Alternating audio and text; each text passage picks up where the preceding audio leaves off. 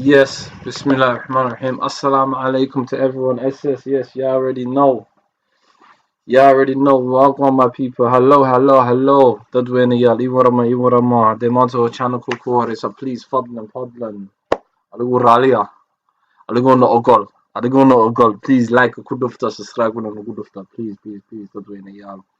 Hello, my brothers and sisters. Yes, I know we were supposed to do one yesterday, but today I thought, let me just cancel it to today.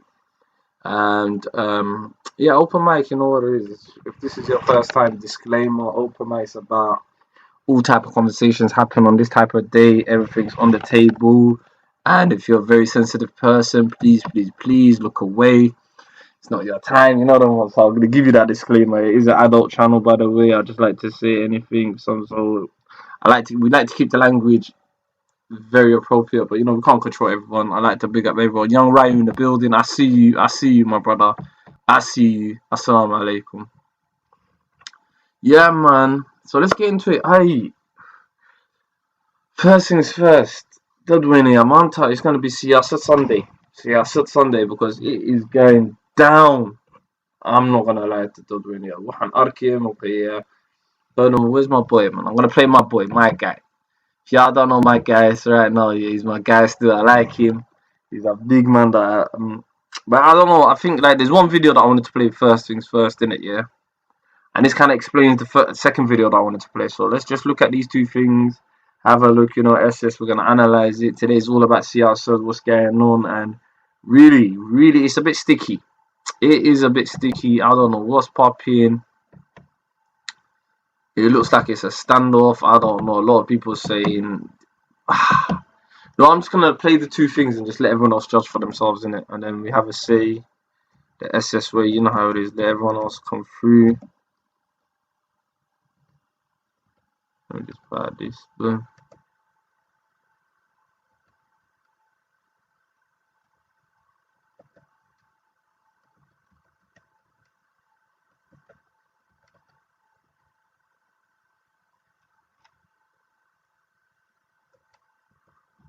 Just, 1 second.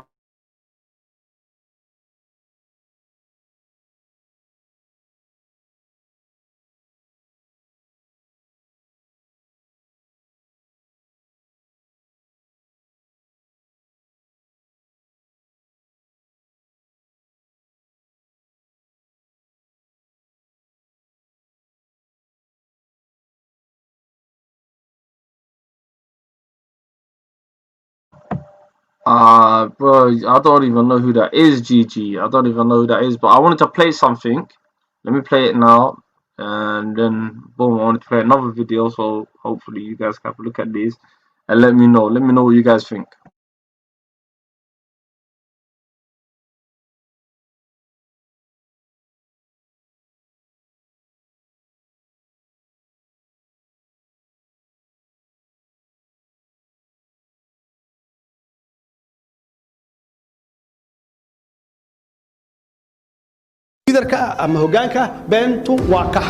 farmaajo waa madaxweynihii ugu beenta badnaa ee abid Soomaaliya soo mara haddii aad isleedahay isagaan been ka sheegayna toban ka mid ah beenaha aan xad ka lahayn ee uu sheegay daawo waxaan idin sheegaynaa Soomaaliya muddo 4 sano ah inay ka hormarayso dowladda Afrika waxaan xaqiijinaynaa muddo 2 sano ah shabaab inaan dalka ka ciribtirno waxaana saaran oo tahay magaaladan aragtaan oo burbursan 4 sano gudaheeda inaan ka soo saarno magaalada ugu nadiifsan magaalada ugu qoxoon inaan ka soo saarno 4 sano joogaya mana soo sharaxayo nomination daba qaadan maayo jid la xiraayo ma jiraayo oo la yiraahdo khilaafaad madaxweyne iyo prime minister ah dowladdan waxay ballan qaaday khilaafaad inuusan jirin in aqalka sare ay caasimadda Muqdisho ay ku yeelato matalaada ay mudan tahay World Bankiga adduunka uu nasiyay dhaqaale deyntii ugu horeysay oo Soomaaliya la siiyo burburka ka bacdi lacagtani deyn ma aha waa deeq weyn read my lips aniga ciidanka hadda isku haleen waayay Soomaaliyeed oo aan tababaran waay 4 sano waa inta ugu sahlan ogow maxaa adiga nabadgelyo guud iyo shacab guud nabadgelyadiisa xagee ka keenaysaa adigii baaba isku haleen waay ciidankii Soomaaliyeed waxyaabaha ay qarxiyeen hadday yihiin hoteello hadday yihiin guryo inaan dhisno annaga maxaa annaga ka mas'uula annaga ilaalin weyne nabadgelyadii dadka ku dhinta inaan magdhow siino. farmaajo ka hor intuusan madaxweyne noqon ma jirin siyaasi ka jeclaa in wax laga weydiiyo xaaladda dalka sababta hadda madaxweyne farmaajo uusan u hor imaan warbaahinta iyo fagaarayaasha su'aalaha lagu weydiiyo madaxda ayaa ah in wax kasta uu sheegay iyo ballan kasta uu qaaday ay been noqdeen waxa uu ku hadlana uusan aqoon haddii ay jiraan beena ka weyn 10kan fadlan nala wadaag.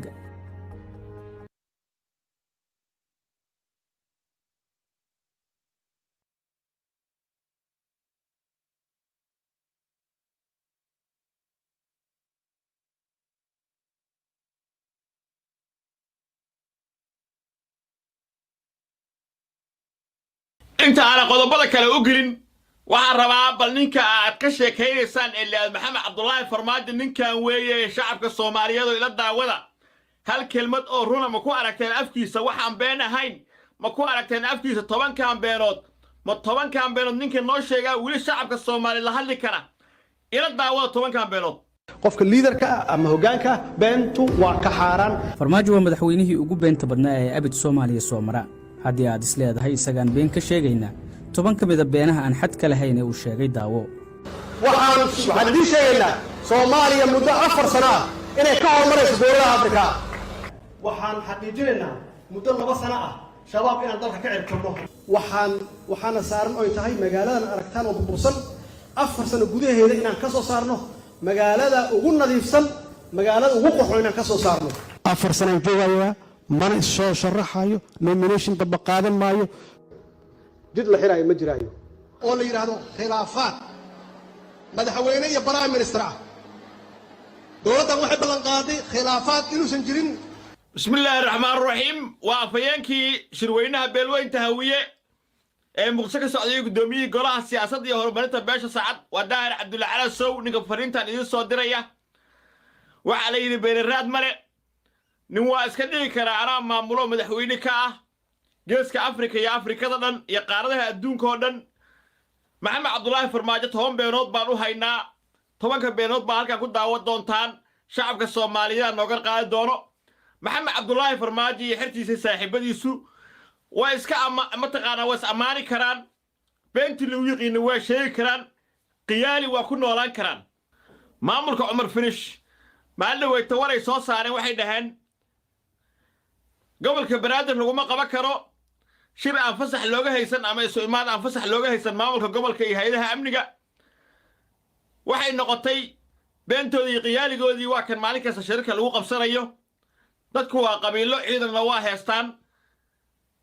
maalin way tawar bay soo saartay wasaaradda amniga ee farmaajo waxay tiri garoonka diyaaradaha ee magaalada Muqdisho ciidan farmaajo iyo rooble ahayn iyo gudoomiyaha baarlamaanka lama geli karaan ciidan iyo hub maanta waa arkayseen ayagoo hubaysan ciidanku in diyaaradda afkiisa xasan sheekh maxamuud ay ku soo dhaweynayeen marka warkii loo soo dhiibay mataqaana mooge lehelow cashadiid iyo axmed qoorqoor iyo guudlaawe iyo lafta garan warkii loo soo dhiibana warkaa ubu ahaa qiyaaniga ah warkii oo rooble sheegay rooble lehelow oo yiri ay mataqaana doorasha dalka ka dhacaysana waa hubla lama soo geli kariyo askar soo ma geli kariyo ciidan soo ma geli karaan garoonka diyaaradaha iyo shir laguma qaban karo magaalada Muqdisho qiyaaliga qof baa jecel qof baa mataqaana reexa markuu waxay ku maamaahaan in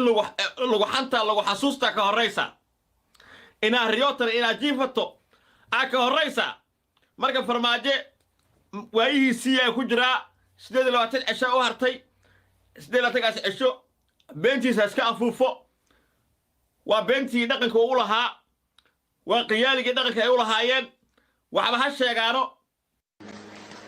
in aqalka sare ay caasimadda Muqdisho ay ku yeelato matalaada ay mudan tahay. World Bankiga bankiga adduunka uu na siiyey dhaqaale deentii ugu horeysay oo Soomaaliya la siiyo burburka ka bacdi lacagtani deyn ma aha waa deeq weyn. Read my lips. aniga ciidanka haddaan isku halleen waayo Soomaaliyeed oo aan tababaran waay 4 sano waa inta ugu sahlan ogow maxaa adiga nabadgelyo guud iyo shacab guud nabadgelyadiisa xagee ka keenaysaa adigii baaba isku halleen waa ciidankii Soomaaliyeed waxyaabaha ay qarxiyeen hadday yihiin hoteelo hadday yihiin guryo inaan dhisno annaga maxay annaga ka mas'uula annaga ilaalin weyn nabadgelyadii dadka ku dhinta inaan magdhow siino farmaajo ka hor intuusan madaxweyne noqon ma jirin siyaasi ka jeclaa in wax laga weydiiyo xaaladda dalka sababta hadda madaxweyne farmaajo uusan u hor imaan warbaahinta iyo fagaarayaasha su'aalaha lagu weydiiyo In less than a year, we have grown to see 6-figure revenue per month on Wix. madaxda ayaa ah in wax kasta uu sheegay iyo ballan kasta uu qaaday ay been noqdeen waxa uu ku hadlana uusan aqoon waxa weeye maxamed cabdullaahi farmaajo afhayeenka beelweynta hawiye ee kacdoon wadayaasha iyo shirweynaha hal kelmad buu leeyahay laba dhihi mayo Soomaali qabiil bay wax ku qaybsatay daarood kursiga ku matashaa waxaan ku weydiinayaa labada maamul goboleed daarood ma haysaa ma haya soo maaha jawaabtaada Puntland iyo Jubbaland waa maamulo daarood ay madax ka yihiin ma haysaa maya waxaad meesha igu fadhido waa doqonnimadayda iyo caydayda iyo liidnimadayda haddaa daarood gacan ku hayn yaad u tartamaysaa yaad matashaa yaad kursiga ku matashaa harab cad ma geyn kartaa Puntland harab cad ma geyn kartaa Jubbaland maya soo maaha jawaabtaada haddaba harab cad beledweynaha geyn kartaa iyo dhuusamareeb soo maaha iyo baydhabo ha jawaabteeda helaysaa taa jawaab baa lagaa siinayaa warka sangu baa hadda ka hor riwaayadii qabyo markuu jirayo wuxuuna kuruma yidhi hooyada imisaad siyaasati 20 kun sii asigu hooyadayna markaasay tiri 2 kun waa hooyada asigu yidhi war baa ka dambayn doona warkaa hooyadiina 20 sii hooyadana 2 kun sii wuxuu ku yidhi isu hadda farmaajow waxa aad falayso hawiye rag aqoon iyo cilmi ka badan baa ka dhashay rag wax fahmaya ka dhashay waxa aad afar ninoo hawiye ah intaad u soo taagta meel dheesha iska naacleeya hawiye way fahmi karaan aqligana ma laa waxayna qayb ka tahay bahdilka aad ku hayso hawiye rooble iyo qorqor iyo Umar Finish iyo Guudlaawe miyaad dawlad Soomaali dhisaya soo macnuhu ma aha hawiya bahdilaho dameerada ka wata ay doqomadan ee halka ka nacliyay soo ma waxa meesha u soo saajisay warkaasi waxa weeye war baa ka dambayn doona waxaan u sheegayaa ciidanka beelweynta hawiye ee nabad sugidda iyo booliiska iyo military ka tirsan iyo asluubta ee hadda lacagta ka qaata maamulka farmaajo waxaan u sheegayaa 6 bil mushaarkooda waa la diyaariyay howlgalla dhacaya amniga gobolka ee la wareegaa baa la doonayaa maamulka gobolka Banaadir baa la dhisayaa lacagtii waa diyaarinay had diyaar garoobaano ciidanku had diyaar garoobaano waxa kale waa qiyaali waxa kale waa washwash iyo nashnash ciidanka galmudug iyo ciidanka hirshabeellana lacag aruurintii mushaarkooda ayaa lagu guda jiraa qorshahooda 6 bilood soo socota meel baa loo saarayaa inay diyaar garoobaan baa laga doonayaa shacabkuna diyaar garoobaan inta aan qodobada kale u gelin waxaan rabaa bal ninka aad ka sheekaynaysaan ee maxamed cabdullaahi farmaajo ninkan weeye shacabka Soomaaliyeed oo ila daawada hal kelmad oo runa ma ku aragteen afkiisa waxaan been ahayn ma ku aragteen afkiisa 10 kambeenood ma 10 kambeenood ninka noo sheegaa wili shacabka Soomaaliyeed la hadli kara ila daawada 10 kambeenood qofka liidarka ama hoggaanka beentu waa ka xaaraan farmaajo waa madaxweynihii ugu beenta badnaa ee abid Soomaaliya soo mara haddii aad isleedahay isagaan been ka sheegaynaa 10 ka mid ah beenaha aan xad ka lahayn ee uu sheegay daawo waxaan idin sheegaynaa Soomaaliya muddo 4 sano ah inay ka hormarayso dowladaha Afrika waxaan xaqiijinaynaa muddo 2 sano ah shabaab inaan dalka ka ciribtirno waxaana saaran oo tahay magaaladan aragtaan oo burbursan 4 sano gudaheeda inaan ka soo saarno magaalada ugu nadiifsan magaalada ugu qurxoon inaan ka soo saarno 4 sano joogaya mana soo sharaxayo nomination daba qaadan maayo jid la xiraayo ma jiraayo oo la yiraahdo khilaafaad madaxweyne iyo prime minister ah dowladdan waxay ballan qaaday khilaafaad inuusan jirin in aqalka sare ay caasimadda muqdisho ay ku yeerto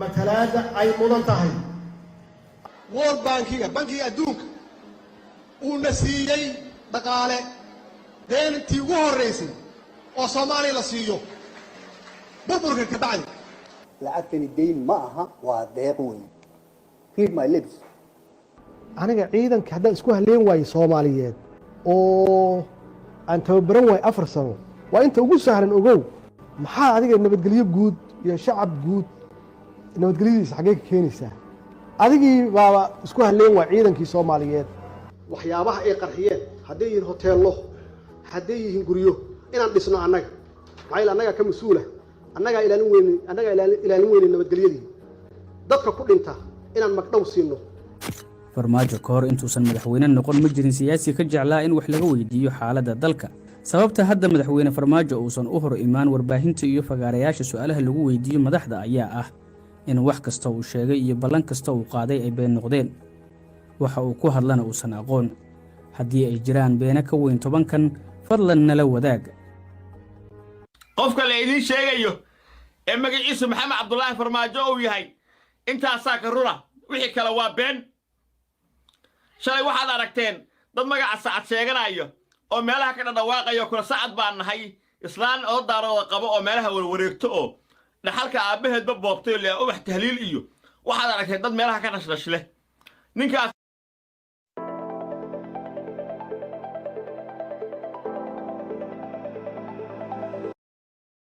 meesha ka qudbaynaya arkeena madow ee qoorta dheer waa xisimaar waa ninkan ka soo erra gaalkacyo looga adkaaday ninka kale waa ninkay marada soo dhacday gaalkacyo ka soo cararay ee eebla joogi waayey cabdinaasir jaamacseed baa la yidhaah waxa meelaha wareega arkaysiin waa raggan gobolka mudug ku soo jibinay ee maayirka looga soo adkaaday ee ceeboobay ee dadkeeda ay soo naceen ee hadda qaraxyada ka abaabula muqdisho ee fahad yaasiin la shaqeeya kuwaana saacad ma matelaan kuwa kale meesha farjiin aragtiinna waa dad la soo qalday iyo odayaal min $200 siiyo taariikhna saacad uma laha oo gofeerna saacad baa la yidhaahdaa waa qaran saacad waxa noocaasa ninkii la maxamed xuseen rooble lehelow mooga cashadiidna horaan idinkugu sheegay tolkayow iska dhaaf lehelow reecabdiina lixtaa taageero kama haysto saacad waa ka sii jeesteen waa la ogaaday inuusan ba'na ahayn ta'na ahayn ninkaana hawiya kursiga ku matalaa cumar finishow la mid yahay qoorqoorow la mid yahay wax micnaaho kaloo dheeriyo uu leeyahay ma laha ninkaasina waa la taliyey hadduu tala maqlaayo waxaan ku idhi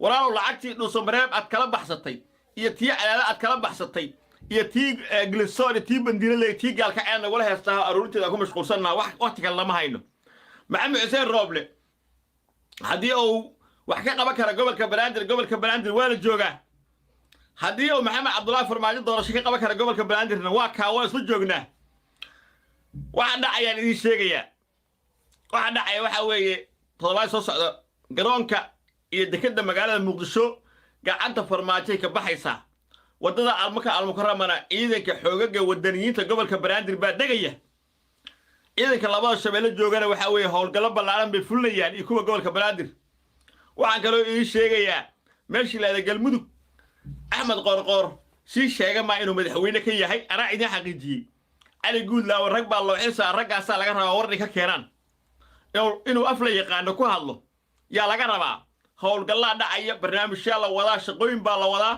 wax sharci darra ah cidna laga yeeli mayo wax sharciga ka baxsanna qof laga yeeli mayo reerkaa hawiina xilligay jiifu jireen lama joogo waxaa la doonayaa kacdoonnada bilaabanaya inay u diyaargarowdaan dali dibad waxaa la doonayaa oon beelweynta hawiye weydsanaynaa inay mushaaraadka ciidamadu ay nala garab joogaan uusa askariga aan $200 lagu gumaysan intaa weeye ujeeddada daahir calasow wuxuu leeyahay habarqaba lagu sirmo halgamayaashii dalkiyo hankii shacabkaa dishee habarqaba lagu sirmo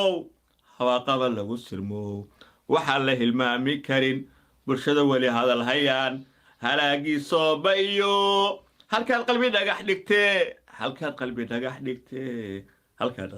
dhigtee huha aan ficil lahayn miyaa qaran lagu hantaa huha aan ficil lahayn miyaa qaran lagu hantaa waa may iska sheego lama kulmi karo lama yeeli karo garoonka hub lama geli karo ciidan sooma geli karaan doorashaan qabanaynaa iska sheego ha qof kasta meel fadhiista waa sheeg karaa gada waxaa kugur karta kugur ha daahir calasow ayaaba hadda afhayeenkii ah farmaajo. If you work in a team, you've got to try Monday.com. Go to Monday.com and manage.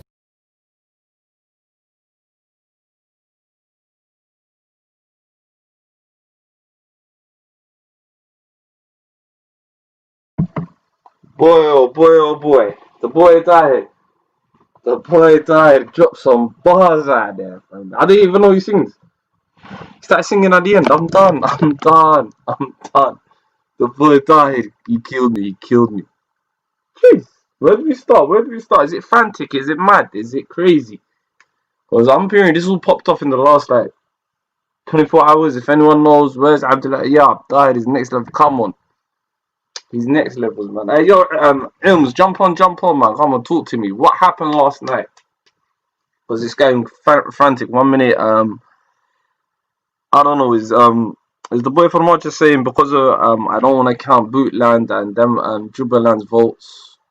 He's saying they're out of the windows or what? I'm gobsmacked right now. After the Monosaka haste, a lot of people saying doesn't matter who you're gonna bring. At the end of the day, let's be honest here. I want to have this honest conversation. Is the next president in line? Obviously, we all know mate. Yeah, I think it's whole year, innit? It's blatantly obvious, innit? Is that the issue? Because a lot of people say, why doesn't he go Haga and Kursiyashi? So why doesn't he go get his own chairs? Why is he concerned about meddling in certain affairs and certain gobblers? I don't know. I'm just trying to put it out there. Because that's what it looks like right now, man. There's a little joke going around. He's saying, for marching is 4 horsemen of apocalypse. That's I don't know. I don't know whether that's a shot. I saw it somewhere. I'm laughing at that statement there. So I'm thinking I'm looking at it. So any of my brothers and sisters from the south side could, clarify and bring you lot's thoughts on it, educate man, show man. Because it is going nuts. It's going nuts. I'm not gonna lie to you. I see Avboy and Ilms going ham at the chats on each other. I don't know. So yeah, Somali Way, man, I see you be making better noise, man. I'm gonna put the link on the chat for you guys now. If you don't know how the link in the chat is, so you guys can come in, add your say, but it's moving frantic right now. I don't know. Are we seeing a man that's losing power, that's doing everything necessary to stay in power? I don't know how to score still. And again, my brothers and sisters, it's not like I'm trying to look at it, I'm just trying to clarify things. I'm trying to see it from a northerner's perspective. Perspective. Like, and I'm saying, is this dollar in chaos? Is it in shambles? Is people don't know what they're doing? I don't know what it is right now. I don't know why everyone's turning on it 1 minute there. And a couple of months ago, we were out here actually praising Namadun. This is the worst thing, and within a space of a couple of months, the things turn upside down. It's turned upside down, so.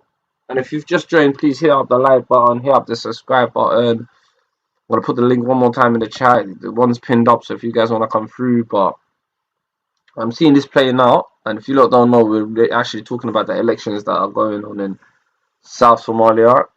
I don't know. Some people might get technically the federal car. But I don't know, man. I don't know. Is it rumors that he, I don't know, is it a man that knows that he's kind of effed up? I don't know. I want to see all the pro for Marja supporters. It's mad in this. Yeah, no, you know what it is, Ryu. I don't even care, man. I'm not even on that YouTube sort of bullshit. But yeah, like I'm saying, Dodwini, man, I'm baffed right now. I am baffed. I am totally baffed today. You know what it is? It's Siyasat Sunday. We have to. If anyone knows a thing or two, jump on, show man, because there's another link that I want to play later on. Let me just add a brother quickly to the chat. And like,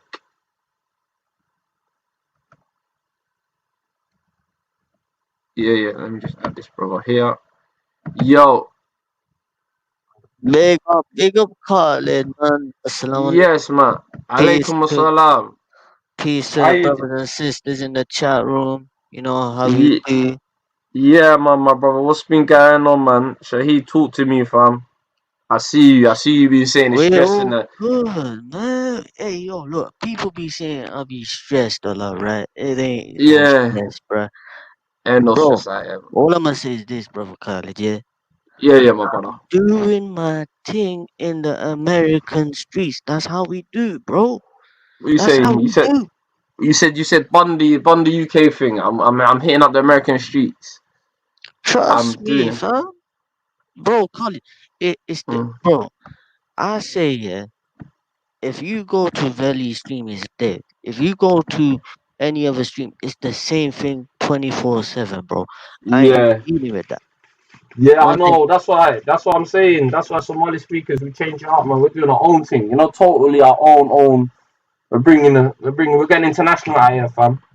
You've seen the panel sometimes. It's always that's how we do. Australians, Americans, everyone. But it's just, you know, you see the YouTube streets, my brother. I wanted to say this to you as a brother. I Yeah, clocked after a little while. The YouTube streets are dead. It's bullshit. There's a bunch of same people talking the same conversation just on different channels. But I like some channels. Some people actually get into decent conversation. But I'm not for this. They said this and they said that and these. No, I'm not on that. I'm not on that. You me? We ain't got time for that, man. Right here, yeah. Some other speakers, we're trying to heal a nation, brother. Right. Hey, look, your That's a channel, mission statement, you know. You know what it is? The mission statement now. We're trying to heal a nation. Right. Your channel is like, healing up the Somali brothers, healing up the Somali sisters. You know. That's all we're trying to do. We're trying to heal a Respect nation, that. man. We're trying to build something, heal up the people, them. But all this drama, she said, this is an Islamophobe, and this person's an ethno that, and this person hates all kuffars. I'm thinking all day. Can you not all day talk about religion? It's not even that. For me, it's like you're giving religion a bad name, fam. You people ain't even religious people. You're just sitting on YouTube talking shit. So don't even that. If I need a mosque, I know religion. I know who my shayukha, I know my scholars. I know actual people. Not some little people that are reading off Google. None of that. And then these other streams out there, nah, man. Like, that's why I rather say. I'd rather talk about home and abroad issues that really matter, shit that matters to the people. Them. That's it. You know where I'm coming from. Anything else really? She said, he said. I see grown ass man talk about next grown ass man, and I think to myself, hate me, my man. Like, leave it out, mate. You know what it is, yeah. I saw Ras doing something on Instagram. He was with his peoples and helping his family out. Hey, look, let me say something about that real quickly. This is why over as Somali speakers, you gotta always look out for your family. Even if they're your mates, your brothers, your friends, always look out for them, bro. Come on, You know what I'm saying? Spread that positivity, my brother. That's all we're trying to do, man. We're not here doing some stupidness. We're not here making takfir on our own brothers. That's like if you want that, go somewhere else. That's why I don't do it. You know, I don't do it. I don't listen to religious people. You know, religious nut jobs. They've really got a lot of time on their hands. Everyone's unemployed. It's COVID. A lot of people want to hate someone and talk to someone. They're not even. There's no fruitful dialogue. I want to bun that, scrap them things there, man. Come on, man. We're not here for the people, then. Give me SS family. We're taking it different ways. We're getting different with it, man. If it ain't about building, healing, fixing up things, coming together, sorting out problems, we're not interested. We're here for the family. That's Come what on, we're here come on, my brother. Come on. You already know. You know this. You hear me? Yeah, man. That's it, bro. I see you in the madnesses. I'll tell you even the truth. I think you like it, though. I think you like it, Shaheed. I clocked it. You like it. Bro. I like between us. You like the madness. You like it. Ever since I come to the American sector, bro. Bro. You've been beefing, though. You've been beefing on some next level. It's entertaining, bro. It's entertaining. I can't stop entertainment, bro. If I get entertained by it, and if I'm getting paid by it, hey, yo, what goes. You know what I'm saying? I can't really say anything about that, but like I said, it's entertainment, bro. Jeez. You already know. What the ad boys say, right or wrong, I'm always gonna choose what? The family also. Yeah. But, hey, we got some other twisted ones that don't even believe in them things there, but right or wrong, I like that. I said right or wrong. I'm riding, he said I'm riding. You already know. 100%, bro. Yeah, fam, that's what I'm saying. And that's what it is What's about, what's fam. But I see you getting dragged in, and I'm thinking to myself, Young Rai, I think you like it though, Young Rai. Young Rai loves it. bro? Let's be honest. I Let's be don't honest. get triggered by it. You know what I'm saying? I People used be to. thinking, I don't like it. I hate everything. Bro, bro, entertainment is entertainment, bro. Tuesday. You know what I'm saying? However you seek it, however you seek it. I see you. I see you. I hear you, home. Because, bro, I hear you, I'm home. telling you. Hey, look, I'm gonna keep doing my thing in the American sector, yeah. And ain't nobody gonna tell me. You know, certain people the other day were on a certain man's stream talking about me. I was like, and the man said, "Oh, he's over in the American sector. I don't know what he's doing over there." Okay, say no more, innit? Say no more. That's all you gotta say to them. Say no more. Say nothing. I mean, no, I find it entertaining now. Mm. I jump in, tune in, and I listen. I'm like, it's the same old thing. I'm like, nah, man, you brothers and sisters get live. Man. There's some lives out here, fam. I'm like, yeah, it's the same dead conversation. You're having the same thing for 3 years with the same people. I'm not. That's not interesting, man. Come on, man. I That ain't changed it up, interesting, man. bro. I changed it up. Man, Even for man, imagine example, following and chasing and seeing someone for 3 years that you argue with constantly. right. You gotta look at your own psyche and say, shit, I enjoy this. You get off, then I started realizing, actually, some people, this is a thrill to them. This is what they're really about. This is what their life is really about. We're not dealing with them things. We're active. I'm trying to be as active as we can. Deliver that thing home on the board. You already know. You already know how SSD feels. Yeah, like even Raj, for example, even Raj, for example, yeah, he's doing a live right now with his Sikhi brothers and family. Yeah. You know what I'm saying? Always doing it. You're doing them things today. Hey, yeah, man. Like, listen, people make changes on their channels for real. People think, yeah, you're gonna just do this thing, do this one thing about religion for 20 years, right? But you make changes every single year. People don't look it that way. If they think everything is the same, it's not. Can't keep it the same. But when it's over like you keep it the same, what people don't realize is it's like it's about hearing different perspectives and different ideas on this thing. Right. If I want to hear the same people and agree with me all the time, like, I might as well talk to myself. 100%. I might as well just chat to myself. I want to hear different opposing opinions. I want to hear what's the best. Right. Trust me. Yeah, wa alaikum assalam. I think Dogger is a bit angry with me, but it's all good. Dogger can do whatever he wants. Yeah, Deal's in the chat room. Yeah, big up Adil, brother. Adil in the building, Mike, Kiala, Tika, Ajay, TikTok. TikTok. Kiale. Kiala, Tika. That's me. But yeah, man, like, what's What's the Adil family saying, saying? man? I tell Adil, jump What's on, man. Adil, jump on. Tell him to jump on. I want to chat to Adil. I like Adil. yeah, Deal, jump on still. But yeah, what Adil, in going my for the language, Somali yeah. family? What's good? What's Well, we're good good, for you? man. We're just talking about the recent, what's it called? The elections coming up, and it's looking murky. It's looking like certain I don't want to give up power and thing, and It looks like a mazza, yeah? Looks like the Hey. power right now. He's doing the most. So what it is, I don't want to look at it from a biased perspective. I want all the brothers and sisters to come on, especially one or two of my brothers that are back home. You get where I'm coming from, yeah? Right. Yeah. Say no more, dogger. One or two of the brothers that are back home, you know them ones, yeah? Especially my brother AM, I want him to give me the drop, because it's looking sticky. It's looking sticky in the back. Right. You I get me, can't lie, brother? yeah. I looked at the American protest the other day.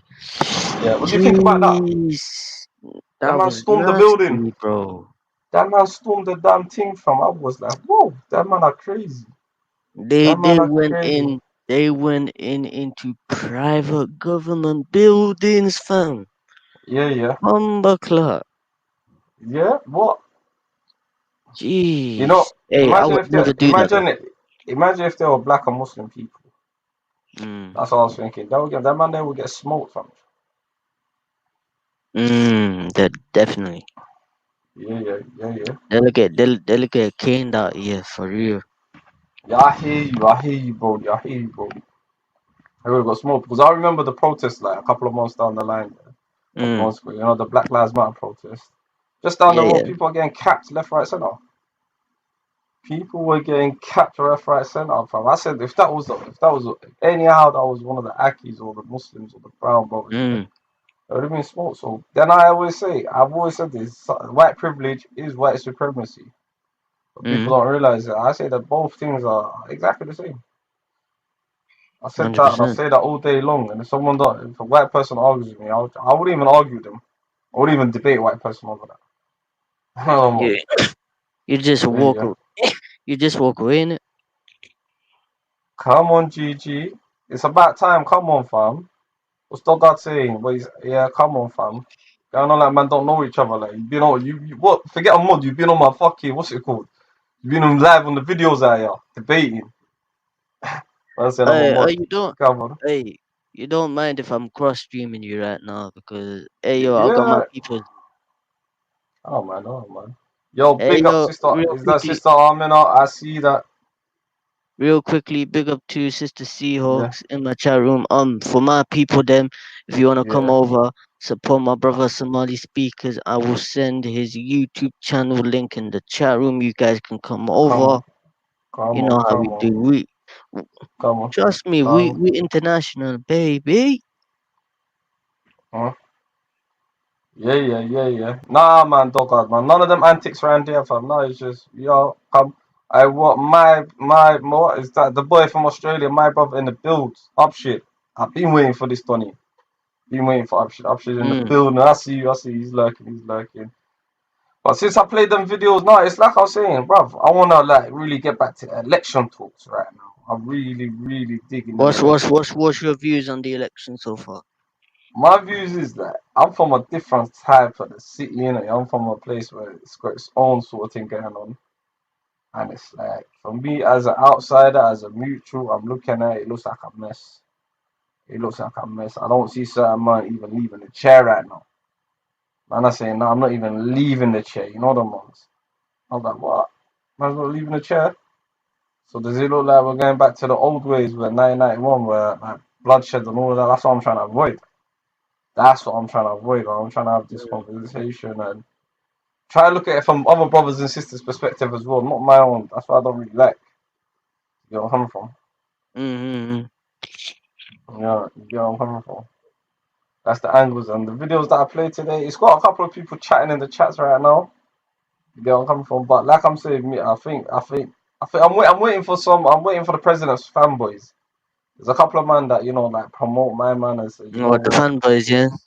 Yeah, so yeah, HA says it the best in it, man. I don't know. This is the thing, I don't know, man. I'm saying, does every man that sits on that thing go mad? Is it just him? Because we've witnessed a couple man go crazy over that thing, aka the mad tyrant himself. I don't even say it on how he thought. Mm. You get me? You get what I'm coming from? Yeah, man. Big up, big up. Yeah, man. Big up, dog. That's my brother. Flying in with, I like that. I like that. Oh, Dog he up in the donated. building. Come on, that's my family, then. I like that still. Everything helps, you know, them ones. We grow for the channel, you know. So our channel is a Muslim channel. All brothers and sisters are welcome as well. If you Mm. do chat shit, you get timed out. You get punched in your nose and eye, and that's about it. Otherwise, everyone else is welcome. As long as you come here with respect, unbelief, you have that conversation that you want to have, take it to them levels. It's alright, you know. But some people on this, the It's dogmented thing, all and the way calm. I can't do dogmented people, you know, the most people that are stuck. Yeah, man. Where are they, fam? I've shit. Ever since you come on the channel, yeah, them boy don't come on, man. There was a guy called Hamza Dawarish, man. He used to come on the earlier times, you know, when we first started popping the stream. You two would have went back to back. You get me? That was the number one. Where's your old school peoples, man? What Are they happened to around? the old school peoples? You know what it is? It's SS, man. We're going for a change, innit? You get where I'm coming Mm. from? So, Mm. man's there's new folks, it's expanding, you know, do you get where I'm coming from? You get me? Come on. Yeah, that's what I'm saying. So it's for a new expansion, new timing, you know, them ones, new people giving new voices. And plus, you know, I don't really like as well. I don't like the stagnated voices as well, mind you. This is why do you think I'm trying to stay away from, Speakers Corner crowd? Yeah.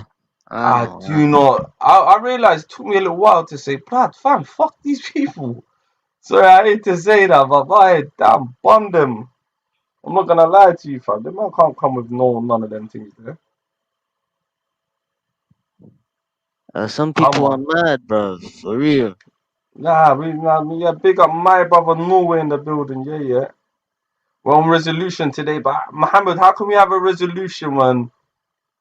How can this happen when the man in the kursi right now is going crazy? He's going crazy. He's going nuts. He's going bonkers, my brother. Mm. You get where I'm coming from? This is what it is. He's going nuts. So that's what it is, Mohammed. Walai. I don't know, man. I'm praying for a guy that could come up, sit down, take that chair, and tell everyone, you know what? Let's. I don't know. You know my main guy, yeah, the guy that I like right now. Yeah, a lot of people hate him because he did that madness. You get where I'm coming from, Wisdom. Yeah. Everyone's Yeah. like, he did a dumb thing. I like personally. I'm gonna let everyone know. Yeah, I like the guy Hassan Sheikh. I don't know. There's something about Hassan Sheikh that I kind of rate. A lot of people say no, he did this, he did that, he did a deal. Did he offer people opportunities to work? This is what I'm trying to say to my people. No, like, because he cut a deal with Saudi Arabia to take on labor employees, female labor employees, but I think some of them got treated badly. Some of them got treated disgustingly. But at the same time, like I'm saying, is yeah. I'm joining the election for the big boy candidate. Come on.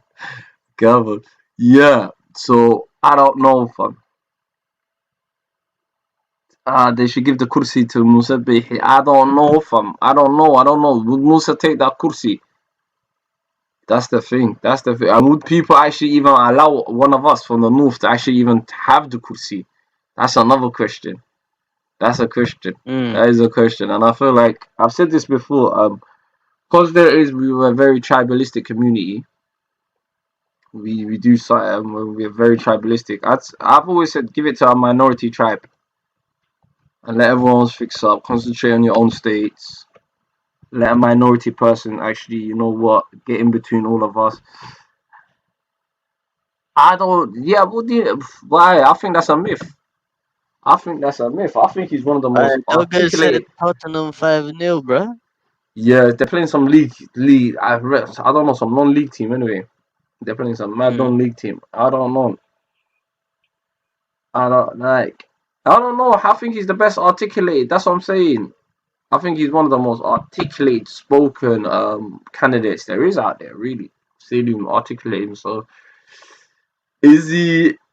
And this is the thing that I wanted to ask my brothers and sisters in the chat and in the panel as well. Do you think he's trying to look for, because he's diverting everything towards no, it's Sheikh Sharif. Yeah, King of Punt said it. I don't know who can't read and write. That's debatable. It's debatable. But I say my brother Abdullah Ilmi said, yeah, Hassan Sheikh's a university student. You know where I'm coming from. He's a university professor. Hassan Sheikh is an old school politician. Yes. Yeah. This is what it is, man. I'm not gonna lie to you. I think he's one of, especially, you know, Mohammed Norway, that speech that he made recently. I kind of looked at it and said, yeah, you know, he's a type of man that you can sit on the table and actually dialogue with. I don't know. That's what impressions that he gives up. You know what I mean? So, yeah, big up my brother in the building. Yo. And the boy from down under. Yes. How's it going, mate? Yeah. Big up, brother Omar. Assalamu alaikum. Yes. Alaikum assalam. What's going on? The boy from down under. I ain't gonna lie to you, but yo, I got this big ass problem nowadays, yeah? Where my sleep pattern is so like bad. It's messed up. But it's so bad, bro. It's kind of sad, like, oh my days. Like, this is next level. But you know what? We move. Nah, but do you know what it is, yeah? I'll tell you the truth, you know, yeah, like you're on COVID as well, isn't it? In Australia. No, is everything locked down? No, everything back to normal. That's not no lockdown in Australia right now. That's what I'm saying. There has been a lockdown for how many months? I know we got another extra 4 weeks, man. I don't know if this permanent lockdown shit. We never had a proper lockdown. We had like a small Abshi, let's little one. Yeah. Abshi, let's get into it, man. I know what you like. I know what you like. You're said, man. Yeah. Bro, I'm Talk to smoking me. on What's that going back, on? bro. I'm smoking on What? that fanboy back. Let's get it. Let's get it. Let's get the fun. I know you like taking the Formaggio fanboys out. But I'm Yeah, 2-0. What do you mean? I'm 2-0. I know. This is what I'm saying. Mohammed nowhere knows it. There was a guy called Mohammed Hamza Dawarawish. I wish if he's listening, please jump on. The links on the chat in it. Yeah, he's the biggest Formaggio fanboy that I've seen. But what do you think? Do you think it's desperation right now? Well, it's actually so sad. When I saw what happened a couple of days ago, well, I was so sad. No cap. Like, it's gone to the point where we might see two unofficial governments at the same time. What the heck is that? I've never seen that in my life. In the history of sport, it's never happened. Why is it that when this man comes, it happens? Yeah. For me, I'll be like, actually, For me, I'll tell you the truth. I'm just baffed right now. I'm just baffed. I'm baffed confused. Well, I'm baffed. I'm thinking to myself, yeah. I thought, is this guy like for real? When I saw what happened yesterday, like he actually called for a man. He can't even actually, like, is he splitting him even more? Is he making it more? What people difficult? don't understand is, it wasn't 4, it was 3 regional govs and 1 the capital city mayor. Yeah, all 4 of those he placed in by himself, handpicked. You know what I mean? So they're just gonna do what he says, kind of, if that makes sense. So, you know what I mean? But the thing is, they will every single one of them will stab him in the back if it comes to it. So, he's playing himself. Hasn't you realized? Just give up the chair because right now it's blatantly obvious. There's going to be the next guy's going to be Hawiya, innit? No, he's straight hasted. He's straight hasted. He rather live or die for that. You know what I mean? He doesn't care about the people, low key. He doesn't care if everything goes to shit. If there's a 1% chance of coming back, he'll take that 1%. Well, you know what I mean? It's a 1% thing. Yeah. For me, he can't go Jubaland. He can't go, what's it called, Buntland. Where can man? He can't go down the road. You can't go down the road. Literally, you can't leave the villa. You know, Villa to Somali, innit? Yeah. Yeah. Stupid. So you think to yourself, like, who is he running in, Kani? Who is he the Marahwena for? Because right now, what he's doing, for me, it looks like he's playing a mad game. That all the Masharaks, everyone's ready. Everyone's saying, yo, we're having this damn thing. And he's trying to derail it. Because he knows, really, truthfully, his time's up. Is that what it is? No, wallah, here's the thing, though, yeah? It's a little curiosity thing. This man is built different, if that makes sense. Has anyone seen his face for the last, Lord knows, like, you know what I mean? How long? He hasn't spoken on any major topics. The last time I saw him speak was about some football game, the grand final. That's the last time he spoke in public. He's not speaking. He's getting other people to speak for him. Do you know what I mean? So Ninka, he was fully white in a way, but like, it's a very interesting thing. Do you know what I mean?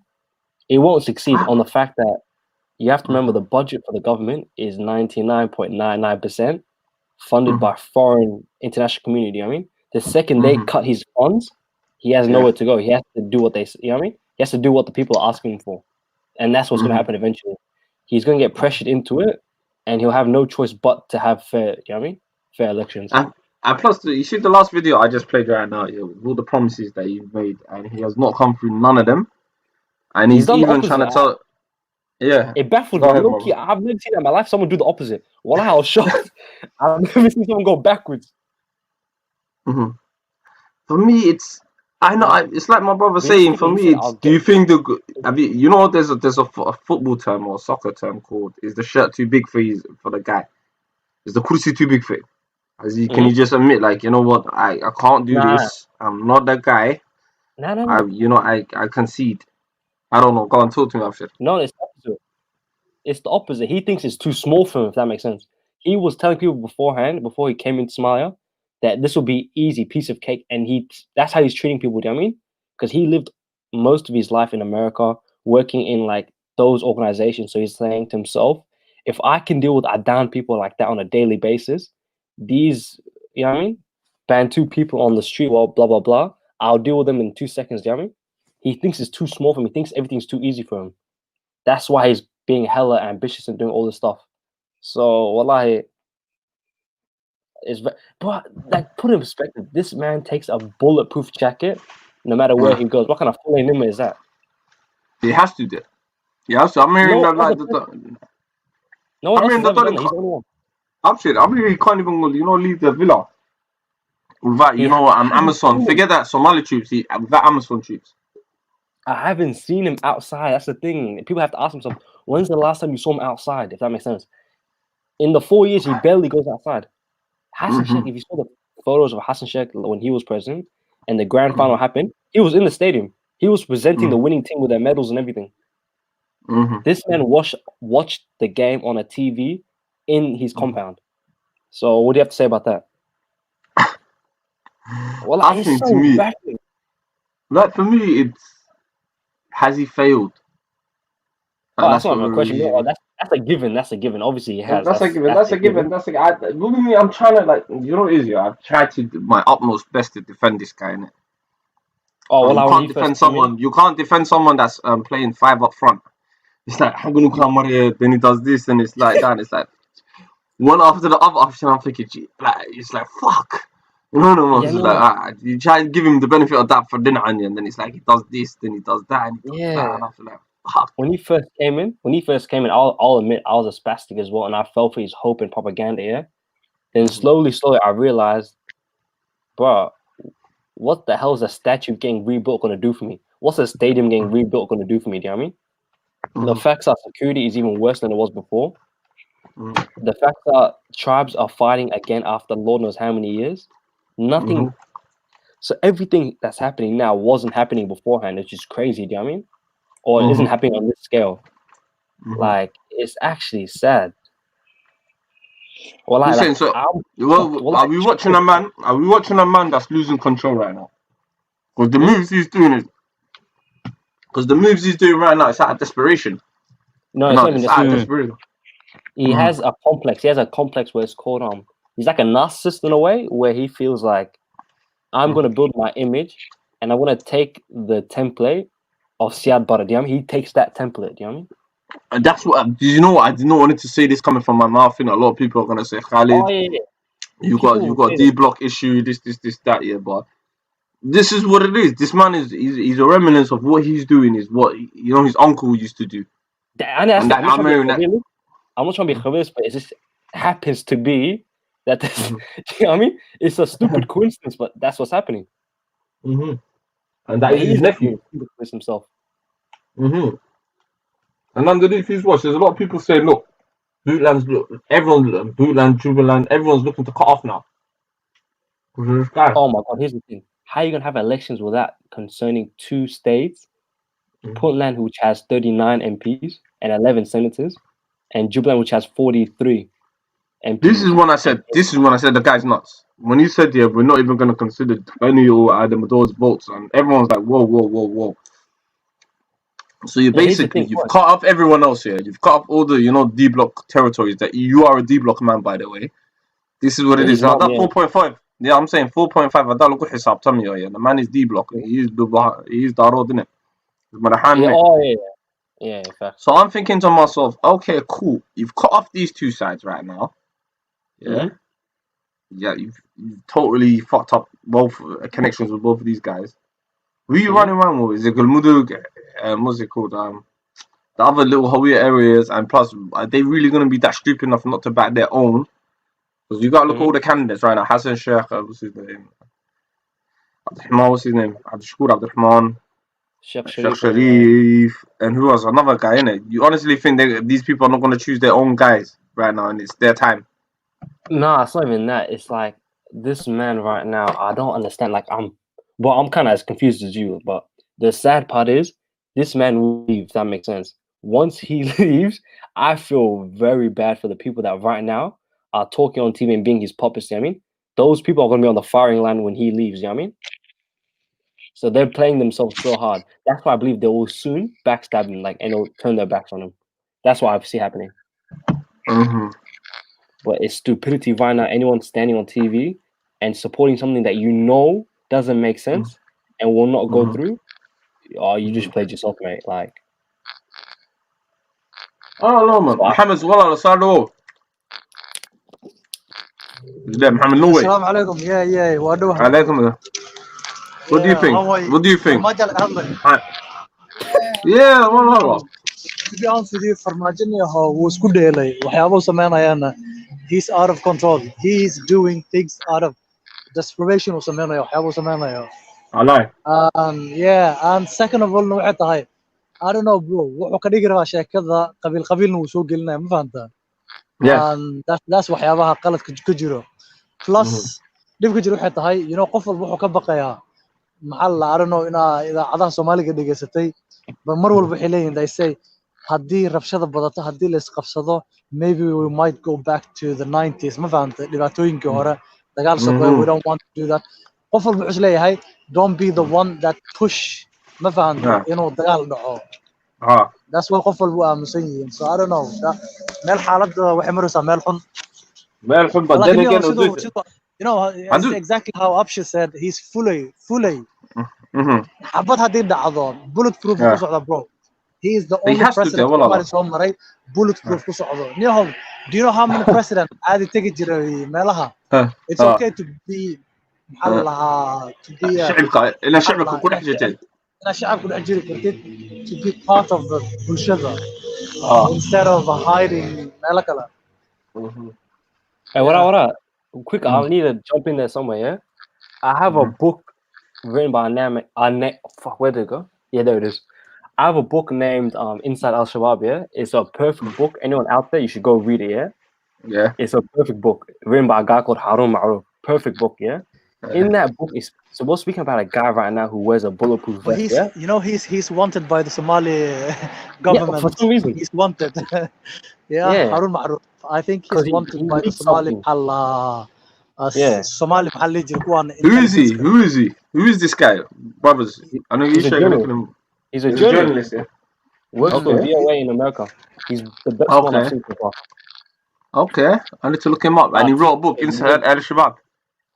Yeah, him and a guy named Dan something. That's not relevant. Anywho, the point of my story is inside that book, yeah. Okay, so right now we're talking about a guy who wears a bulletproof vest everywhere, yeah. Inside that book, it talks about the former president Sheikh Sharif, yeah. In his time, there was Al-Shabaab within the capital city, yeah. Like they controlled half of it. One day he was making a tour of a neighborhood and they came under attack. He actively took an AK-47 and went on the front line to fight, and then he fled from the back. So look at the difference between the two.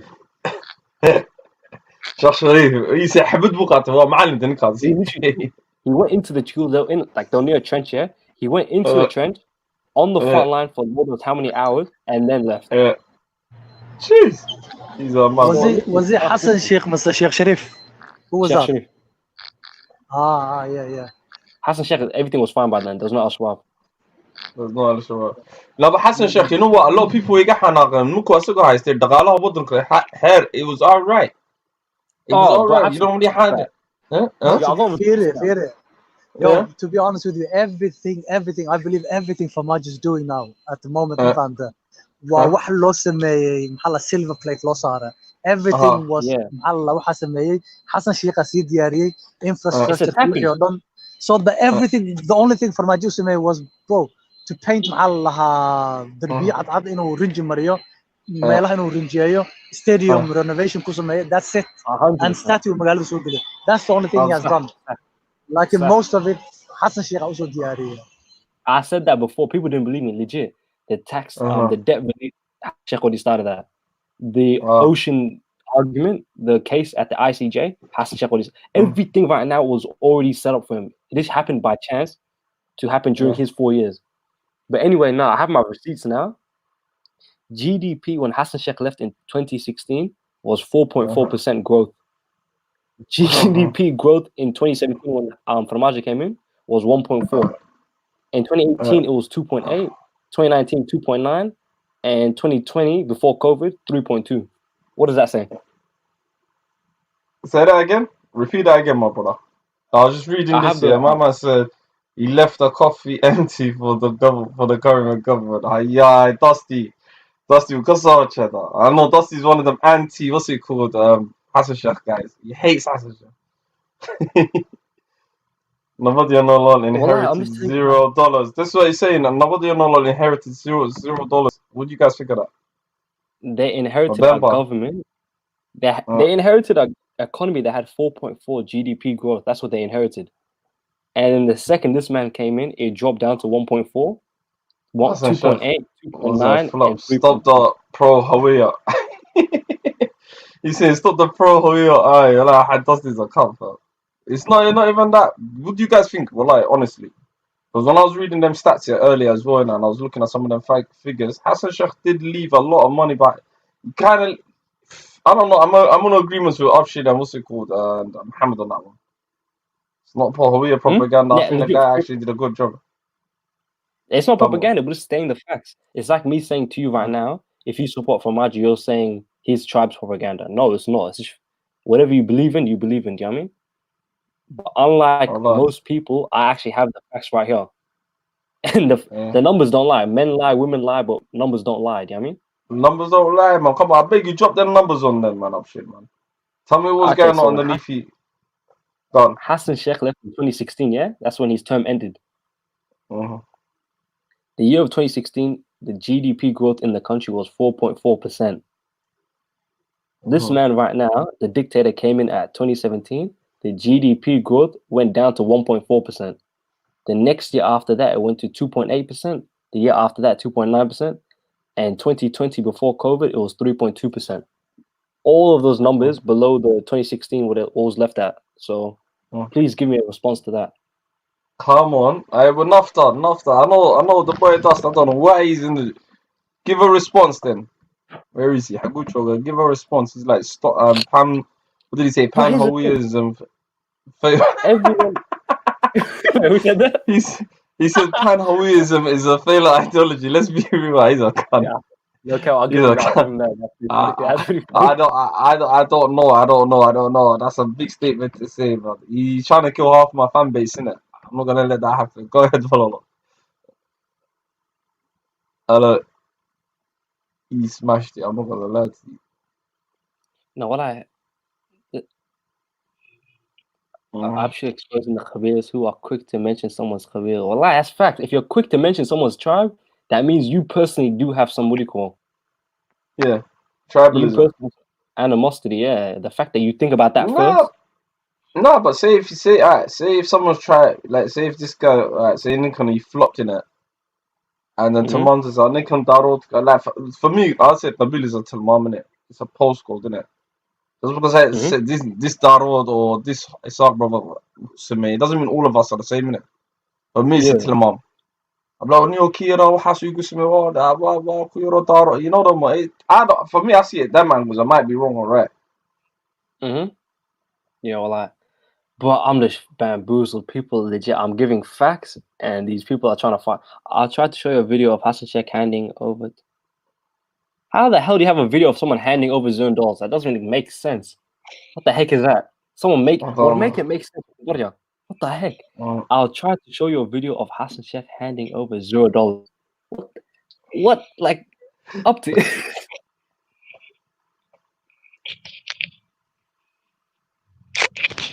You're smart running a business on Qabil. I don't know who's running a business on Qabil, but Hassan Sheikh, like I'm saying, I think the guy was an alright president.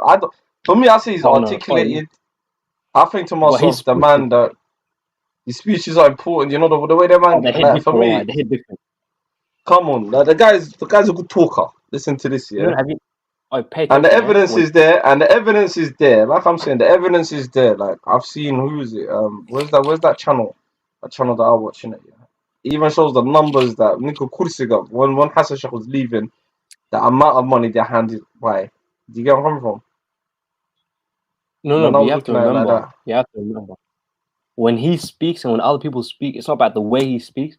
It's the fact that he actually makes points. You know what I mean? He actually gets something across. You know what I mean? Some people just speak for the sake of speaking. You know what I mean? They just speak. At the end of it, you're like, what did he actually say? He didn't say anything. When this man speaks, he actually you leave with something. You know what I mean? A take-home message. Yeah. You leave with some type of substance, innit? Yeah, substance. Well, like some people, like I'm not trying to hate, but the current leader, like or whatever he calls himself, yeah. I don't even understand what he says at the end. Like, what was the point of you speaking for 20 minutes? That for me, I don't know. For me, I think to myself, yeah. let's just be honest. I think he flopped.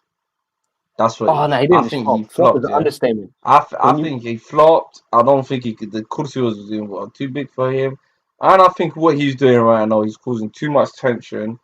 He should just admit, look, listen, we all know who the next president is. We know where he's coming from. He's coming from the Hawiya clan, whether you like it or not. Accept the damn thing and let's move on. Let's repatch the thing. And either go to your sides and re-elect yourself. No, that's You not get the me? thing. Do you think I'd he can rather get re-elected? I know. I'd rather this man flop. If I found out he flopped, well, I'd be happy. He didn't just flop, yeah. He actively did the opposite. You know what I mean? A flop just means you're disappointed. He did the complete opposite. He was actively destructive. You know what I mean? Firstly, secondly, big up it wasn't- Soman, my brother in the pitch, my brother. It wasn't too big for him. It was too small for him. You have to remember that his ego was too big for it. If that makes sense. That's a big statement to say, my brother. Wallah, that's a big statement to say. It wasn't too small for him. Nah, it was never too small for him. It was just no, it was never too big for him. It was too small for him at all times. You know what I mean? He always saw Yeah. himself as more than 4 years. You know what I mean? He saw himself as an eternal leader. That's why he's doing all the stuff. Raga, libaxa. Yes, my brother. So My Mark, bro. okay. My Good. family. My family. Alhamdulillah. How you doing, my brother? Wallah, long time, my bro. How you been, GG? We're good, my Gigi. We're just here. We're just talking about, what do you think about Farmacho right now? Wallah, so much. Wallah, Ragnar Somari, he Yeah. is the best of Ragnar Somari. That's what I can say. Okay. There could be better people coming in the future, but so Yes. far, Sarni, he is the best Sarni so far. Do you think, Soman, I keep saying this to everyone, but maybe we're a bit too harsh, Wallah, on judging the brother. Do you think this chair is impossible for one person right now? Wallahi, Abu, I believe that the president should not have a lot of power, and all the power should go to the parliament. Yes. And Yes. the parliament should consist of every Somali. Mm-hmm. Every Somali. Mm-hmm. Yeah, and I believe in the future we will have better presidents. واحد بدل ما داعية. لكن ما كان عن حسابنا عن فرنا رجل صدق دافي. وأنا إلها كبخنا صاحب. He's the best guy in Somerset. What about Hassan Sheikh? Let him come back. Soman, let him come back. I had a question to ask, but I was gonna wait for him to finish first. aniga su'aal rabnaa weydiiyo waxaan rabnaa inaan specific muxuu ku Welcome, fiican son yahay of the. Yeah, that's what I was Come saying. on. Based on what is he the best one? Is it propaganda? coming. Is he on Twitter? ii sheeg hal wuxuu ku fiican yahay Yeah. Propaganda. Yeah, give me Wallahi, a he's the second. best one so far. Hey, yo, Soman, switch off your camera. Your camera's on. Oh, he has a nice mustache. I'll give him that. Yo, Maybe my bro. that's the second point. Yeah. Nice Look, mustache. Propaganda. Yeah, that's yo, about it. go on. حسن الشيخ ومدحوينه hore weeye waa nin wanaagsan weeye wax badan buu dalka u qabtay waxa waaye waa nin wanaagsan weeye maasha allah ya anaga madaxweynayaashana na soo dhaafay dhan we have to respect ya boo Guys, what are you guys thinking? Chat to me.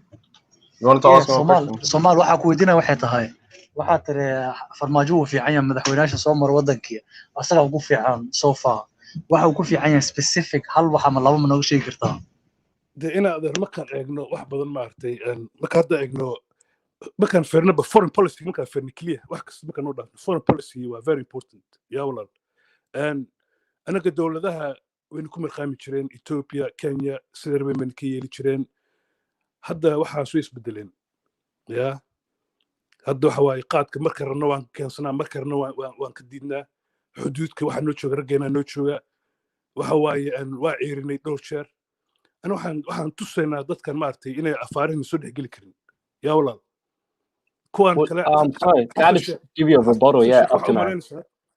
farmaajo xataa forget maartay kuwa dadka dariska ah ilaa iyo maartay stageyada maartay Puntland stage Jubaland stage wuxuu tusay inay yihiin maartay xubno ka tirsan dowladda xasan sheekh iyo sheekh shariif iyo raggii hore waxaad u malaynaysaa inay yara gaabsanayeen abti oo marti wadankooda ku ahayn ma u malaynaysaa yaa markaad u mayniyo hadda suu fiirsan maarata xasan sheekh waxyaabaha qaabka ku xali jiro waxay tahay asaga wuxuu ahaa nin oday weyn inkastoo farmaajo asaga laftirkiisa oday yahay laakiin farmaajo haddana still wuxuu dhaqmayo kale sida ciyaalka xaafadda oo kaleeto have you seen markuu khudbeenayo cunug yar waxaa moodaa hadda af Soomaali barbaranaya suu khudbeenayo hadalka baa mid wey walaal taas waa mid horta hadalku waa mid ma fahamta midda kale waxay tahay waxyaabaha uu sameynayo kaleeto asagoo ka fiirsan inuu sameeyaa mararka qaarkood waxaa yidhahdaa ninkan ma haysta miya president asagoo ah qof advisor dhan ma haysta miya oo la taliyo sababta some of the things uu sameynayo is out of control example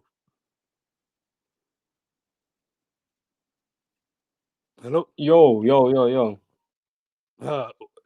good guy up to جواب مكسكرة question sorry you said what was the point you said before no country فرقلن محادثة فرقلن waxa foreign policy is very important ما فهمتي يا أي واحد ku noqonaysaa waxay tahay waa foreign policy ya أي anaga xasan sheekh markuu noo joogay waxaad u malaynaysaa dadka foreign-ka oo weliba wadamada dariskeena sida rabaan bay yeeli jireen ma fahmtay dalka marka rabaan bay soo geli jireen dadka waxay laan jireen gado waxay laan anaa gado ka imaaday anaa la diinaya gado ma fahmtay ya waxay ka dhintaan gado intaas oo reer baa ka dhintaan oo ehelkiga qaraabeeda dhiiga ka dhintay ma fahmtay walaal weligii ali xasan sheekh ama dawladdiisa ama sheekh shariif kama hadlin ya waxa waa inay ka hadlaan iska dhaafeen ayaga ragga wax laaniyeen bay maartay u hiliyeen oo kuwii kiyaati baa lu tagay oo maartay la raali geliyay oo duwaarta sawir oo maartay Kenya tagay ya حسن الشيخ وانيكي يجي انا قرح حمر ما كان كدعو كمان اسكت فيه حمر قرح ما كان كدعو حمر كمان waxaan u nixin buu yiri waxa waay waa bartay qarax iyo dhimashadii waxa soo u baa wax noomba banaan noqday laakiin Nairobi maanta qaraxda ka dhacay buu wadnaha waan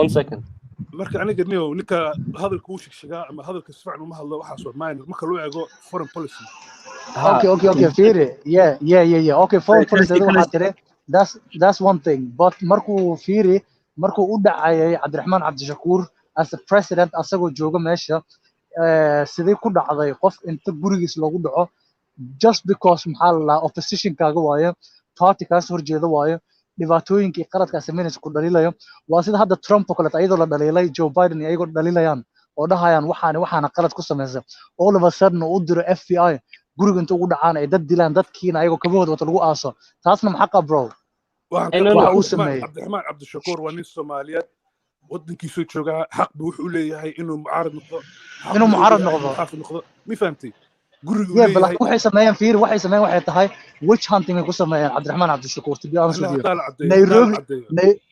Nairobi markuu tago dawladda Nairobi u tago waxay yiraahdeen shirarku qabanayaan oo qaban xamar oo dhan waxa laga dhaadhiciyay dawladda loo geliyay ama laga saxiixay in uu kireysa karin whole any event uu dhigi kar ma jirin can you imagine waddankaaga dibaan laga saaro just because mucaarada tahay haddana all of a sudden markii wadamo kala tagay Malaysia tagay Indonesia safiirka Indonesia warqad loo diray waxa la yiri ninkan wuxuu shaqeynaya propaganda argagixiso waa isaanaysan ha laga banado all of a sudden wax xiriiridiis dhan la xiraa what kind of witch hunt waa waxaas oo kale ma dawladda ku dhismato Abu Firi Cabdiraxmaan Cabdishakuur waxa waay waa hal shakhsi weey mi fahamtay anaga shakhsi weey hada shakhsi xaq buu leeyahay waxa waay wax buu mucaaradi karaa wax buu muxaafidi karaa waxaas dhan waa asaga u taala mi fahamtay ya laakiin aniga hadda waxa uu moogtaa farmaajo uu moogtaa wadan baa uu wadan ma wadan ku wadi xataa farmaajo waxyaabo uu sameeyaa tire markuu dhiibayay ninkan maxaa lahaa maxaa la jiray dhagax jofmalik maxaa la jiray ninka magaciisa ninkan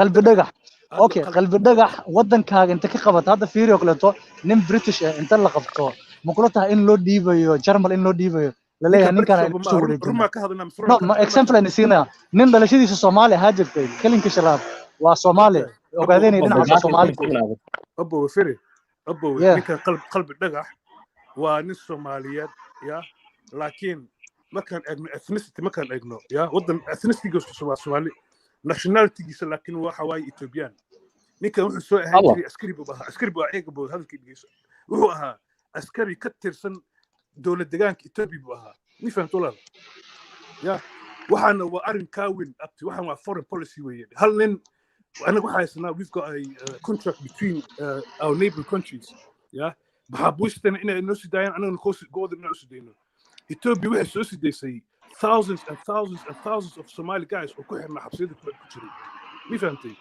No, that was trading. Taas trading ay ahayd. Trading waay ma ahan wax sharci ma jirto. Hadda ninkan ku xiran oo kaleeto kan Snowden Ruushka joogo kaleeto meeshuu weydiistay magangeliyo weydiistay wuxuu yiri Mareykankii soo aadin magangeliya inuu weydiistay. Okay, ninkan asagoo Soomaali ah uu imaaday Soomaali wadankiisa uu yiri dhulkaagii waaye nabadgelyo weydiiso magangelin meeshuu sugaa inta la qabta la xiraa habeen madow waxa loo dhiibay Ethiopian la yiri qaata waa kana what kind of ceeb ka badan intaas ma jirto yeah abo ninkan halka waa work guy ma fahamtay asaga waxa ka horeeyay 5,000 oo qof baa ka horeeyay dhibay ragii dhibay may horta arno waxa ma ku dhigan taabto waxa Puntland niyo fiiri farmaajo administration anything hada fiiri okay dhamaysto abo fiiri حسن الشيخ انتم مدحوينك كاها ودنك واحد اللي ديبي 500 كبدن بال ديبي او واحد ديبي بولند او واحد ديبي جوبلاند ما كهذا شان كواس ولال شيخ شريف انتم مدحوينها اها الصومالي قديت واحد اللي كديبي انت صرق بالك ديبي واحد ديبي قاعد واحد لو قاعد اثيوبيا ما كان لو قاعد لي انا وحنا كمهل مي فهمتي There's no evidence of that. That never happened. Wait. What do you think? Can you be specific of ku dhiibay you dhiibay هذا محل لها قلب دقح وابل يري قلب دقح حال ديفا حسن شيخ أنا حسن شيخ ما دفاع إيش قبيل منهن and there's nothing to do with قبيل I'm just seeing everything from political كثير من سياسة كثير ما أنا فرماجة كان هنا كل حكسنا ودنك وودنك يعني ما فهمت وأنا فيرنو ما ودنك وفي عن لكن فرماجة وحياة وسمعنا صوم من قلادو سمعي وأنا لقى سحن هي فير ولا even okay one ممكن ذلك براد وحير هالو حكلته markii qalad dhaco madaxweyne qofku markuu yahay waxa loogu talagalay qalad markuu wadanka ka dhaco ama dib markuu jiro waa inuu madaxweynaha press conference qabto oo banaanka soo istaago uu yiraahdo bulsho waa in la hadlayaa arinta waa la xalinayaa saana la sameeyna nothing weligeed ma dhicin waxa dhaco ma sameeyo what kind of president waa marka ninkaas ana ku shi walaal fiiri ana hadda Soomaaliland wax u baranay hadda Soomaaliland iyo Afrikaan hadda wax u baranay madaxweynaha inuu wax walba qabto ana madaxweynaha dawladda ولي واحد شرا مارتي ministry of foreign affairs baa jira deeragaas bay tahay shaqadood inay hadasho ma madaxweynaha inuu hadlo maaha ma fahantay ya tan labaad walaal qalb dhagax arinkiisa ana qalb dhagax marba hadaa aad ka hadlasaan qalb dhagax waxa ka horeeyay qalb dhagax 5,000 qof baa ka horeeyay ragii ka horeeyay ay shanta kun heavily yeah evidence where's the evidence there's no evidence أنا في المانية محلها Somali speaks أنا ما أذكرنا مكان on this comment right here I'm going to give all the links after this look at the matter I'm going to give every single link of every single person me فهمت ولا okay you know you do pray in the private chat innit I will do أبو معنا هي and then I can pray I'll pray from there هي and now the main important thing the main important thing محوية هذا Somali ولا أنا we came from different nationalities me فهمت واحد شرا Somali أو دين إثيوبيا واحد شرا Somali دين كينيا أنا in إثيوبيا واحد كحرنا بقولان ولال الصوماليات باكوحنا فهمتي Somali nationality Somalia and Ethiopia as a country we had an agreement me فهمت waxa la kala saxay and it's not only Ethiopia Seychelles baa ka keenay Somali waxa ka keenay Kenya waxa ka keenay Uganda Tanzania waxa ka keenay India baa ka keenay me فهمت it's not only and Ethiopia so anaga we've got an agreement of anaga dadkooda waa u celinaa anagana dadkooda u celinaa me فهمتي That's what they are. They were born Somali. There's one question I want to give Finger. What do you guys think, since you're support of Hassan Sheikh, what do you think of Hassan Sheikh sending Somali women, Baral women, to Saudi Arabia to work as domestic workers during his regime? Yeah, you don't support him? I don't support him. I was just giving out facts. So what do you think of that then? Neho أنا كل شيء قاعد أصدق ربنا كل معناه أساس هلنا كل معناه كرا ودنك markii shaqaabuur la sameeyo ma ahan inuu gabdhaha intuu qaaday by force inuu sameeyo wuxuu sameeyay visa shaqaalo u soo dhameeyay visa shaqaal markuu soo dhameeyay wuxuu yiri qof alaal qofkii Soomaali ah oo dumar ah oo rabo inuu Sacuudi ka shaqeysto visa waa loo diyaarinaya xarunta ay maadan hana shaqeystaan dadka adiga walaal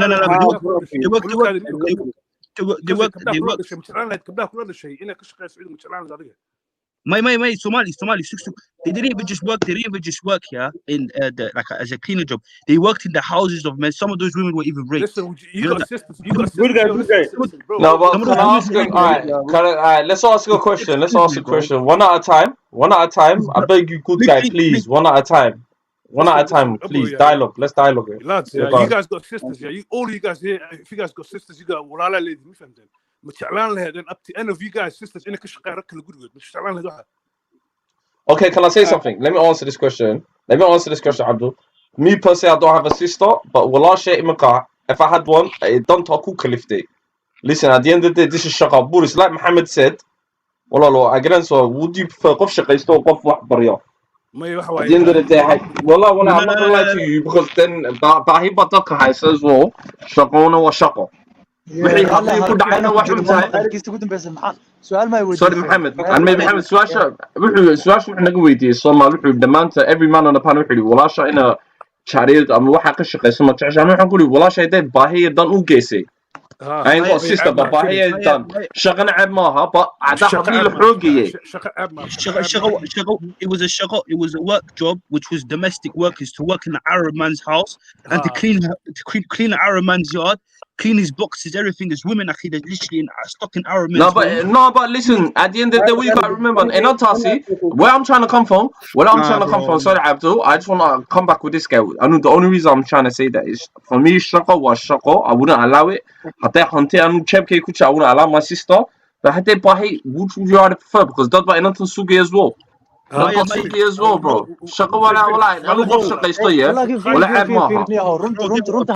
runtaas ka qarin bro runtii aan ka qarin do you know how many Somalis no gaja has back انا الشقه والشقه انا الشقه ما عيننا waxa عيننا waxay tahay ina gawar diyaar la saaro oo dhaho ninka carab wadanka la aad bro Somali markaana we are so good on propaganda to be honest with you hadda runtii rabti maaragta wuxuu sameeyay visa shaqo you know what taqaana hadda EU Brexit ki waxyaabahan maxaa loo sameeyay is because to avoid visa shaqo iyo waxyaabahaas in la avoid gareeyo so ninkan wuxuu soo dhameeyay gabdhahan wuxuu soo dhameeyay visa shaqo Soomaali maragta maalu kan way gabdha wadanka la geeyay Thank you. visa shaqo u dhameeyay ragga laftigood it's the rate, brother. It's the rate. It's the rate. But you, brother, good guy. For you, that is bigger. You rather up to one guy حري با كاغا مهمسن صدح كنو قبل ودار لا صاري دحay baxa abti rag kala guriga u taga nifaantay fiiri rag gurigooda taga lama dhahin meeqa talyaaniga joogto bro runta ma iska qarinaysid runta la isku sheego hadii cleaning hadii taa domestic cleaning ma faham domestic cleaning hadii taa maid talyaaniga way ka buuxaan and there's so many gabdho Sacuudiga maxaa la Dubai wadamadan carbaha oo dhan Middle East waxa ka buuxo Somaliland hay we are trying for other Somali people or you know gabdho Somali or anything like gabdho fiiri He he did them a favor bro no, he did not do a favor yes he did them a favor the reason usme waxay bro inta lacag qaataan tahriiban okay can I just finish inta lacag qaataan tahriiban intaas kuman ka baxdo ay hadhow they will end up in Turkey Sacuudiga iyo Dubai hadhowna domestic cleaning ka shaqeynayaan ayagoo ka soo baxda kumanaan lacaga ay ku soo tahriibeen wuxuu fududeeyay inay visa helaan ay shaqo ku soo shaqeeyaan what qualification is that bro if there was an agreement bro there was an agreement there was an agreement wait a good guy Somal go ahead good guy and then Abdul's been waiting patiently let him have a say wallah no go ahead Somal you go first then good guy and then we give Abdul and all I'm saying is why goes الحمد لله شغل بدي ما تركب اشغل بدي why not قبلها why انا مو saying قبلها مش خيكران ما فهمت I'm saying قبل انا اسلام انا هي a girl cannot go and travel to another country and work in another man's house اخي you understand that is بهدلان مش كنت Somali I agree with you ما فهمت I agree with you waxa adiga dihidid was saxsantahay ma fahamteen I agree with you ma fahamtay and what I'm saying is I'm just adding to your information ma fahamtay I'm just adding and what I'm adding is that Somalia there was an agreement to send 50,000 Somali women to Saudi Arabia to work as domestic workers. They could have worked as manufacturing or maybe learning how to pump oil, certain things that Somali needs right now, instead of going around cleaning another man's house. She can a Somali in another country. Exactly. Okay. Can I say something, guys? If that's the job market offered, and these people, what you gotta remember, they're unskilled workers. walaalo let's be honest, we're in a third world country dad baahi baa haysa shaqo hada loo abuuriyo walaalo. How many girls are charity in what's it called wadankeena? There's girls in my house or charity walaalo. I'm just saying shaqo ceeb maaha. Okay, look, brother.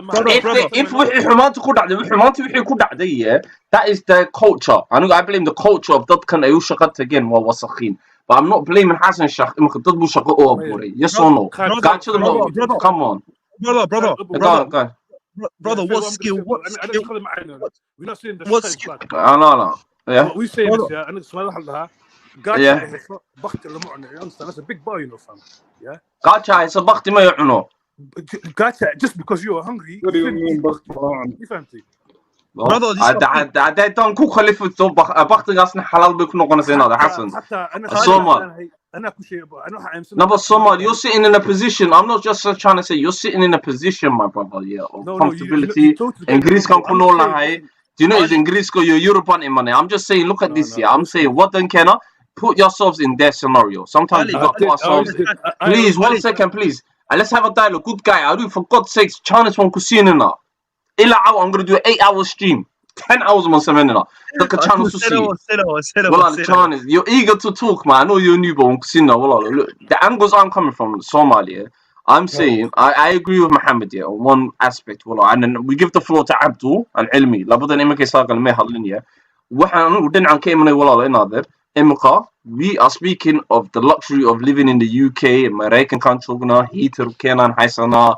Europe kun nol hade waxan way no job center ban heli karina aid bag mesh nol. We know the tricks in the trade in Europe and America to survive. Qof walaalo ana cidno badnaan ku degan ana waxna loo diray ana waxna haysan. This is a golden meal ticket in a wax aan shaqaysto dadkay wax u diro.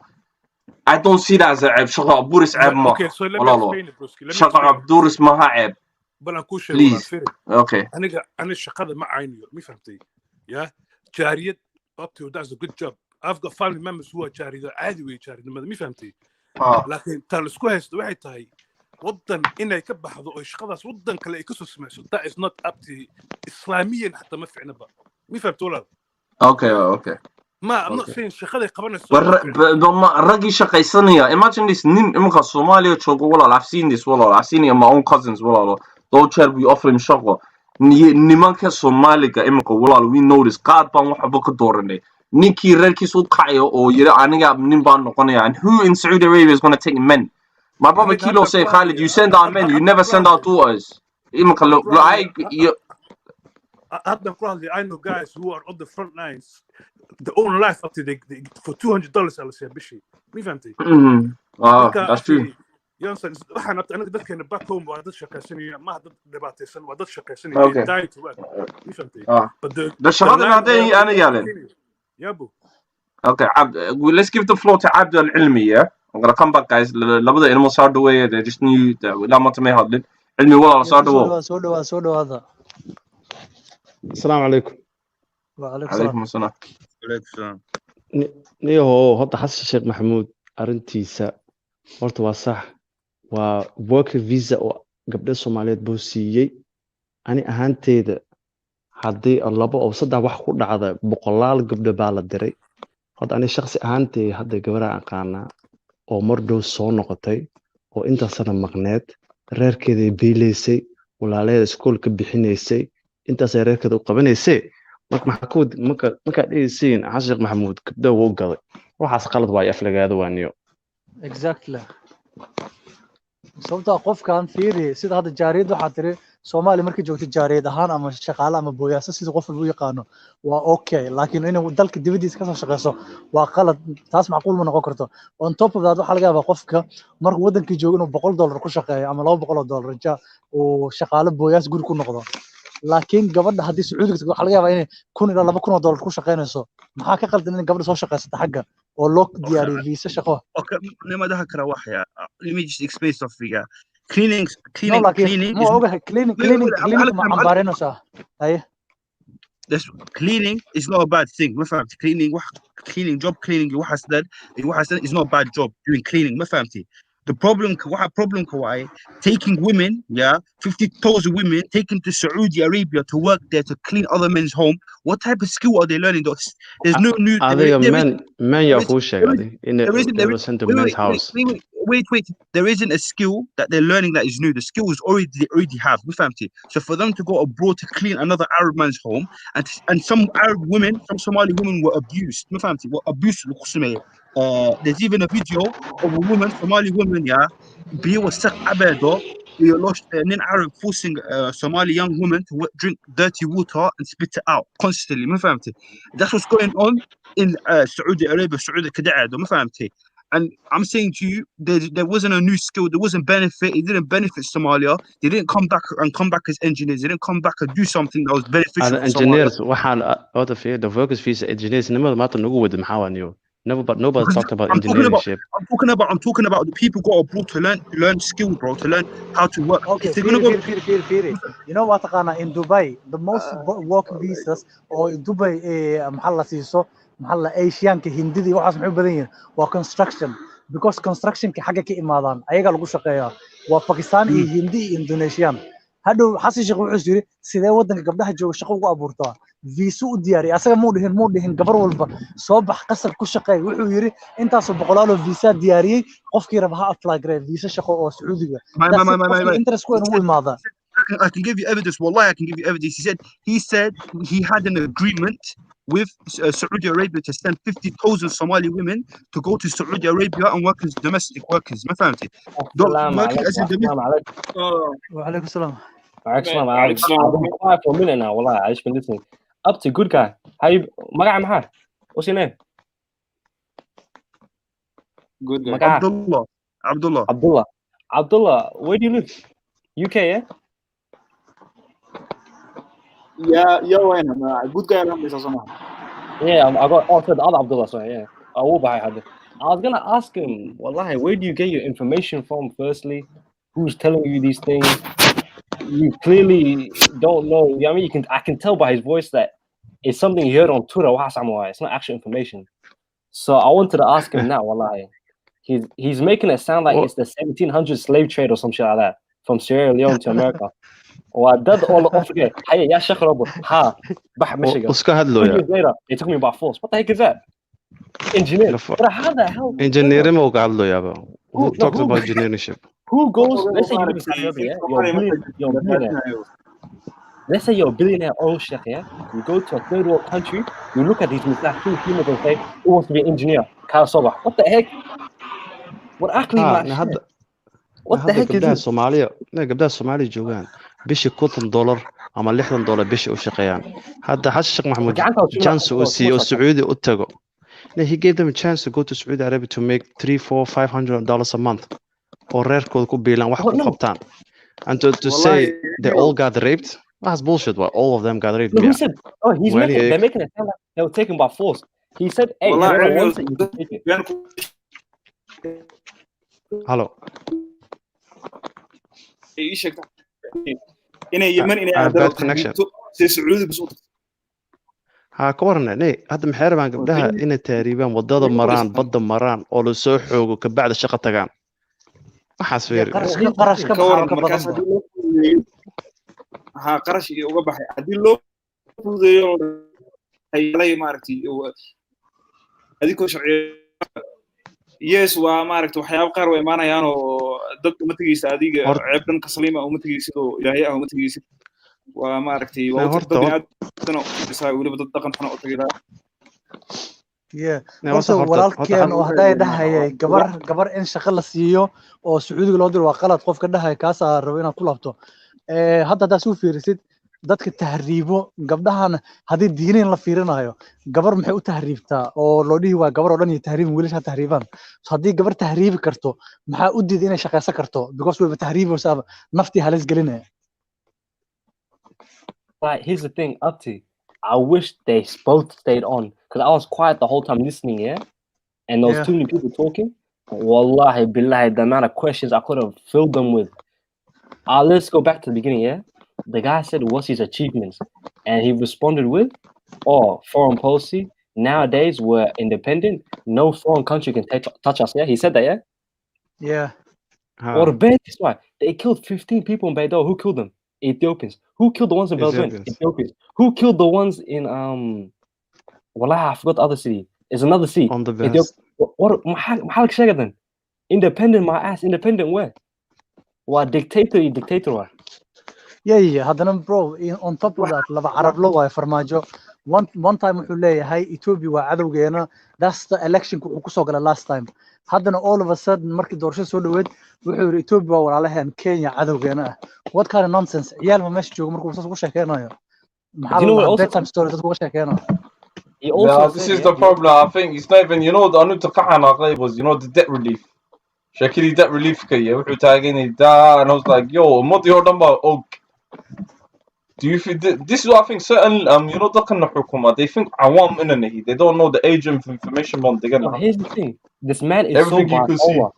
He's so bipolar. He legit said all these politicians, these opposition who go to Kenya and campaign there.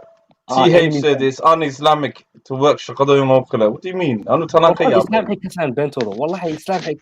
They don't understand anything. So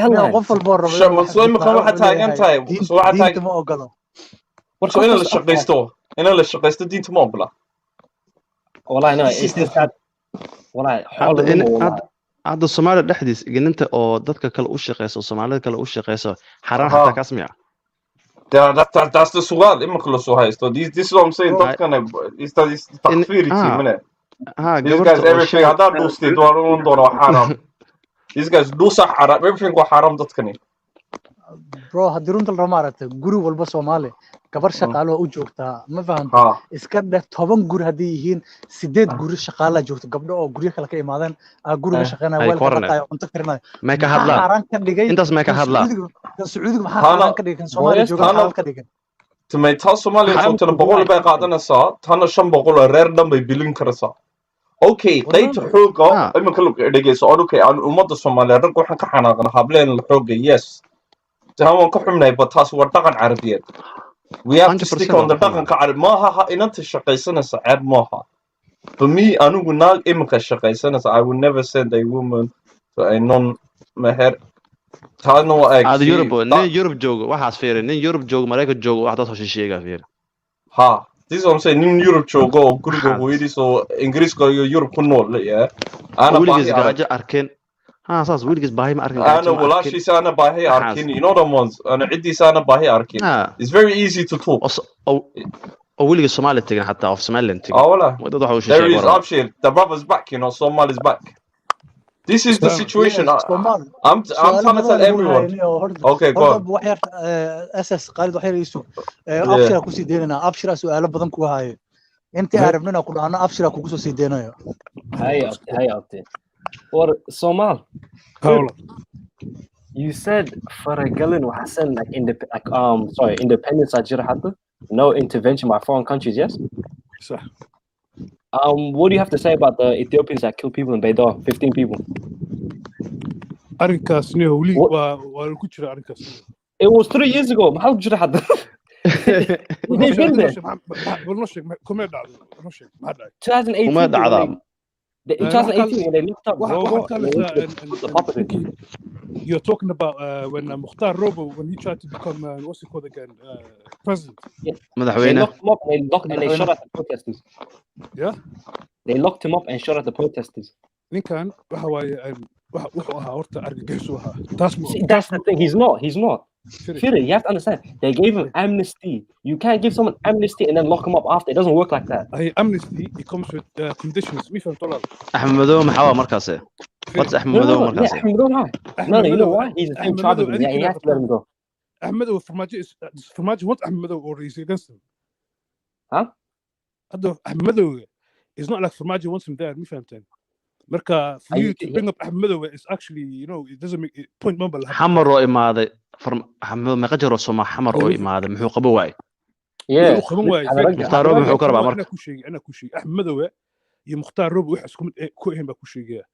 Ahmed Madow already waaba sida la sheegayo uu qaatay madaxweynimada election way dhacday ma fahantay laakiin ninkan election ma begelin ba.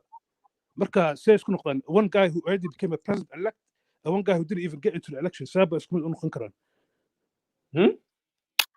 Ahmed Madow he became the president of Jubaland whether we like it or not wuu noqday ma fahamtay sidii Aye. sheegaan election baa dhacay sidii Aye. sheegaan afti ma fahamtay saas isma ninka Aye. Mukhtaar Robo madaxweyne muu noqday asaga wuu He noqon couldn't. rabay He didn't have dadkiisa the way chance. rabeen No.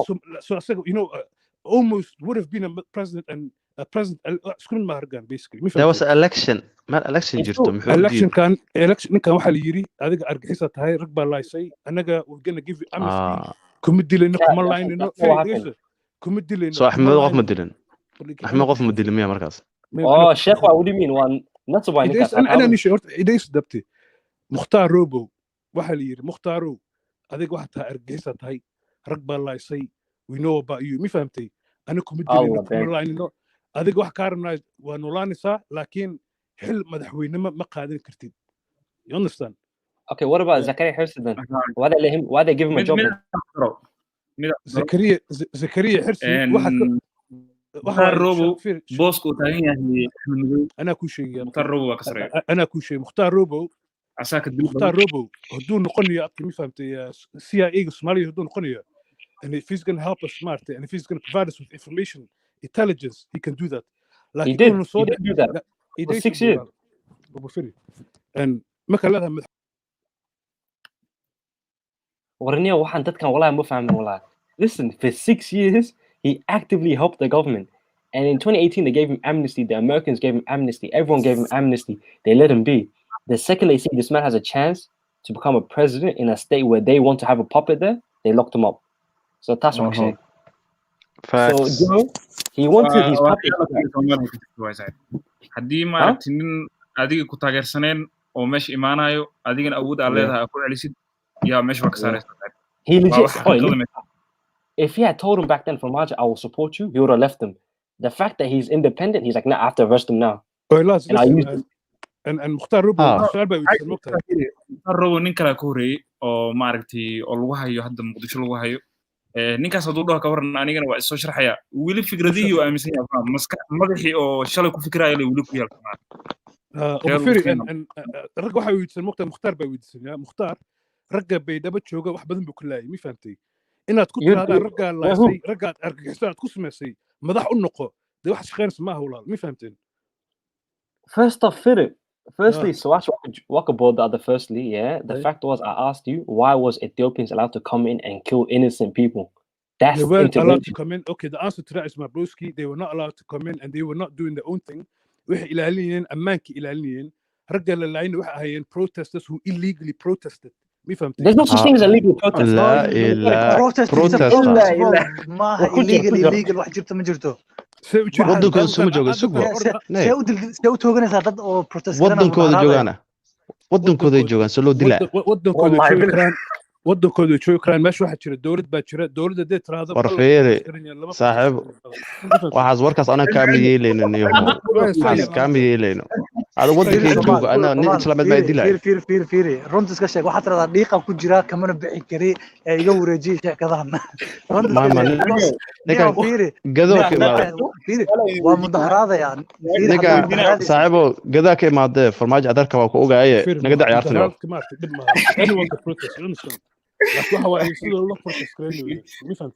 saaxiibo farmaajo adeerkayga ah aan ugu filan intaas nagu daay adikii waxa waaye ma aragtaan adik wax kale ma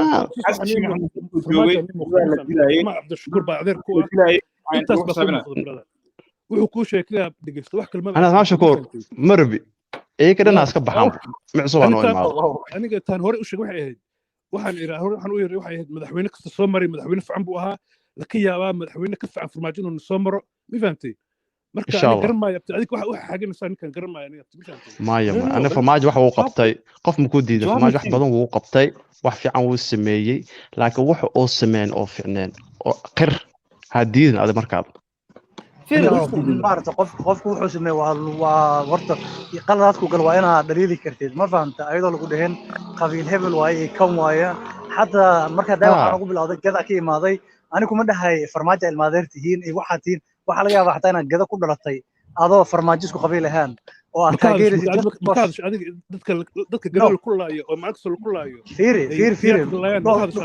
dhowr meelood lagu shabeellada hoose xataa xabadada lagu dhisheeyay ma fahamta soo Soomaali waxay yiraahdaan mar walba markii saan la yiraahdo qof qabiil ku soo hoos gambana farmaajo qof dhaliilay ma ahan because of qabiil taas horta dhinac iska dhig mid kale waxay tahay farmaajo qaladaad uu galay laakiin qaladaadkiisa sidoo isaga sixi karaa sababta ma ahan hadda matalan noqoto xasan maxal lahaa xasan khayr muxuu ku tuuray because of wuxuu dareemayay inuu xasan khayr shadowgiisa inuu hoos imaado asiga madaxweyne ahay popularity iyo dadkii dhan waxay ka taageereen xasan khayr wuxuu yiri xasan khayr hadduu biri ka maalin kugu awood yeesho asaga wax dhan kala wareegay wuxuu yiri marka هذا التفسير هذا كان كهل ولا وهذا القلدن حسن خيره waxa shaqada ka ceeriyay baarlamaanka farmaajo shaqada ka ceeriyay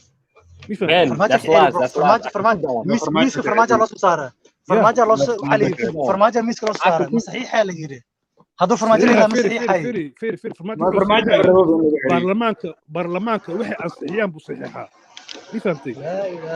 انت برلمانك ساري برلمانك سي فوت اوف نو كونفرنس برلمانك سي العقل سي هو مين انا العقل سي العقل سي ما قوها مركه مش العقل سي والله markuu waxa ku hadlaysan waxa ka hadlaysan adikin isma maqshan baabtay qabiil baa ka hadlaysan adikina qabiil ku hadlaya war ninkan baarlamaanka انا ما شيء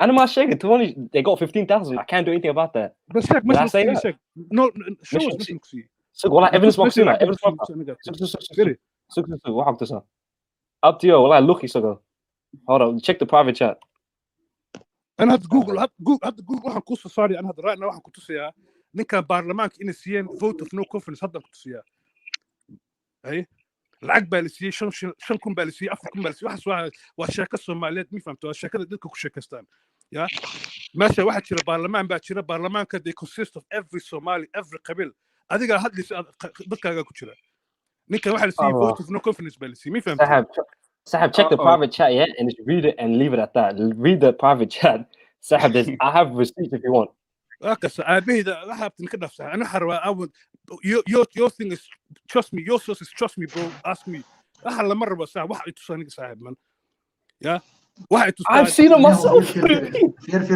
drop it you might as well drop it up tell us واحد يدنتهي إن سوماليا إلى لوش خاتان برلماننا واحد جوغران إن في يدرم كل أنا واحد شعله واحد أنا كهلا شعله I don't like أبتنا no واحد هذا خريب بنيه ورنت الرسول وحيل غير قرنا كجرو إن في سوماليا أو برلمان كجرو أو أنا لا لوش خاتان ما جرو سوماليا هذا بل هذا إيش مل لا لوش خاتان إيش هذا واو I'm telling you myself they take it what do you mean مش هذا hotels هلو عليكم ورحمة الله وبركاته هرت رجع فيريا أبتي أنا we can argue all fucking day and all night bro مي فهمتي فير سومال we argue about برلمان أنا أبتي that's not enough for me مي فهمتي برلمان أنا كنت بدرسها فيري I was in مقدشة تجي مقدشة مركز تجي قاريها وذن قاري ليسن ما نوهيسن محل لها license and registration قاري ورقديه سنة ما نهيسن ماشي تجي نينكو يقول كار صوب يقول حرارتك أو سلقة أو لجو جناحية سلقة لجو جناحية what do you do سومالي مركز تهاي the first thing I said أفتكر يا ذيك عسى يقف في قرابك وكله حل هايو وحلا ده حاجة سجوجا نينك جناح خلص وعى ولا وسيد دينا تاس لالوش معها مس لالوش معها $1 ميسك صارت داس لالوش سومالي ودنا لالوش وش قصة برو إن هذا لالوش بحشي هذا لالوش ركاء قاضي therefore معناها ده حتى فرماجنا لالوش بحمية فرماجو لالوش هو ديفا فرماجو معنا هو ديفا شباب كوسيا مقالة لالوش ديفا أنا مرة I think understand I can show you right now فيري بروسكي I can show you right now وحتى برو قفك سومالي يقول رعونها سومالي لالوش كم جرى corruption كم جرى even UK كجرى corruption maxaa ugu jirnaa number 1 maaragtay corruptionka adduunka maxaa ugu jirnaa hadii obasan because waxaan ku jirnaa qabiil baan qaadisay ma fahamteen ya هذا baa la sheegaya ninkii qabiilka qaadisay markii ana hadda ni sheegaya and listen to me very carefully I can show you a videotape of the parliament voting khair out maxaa ka hadlaysan walaal ya walaal Somali listen anagu waa aragnay TV-da waa ka wada daawanaynay markii xilka loo qaadayo foodka laakiin maaragtay food oo inta shiriista ha fiirin waxa what's going on انت behind شركه the ما scene انت سو wax weyn firi adiga انت miiska انت sina kula firi ila marqaati noqdo Soomaal waxa arkaysaa bilalka bacsa oo dhahayo farmaajo xilka lagama qaadan laaluusha hoos laga dhiiba asagoo cadeen haysanin farmaajo xilka marka laga qaado arya adoo dhihi sida arki doona war niman baa isku tago laaluusha hoos dadka laga siisay kada adarkiis روش جناد مش والله هو عبتيجيس لا قدر هذا رياضيجيس كذا اني عبتيجيس كلا ارقى لذا هذا ربي كوياي انا رحت والله كبقنابتي ما فهمت انا ابتي we are the lowest of the lowest marka ilaah ka baqnaabto wadankeena Rose we are on the lowest abti wadankeena ma ka marsa ilaah marka ka baqan ma fahamtay yeah but then again it doesn't help like guys like Farmaajo doesn't help مش خربي والله نقدر farmaajo saan ku sheeg abti ragga haddana soo maray wax yar uu dhaamay abti laakiin yaaba next guy soo maray inuu ka ficnaadaba ma fahamtay marka محمد laakiin walaalkii muxum waa sax farmaajo wuxuu fiican uu qabta laakiin muxuu u diidan yahay inuu ummad inuu soo hor fadhiisto oo dadka isku waco oo dhahniyaho maxaa tabanaysin nin ragnimo saas loo yaqaanayo ay abshir ninka waxa garanaysaa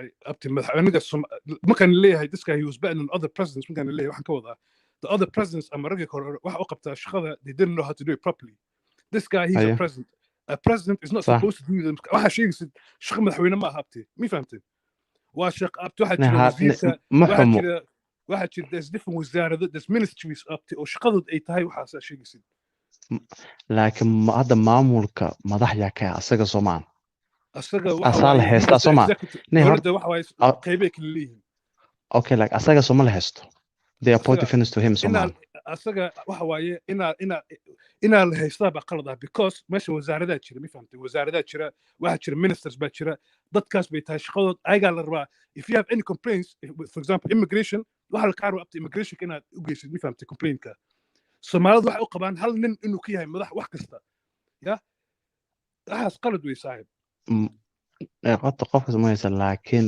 kursiga asagoo ku fadhiyo oo la isku haystaa asa odanimo laga rabaa ma ummadda soo hor fadhiisto wuu soo hor fadhiistay oo wuxuu yiri and alhor waxa la yiri we can have 2 years extension baa la yiri waad aragteen horta the prime minister shaqadiisa ay tahay mar walba horta madaxweynaha shaqada he's got the plan prime minister waxay tahay planku madaxweynaha soo dejiyay inuu ragga soo saar lahayn inuu keeno wasaaradaha ragga shaqada soo fulin lahayn inuu keeno madaxweynaha abti planku waxay ahayd inaa la geeyo one man one vote prime minister baa la doortay khayr waxa la ka rabay asaga la ka rabay inuu keeno ragga ka shaqeyn lahaa hawshaas inuu keeno la ka rabay ma fahamteen khayra uu ku fashilmay sheekadaas way dhici weysay baarlamaankii baa hadlay waxay dhahaan aniga waxaan samaysanaa extension ma sameynaa waqtigaas ku darsanaynaa because we couldn't do shaqadan ku qabsaday waqtigaan ku darsanaynaa khayr wuu baxay anaga waxaa jira hadda baarlamaanka anaga the power of our Somali people waxay ku jirtaa baarlamaanka ku jirtaa not the maamul goboleed ma fahamteen and that was the big fight one of the biggest fights of Farmaajo sameeyay waxaas bahayd inuu ka saaro awoodda maamul goboleedka oo gacanta u geliyo baarlamaanka waxay ka tirsan tahay Soomaali kastay ka tirsan tahay kuma tirsano hal ama laba qof kuma tirsano ma fahamteen ya maanigar khayra wuxuu u tagay baarlamaanka u tagay wuxuu isku wacay kuwan maamul goboleedyadu isku wacay behind baarlamaanka without the maartay raggaas without ayagu asugu la hadlin dowladda centraalka asugu la hadlin raggaas buu la hadlay way wada hadleen waxay go'aansadeen abtii in extension la sameyn madaxweynihii iyo baarlamaankii ayagu ixtiraamiya maartay the prime minister waxay dhaheen prime minister keena duu saa gartay waan yeelna aniga ya uu soo laabtay baarlamaankii oo asaga hadda taan oo powerkood uu ka qaatay ayaa hadlay shiray waxay dhaheen ninka mar rabnay dhaheen another mi fahamteen waxay dhaheen ninka vote of no confidence ba siinay ya do you think that's without Farmaajo's interference ma umalasa that's hearsay waxa way mogtaayeen waxaas fiiri maxay dhirabtaa markaas the parliament out of thin air hammer soo keeneen without any discussion maxay dhahaan waa ridina adi baarlamaanku within 7 minutes ku rideen without any discussion they are gonna vote. You could have a discussion. I mean, I could talk to somebody, but initially the power and the My rights, and they have the right to give him a vote of no confidence, and that's what it hadda maxay dhiri rabtaa farmaajo ma tuuran kheyre farmaajo kheyre doortay weligeeda markii la tuuray ra'iisul wasaare baarlamaana loo mari jiray waxa su'aasha tagana waxay tahay baarlamaanka ma asaga go'aan ka qaatay inuu ninkan tuuro mase waa laga dambeeyo qof baa maaragtay bush gareenayo oo maaragtay awood ka dambaa ay jirto anaga broski anaga ilaa harg buu ka dhigay we can maartay all night waa dhikana ma dhici kartaa waxa amsanta ade firfir ana dhikra ma dhici kartaa ana rag buu ilaa ka dhigay ma fahamtay ninka ragga waxa ka raba ninka ragga hadalka say tahay inuu sheego aniga farmaajo he could have said this or he could have said aniga waxaas abtay ragnimo kuma jiro ma fahamtay ana all I can tell you is ninkan baarlamaanka ceeriyay that's it and they have the right in ceeriyaan baarlamaanka hal qof maaha laba qofna maaha kaas anaka dhaw u jeednaa wanaxda waa u jeednaa dhibka jir maxay tahay nay like feris sug aan ku weydiiyaa ma ka doodeen sababta loo riday waxyaalaha ma laga hadlay ama waa la riday waxaan ku yiri khayr farmaajo madaxweynayaasha kale soo hormaray wuxuu ku ficnaa kuwa kale waxaad u qabtay inay marti wadankooda ku ahaayeen ya mid oo Puntland oo maartay xubno ka tirsan dawladda baa ma maqshay hello my connection is bad I think okay Somali waxa ku weydiina ninka ra'iisul wasaaraha ahaa oo 4 sano iyo ku dhawaad ra'iisul wasaare soo ahaa xilligan aad iyo aad ku muhiim ku ah oo wadanka maaragtay in waqti laga lumiyo aysan ahayn maxaa xilka loo qaaday oo xilli fiican maxaa lagu soo qaaday qaado walaal macaane ana hadaan ahay Soomaali waxa waaye wadankan waxa lagu kala qaybshay dhowr dawlado oo baalno ka kala dhigay ma fahamteen waxaana sida aniga loo burbursho oo maartay aniga awoodana ka dilo waxa la rabay awoodda in la kala siiyo dadkan oo maartay maamul goboleedyada in la siiyo la rabay xasan sheekh iyo sheekh shariif kama doodin way ku faraxsanaayeen ya ina Jubbaland servan u hadlaan cidda rabaan u yeertaan wax rabaan yeelaan abti xasan sheekh ku faraxsanaa sheekh shariifna ku faraxsanaa saaxiibkii farmaajo 4 sano wuxuu ku dadaaliyay inuu ka celiyo awoodda ayagii haystaan inuu ka soo ceshado oo gacanta u geliyo baarlamaanka kaas oo ku raacsana mi fahamtaa baarlamaanka walaal waxay ka tirsan tahay walaal Soomaali kasta ay qof oo Soomaali sheegto ka tirsan tahay mi fahamtay haddatan xasan sheekh 4 sano oo shaqadaas adag la qabanayay ayuu daba galay raggii oo awoodda la ka soo ceshanayay ayuu awoodda gacantooda ku celiyay haddana mar labaad okay dhinacaas hadaan ka sii baxna Soomaali mid kale ku weydiinaya horta markuu doorashada galayay farmaajo imaanaya wadanka wuxuu kasoo bilaabay ololihiis waxa xasuusta inuu Nairobi intuu fadhiyo kasoo ololay jiray mar walbana uu dhihi jiray Ethiopia waa cadowgeena ma fahanto uu dhihi jiray Kenya waa walaalaheena maxaa keenay markii doorashada soo dhowdahay less than 6 months inuu isla markii all of a sudden 316 tuu wareejiyo uu yiraahdo Ethiopia waa walaalaheena Kenya waa cadowgeena waa su'aal aad u fiican قبو سؤال عن ويا هرت أنا وحن والسياسة ويا مي فهمت السياسة emotion ماله السياسة بحال هذا الدم بلا هاي دمتنا always changes أفر الوقت تسع ويسبدل ساعة مي فهمتي ما أنت واحدا أديك كوه بريدكم أهانيسو you understand أنا إثيوبيا أول هرت دمتني كسر كذي كانيا دمتني أنا اللي شفت دمتني كشقينس أول هرت واحد ضد مسكينين بهاي كانيا لوكي فيرين شرين إنها من كوجو بيشرين مي فهمتين يا dhulkan iyo afaarahan iyo gacanta lama geli jirin Kenya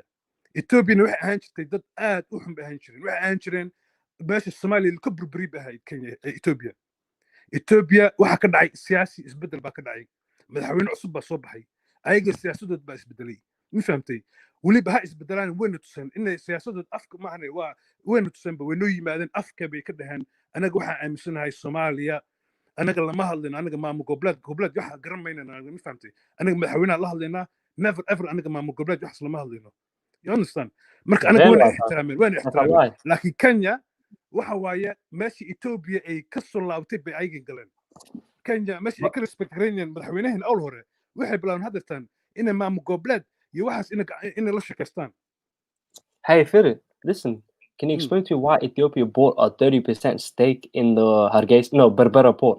Explain that one. That's what I'm waiting. Yeah. What? Ethiopians are friends. They don't talk with yet they did that. Yeah. I think you have to ask the landers. No, that's good. With me, I don't respect that. You know, the whole port deal anyway. But it makes as a no sense. lander. انا بربر You said ابو انا Ethiopia بربر is كم not. ايمان انا بربر كم Hello? ايمان اثيوبيا انا مي فهمت ابو معان مركا You انا just said, ساعد wallahi, you can't do a 360 like that, up to. You just said they don't talk to our states anymore. They respect our sovereignty, all that stuff, yeah? Okay. And then when I bring up the port, you say, I don't know anything about it. Okay, no, I actually, I can't thought explain you it. know. Actually, I misunderstood you. I misunderstood you. Your question is actually, if they respect you, why are they talking to Somaliland and why are they making ports deals with Somaliland? They already made it. Yeah, they already Okay. made it 30%. Okay. 1, 2, 3. Do you wanna come in after? bro. Elmi, you got a good point there, my bro. Yeah, but that same Ethiopia is the same Ethiopia that's saying today we don't want that 30%. That same Ethiopia is the same one that's saying to Dubai port, get out of here, up to. What do you mean? I will show you right now that port is not going through, and that 30% lama qaadin iyo walaal. That 30% was bought by this government. It wasn't bought by the Tigrays. The Tigray didn't buy that 30%. The current one bought that 30%. Ben Halshega. حتى الإجابة أنت هذا لبا جوجل كله صنيع all I know is صاحب that is وحاس هوري هدي اسمين هذا تاني كلابتن هذا تاني كلابتن هذا حتى هذا فيري حتى حلقة حشق محمود هذا حلقة حشق محمود كينيا حتى قدوة سوير جرتي حلقة معج مكة إجوبتي ما بلاوي مكة إثيوبيا كينيا إنه صور الصومالي وسولف عنه ما فهم بك تدعمي في واحد سؤال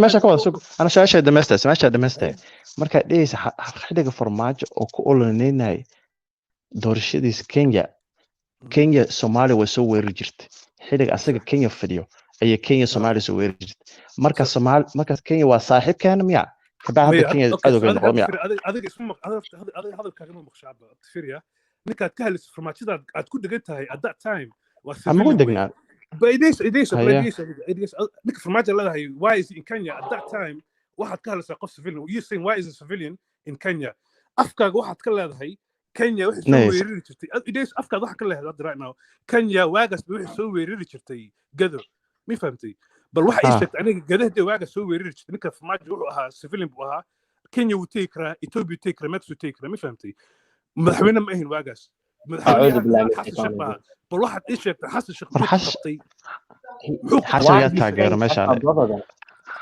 xasan yaa taageero meesha marka celinaya inaan noo keentay ambassador oo ma aragtay farmaajo iyo nabadayna loo taageersan Get that. Nika, he's a pro for Manchester fan. Baba Jamil. 1, 2, 3. Yeah, SNM Basagale. Hello, Nika. When Kenny. SNM Bachogo, I chogo Jamil. 1, 2, 3. 1, 2, 3. Halalir Badonis store. The floor's all yours, Wallo. Thank you. waxaan rabay horta maanta dhan baa la doodayay dhammaan dadku meesha waan salaamay السلام عليكم waxa weeye ma arrinka gado horta ama xas sheekh ama xataa kan xasa ka horeeyay waa horta dhib ku jiro mar la duqeeyo dad shacaba iyo mar la duqeeyo ma garatay xarumaha ganacsiga iyo sida Hormuud oo kale even UN-ka waraaqoodu way ku qoran tahay dhibaatooyinka ay ku haysa baa lagu eedeeyay waraaq mar laga gudbinay eedii dhuxusha su'aashu waxay tahay xas sheekh markiisina way dhacaysay farmaajana nacam wuu joogay Kenya oo ollihiisu ka qayb galay markii la doortay intii xataa marar qaar markuu farmaajo sanadkii intii hore bilowgiisii marar qaar ay dhacday dibku wuxuu taagan yahay adigu waxa la isku dhacay Kenya iyo maamulka hadda jira isku dhacay marka waxa jira dhibaatadii oo jirtay iyo ololihii oo halkaas laga soo bilaabay dabcan iyadoo rabta inay taageerto hatta ma isa qarsan iyagu siyaasiyiintu dad daawtiin muuqaaladooda iban waxay yiraahdaan aan taageerno ninka soo horjeeda yani ma isa qarsan siduu uga hortago waa inuu wax sameeyaa soo politika yani oo isticmaalaya dhibka hadda jira wuuna sameeyay inkastoo dadka qaar xataa dadka markay falanqeynayaan waxay leeyihiin ficilka inuu mar hore sameeyay ahayd inuu maanta sameeyo ma ahayn taas waa lagu doodi karaa laakiin hadda uu soo daahiyay ficilku uu sameeyay oo in xataa mar dhaweyd oo maleynaa 2 isbuuc ka hor lacag baa lagu qabtay xuduudda lagu soo gudbinay marka wuu sameeyay waxa lagu doodi karaa hadda su'aasha ay taagnaato ha noqoto muxuu mar hore u sameeyay muxuu hadda u sameeyay I'll say that the election. taas habboon It's election, that's why. It didn't 1 2 3 interest me back then. abo markay ka hadlayaan farmaajada markay ka hadlayaan waa madaxweyne xataa ma baahaynba No, it didn't laakiin interest waxaa me la back xaqiri then. karin baa jira waxaa la xaqiri karin waxaa weeye inuu ninku waagii ololihii uu joogay ku noolaa ama uu ku noolaa laakiin horta waqti ololaha ay doorashadii dhacaysay isagu wuxuu imaaday doorashada markii loo dhawaa buu imaaday haddaa xasuustiin intii kale Kenya joogay asagii ninka hadda Fahad Yaasiin Kenya isla joogeen marka hadda dadka mucaaradka waxay ku doodayeen iyagu maxaa mar hore ficilkan haddii la sameynayo loo sameyn waayey muxuu u sameeyey I don't know maysa dhihin badan abo 1 2 3 hasmay ficil hasmay ninka hata awood ma balahaynba because wuxuu ahaa nin oo olol ku jiro waa mi famtay hel hata ma bahaynba He's saying why in 4 years in the 4 years why we're not doing it for 2 years. hadda wuxuu sameynaya waxay tahay wuxuu rabaa kuraasta kasoo baxeedo gado in ay kusoo baxaan maaragtay asaga hadda uu codeynayo inay kasoo baxaan uu rabaa waa waxa dhan meesha uu ciidanka ku keenayo waa maaragtay hadafkaas ma ka jawaabi karaa horta meel la xiro kuraas laguma xiro runta hadii la sheego laakiin waxaa kaaga fiican inaad dhihi lahayd yacni hadda meesha uu xiray waxa iskuma gudbaan diyaaradu way tageen because haddii meeshaas la furi lahaa haddii aniga xataa meesha dad joogi lahaa samayn lahaa because waa meesha keliya maanta loogu soo socda isaga Ethiopia mucaarad intuu tago mar dambe intuu meel tago kama soo hadli doono waa laga soo xiray Djibouti sidoo kale imaarada hadday tagaan because hadda qofkii mucaarada ay taga imaarad iyo Kenya shaabad baa toos ugu dhigtay you know that's why mucaaradka maanta ma dhaafsan Muqdisho yimaado Allahu akbar lacag badanna ma soo gasho lacagtii hadda even lacag meel ka soo galaysa wuu xiray xawaadelihii wuxuu ku furay systemkoodii uu gacanta ku dhigay Khalid ma waxaas xawaaladii yaa la ilaalina lacag badan wadanka ma soo gali karto oo lacag yacni isn't that wrong lacagta xagee geysaa lagu leeyahay is that not wrong lacag gacan lagu soo qaadi kara ma jirto oo sharci darro way iyadana yacni waa wax fiican Soomaaliya waxaas oo dhan Khalid ma waxaas qofka waa ra'yigiis qofka mucaaradka de muxuu ku leeyahay lacagta asagu xaraan kama hayo oo isticmaali ma adiga shakhsiyan maxaa u aragtaa qalad mase sax u aragtaa wax uu sameynayo ma lacagta la joojiyey iyo lacagaa uu joojiyey waxaan oo dhan uu gacanta xoog ku qabanayo sida saxda sida sharciyanka legally asaa xaq u leh inuu joojiyo dan inuu u fulinayo dan hadduu ku fulinayo no he doesn't why is the legal wuxuu gacan ugu leeyahay why wadan kale lacag inta ka soo qaado bilaa sharci ah mucaarad gacanta loogu geli legally lama ogola waa hadda anoo Joe Biden 100 milyan gacanta waa China Joe Biden 100 milyan si loo doorto No, it doesn't work like that. There's no shit in Somalia that says no to that.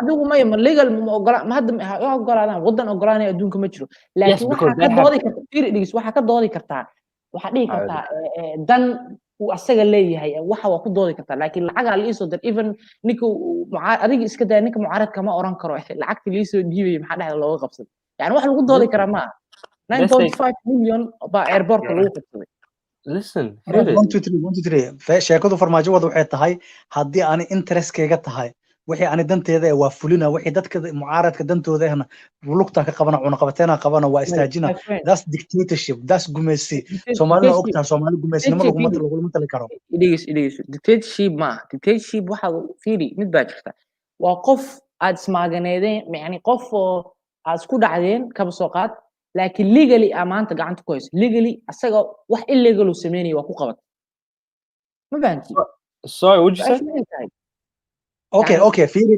mucaaradkiisa illegal ku qabanaya laakiin asagana way u soo degaysaa diyaaradaha loo soo dejinaya oo looga keenaya dibadaha lacag meel ku soo degtay noo sheeg walaal halmidan ku baro saaxiib hal mar maxaa ka hadlaysaa wadanka dhexdiisa qalbi dhagax markuu la qabanayo xataa laftiisa diyaaradii boorta aadan cadama xasuustid miya oo lacag ka buuxda Kenya ka imaataa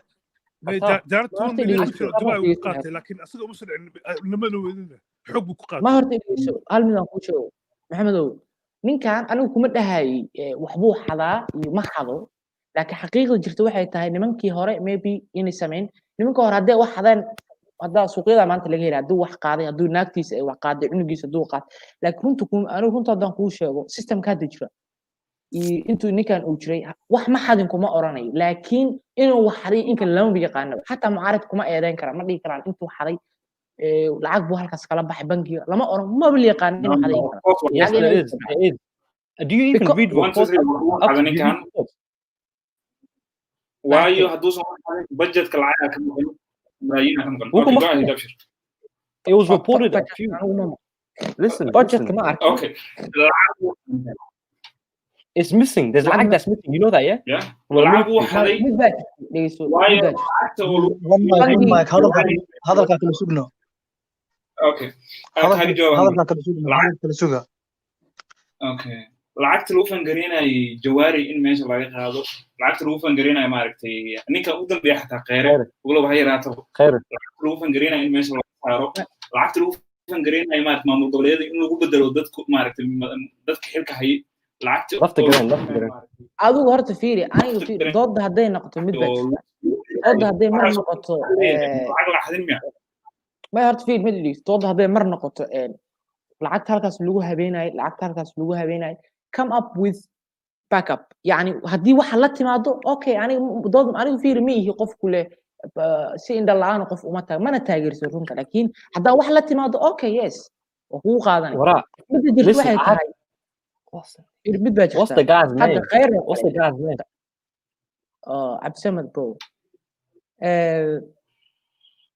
Kheyre oo kale Kheyre wuxuu ku baxay waxay ahayd hadaa fiiriso sida dadka badan ay sheegayaan lacag kuma soo bixin wuxuu ku baxay waxay ahayd kow dowladii wuxuu ku dhagay waxyaalaha la isku haysto waxay ahayd qaabka doorashada u dhacayso wuxuu si ay u sheegeen cagtu wuxuu ku hayay systemkii sharcigii doorashada lagu gaayo one man vote uu soo marsiin waa xafiiska dhowr mar waraaqo loo diray kow markii labaadna waxay ahayd inay isagu ambition buu lahaa asagoo ra'iisul wasaare ah yani qof waad isla shaqaynaysaan laakiin qalbiga wax kale asagoo ka wado taasna waa intuu shirka uusa dhicin waa marka intuu shirka dhicin uusa mareeb waa la sheegay wuu ka hortagay wuu la hadlay si gooniya inuu war ugu sheego madaxweynaha markuu tagay xataa waa arki kartaa shirka ayaga markay wada fadhiyeen oo dani uu leeyahay aniga madaxweynaha markii annaga iyo madaxweynaha waa loo kala sheekeeyey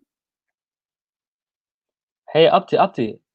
dan markuu soo laabtay midda kale baarlamaanka waxay iskugu dhaceen waxaa la isku haystay wuu ogolaa in lagu daro time laakiin wuxuu yiri asaga baarlamaanka 2 sano ha loogu daro laakiin madaxweynaha yaan loogu darin aniga madaxweynaha waa isla degayna ramaajana wuxuu taagnaa annagoo dhan han lagu wada daro so baarlamaanku wuxuu la jiray in ay wada raacaan saa darteed baarlamaanka Allah beenta la sheegay maanta bro even xukuumaddiisa nimanka ku jira oo codeeyay hooyaalayay hadalka ku dheeraan noo soo gaabe qof kale suu uga jawaabo hadalka inoo soo gaabi Kofki or listen when someone does not have facts they say a big long story listen the facts are the Auditor General released a report a few weeks ago in December look it up if you want there's money missing from every single ministry where has that money gone the Auditor General himself put out a report. Show us in the private chat.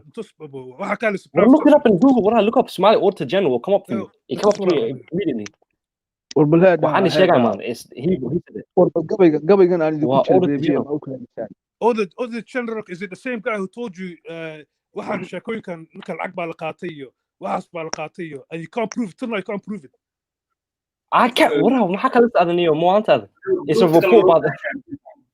بروفت كلا لو باهي يعني حتى واي العقد عرك كم سو دغنيس مقطع لا تصدق العقد شيء سنه تصور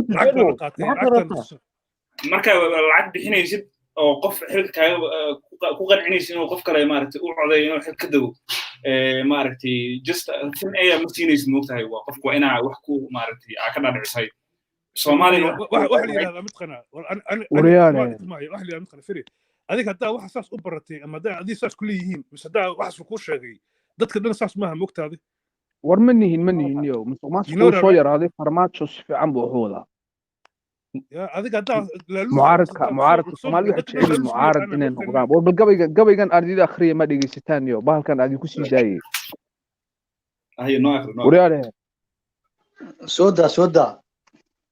daay bal dhigta maala waaye dhigta maala horta Jamil waan ku salaamo laakiin qaaliga waan ku salaamo walaal aad baan kaaga qaaday gabayga ma Yes, gabay so. Yunus ama samida adi xoogaa alifatay Yunus ka tiriyey waxa xaaladda Soomaaliya ku sugan tahay dee imika ayuunbu khuseeyaa ha ma alla sameysay maslamida soo koobi garaysa inaan waa mid aan anigu sameeyey ayo okay nagu toor haddaad doonayso mid koobiya Awan waan helis. ku akhrin karaa mid koobiya haddaad doonayso mama May koobi sita. naga daa ka wad waxa adi koobi soo daa Exclusive kii baan haynaa anigu sita.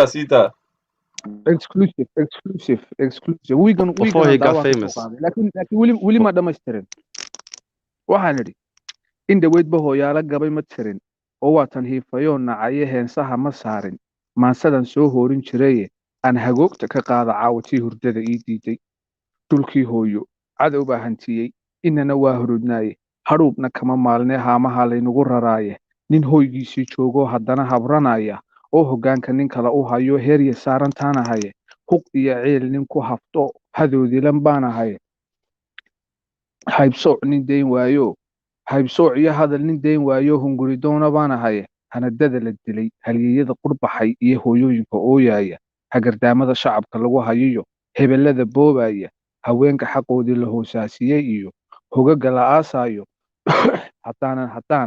haddaanan haybaddii Soomaali lahayd dib u soo helin haddaanan habeen iyo maalin heegan u ahaanin haddaan gabayadayda hargeysiyo herar lagaga haysin waan sii wadaa intaasaa iminka aan ku joojinayaa weli ma dhammaystirin laakiin wuxuu khuseeyaa un xaaladda maanta Soomaali ka taagan iyo calashaan inta hadda ka hadlaysaan oo dhanba halkan baan kaga hadlay Hey, Firi, I'll have to say two things, wallahi. Wallahi, I don't know what these people who are defending him and saying, I still haven't had a response to my question. When the Ethiopians killed people in Baidoa, where's the answer to that one? Halal is haram.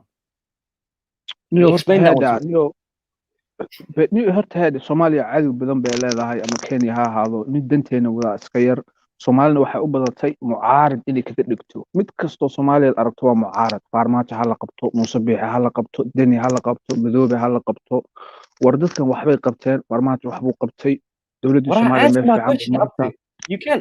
I don't want to know about that. Yes, Soomaaliya meel fiican bay maraysaa kowde war istijiya su'aasha wax anigu madax Somaliland meel fiican u maraysaa why can nobody answer meel fiican bay maraysaa anagu saaxib siyaasiyiin ma nihin or siyaasiyiinta su'aasha u doona su'aasha haddaad doonayso you're defending him for dear life at least answer my question when I say something just say he did something wrong meesha waxa loo imaaday in la debate kareeyo ma fahamto oo farmaajo difaacaya sababta uu difaacayna ma garanayno bring evidence abwaano adigu alice nader adigu wax ma ku sheegnaa adigu fanaaniinta iyo waxa abwaanimada adiga gabiga ma ku deena adigu arrimaha siyaasadda nagna nugta bila caleey ka bax ma siyaasadda kuma anu waxaan islaahaa raggan calashaan yara diiri mogti marag kulli mulalo بلاش بكل أفريق هذلان بلاش أديكوا ما أنت قبل نوصل عبد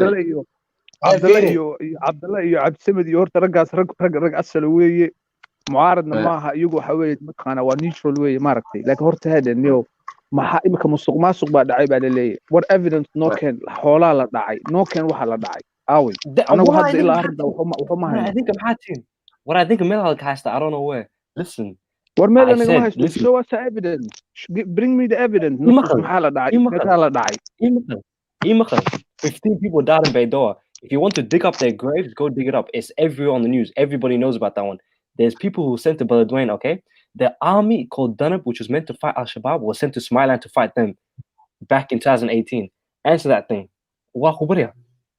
Ethiopians are killing Somalis in Somalia أنا كل شيء فيري أعوذ بالله ورنيو أنسي حاليا وراها هيجاوبني أخبريا أنا كل شيء فيري أبشر هرتا every Somali person ودنتي إلهي هرتا نحرسته number 1 الحمد لله إن شاء الله الله يرحم الرحمن آمين أنا ولي قال الصوماليات أو اللي دليكم فرحي ولي أنت نولها مي فهمت ولا أنت نولها كم فرحي يعني قص مال اللي دلي يا لكن واحد هذا hore markas waa inaan ka fikari karnaa abti ma fahamtay futureka markas inaan ka fikirnaa horta ragga la laayay ilaahay ha u naxariisto kuma faraxi ciddi dilayna iyo ayagii ilaahay buu taalaa ma fahamtay understand madaxweynahan hadduu gacantiisa ay ku jirtay hadduuna isagoo ilaahay is gonna ask him for that you understand aniga today maantay tahay 2021 baa barnaa sumaha maantan kula hadlayaa tirad baa la laanayaa bro every day dad baa la laayaa waxa la laayaa أعوذ بالله من الشيطان الرجيم بسم الله الرحمن الرحيم abshir chance go deep it's gone somewhere let me have the flow go on abshir aniga waxaan ka fikirayaa markas waxay tahay aniga unity ka fikirayaa mar walba waxay tahay dadkaygiisa oo horumarnaa sabab iska dhicina cadow inaan ka hadlo aniga 3 sano 4 sano ka hor maxaa loo laayay aan dadka la laayay waan ku xumaanay la laayay ma fahamtay hadda tan ku la laayay ina ka hortagaa rabaani adiga gadaal hay cilin hore oo socono So we forget about old people that died. We forget about lama iloobi karo waxaan ku yiri dhiigooda no one can ever bring it back they are priceless ilaahu naxariisto Hey, waka kuwa hadda that's not answer. Answer man was. You said you said there's no more foreign intervention. Then when I tell you about the people that died, you say forget about that. There's people dying today. What kind of answer? waa maaragtay ilaaha u raxmado maysan ahayn inay dhintaan laakiin maaragtay wayba dhinteen way dhacday inay u jicino waayo qalad ay ahayd in maaragtay dadkaas la dilo maaragtay laakiin horumar ma sameynay kadib dhimashadooda kadib wax fiican ma imaadeen meesha mid baa jirta dadkii lagu diray koonfur galbeed horta dad oo rabay u mudaharaadayay yihiin وانا هرت هون حقيقة مركا أنا من تاجر سنة ميهي من ديدنا مية عن نيوترال بيس هرت خالد بيهك يعني إن دد الله يقفوا وتاجري كرا إنك سو دولة أيو دليل أقول لي جنيسي إنك قبنيسي إنه وها سؤال هنجري أرجع حسه تتكا إن الله يا ماهين وخالد بيهك مركا I don't know أقول ما دمشقه ده عارف نمك الرئيس ما قرناي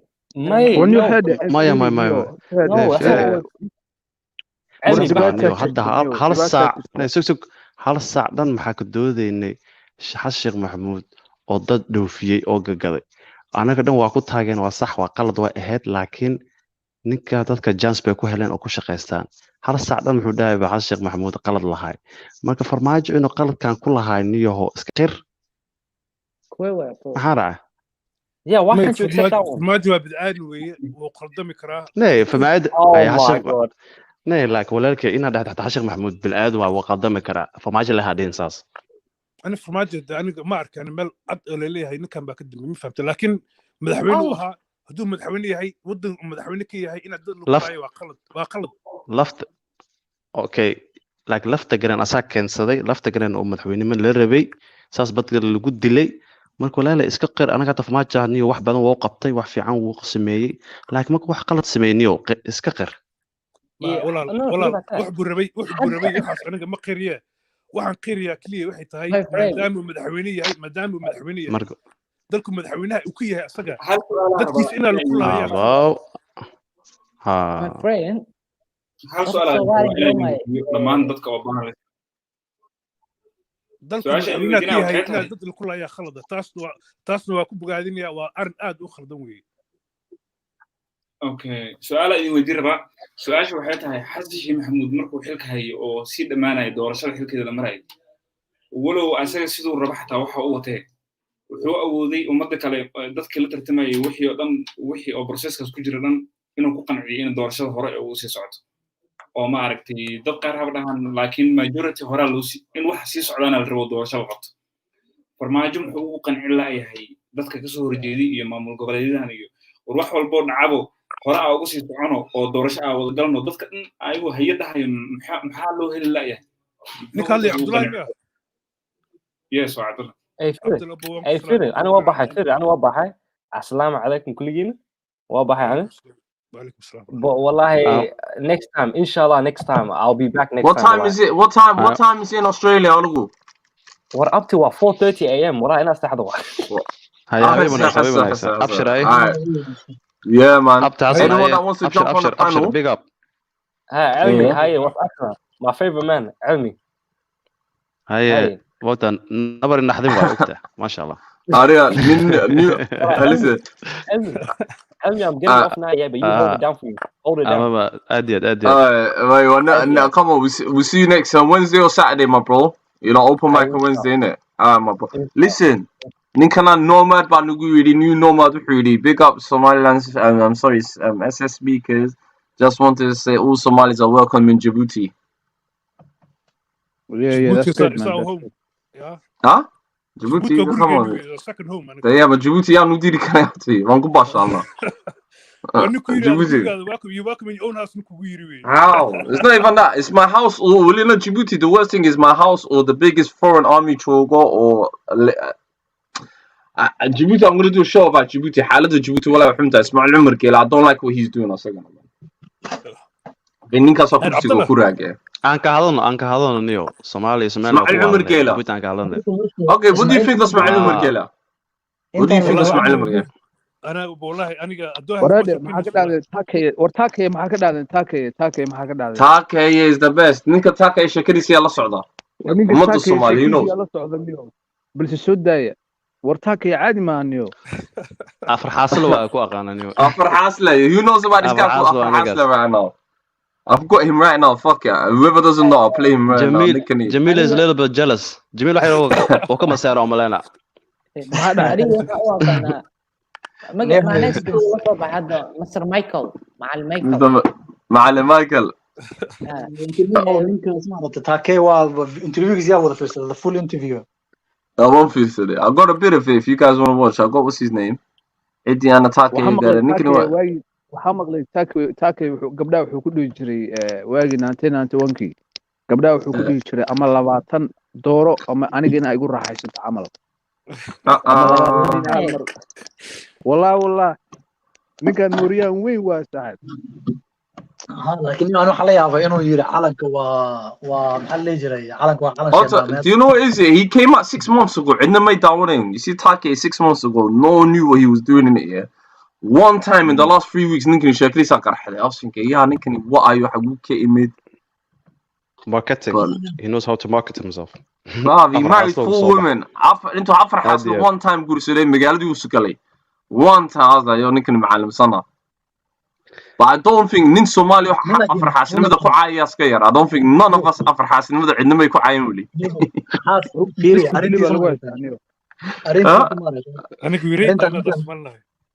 No, do you know what is it? We rate hard, man. This guy, do you know what is he killed a couple of men in that to check this way while on torta. This guy has come out of nowhere. See what allegedly. Allegedly. You know عمل بس سياسة dadkaas camal baad shaar inta ku soo xidhaan siyaasi noqonaya ka waran markaas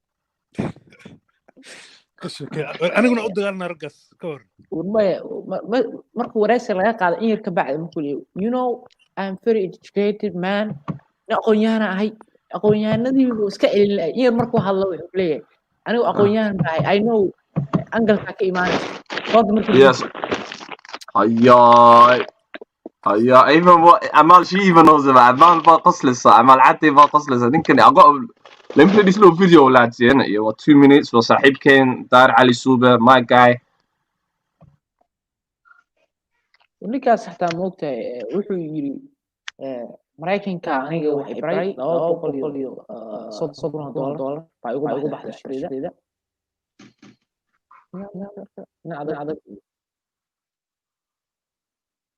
maalmahan baa waxa baraha bulshada qabsaday oo ay dadku aad u hadal hayaan nin magaciisa ku sheegay Sufyaan oo afar xaasla ah ninkaasi afar buu wataa afartina uu soo istaajiyay dadku waxba is weydiinayeen ninkan ujeedada muxuu ka leeyahay ninkaani kumuu ahaa ninkaani muxuu gabdhahan u soo bandhigayaa ma inuu caan noqdo doonayaa ma baraarujin bay ka tahay laakiin sheekooyin badan baa kaga hayaa ninkaani waxaa la yiraahdaa Takeeye Sheekh Axmed waa nin u dhashay beesha Saleebaan habar gidir waxa uu ahaan jiray wariye reer Muqdisho xilligii dagaalada sukay ee dhaceen 1990kii dagaal xoogan ayaa baraha bulshada kaga socda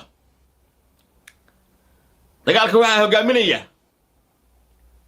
qaar ka mid ah haween diidan ninkaani inuu ku soo dhiso ragga oo ay ku baxday shaqadeeda dagaalka waxa hogaaminaya qaar ka mid ah haween diidan ninkaani inuu ku soo dhiso ragga oo ay ku baxday shaqadeeda dagaalka waxa hogaaminaya qaar ka mid ah haween diidan ninkaani inuu ku soo dhiso ragga oo ay ku baxday shaqadeeda oo naga badan oo raggooda la baxsanaya ee waxay leeyihiin ninkani har xun buu idinku jiidayaa oo waxay leeyihiin war haddii hadda odagu uu arko nin afar wata oo isku qanacsan yihiin soo isagana halkaan raba roomigu eriyey xaalkiisu noqon mayo marka naagaha nacab in lala guursaahi toosh bay ku shidayaan rag kalena qabiilnimay oo la dagaalayaan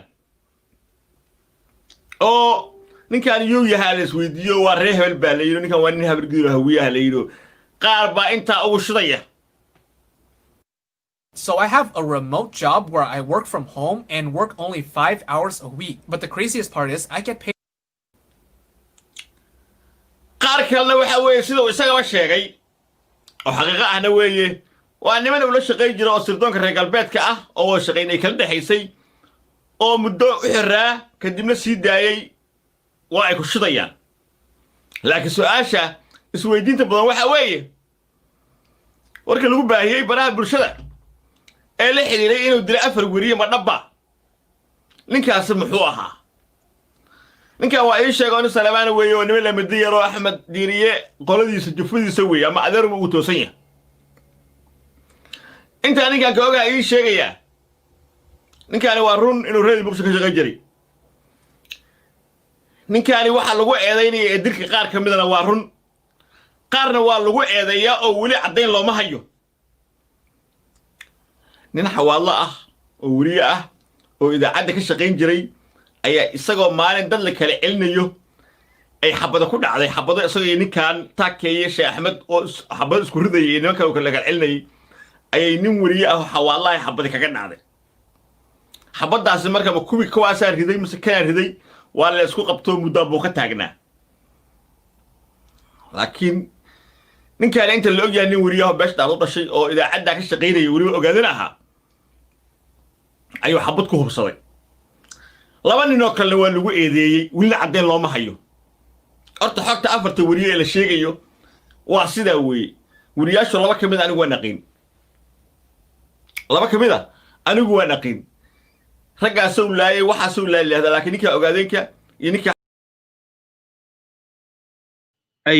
did that guy bleach himself? Yo, my guy's looking a point, isn't it? Yeah. رجل والله وش قصدي لكن بالدلال ليها إن الله وإنا إليه راجعون إن الله وإنا إليه راجعون ركبوا كوبس ده ليها واو I heard he bleached himself in it, but No, he didn't bleach himself. This guy come out of nowhere in the last 3 weeks, innit? The last 6 months, Lucas Orchard, Alan Somalia. He's trying to say it's a Freemason thing, Alan Kala, let's get it all. And it's a big debate. I'm going to ask my brothers and sisters, Deen to Kudereya, do you think it's haram, Alan Somalia? Shaka Suleiman, Maki Damana. Yeah, Khalid. Horta afarta xaashu qabo maragta das ane qalad uma arki afar sheegta saddex qaba xataa ma fahamta listen, I don't think nin sheekada horta nin ka xanaaqaskeeda dumarkii waa xanaaqayo dumarkii kale xanaaqay afartiisa iska heesaasi ma lahan laakiin the only issue aniga ka qabo ninka waxa ka xanaaqsa ninkii dadka ka xanaaq waa nin nacas oo xanaasi miidhan I don't respect him I do not respect nin afar xaas le maxaa ka xanaaqaysaa Yeah, calanka aniga waxa ka xanaaqo waxay tahay calanka kaliya oo arintu ku qabtada ma fahamta and to be honest with you marina conspiracy waxaas ku tuuro Freemason iyo wuxuu ku hadlaya I believe asig laftirkiisa ku jira secret society so woman wuxuu taagan 250,000 scholarship LCA Mareykanka waxa ka dhigtay markii FBI baa xidhay dad baa dhintay dad wuxuu yiri group society ku jira yiri kuwaasna maribina sheego kuwa kamid ah ee dadka yihiin hadii aan leedilna kuwa kala soo baxayo yiri what does it mean muxuu kala wadaa ninka ma la saadiray hota inuu wadanka qas hota Kenya jooga everyone he's doing this all in Kenya is stuff for it he's definitely on some weird shit man he's on some weird he's come with this island ka blue ko wa ban 5 months ago shakadunu bilaabay markii damarsan ninka loo barbaadayay hal mar afar xaas buu la imid meesha ninka I'm telling you Kale filinkiisa daawada he's been going in he's Starboy 2021 man of the year so far ninkani أقول لك ساقله Facts. political ambition buu leeyahay haddaa aragto Facebook buu leeyahay Facebook wuxuu ku leeyahay I'm politician Islamist horta ninkan wuxuu yiri I'm Islamist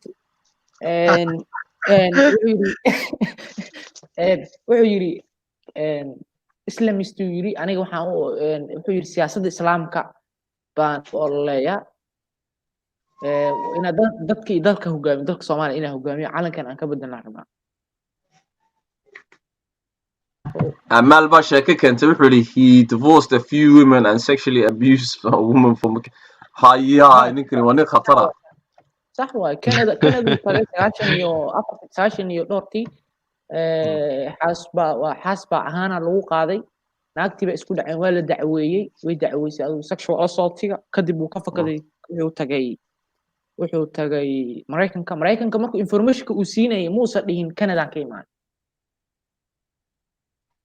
markuu wax bartay jaamacad uu dhamay camal waxaa lagu helay fraud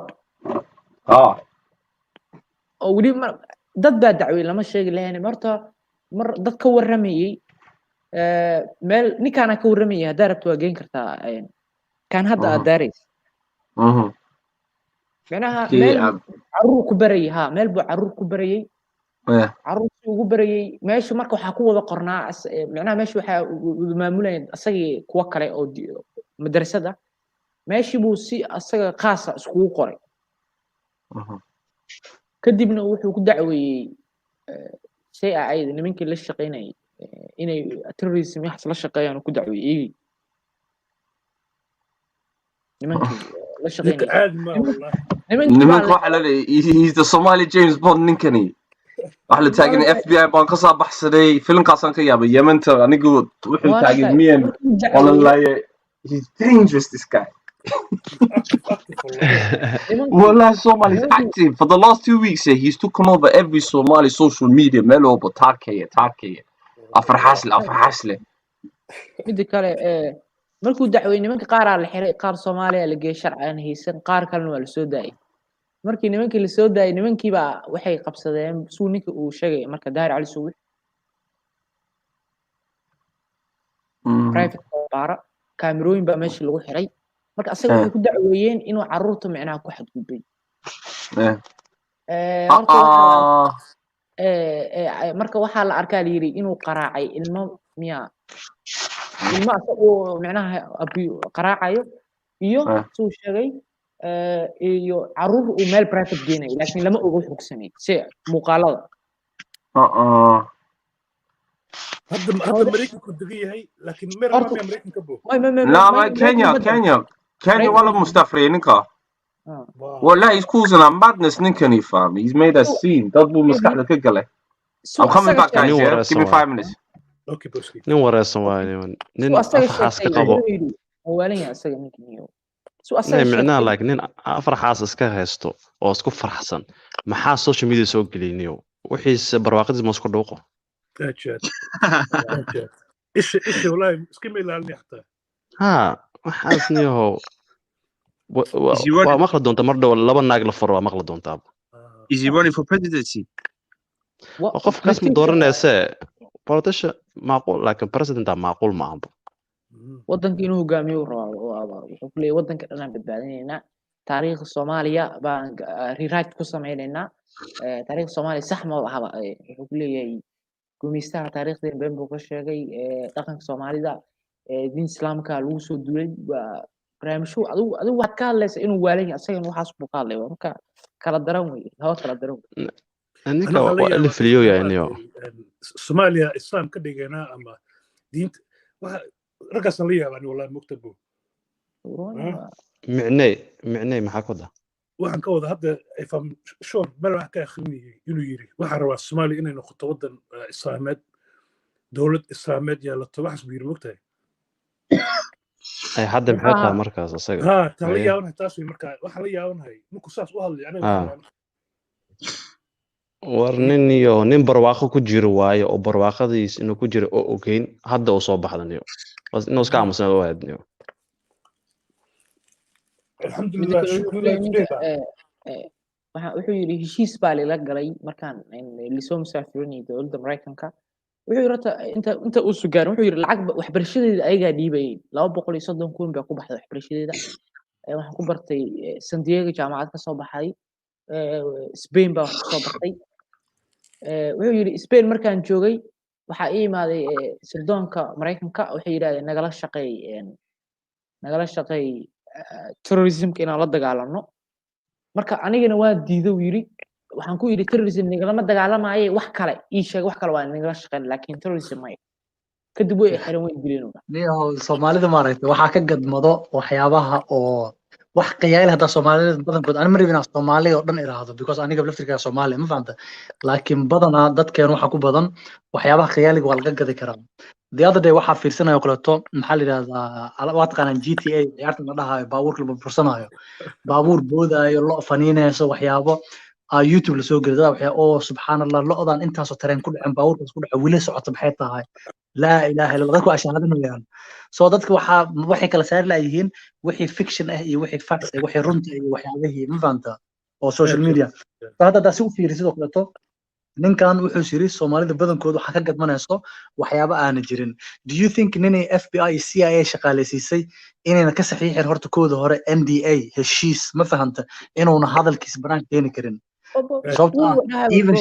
even shirkad markaa u shaqeynaysa waxa laga saxiixa NDA ma fahamta agreement inaad shirkadan waxa aad ka soo shaqeysay waxa aad sameysay inaad banaanka la soo istaagi karin ma fahamta soo inuu yiraahdo waa la ii imaaday waxaas waa sheeko film dadka gadayo weliba saa sheegayso abo matqana Soomaalida waa la bartay moogtahay waxaa la ogaaday YouTube-ka inaan ka nahay active iyo internet-ka dhan ya waxyaabaha sheekada saa waa share garanaa waa la garanaa intaasna lacag baa la kala moogtahay bro even asagu uu sheegtay muusa qarsan wuxuu yiri 10 sano ayaa laga saxiixay yiri marka la soo musaafirinayay inaan waxba qorin publish gareenin inaan wuxuu yiri waxba barin dad iyo inaan saas u yiri inaan waxba publish waxaan aan ka hadlin afaaraas laakiin 8 sano 2012 kala soo taxil Soomaa 8 sano 2 sano iga haran waajibi yiri heshiiski wow asaa dhahay muuqaalkiisu ku jira muuqaalkiisu ugu hori heshiiska dawladda Mareykanka ila gasho yiri hadduu heshiiskaas jabay muuqlo tahay ayagoo joogo badda oo Kenya wadqana coast Indian Ocean-ka dhinaca Soomaaliya iyo Kenya ayagoo fadhiyo maraakiibtooda iyo helicopterada diyaaradahooda joogo 1 second kaga soo qaban karaan Slee do you know how easy Slee qof ku dhex jira in la soo qaban karo have you been to Slee Slee meel lagu kala dhumo muu qarsan isagu fiican ya isagu wax muu qarsan wuxuu ku yiri 17 qof ahayn mishinka meesha ku wada jirnay 15 qof waa dhinteen uu aniga nin Yemeniya ka nool ninka Yemenigan wuxuu ku nool yahay dhaay Yemen anigana halkaan aan ku noolay 15 qof kale way dhinteen wow waan ogahay inaad wuxuu yiri markii Soomaaliya la keenay waa ogaa in la dili rabay waxa igu dhagu yiri adeerkay sidii cadaadad lagu geey wow وأوجي وحكي لي نف كست مركي دمان أنا وأوجي هو يرين اللي سوى لكن نف كست وقت بيلا ده دمان يسوي هذا ما يلاقي كثير منهم مريكان كهدير ربنا إن كان سوق بتان نيروبي يسكت ده إيست أفريقيا قدام جحنتي كويس على مريكان كأسكت ميلتري جوزا ما فهمتها meel walba badda Indian Ocean ay fadhiyaan maraakiibtoodii taalo helicopterooda diyaaradooda wax oo dhan ilbriqsi ku soo qaban karaan hadii ayaga rabaan waa nin maanta social media imaanayo oo maanta Somali Cable hadii rabaan interview in laga qaataan ninkan 10-15 minutes kuma qaadanaysa inay soo helaan ma fahamta interviewgiisa iyo meeshii kula kulmi lahaayeen makulada dawladdan uu heshiiskooda 2 sano waxa tiraahday 10 sano heshiis uu galay 2 sano markii ugu dhimantu heshiiskii burburiya heshiiska duu burburiyo soo ma ogid marka dawlad heshiis la gajid inay xabsi ku xiran tahay qasab waay xabsi ku xukumi lahaayeen wuxuu yiri filimkan uu gadmanayo jiray dadka ka gad saas weeyaan saas bay la tahay marta arin kale inay wareejiraba maalmahan social media ma garanayna ma aragteen dadka ku doodayo ereyga jareer waa qalad waana waxa taagna meesha comment ku qorqoray ma fahanto ku ere qabiil dhan baa maaragtay inaad tirtirtiin oo jareer weyne la yiraahdo soo dad arimo ma aragteen waxa ma maqasheen waan arkabo adigna sax dad baantiina lama dhihi karo jareer weyne lama dhihi karo kuwana way ayaga qabiilkoodii waa waxay leeyihiin anaga baantu iyo jareer laakiin marabna in la dhaho gabdho iyo wiilal oo ayagana fish and chips qurbaha ku kor ayagana waxay leeyihiin yes waa qalad in la dhaho ma ahan waxa ay dadka ma qabiil dhan rabaan inay tirtiraan ma adoo asxsan tahay walaal ka waran hadaa lagugu dhaho magaca qabiilkaaga waa ceeb sma wax naaqis asma ya wax naaqis laakiin hadda social media waxa ka socda arno arrin waa fahmi lahaa marka ay leedihiin baan ku yiri jareer ha dhehnina ama jareer ceeb weeye waxay la mid tahay adoo ku dhehaysid qabiilkayga magaciisina ceeb tahay ma fahantay ya jareer waxa la dad sharaf leh baa lahaa qabiil dhan baa lahaa dad baa ku aabtirsada marka ha dhehen afkaas ama erigaas waa cay ama af xun weeye dhehen ma artay ya saas baa ku jirani laakiin adiga maxaa isleedahay adiga haddastan waxa ka jira waxa la leeyahay dadka Soomaalida madow miya mise madow ma ahan adiga say kula tahay arrinkaas aniga horta Soomaali aan nahay ma fahamta horta hadii si loo fiiriyana wax waa nagu jira horta ma la dhihi karo pure Soomaaliya waxaan nahay madow pure ahaan ma dhihi karno dad kale tan waan nahay ma dhihi karno wax waa nagu jiraan because waxa ku ogaanaysaa maanta adigoo Soomaali haddii aan naag cadaan guursatay cunugaaga xoga moor dhinac cadaan ku sii badanaya laakiin ninka Nigerian naag cadaan hadduu guursado cunuga meel dhex istaagaya so that means madownimadiisa waa almost 100% la dhihi karaa laakiin anaga waxaa laga yaabaa waxyaabo kale nagu jiro oo boqolaal sano kuman sano ka hor ma garanayo mix anaga already mix hada mix ee noqonana wixii waa siimil maayo saaxiib horta midaan rabay taa waa ka jawaabi doonaa laakiin hal kalaan watay oo macnaha twitterka xoogaa isticmaala arki jiray waagi hore ee ka doodi jireen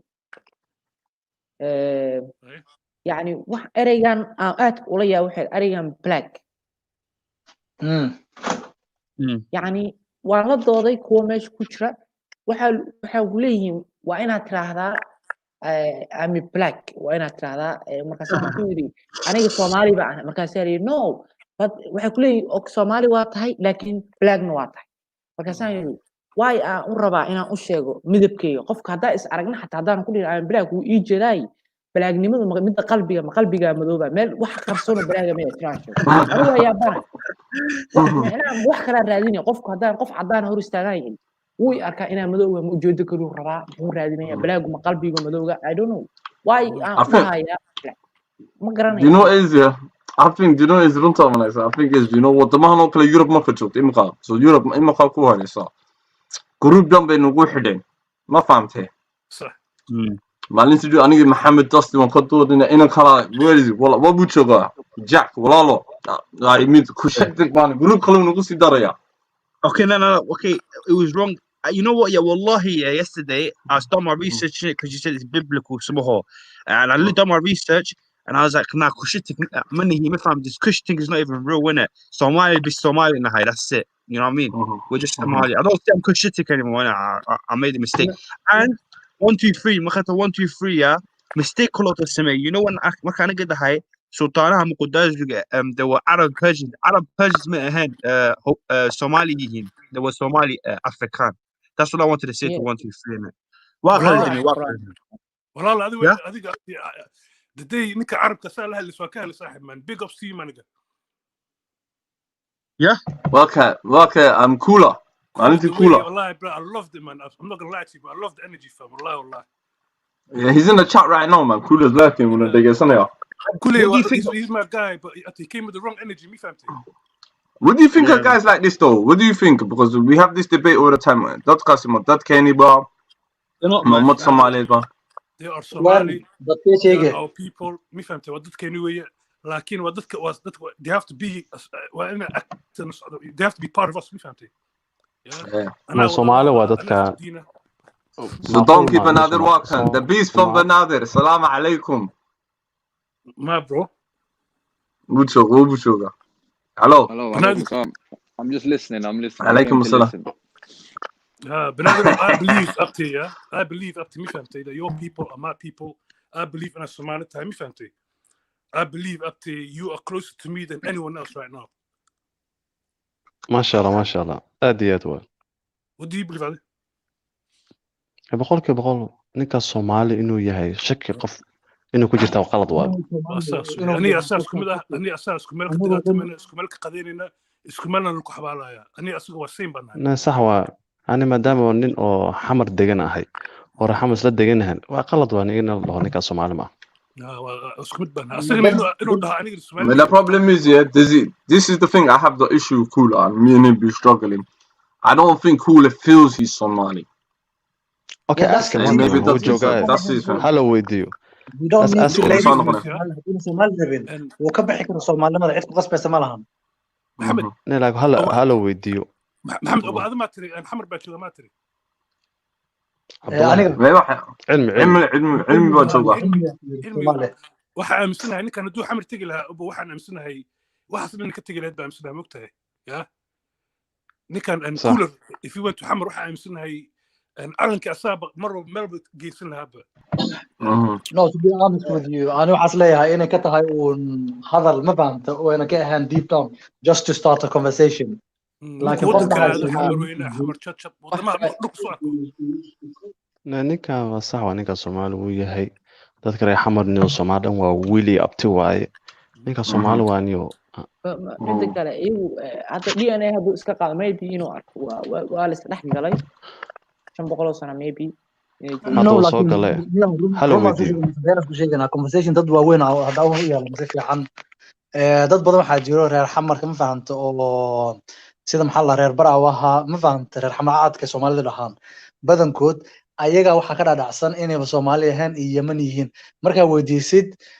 runta da ku sheego Ingiriiska dhowr jeer ku arkay Birmingham London kuwa ku arkay marka Soomaali kula hadashay qaarkood Carabi kula hadlayo like way iskala weyn yihiin inay Soomaali yihiin kind of which is qalad anoo waxa u arkay hadii Soomaali rabin qofku isku dhajiyo Soomaali ma rabtid ma inaan noqotid hore u dhaqaaq awal bamaan noo ekeen waa dhihi kartaa ma fahamta laakiin taas hello with you waa kana No, there's in the chat some said that, yeah. Mohammed, I seen that one time. I knew basket full in it, yeah. In and bang with you. I knew, why are you? I'm Somali, go kushek, I said, arcade. Because, yeah, I'm half Somali and half Barwani. Me, Kalari Yabne. One Yabne. Everyone on the bus was Yabne. So, there is some people like that. Some people Somali. Maybe some people not Somali. Are you going to more Arco? I don't know. I've noticed waxa waaye dhalinyarta oo maartay aan waddanka tegin weeye laakiin nin barwaani ah waddanka markuu aado waxa waaye asaaba garanaya inuu yahay Soomaali Yes because xaafaday leeyihiin laba wax ina kala saartaan loo baahan yahay laakiin like marka laga hadlo dhalasho ahaan marka laga hadlo like dadkan barwaanida iyo cadcadka Soomaali uma dhalan dhiig Soomaali ma laha you understand like who in la degaan do you get where I'm coming from war aan weydiino dadkan iyo hadda cooler uu joogaa ma weydiisin imika cooler imika I have friends who are from like Barwani waxa ka yimaadeen like they are cadcad iyo Barwani iyo waxaas weeye and then when they're in Yemen they claim to be Yemenis when they're with the Somalis they claim to be Somalis Jamil, so anyway wallahi yeah wallahi yeah, I know some guy that's Barwani in it wallahi I didn't even knew that Barwanis was some Somalis, yeah, until I started studying. I mean, I didn't know, but from what I knew from growing up with some Barwanis, yeah, they never said they were Somali to me. Wallahi, they used to. Well, I used to think they were Yemen. That's about it. I never knew that. Bro, guess what? You know, you go back Until, OG, yeah. When you go back, let him finish. Yeah. Let him finish. Yeah. My bad. But now finish. Go ahead, Somali. Ikram Kabo, I was gonna say, you know, even I used to think that, yeah, but when I went back home, bro, my whole vision changed, bro. Wallahi, up to these guys, they've got whole areas up to mashallah. Yeah, they've got ministers, they've got Hilabani lihin, Waharbi lihin, bro. Lucas, Sidimat, I don't know like Benuli, bro.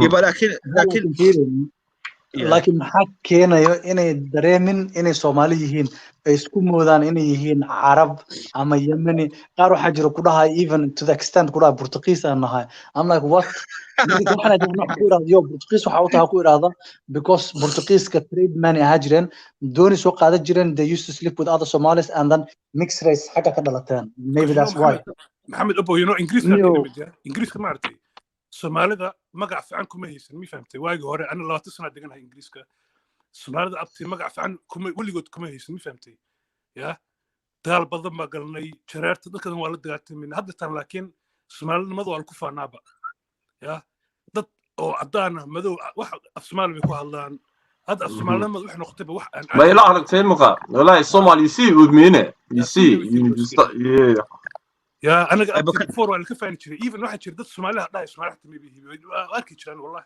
يا هذا now bro الصومالي everyone wants to be midaan kuu Somali sheeganayo horta qof wuxuu ka cararay laguma qasbi karo markaad qofkii sheeganaya ha sheegto qofkii kalena dee culays anugu faa'iido kama helin ajir kama helin hadduu iska tahay dee culays buu noo kala qaaday ma garan qofka hadduu What do you diidana see? dee laguma qasbi karo Sorry. ma qof hadduu wax uu diido isaga uusan rabin oo u arko compatible wax kale laguma qasbi karo ma garan وسحسنت هاي maybe inay isleeyihiin midabkaas cas iyo xoogaa timaa jilicsan maybe haddaad sheegato ama dadku weydiiyo ama dadkaasa suitable ah maybe awowgaa ancestorka halkaas ka imaadeen haddaa maanakaa timo adag leh haddaa maanakaa timo adag leh niyo maybe ayagu way kay tama jilicsan yihiin aduu scaleka tama jilicsan haddaa fiiriso waa naga waxay doona ha ahaadaan dadkan Soomaali ahaan dhiig marka laga hadlo Soomaalina lama dhalaniyo laakiin ay iska deganaadaan Soomaaliya ay joogaan let them live there maybe DNA haddii DNA haddaa tagto ha But what do you lot think? Yeah, what do you lot think of Somali? When Kula, what do you think of people who say that the Somali army shouldn't exist until we can work on unity? What do you think of a person who says that? He's dumb. He's an idiot. Whoever says that. There's a reason. There's something I agree with that. I kind of sort of agree with Hogayar. Yeah? How? I'll tell you. Okay, for example, no. I'm just saying. No. I sort of understand in a way, innit? Yeah. I'd say, look, listen. I know waxaan ka taaganahay ummadda Soomaaliyeed. Whoever, you know, the Somali Peninsula. We've been fighting for dhowr boqol oo sanadood in there. Do you understand where I'm coming from? Right. It's time we start healing, educating, prosperity. You know the one. Sometimes the guy come on. I don't know. Inyarna scared dafa. For 5-6 years, I mean, amongst each other, I think there should be an arms embargo. Of Dawlad Somalia or Habib already Karasa, even what we saw from 87 key to 1990 key. Something about Umatena Yadalka, why we need to get this violent system out of our, you know, DNA again.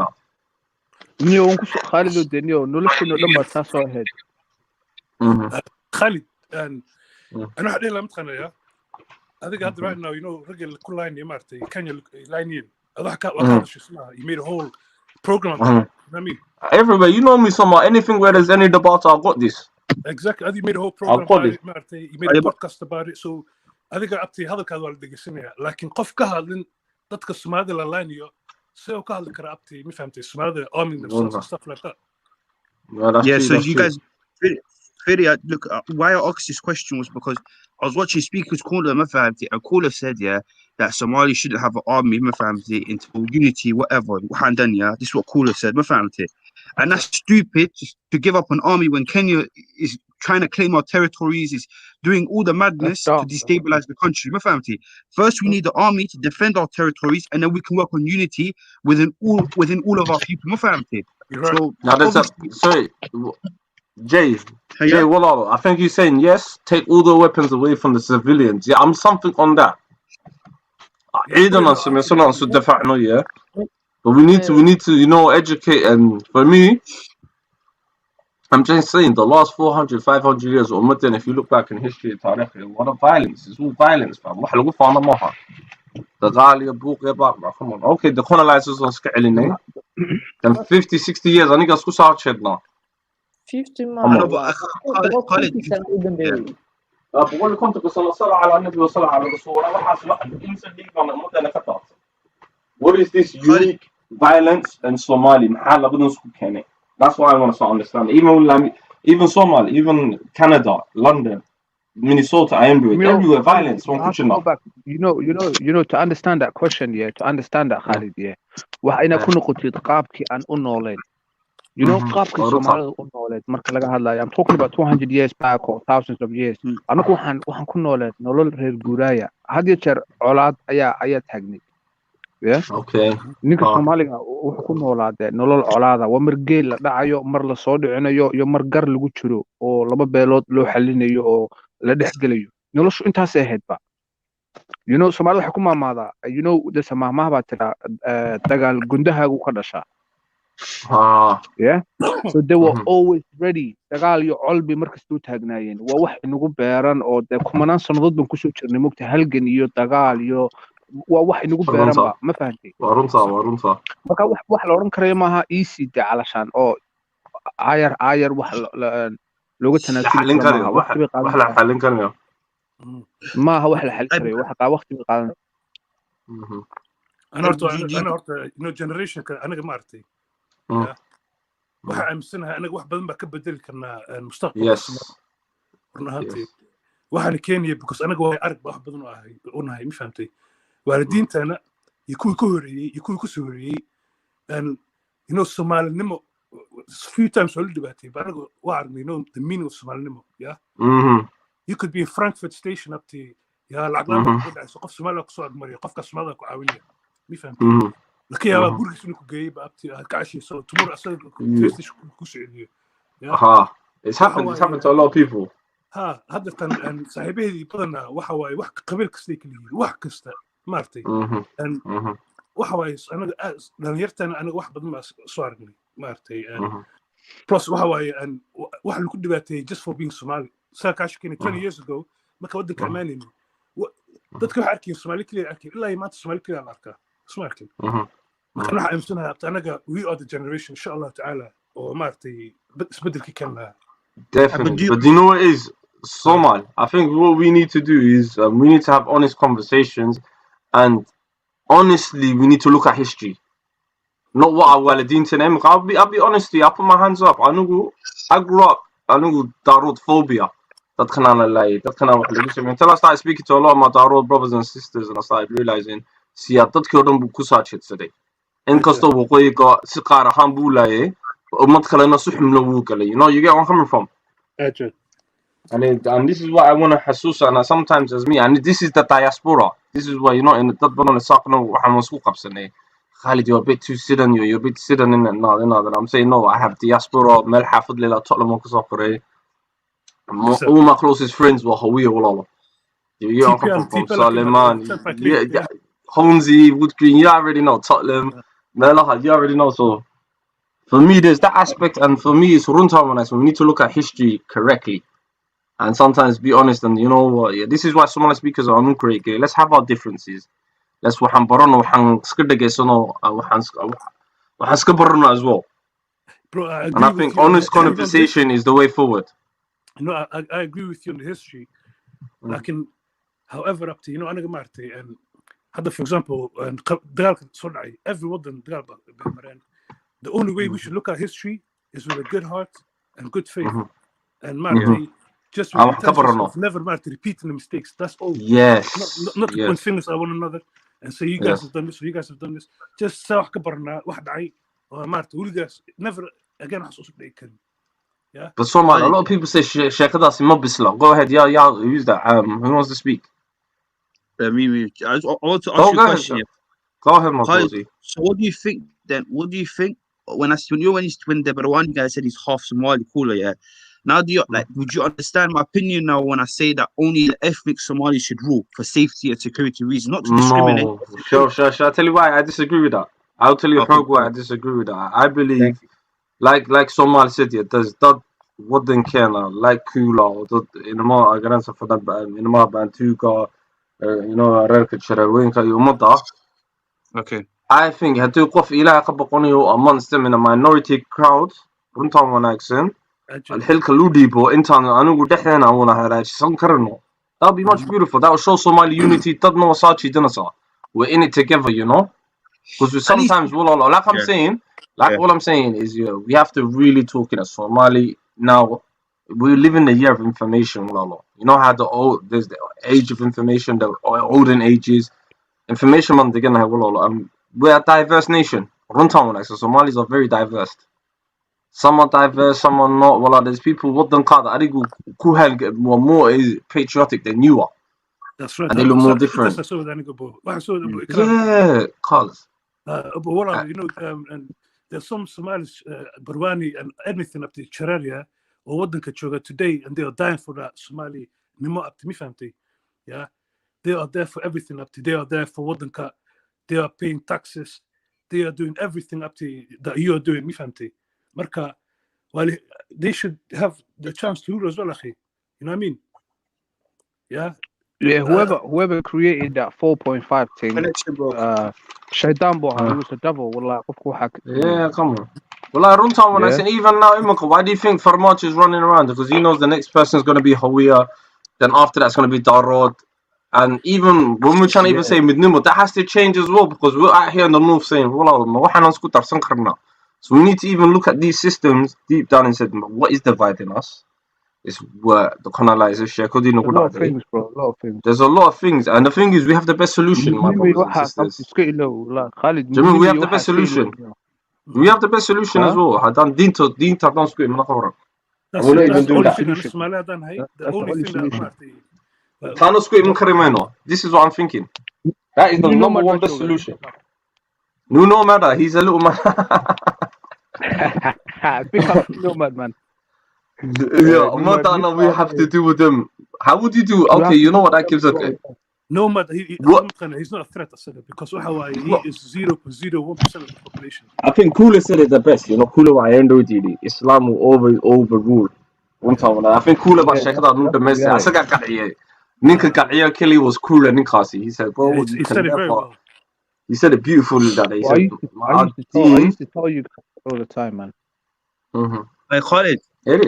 Yeah, my bro. So, what if the person who's ruling for the country says he's half Somali then?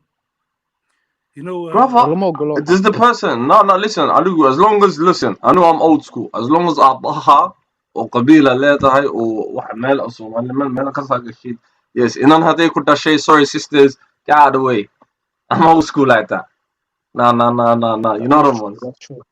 And then waxay dhashay that's what danaha the meel kala la tag. That's when you know meelaha kale marka la tagasid you lose them type of privileges there. Haddaan dhinaca wareeradid ilmahaasi ciddaasuu leeyahay. That's them. It's fair deal. Waan ka ogolan lahay haddaad talaabsanaysid. But when it comes to this, it has to be Abaha, has to be, you know. When la garan waayaan nagu noqon. Alhamdulillah. You know what it says in the constitution ka waxa ku qoran. qofka doonaya xil Soomaali inuu ka qabto aabihii hooyadiis waa inay Soomaaliyiin oo la hubo.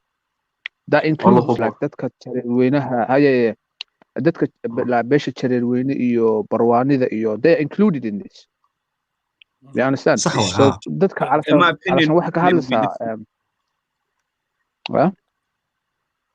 والله أبتدي حتى إنين اللي حتى والله أبتدي يو soldier ما فهمتي ديك باكو تشرب بروسكي أنا I can see everywhere ماشي كمان سؤال كراب أبت والله yeah لكن Somali is a good hands never ever. I think what it is. I think do you know what it is, Wallah? I think we're the generation we're tired of being refugees, man. I'm tired of living in the UK. I want to go to the beaches of Lido. I want to go to Shabele. I want to go to Chilib, Shalambod, Malaha, and Ka'iyaro. I want to. I have to do Galmudug. You see the habla from Galmudug. Man, to do a Iarte, but the young Galmudug state. I never knew that's it. La hawla wa la quwwata inna lillahi wa inna ilaihi raji'un. Where have I been? I will fly to the circle. Sorry, you got to know. Malin do ciyaar baan daawanay Maxamed. Ilaahay ka cabso malin do ciyaar baan daawanay. No sorry Maxamed, no anu Galmudug baa ka timid naadir. Ciyaar kan ciyaar soo daawanay. Ciyaar soo daawanay. Yeah. Sida kubadii waa inantii ku qabatay meeshii taagneed. Wow. أنا life at How's that Galmudug is like this? Albur waan soo socdaa. I'm coming to Albur wallahi walaalo. Albur. Galmudug ciyaarahaas lagama ciyaaro maadaama Muqdisho lagu ciyaarayo. Reer Muqdisho ahayn dadka meesha buuxiye ma baahanta. Laakiin asalkooda xaq you know what Kula said I'm tired of being a refugee. Bambala banana joogo. Yeah. Now what did you say walaalo? What did you say? Ninka maxaa tiri? Xasan Maxamed maxaa tiri walaalo? Reer Muqdisho bay ahayn. From Banaadir bay ka yimaadeen.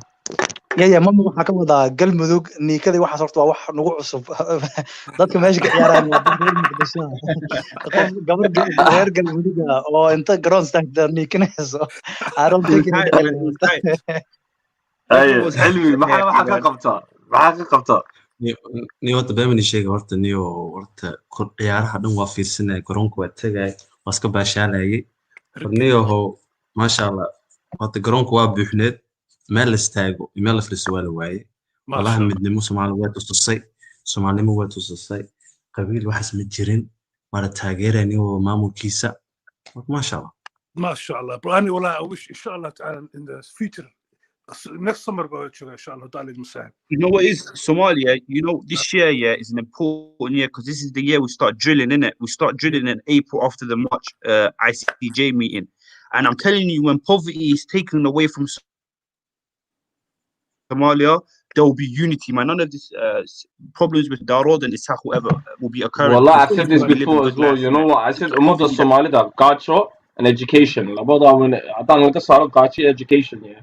nin imika cilmigooda hadday dhergsan yihiin, do you think you're gonna watch walaalka la dagaalami lahayd adigu lacag buuxa come on Khalid fiiriniyo hadda anaga doorasho ku heshiis la aanay hadday millions iyo hundreds of millions of billions of dollars hadana la soo dhex dhigo maxaa dhici karto ما أنا ولا هشينا عنه No, ولا no. كل شيء علم أبو فرع No, no. خلنا صفر What in a heshiis okay no laba wax waa dhaci karaysaa I'm saying laba wax waa dhaci karaysaa inuu kala dhageysanaya walaalo in la heshiis ugu horeyso no imagine this qof walba baahi hada ka saartid like Abu Dhabi Abu Dhabi meelaha they citizens muwaadinkooda 100,000 bay sanadkii siiyaan guri bay u dhisaan that month way nooleysiyaan qofkooda madaxda tuuga iyo Khalido madaxda meeqo lacag asaa dhacayo no but this is what I'm saying if we have that imika from the waqooyi all the way to the north aqligan isticmaala oo economically freedom wadankeena ay gaajada welfare dadka aan qorno infrastructure hadaan dhisno school education I'm telling you I will know dakhliga wadankan ka saasaro we got blue ocean economy shidal I'm talking uranium wala come on ضد جرنوان the best thing والله باهي do you think we need قاطع you think universal loan يوحصلوا بهاني لا كثير waxaas waa sax oo ku raacsanahay in shidaal la soo qodo waa rabnaa ka dhan laakiin fiiriniyo hadda qof maxaa u baahnaa madaxweyne oo ummadda isku keeno maamul goboleedyada la heshiiyo oo ka bacda lagu heshiiyo sida lacagtan loo qaybsanaa yaa wakiil naga ah markaas ummadda lacag shidaal ka soo saaran la ku suko ummadda hadda iscuna rabaan hadda 9 kolo la noqon la dhahoyaa ما يلمد dadka hadlaayaan laakiin means nee waa fahamsanaa fiiri hadday hadlaayaan hadday xataa laakiin in la isku heshiiyo somaha farmaajo inuu soo staago waryaalayaal waa la qoda shidaal la qoda rabaahe aan heshiininayo waddanka dhisan ندعي إنه إلهي يسمى الحوين فعلا ندعي Abdullah, yeah. See, this is there's people, yeah, that state like, oh, Somalia shouldn't exploit its resources until this happens or until unexpected, like impossible things are supposed to happen. We all know, coming together to have unity with whilst there's poverty, it's impossible for Somalia. I'm not if the la'akta is spent. And it's spent on infrastructure and education. Even if it was in one area, you will see a change within the community. I'm saying once we start getting money, we should spend education, infrastructure in Somaliland, in Puntland, in all the states. We should start pushing money into that region, all those states, and you will see how people start talking about. You see the unity grow quickly. Pandi.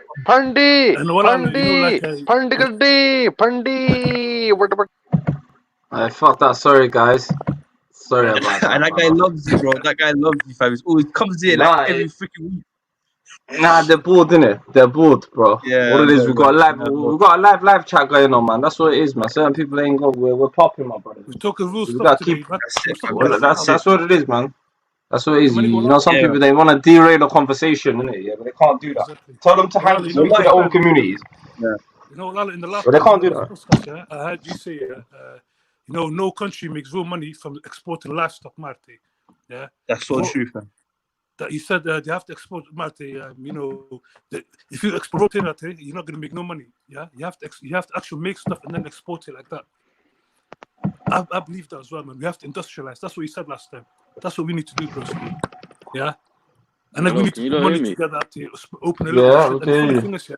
Our shit back home doesn't even cost a lot. For you to open a factory. No, but it's not. But I think, do you know it's so much? It's not even factory. I think, look, if we take poverty and educate our children to do for themselves, and then if we, for the next 25 years, if we just focus on, like that kind of scene and education, wallahi, I swear to God, we'd get out of so much poverty. Use one nation. I'll use an example. Fuck Rwanda. I'll say use Botswana as a template. waxay iyaga sameeyay everything nationalized, you know, the resources, everything, and just companies kaliya wax ka siiyaan. Yeah. Everything goes back to what? 70% of lacagta goes back to wadanka, and it goes to the future education. Well, that's what we need to Yeah. do, man. We've got a young population as well. Our population 70% is under 30. Imagine that, bro. 70. You know what? I college, yeah. You see how Singapore's got the opposite. 80% of their nation's over a certain age. They're going to be dying out soon as well. So we've got a lot of advantages. That is out of 10, 7 people are up to under So we've got energy. I'm telling you, we've got energy for our youngers to, you know, workforce. We just need to open Shakoin. And Marble is, you know what it is? I say, wallahi, I'll tell you the truth. This is why I'm sick and tired of the 10-man flag thing here. It needs to be, wallahi, like I'm saying, an ugly thing. And look at Somali Nima in a different way. You get where I'm coming from? That's it. New guys up to. Yeah, new way of thinking. That's all it is, man. We've got to look. We're educated. We're around the world. Ilmi bambarane. Affolable adunga. And you know the advantage we got? Affolable adunga kusheke. So that it's not Afghan mukwala show.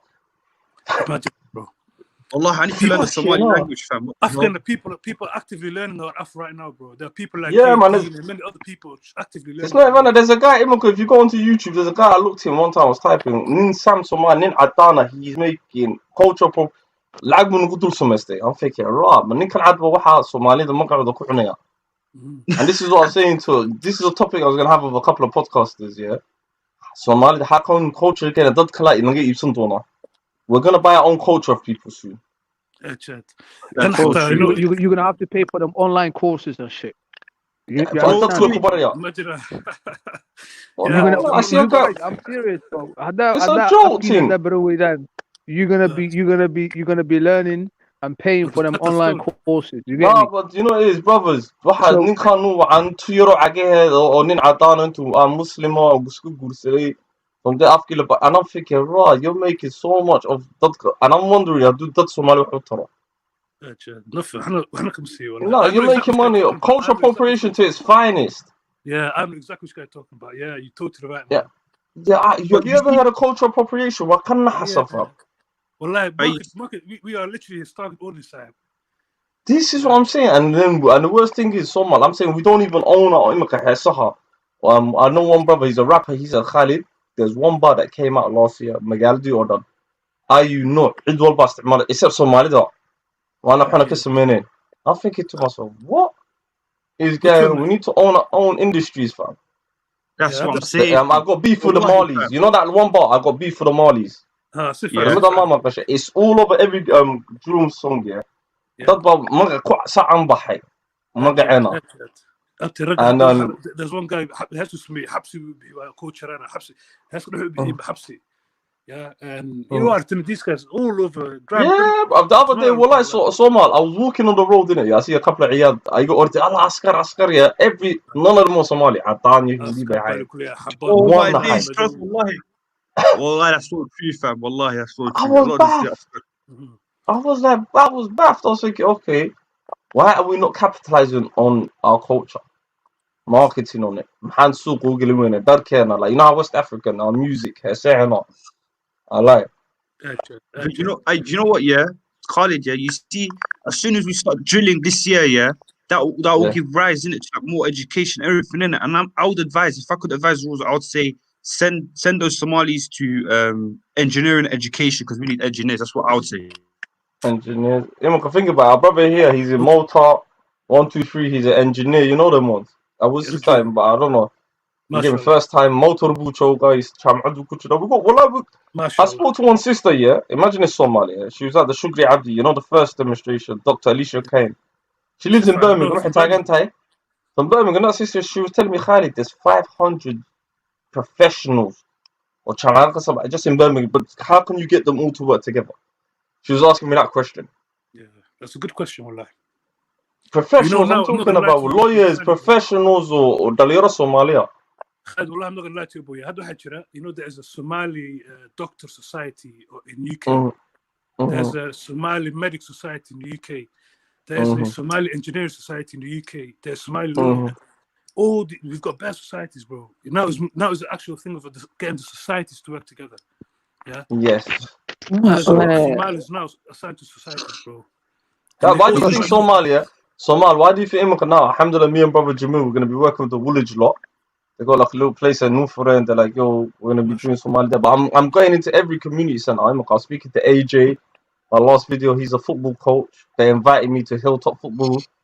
So I'm gonna actually, and then I'm trying to speak to the Somali, the chairman of the Somali organizations in London. I'm gonna find out, Dr. What is it? What are they doing for us? Do you get what I'm coming from? Khalido, waxaan rabaa inaan kuu sheego hadda warkaan kusoo xasuustay ma ogtahay majority-ga dhakhtarada Soomaaliya ugu fiican majority dadka ugu badan waa Carab ajaanib Sudanese waan ogyahay Hargeysan tagay marka iyadey marka cagta ka jabtay I had to take her to an Egyptian doctor or charging us £1,000 markii dambe diyaaradan iska saarnay waan naxay nin baa Hargeysana lagu xidhay ayandoo marka sii baxay mid Hargeysa lagu xidhay dadkii duwayn khalad u siinay and he's charging the people $50 to $30 dad dad aan xun haysan just to see him is $50 forget duwayn kaadana. That's why I know nabad maarta anaga wadankan axmar ma ka tagay because there's no pharmacy, Somal and Mohammed and nowhere. There's no regulation on the pharmacy. You can walk into a pharmacy. Go ahead, Mohammed. Exactly this topic maarata haday maxal lahaa I was discussing qofa kala hadlaya arintan oo ajnabiga wadankii joogo and actually maxal lahaa my brother-in-law xamar wuxuu ka furay maxal lahaa meel clinic qaybna farmashi but laakiin waxa trending ku batay Soomaaliya marka la joogo kaleeto ma garanayo waxa noo keenay jaahilnimada oo nagu jirto anaga Soomaalinimadeena ma keenayso in qofka ajnabiga u aragno inuu naga khibrad fiican yahay as soon as aragtida kaleeto clinic iyo farmashi meel ka furan oo qof 100% Soomaali leeyahay ee Soomaali kaliya ka shaqeyso kalsooni kuma haystaan in qofkaas u tagaan oo caafimaadkooda laga soo baaro so wuxuu sameeyay my brother-in-law waxay ahayd in uu shaqaaleysiyo nin Suuriyan actually oo ka qualification-kiisa ka hooseeyo just to attract dadka inay u imaadaan meeshiisa. Do you understand?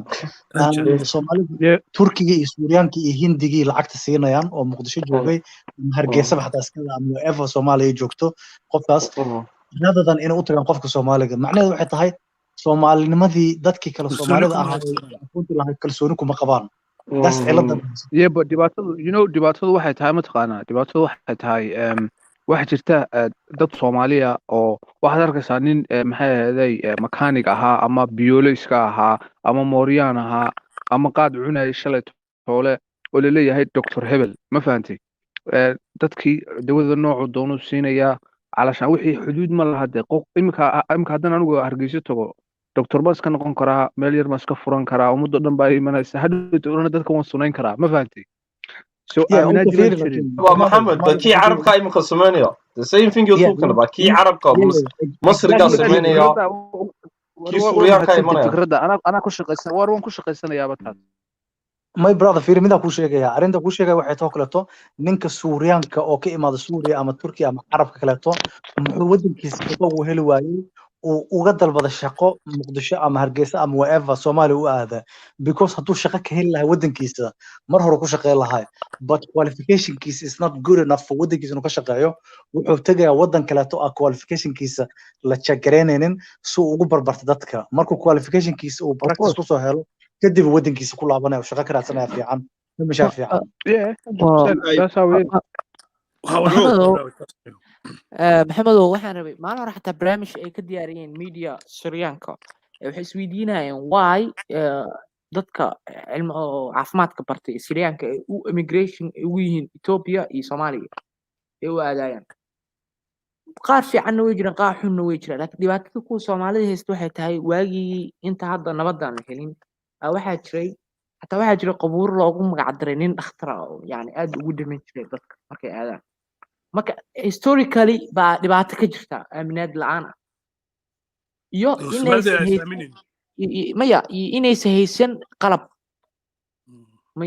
fiican ma yaalo laakiin nimankan waxay wataan way la imaanayaan dawo fiican ma taala xataa nimankan daawadii la imaanayaan hay'adii waxay daawadii la imaanayaan taas aan ma diidin ani horta arinta dhan waa inaan si fiican u kala dhigno ani ma diidin Suuriyaantan imaanayso laakiin waxaa ka wadaa suuriyaan ninka ugu fiican the best doctor oo maskaxda qalo ama caloosha qalo ama whatever uu yahay dhakhtarka ugu fiican oo suuriya joogo inta ka soo baxo wadankiisa ma riskaranayo inuu tago Soomaaliya waxa ku imaanaya waxay tahay kuwa ka heli waaye shaqo wadankiisa ka heli waaye wuxuu isleeyahay opportunity ka heli kartaa wadanka Soomaaliya oo aan la check garanayn qualification-kaaga maanta da qof sumaysid cidna kugu soo raacanayna insurance-na lagu raacanaynin kuwaas uu ku soo tababaro waxa kaloo jiro kuwa la dhaho kaleeto dhakhtarada xuduudka lahayn sida hadda ani maxaa la Norway ku soo koray waxa jira kuwa la dhaho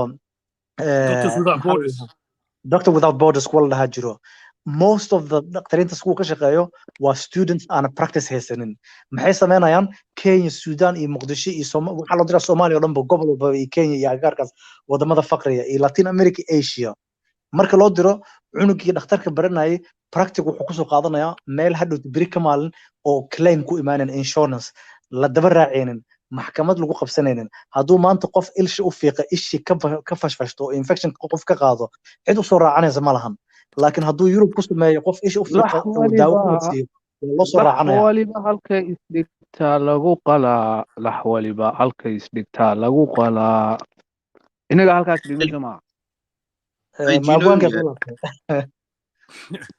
inaga halkaas dhigno Soomaa runta marka laga hadlo dadkayena qabsanayno dad baa noo yimi iyo indhaha la naga tuuray iyo waa la suneeyay iyo soo inagu waxaas kuma qaban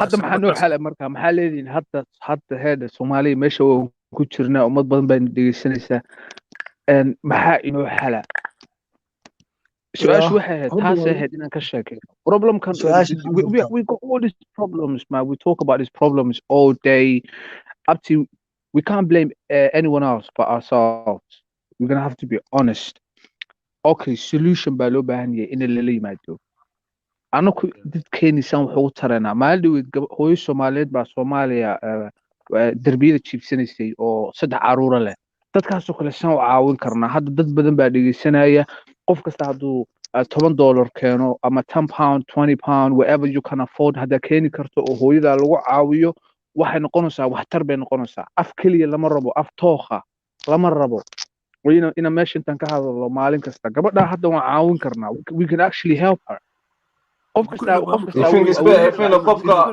do you think it's better in a guri loo dhiso qofka shingada instead of in a lacag loo riyo because imika qofka hada lacag siisada soo jamaa lacagtu loo qabsanaya I understand but intaan guriba la dhisin Khaalidow you know imika waqti jilaalkii baa lagu jiraa dhaxan badan baa dhacaysa I show you I've sent the link on the hangout banaankii hurdaan 3 caruur haysataa and so dadkaas oo kale ayaa laynooga baahan inaan wax u qabano wax qabadkan ka hadlayni waa taas oo kale in calashaan toban la isku soo ururiyo qof kasta wuxuu kari karo fi sabiilillah dadka wax loo qabto ma fahanteen Soomaalinimada laga sheekayo waa taade wax kale maaha iyo hadal iyo meel laga hadlo maaniyo ragoo weyn baan bal maxaa ka oran leedahay arintaas I'm saying do you know there was a meeting with the Somali men on with the foreign investors on the oil drilling, and the oil drillers, they were literally trying to convince the Somalis stop, like, why are you rushing to exploit your resources, this and that, like that kind of they're not our friends, actually. They literally want us to not exploit our resources, our oils, our gases. They don't want us to touch it, actually.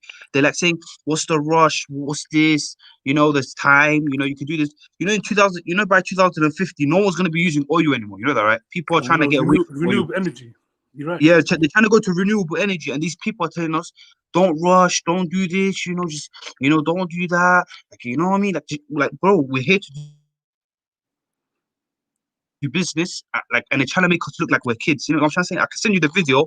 The Somali men are there, they speak in broken English, like the way they speak here, they're like, don't rush, you know, we've got time. Like, actually, we don't have time. That's the point. That's the honest truth. We don't have time. We have disunity within the people of Somalia. We need this oil money to come in fast so we can educate our people, do good things for our people, but they don't want us to have good things for our people. My family. And it pissed me off when she was like, don't rush. But what the hell, fam? Yeah, but Qazi, do you think it's true ilmi saying? Do you think sheekadaasi ma bislaya?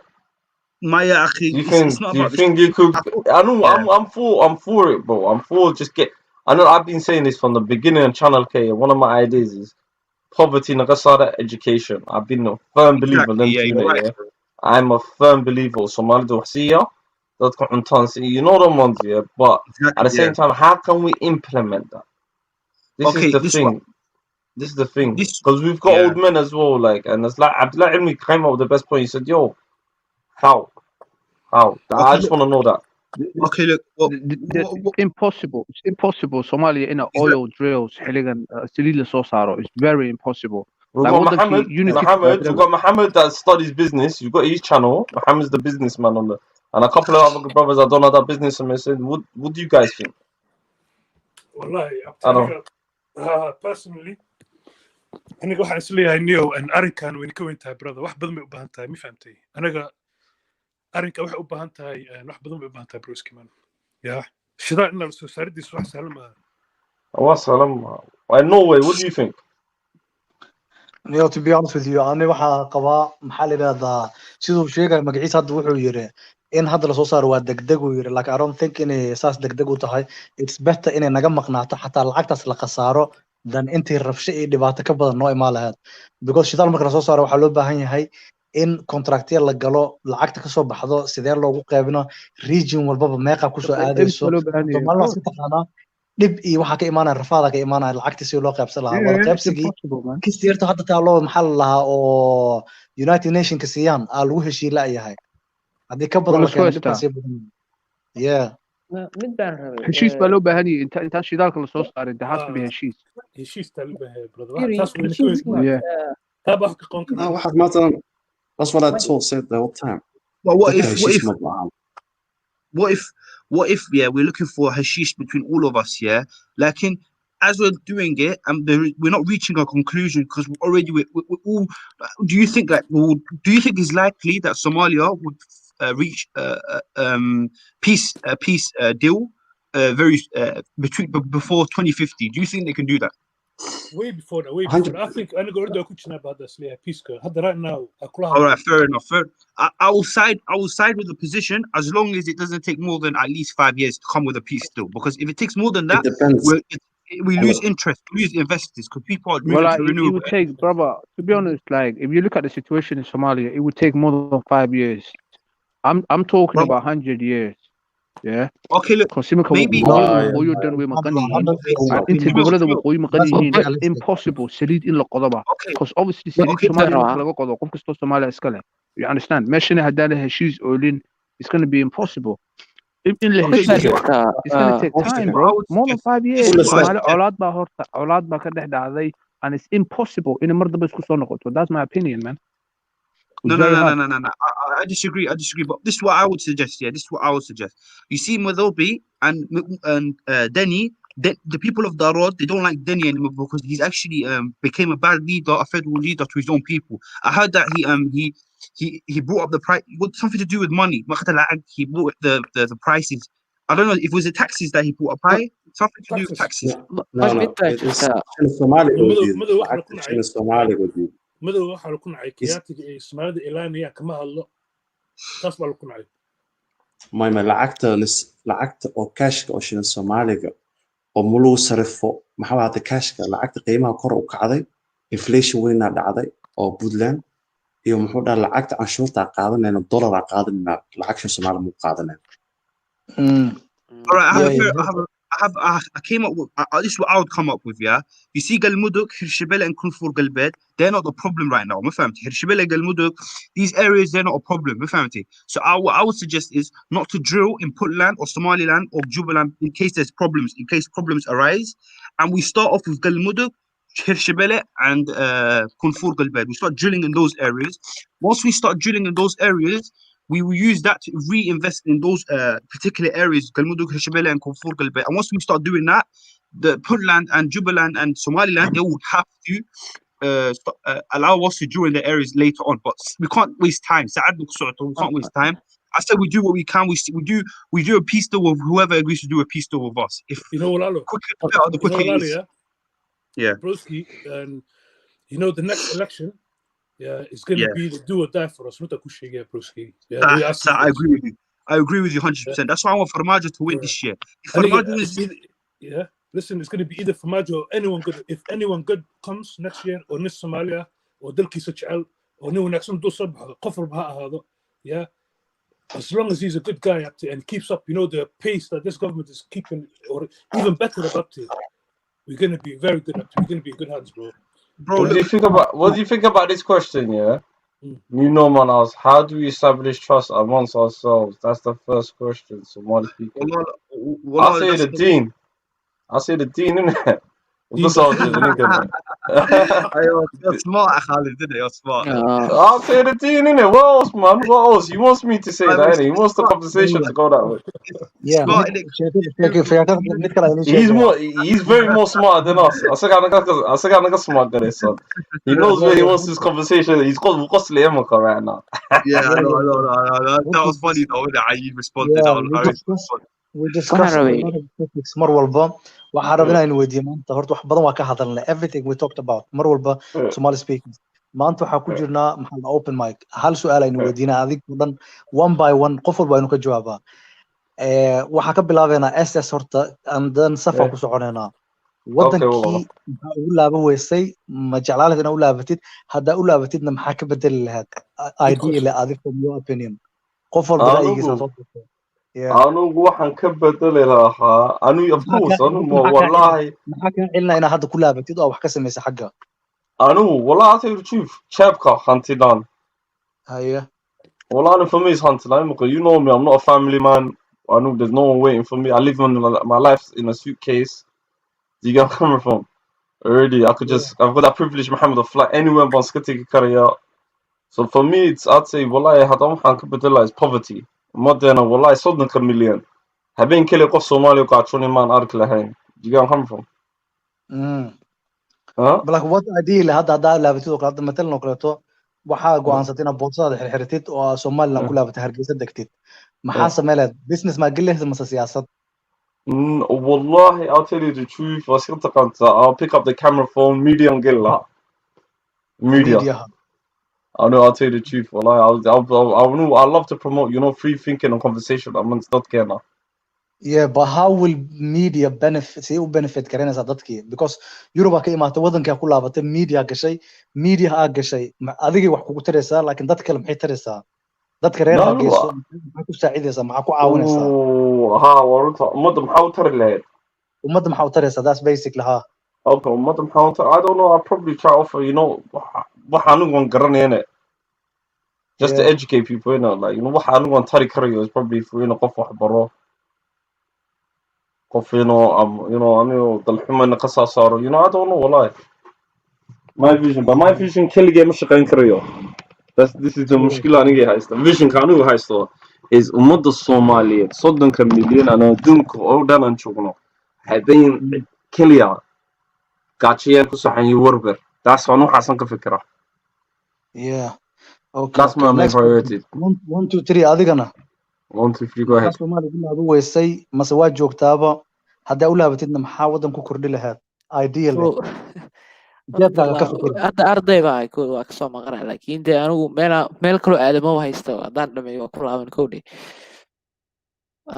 wallaahi haddaan ku laabto maybe tabliiq horta sideeda anigu waxaan revolution in wax la bedelo waa aaminsanahay haya tabliiq noocaas inaan noqdo yani sida diinta loo faafinayo kale u faafiyo ama iskuullada aan ka hadlo kii iga hormaada u sheego inuu dhibka jiro waxa weeye dhalinyartii yani dadkii xataa dhalinyarta iska daa dadkii oo dhan ba bulshadii uma soo jeedo inay wax way ka hurdaan marka dhowr aday baa meesha taagan lama arkayo waxay walaaqayaan laakiin dadka haddii lagu soo jeediyo qof wax qalad sameynaya male qof kastaa fiirinaya waa muraayadoo kale wey shacab madaxda haddii dad kasii jeestaan way walaaqi in at least aan tabliiq halkaa ka noqdo oo marka tabliiq ma waxa ka wadaa tabliiq oo fakir ahaan ka bedeshid mase tabliiq diinta because tabliiq marka la yiraahdo hada tabliiq waxa ugu soo dhacay isla markii ina magaalada tigida soo tabliiqasid khuruuj maxal la gashid may waa khuruuj isbedel doon kacdoon ma garat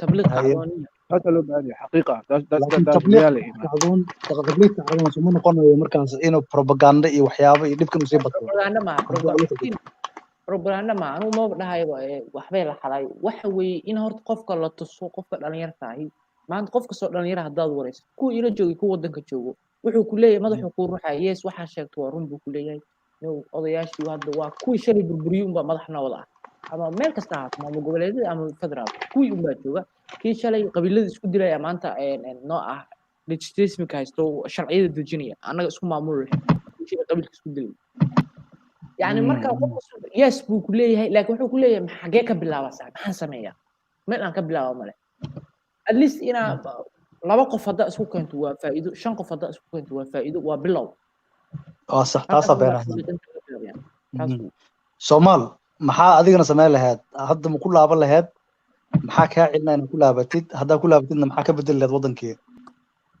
والله walaalkay labadii 2013 iyo 2014 ay ku horeysay wadankeena ku laabtanayo ya horena uma arag anuu nin weyn baan tagay yaabo waan joogay markaan tagay waxaan ku talagalay inaan degnaado aan weligeed wadamahan ku soo laaban saan u joogay lacagtii aan yarkaan watayna way ka dhamaatay opportunity lacag ku sameeyna waa waayay saa dartiisan ka soo tagay aan ka soo tagaba ilaa hadda taan wax fiican oo maartay oo aan ku laabtana maan sameyn ya waxaan doonayaa aniga in yar inaan sii shaqaysto laakiin tagaya markaan tagana inaan soo laabto ma barabo wadankan waxaan ka bedeli lahaa aniga waxaan sameyn lahaa toosna xaq u dadka ku fikiraysa marka laabatidna aad ka soo laabano xagga wax ka samaysid yaabo marka ma ganacsi ku fikiraysa mise siyaasad inaad gashid ما أنا كنعسي سياسة ما بتشعري بالأكتر من أنا جس واحد مارتي من دماغ الصومالية إنك شقي كليه هيا أن لكن واحد self sufficient كمارتي نضدك كده ضدك إني مارتي سكو كل سنة هذا أي واحد صار كان كليود أي قاتشة كبحان هذا كان مارتي energy مارتي self sustainable إنه خدان أي electric قد صار كران بيو هذا روك كسر صار كران waxay leeyihiin dhul fiican baa leenahay inay maartay qudaarta iyo cuntada iyo waxaas ay abuuran karaan ya isku filansi ha yaabo ummadda inay isku filnaysiiso inay isku filnaadaan ha because hadda waxa dadku wali waa gaaji moogtahay laakiin markay cuntadooda banaanka iska taalo maartay electricity-gooda iyo waxaas ay banaanka iska taalo maartay marka the next step gudbayaan moogtahay marka intaas I keep telling you, Bahida. The common answer is going to be Bahida. It's staring. The answer is staring at us in the ass. Wallahi, it's staring at us. In the hand, egg is a Bahida. Ummatena kasara. I will hamburno. horta qof baahan wax ma baran karo Khalid afku Afku. markaan tagay mataqaana every farm in Europe untooda xarbig kiliyan ogtahay isma minyo untada marka soo saarayaan waxa la geliyaa xarb la geliyaa compost kaas baa cabaarka bacdi waxa noqonaysaa compost untada soo saarka sifcan buu subaxayaan afgoy markaan tagay waxa sabab jir baa agtay ya untada sidiisa seedska dhulka la gelinayaa ilaahay baa soo saaraya biyihii wixii marka lagu shubo way soo baxayaan never ever hatta compost xaar Soomaali ma ku fikirin xaarkooda xaar maartay inay geliyaan untadooda adduunkana balba ay aadidna saas baa unta lagu saaraa waxa ku tusaysaa anaga inaan leenahay dhul aad u fiican oo dhul aad u barwaaqaysan aan leenahay anaga ka faa'iideysanaynin marka ana xaro dadkaas inaa bar maartay say ka faa'iideysan lahayn dhulkaas maartay ay kaligood wadanka Hindiya marka aado kan ku rafaadsan oo kor maartay the most poorest guy wuxuu leeyahay beer buu leeyahay wax soo saaranaya ya ما شاء الله واحد بقرني نورجو اساس بارو انوي brother Jamal yes maxaa ka qaban lahayd wadankii hadda u laabatid ma u laaban lahayd ina u laabatid hadda maxaa ka celinayo niyo horta wallahi anigu wadanka waa jecelahay ya geligii baa jooga waana u socdaa insha allahu tacaala haddii aan tagana waxaan wax ka qaban lahaa horta niyo dadka in la fahansiiyo diintooda iyo midnimada labadaasaan wax ka qaban lahaa siduu sheegay cabdisamed dadku waxay u baahan yihiin in wax la baro iminka baahi bayna haysa ayaa tiraaheen umale maayo baahi inay hayso ah mid cunto iyo caloosha wax la geliyo ah waxayna haysaa baahi aqooneed baa ina haysaa aqoon baa loo baahan yahay waxaa loo baahan yahay dadkii in diintii la baro ayaa loo baahan yahay ummad badan baa hadda diintii kasii baxaysa waayo soomaalida waxa midayn karaya waxa keliya to midayn karaya waxa weeye diintooda weeye ilaahay baa yidhi wactasimuu bixabliillaahi jamiican walaa tafaraquu ma hadalka ilaahay baan dhegeysanaa mise hadalka qabqablayaasha iyo kuwa maamulada soomaaliya ka taliya hortaagan ma kuwaasaan dhegeysanaa mise hadalka ilaahay baan dhegeysanaa waxaa loo baahan yahay haani gun bay ka tolantaa bay soomaalidu tiraahdaa in gunta laga soo tolo oo dadka diintoodii dib loogu celiyo oo midnimada iyo wadajirka iyo walaaltinimada iyo gacaltooyada la baro ayaa loo baahan yahay oo siduu cabdisamed sheegay tabliiq fi sabiilillaahi loo baxo oo dhegaha har iyo habeen loogu akriyo ayay u baahan yihiin saasaan samayn lahaa intaa waxaa kasoo haray anu dhaqanka iyo waxaan xiiseeyaa iyo nolosha hore ee reer miyiga markaas kolley dee geel baan dhaqan lahaa anigu yaa may maqlaysaan يا واكم مغلا ما شاء الله ها فكر في حال baadiyaha iyo noloshii miyiga maaragtay noloshii miyiga iyo noloshii baadiyaha ayaan happy ku ahay aqal yaroo soomaaliya islaan yaroo surusuura qaalimo maxay ahaydee kolba aan dhinac u rogo taasana ما u شاء jeclaa الله inaan noqdo boos iyo warqad ii soo dhacda iyo nin imaamula iyo ninka reer miyigii 100 geela markuu foofsado kadin ama raysimo geela markuu foofsado nin boqor u ahaa oo deegaankiisa maxay ahaydee xor u ah ayuu ahaa laakiin maanta waxaynu noqonnay in laynoo taliyo oo calooshoodu shaqaystayaal aynu noqonno marka waxaan odhan lahaa anigu dadka horta diinta ha lagu celiyo dadka diintu waxa keliya tahay ummadda ina midayn kara qabyaaladda la dagaalamaya qaadka qashaabuurka qurunka dilka kufsiga waddanka ka socda waxaasoo dhan diintaa daweyn karta in ummadda masaajidada lagu soo xidho oo ilaahay iyo rasuulkiisa lagu xidho taa wax ka fiican ma laha oo tabliiq fi sabiilillaahi loo baxo ummadda midnimadana laga dhaadhiceeyo آمين ما شاء والله الله ما شاء الله ما شاء الله علمي ما شاء الله adigu soo gaartay cilmiyow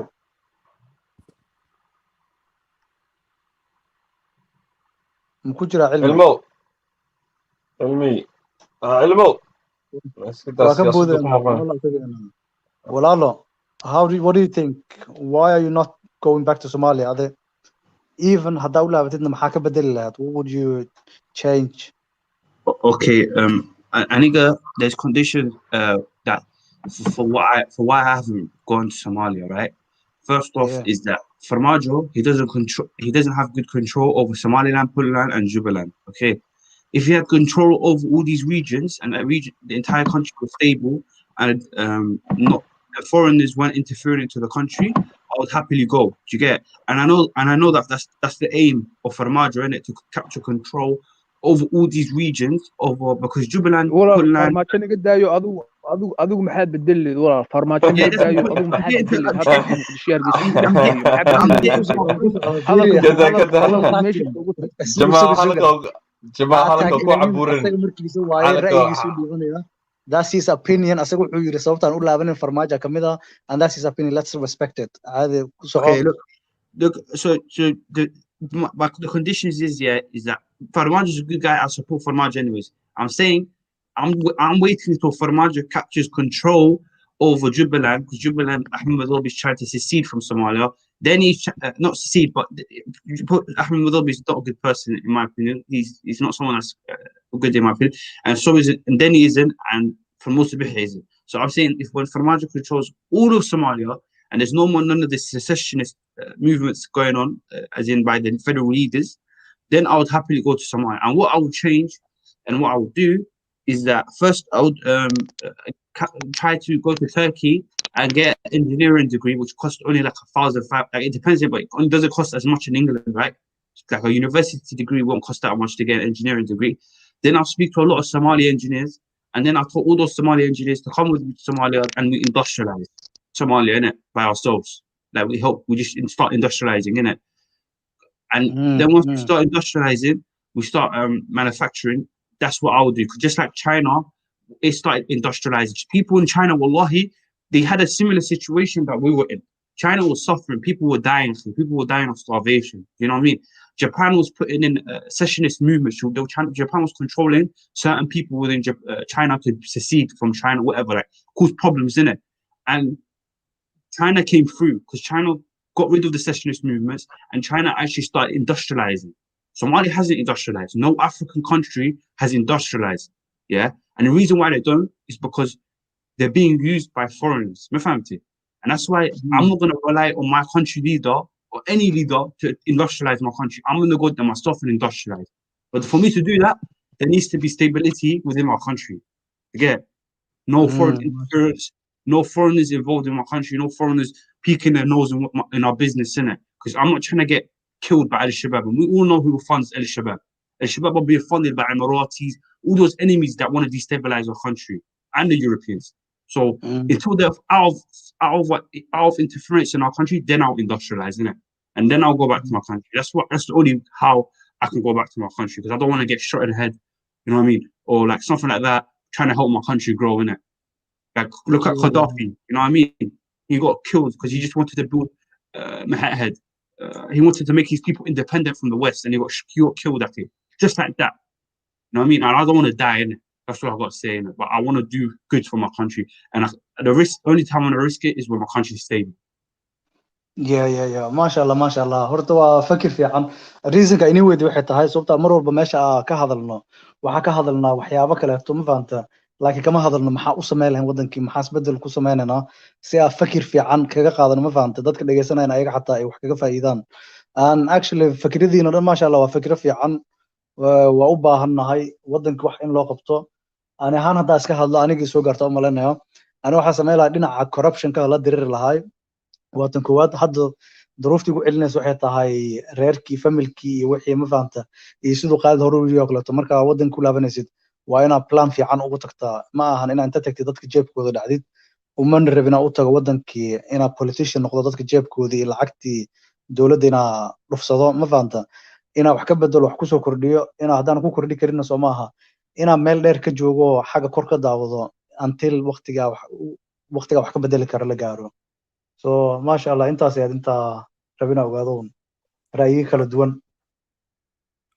سؤال فعم بان ويدسبو هذا مقدشو معك وحما برتا مكشقستا معك خوتا أنا مقدشو ما جوجي هذا إنجليز كجوجا رير نروي هاجري إنجليز كجوجا محل لها بيزنس وحياباس كجرا جناحسي كجرا لبا شركة الله أنت يقفرون الحمد لله ناس أسكت دبنا Mohammed goes on. Mohammed, shall I put the link to your chat? Shall I put the link to your chat? To your channel? Mohammed, this is the link to Mohammed's channel. Yeah. Who's Come on. This is the link to Mohammed's guys. Come on. Yeah, go on. I'm going to put the link in his chat right now. This is Mohammed's channel, my people, brothers and sisters. Yeah. So please go subscribe. Link waxaa jiro oo horta YouTube-na waa sameeyaa, laakiin saas maalmaha waqtigu ma helin.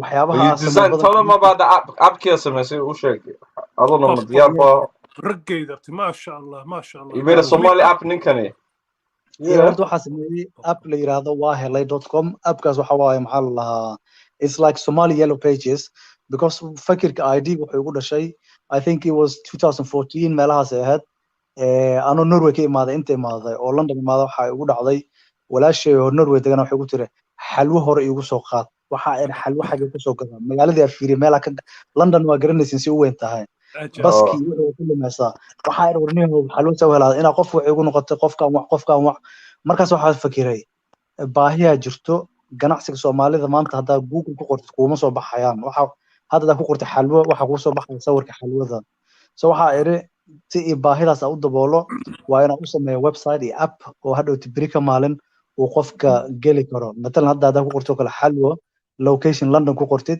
then the nearest Somali place ah xalwo ka gada kartid oo kugu direct karena ma fahamtay through Google iyo waxa soo dhan so appkaas aad develop garay and that's just wax aan asiroon wadankiina horta reason-ka aan ugu laaban wadankiina waxa kamid ah ganacsi sidoo waa ka fur lahay waan jeclaan lahay maanta hadii aan heli karo caawo in la yiraahdo maxaa la wadanku waa amni kan iska furo waa ka fur lahay laakiin for the safety aan uga furo karin ma fahamta ya hore mu aadi mise hore u tago Muqdisho tagay 2015 mams 14 ka martay ha samarkii say kule niyo markaas Xasan Sheekh ahaayay actually waqtigeed ma xasuusto waa markii Saada Cali lagu dilaayay actually iyo saada cali markii lagu dilay Allah u naxariisto waqtigaas ay ahayd markaasaa muqdisho tegey amnigu wuu iska fiicnaay inkastuu jirjiray qarax yar iyo waxyaabo yaryar maxaa la lahaa dadkan ni horta alxamdulilah si fiican ay u nool yihiin waxa ugu fiican waxay ahayd hurdada fiican kaasoo dhexeysa habeenka ugu horey aa muqdisho ka degtid ama muqdisho kelima qof walba soomaaliya ka dego ma garanayo is it because of hawada waxaa hurdo waalan oo dhidid wadato aniga dhan dhididay subaxi markaa soo kacay fresh waxaa warniyahow hurdadan maba hurdinaya maxaa xaggee ka imaad hurdadan culus أنا كل شيء بروح أسامة لين أنا متقنع أنا يا أرتدون كمال بدن بكعد كوده يا لكن معناته الصومال هذه وحن درامي إنا تشوفي ماشي إلهي كنت رجلي ما أرتينا تشوف عمل يا ماشي لو كأبور عمل ما أرتينا تشوف والله دران كان مكان الصومال مكان تي دران كاس ولقي مالك صار نور حتى كميلي بحاس دران كاس يا إذا واحد شوكتان ماشي هذا الصومالات هاي ضلك قاعد شوكتان واو يا markaas marka joogis wax walba waxa way si kala weyn mogtahay tareenka yeah exactly way ka duwan tahay sida hadda markii waaga tagay anigoo dhowr 20 sano tagin oo qurbahan kusoo koray ma fahantaan oo yar oo caruur ahaa imaaday oo tagin tagay laba wiiga waxa joogay Ethiopia ma dhahanaa Kenya joogay Kenya markaa joogtid waa ina baasaboorkaaga haysatid hadduu askarta ku saajiyaan wixii oo dhan maanta dhan waxa ku jirta cabsi iyo walwal as soon as aadan cadda ka degtay airport ka degtay oo Soomaaliya tagay waxa dareemay nafis askar ku raadsanaysa ma jirto askar ka baqaysid inay ku qabtaan ku dhan baasaboorkaaga keen ay ka qaataan lacag baad waxaas dhan ka mawluulaysid magaalada xora ku soconaysa inkastoo qarax iyo waxyaabo xabada dhacayaan aan haddana still waxa dareemay in wadankaaga yahay Stephen tahay dadka isku mid baatiin cid maartay Soomaali ah ku guraadsanay ma leh xataa maartay askarta waa dadkaaga weeye dadka jidka everything waa dadkaaga weeye ma sha Allah ya xoolaha inta ku dhacna maartay Ingiriis markaa joogto amal ama markaa joogto dibadaha guryaha waxa I don't know really realistic tahay laakiin aniga ideal waxa jecelahay kula hadii ay jaanis u heli lahaa fursad u heli lahaa sida hadda waa taqaana dadka backpacker waxay sameeyaan ama road trip oo kale ka soo bilaabo maxaa lahaa wadanka dhan oo magaalo tagaysid Israel from Djibouti to Uru, and that's what I'm going to do next. I'm going to record it to someone's speakers or not. Oh my days! That's a shot. That's my next one. Did you just say railway? Railway. Yeah. No, I'm saying I want to do. I'm going to do it. Not backpacking. I'm going to do a backpacking trip from Somalia all the way down to Mogadishu, everywhere. Do you know everything that you need to do as a holiday was smart. If you want to go swimming, you can do that. If you want to drive smart the quads in the desert, you can do that. We've got that. If you want to go to everything, forest, we've got that. You know, river and stuff. Paintballing, Balayan, some man. We've got all of that. It's just YouTube markaa fiirsado laba magaalo aad u jeclaa inaad tago waxay tahay oo xeebtooda arkay waa xeebta berbera iyo boosaaso I don't know waxa taagna ilaahay nafta ugu simaano labadaas magaalo tagay Berbera Skate Loba. I keep telling people Berbera Skate Loba. You need to go to a place called El Sheikh. Yeah, it's this way. Berbera. It's next to her. It's about an hour and a half drive or Badkhala. Yeah, it is Caribbean seas. You know Berbera. Obviously, you got the port. Your pollution by Yala. El Sheikh. El Sheikh is so amazing. And I thought, can give us a call? Into Cardigan, it's from Hargeisa. Fire camp. That Meliaros Wallahi is Caribbean blue. You know, if you go surfboarding, waves behind the top, blue sea, white. You know, white sandy blue. The Edo is white. Wow. It's not like Berbera. Yeah. Oh my God, what beautiful. Nikki, you read Berbera? We will let you be there, bro. حكس بيلاقي إن كنت رجعنا تشوف يا أخي. أنا كنت soo dhex galay niyo nin Soomaaliya maaldood ii sheekay mogti wuxuu yiri stress baa ku dhacay dhakhtarku u tagay dhakhtarku fahmi waayay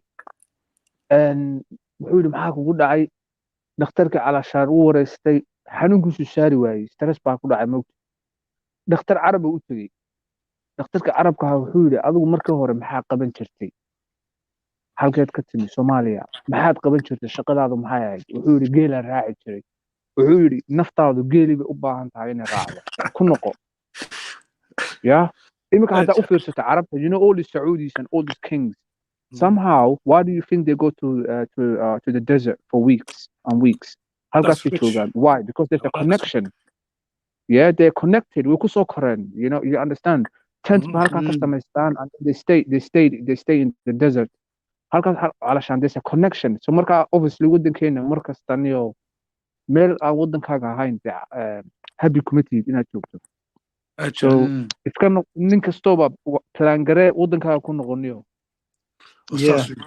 But horta waxaan ku weydiinaya horta geographic saas aad uguma fiicno dhinaca Soomaaliya markay tahay laga yaabo dad adinkina kamid ah inaa garanaysiin ma boosaasaa mise waa Kismaayo ma garanayo YouTube-ka meel waxa ka arkay oo biyo meel barkad camal oo kaleeto waa dhex galaysaa dadka si macnaheena waxay tahay biyo kuleel waaye meel kulul biyaha oo badbadayaan bariga ku taala qarday malaasirkiisa berberena just by seeing on the YouTube wallahi lacag walbo iga baxayso ku bixi lahaa just to see meeshaas biyo kuleel balla meesha meel caga ma ha yeah, there's one in Berbera as well. So yeah, what the Kenyan how I matqana. We have everything, man. But like waxa loo baahan yahay raggi wadanka qaban lahaa hadda odayaashan anigu waxaan rabaa odayaashan waaweyn horta inay rawaxaan kuwaas marka rawaxaan generationka soo kacaya waa inaga weey see wadanka wax loogu bedel lahaa ina anagu wadanka gacanta ku qabno. Yeah. Jamil. Yes. Did you know, yeah, I was looking up, yeah, I don't know if it's 100% true, yeah, but Somalia is going to start a train track going from Hargeisa to all the states. It connects all the states. They connect to Mogadishu, innit? And wallahi, I was so shocked, innit? I just want to know, have you ever heard of the railway that's going to be taking place very soon? No, I haven't heard about it, but wallahi, I'll tell you one thing. If that happens, I believe that Somalia peace that same night, but yeah, come on. Wallahi, do you know how important that there's is? One from Addis. There's one from Addis to Djibouti, horta. I know that for a fact. Nikan Djibouti, Nikan nomad song to Djibouti. The hell is this? Hey, صاحب وسيعة ماذا يادي يا أخي nomad وحنكايد يسوق لي يا أخي. You know, imagine catching a train from Mogadishu to Hargeisa, and it takes like an hour and a half, Marty. Oh, that would be amazing. I'm not gonna lie to you. Do you know how many cities you're going by? Yeah. People will actually go on that train, bro. People are not going to listen to Marty. By the way, if you look at the railway, it goes from all the way. It goes from all the way from Jubaland. It starts from like the lowest part, like the border from Jubaland, and it goes all the way to Djibouti. And it can go from. It stops also by each state will have a stop in it, and it also goes to the center, the capital. And the reason why a railway is so important is because let's say there's a problem in Hargeisa, we can address that problem by exporting stuff to get to the people that need it on the railway. So it's a good thing that the railway has been introduced. People can work across Martes. People can work across states. Exactly. And people can get home people can travel quickly around the country. Yeah, and people make friends, Marty. People make friends across states as well. So come on. Oh, that's it, bro. I didn't even think about that. The unity will be mad, bro. People will be coming there. Hawiz will be meeting. Isaacs in Hargeisa. Hargeisa will be coming to Mogadishu, bro. It will be lit, man. Inshallah, very soon. Trust me, it's going to be the key to peace, bro. I'm telling you, that line is going to be the key to سانشالا railway ما أوجي عملين لكن وضع عادية وضع لامية قاب لبلاوي from Mogadishu to هذا project واحد سعودي Mogadishu to 100 كيلومتر Mogadishu لوجا بحا إلا يو بلعدان جامس جوهري تاسع الوضي ما أنا ربوجا آخرنا ويل وتي جامعة كديارنا يا واحد دياري بنكي African Bank Development Bank مالي هذا يا دياري oo wadadan dheer ka soo baxday Jubaland ilaa iyo Hargeysa oo dhismeeda 1 billion ma ku baxay wadadaas projectiga marka waxa dhiibay qadar oo waxa waaye 100 kilometer from Mogadishu to north iyo 100 kilometer oo Mogadishu dhinacan Jubaland ee hadda bilowga oo highway taas hadda dhismaha ku socotay hadda afgooy hadda dhamaan rabto ta kala hadda la bilaabayo Mogadishu ilaa ay balcado 100 kilometer kaas waa mid hore u jiri ismaa waa mid hore u jiri jiray oo burburay oo maartay dib loo dhisay hadda dib dhisay railway lama bilaabin aan jeclaa railway lama bilaabin laakiin inaan la bilaabo aad ba ficnaanay wallahi maxaa la bilaabaa qabiil baa odhanaya reer lugu halkan ma soo marayo anaa degan ya bro horta taa waa intaa in laga baxo weeye geelkayga xagga ku dhaaqa حتى الشدال geelaygaa waxa daaquu ku leeyahay halkan wallaahi bay ka tahay inaanay cidi soo marayn shidaalka ninka lacag baa la siinaya lacag baa lagu qabsaya adduunka iska leeyahay shidaalka lama soo saarayo shidaalka hadalkiisa iska daa kaas ya shidaalka dhulka hadda lagama soo saaray badda ee dhulka hadda xataa dhulka haddii la yiraahdo qabiil baa laga heli doona dhulka meeshooda markaas wuxuu dhihi doonaa qabiilka dhulka dhan ba annagaa leh shidaalka lagama soo saari karo haddii kale that's true adduunka lacag weeye mogta runtaan isku sheegnaa mogta adduunkan dhan maarta waa lacag weeye ya abti cidda hadla baabta waa inaa wax lagu taabtaa saaxib oo dee wax macquul ah maartay oo xaq u leeyahay waa inaa lagu taabtaa ya bro wallahi hadda shidaalka hadda waxay dhahaan 15 offshores 7 offshores dhiib rabeen hadda way diiday dowladda hadda muqdisho ku saxiix rabeen مالين لا صدق اسبوع كوري دي which one some oil magacay soo bedelatay magaca kale soo qaadatay iyo shirkad leeyahay Lebert oo Mareykanka so heshiiska inta u dambeysay ayadoo la saxiixay waxaa diiday bangiga adduunka diiday iyo kuwa Soomaali wax adigu weydiiday waxa lagu diiday waxa deen cafinta process ka socday waxa la yiri process deen cafinta Soomaaliya capital uma aha inay samayso hadda waxa heshiis noocaas oo kala okay ilaa deen cafinta ka dhamaato kadib nabad la helo kadib war Khaalido ninkaas aan ugu soo deynayno marabna waaqa iyo sheekadiisa waryaad you know mad hey saaxib meeshaad iska joog saaxib waxaan ka idhi naga daa waa ku daalnay عبود واق وربعض إنه يراهدوا ومقالة ذي لقى عبود يجري واق who's next عبود واق وانا مش هكتير do you know is والله ليا حتى أنت هلا قديكو إنك خنية is a very intelligent guy أنت هادون ير نقديكو وصير ما فيكو كليا conversation levels وواعي عجيب okay I did not have to say a single word and I reunited all the Somalis on the panel. Can you at least feel that? Can you at least give me that? I did not say a single word, and all of the Somalis on the panel were united. Now, do you know what? Shall I tell you what it is? I just want to be able to say, no, I just came on because I want you to apologize to Djibouti. You said Djibouti, Walla. I did Marka intan radigaysan doonina. Okay, Walla, ayaan dheerina waan iska naga dhici doonaa. Khadra Hayd. وإسلام أنا وإسلامي خبريرة وهي أنت أنا كل جام ما هي إسلام تا يعني كذا ماشي إلى مكة كبحان Djibouti is under occupation ونقبتين بالقوة هستا Djibouti يقول ما هذي لكني هو Djibouti نعم ما Djibouti والله أعطيه تشيف Djibouti Somali وده مش شرف كامل كرهين ولا إنك صور نبتكليو أمسي نبتكليو مو يعني نبتكليو أنت هنقص صار مو يعني أوكي نبتكليو خنباليو ولا ليان وطن شراتيين. It is a navy base. جبريت تاتي ورنا حسابتي كان يبقى إمك right now نقول قفرة هرجيسية. I have to have a I'm not gonna lie to you. I have to get a wakil into Djibouti mato. If someone in Djibouti doesn't know me, what the hell am I going What? Well, I dare you to go to. I dare you from any mainland Somalia. Somalia هذا دقنت هاي Somalia هذا دقنت إمك ديارة الرع Djibouti عارف. I know for a fact that that's not what's happening. Wallahi that is. I tried to go to Djibouti. You waxa lagu yiri wakiil kale waayno akhi. Okay, oh, you joking. But, you know, Khalid, you gotta be careful, man. People are gonna think you're serious, bro. No, that's not happening in Djibouti. Arta were beautiful, Neo. And beaches, the beaches in Djibouti are mind-blowing as well. But a big up as well, but also beautiful as well. No, but I'm saying, do you understand? Do you agree with me? Djibouti is under Gumesi, yes or no? Gumesi kale. What? Sifia ambana lo haista. Odegan mesha haista. Djibouti buku mudalan. Ore Ethiopia weyan. What are you talking about?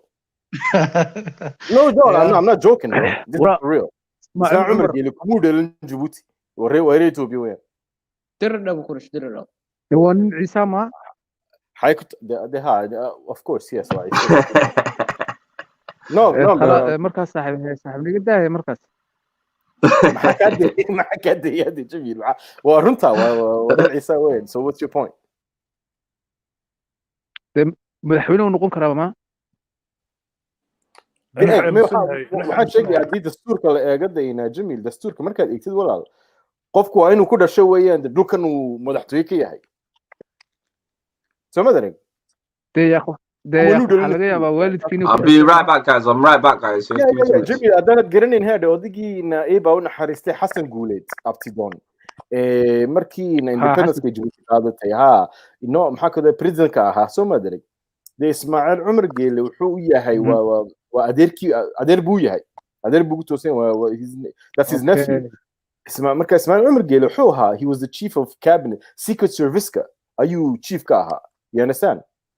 So meesha sheeka ka jiray Djibouti, so Djibouti was his backyard, laakiin waa reer Ethiopia ku dhashay isagu de. Soo ma dareen? And you know what? Hey. Do you think Somalia should exploit its resources now, and why? If you choose to say no or yes, I believe it should definitely exploit its resources before anyone else does it for them. As for it to be now, I think I'm gonna side with the rest of the panel when they said that we're not ready for that yet, because there's so many things going on that it would be putting the carriage in front of the horse at this point in time. I think that's what it would be like. It would be like kind of putting the carriage in front of the horse. So we have to have a certain order. So what's the point? But the thing is, we should at least start the work in exploiting our own resources. We don't just have Shadal. We have great minerals, man. We have beautiful rocks, emeralds, all that stuff in the Horn of Africa that are unexploited. And you know, my dear, the solution I had with it was that it's only Puntland, Somaliland, and Jubaland that's causing that will probably not want to agree to this drilling thing or whatever. So the people who are the three regions under Somalia are Galmudug, Shabelle, and Kunfur Galbed. They're under the Farmajo. Yeah, they're under the Farmajo regime currently right now. So I would say it would be very easy to carry out a peace deal with these three regions. So what I would say is exploit resources within those regions on their shoreline, and then we'll work towards exploiting it later on, reaching peace negotiation with Puntland and Jubaland and Somaliland. Those will be the three things I'll push later on. Do you get my point? I understand that, but how are you going to convince those people to come on later on? Because the three regions that are already under Farmajo right now, they will agree to it completely. Do you get? They will agree because they already love Farmajo already. Do you get? So it's not hard. Those three regions are calm. They're cool. The problem is Jubaland, Puntland, and Somaliland. Go ahead. Farmajo doesn't even control the three regions that you just mentioned. So Farmajo حتى حافظ مقدشة كاملة ما control. You can't even come out from Somalia, brother. There is lack of peace and stability in Somalia right now. In Shidal, let's be honest, man. Okay. Let's be real. The Somali national. All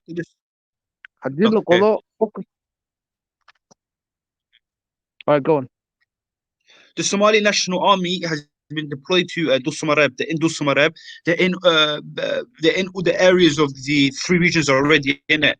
The only regions that there's problems within where they are at is Jubaland, because I know that Somali National Army are at Gaido right now, and Ahmed Madoubi is telling them to get the hell out, but Farmajo is not listening to them, innit? Farmajo is trying to maintain order within all of the regions, but before you can fly, you need to walk, brother. And that's what we're trying to do. We're trying to make a drill in the areas of Galmudug, Shabelle, and Kunfur Galbed, work in those areas. When the money starts flowing, poverty will be taken away from those three regions. That's progress already, in it. And then work on the other three regions, in it. And the other three regions will definitely want to come towards a peace negotiation in exploiting resources within their own area, because if they don't, then they're just going to be living broke. Do you get? And obviously they're gonna have to. They're gonna have to soon, innit? But we're not gonna force it down their necks. But it's good that we maintain order within all of the regions. That's what I would suggest. I'd say immediately do it in Galmudug, Shibel, and Kunfur Kulbet. But like, Immediately. I said, do not waste your time. yeah, but Because what they're are already like, good.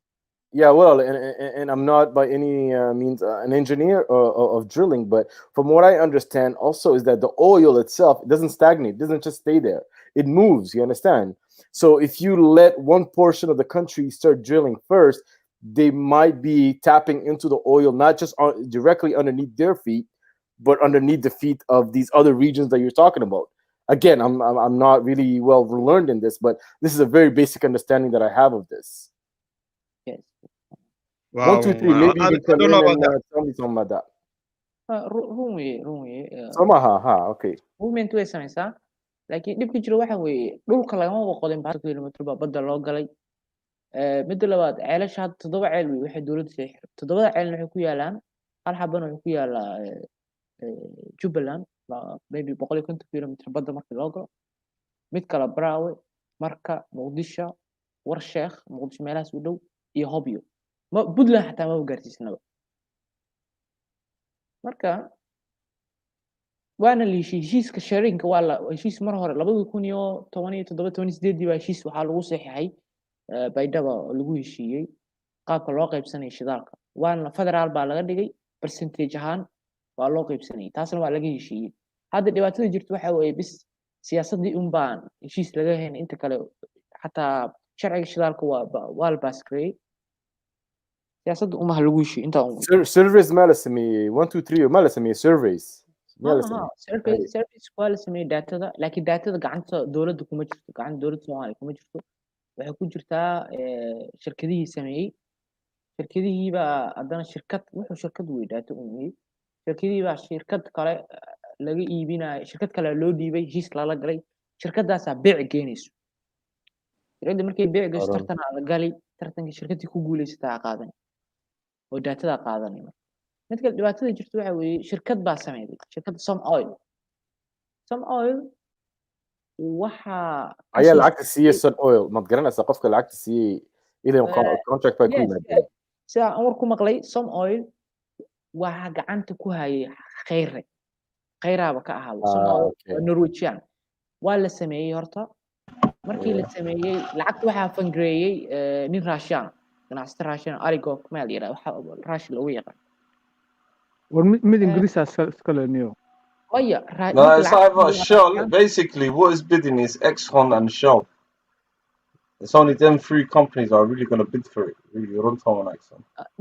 Everything else comes underneath. Everything comes underneath, isn't it? I heard Turkey's also. Turkey wants to do export as well. Yeah. So you guys forget about that. Alhamdulillah, bro. I love Turkey, fam. Be my thing. They're a real one. The government made a law that they can explore in Somalia, basically. Yeah. In Somalia, like I think is that a good thing? I don't know, man. I don't think we should be falling in love with any foreign countries or forces because every foreign entity has their own interest in mind first and foremost. Exactly. هذا اللي بتاعس. Every country so galo oo intifigray Somalia dana ugu jirto Some Oil Shell Emirates Turkey wax walba qof walba dana wataa interest wataa. Let's not be romantic about it. Oi, you know, man. I heard, yes, someone even said, that what was it? That if Somalia starts exploring its oil, innit? I heard from some guy that apparently UAE will run dry. But I never knew that oil moves like that, so I didn't understand what he meant by we would run dry. There's been a lot of forces that would be stopping the Somalis from doing this drilling as well, even back in the days when there was relative peace. Like there was a lot of barriers against it. One of the main reasons, and correct me if I'm wrong, if anybody knows better, but one of the reasons why we got onto the so-called Arab League is for the interest of the OPEC, for the interests of petroleum as well. So there were, forces stopping us from exploiting our own natural resources, so that their money can keep, they can keep cashing in on their own. 1, 2, 3. What do you think about that? UAE might run dry still. Exactly. waxay rabeen OPEC ayaga controla lacagta shidaalka ayaga sheega inta loo goonayo midda laba heshiiskaas hadaa saxiixdo ayagu waxay rabaan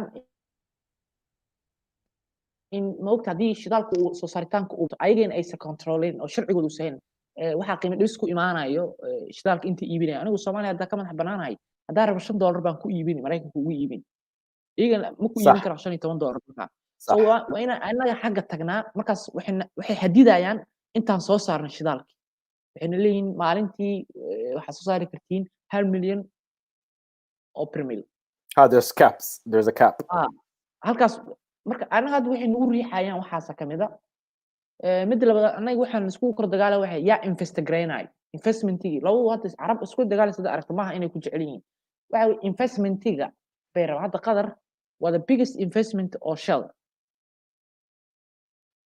Shell investigation event I just thought of a good, very good idea, yeah.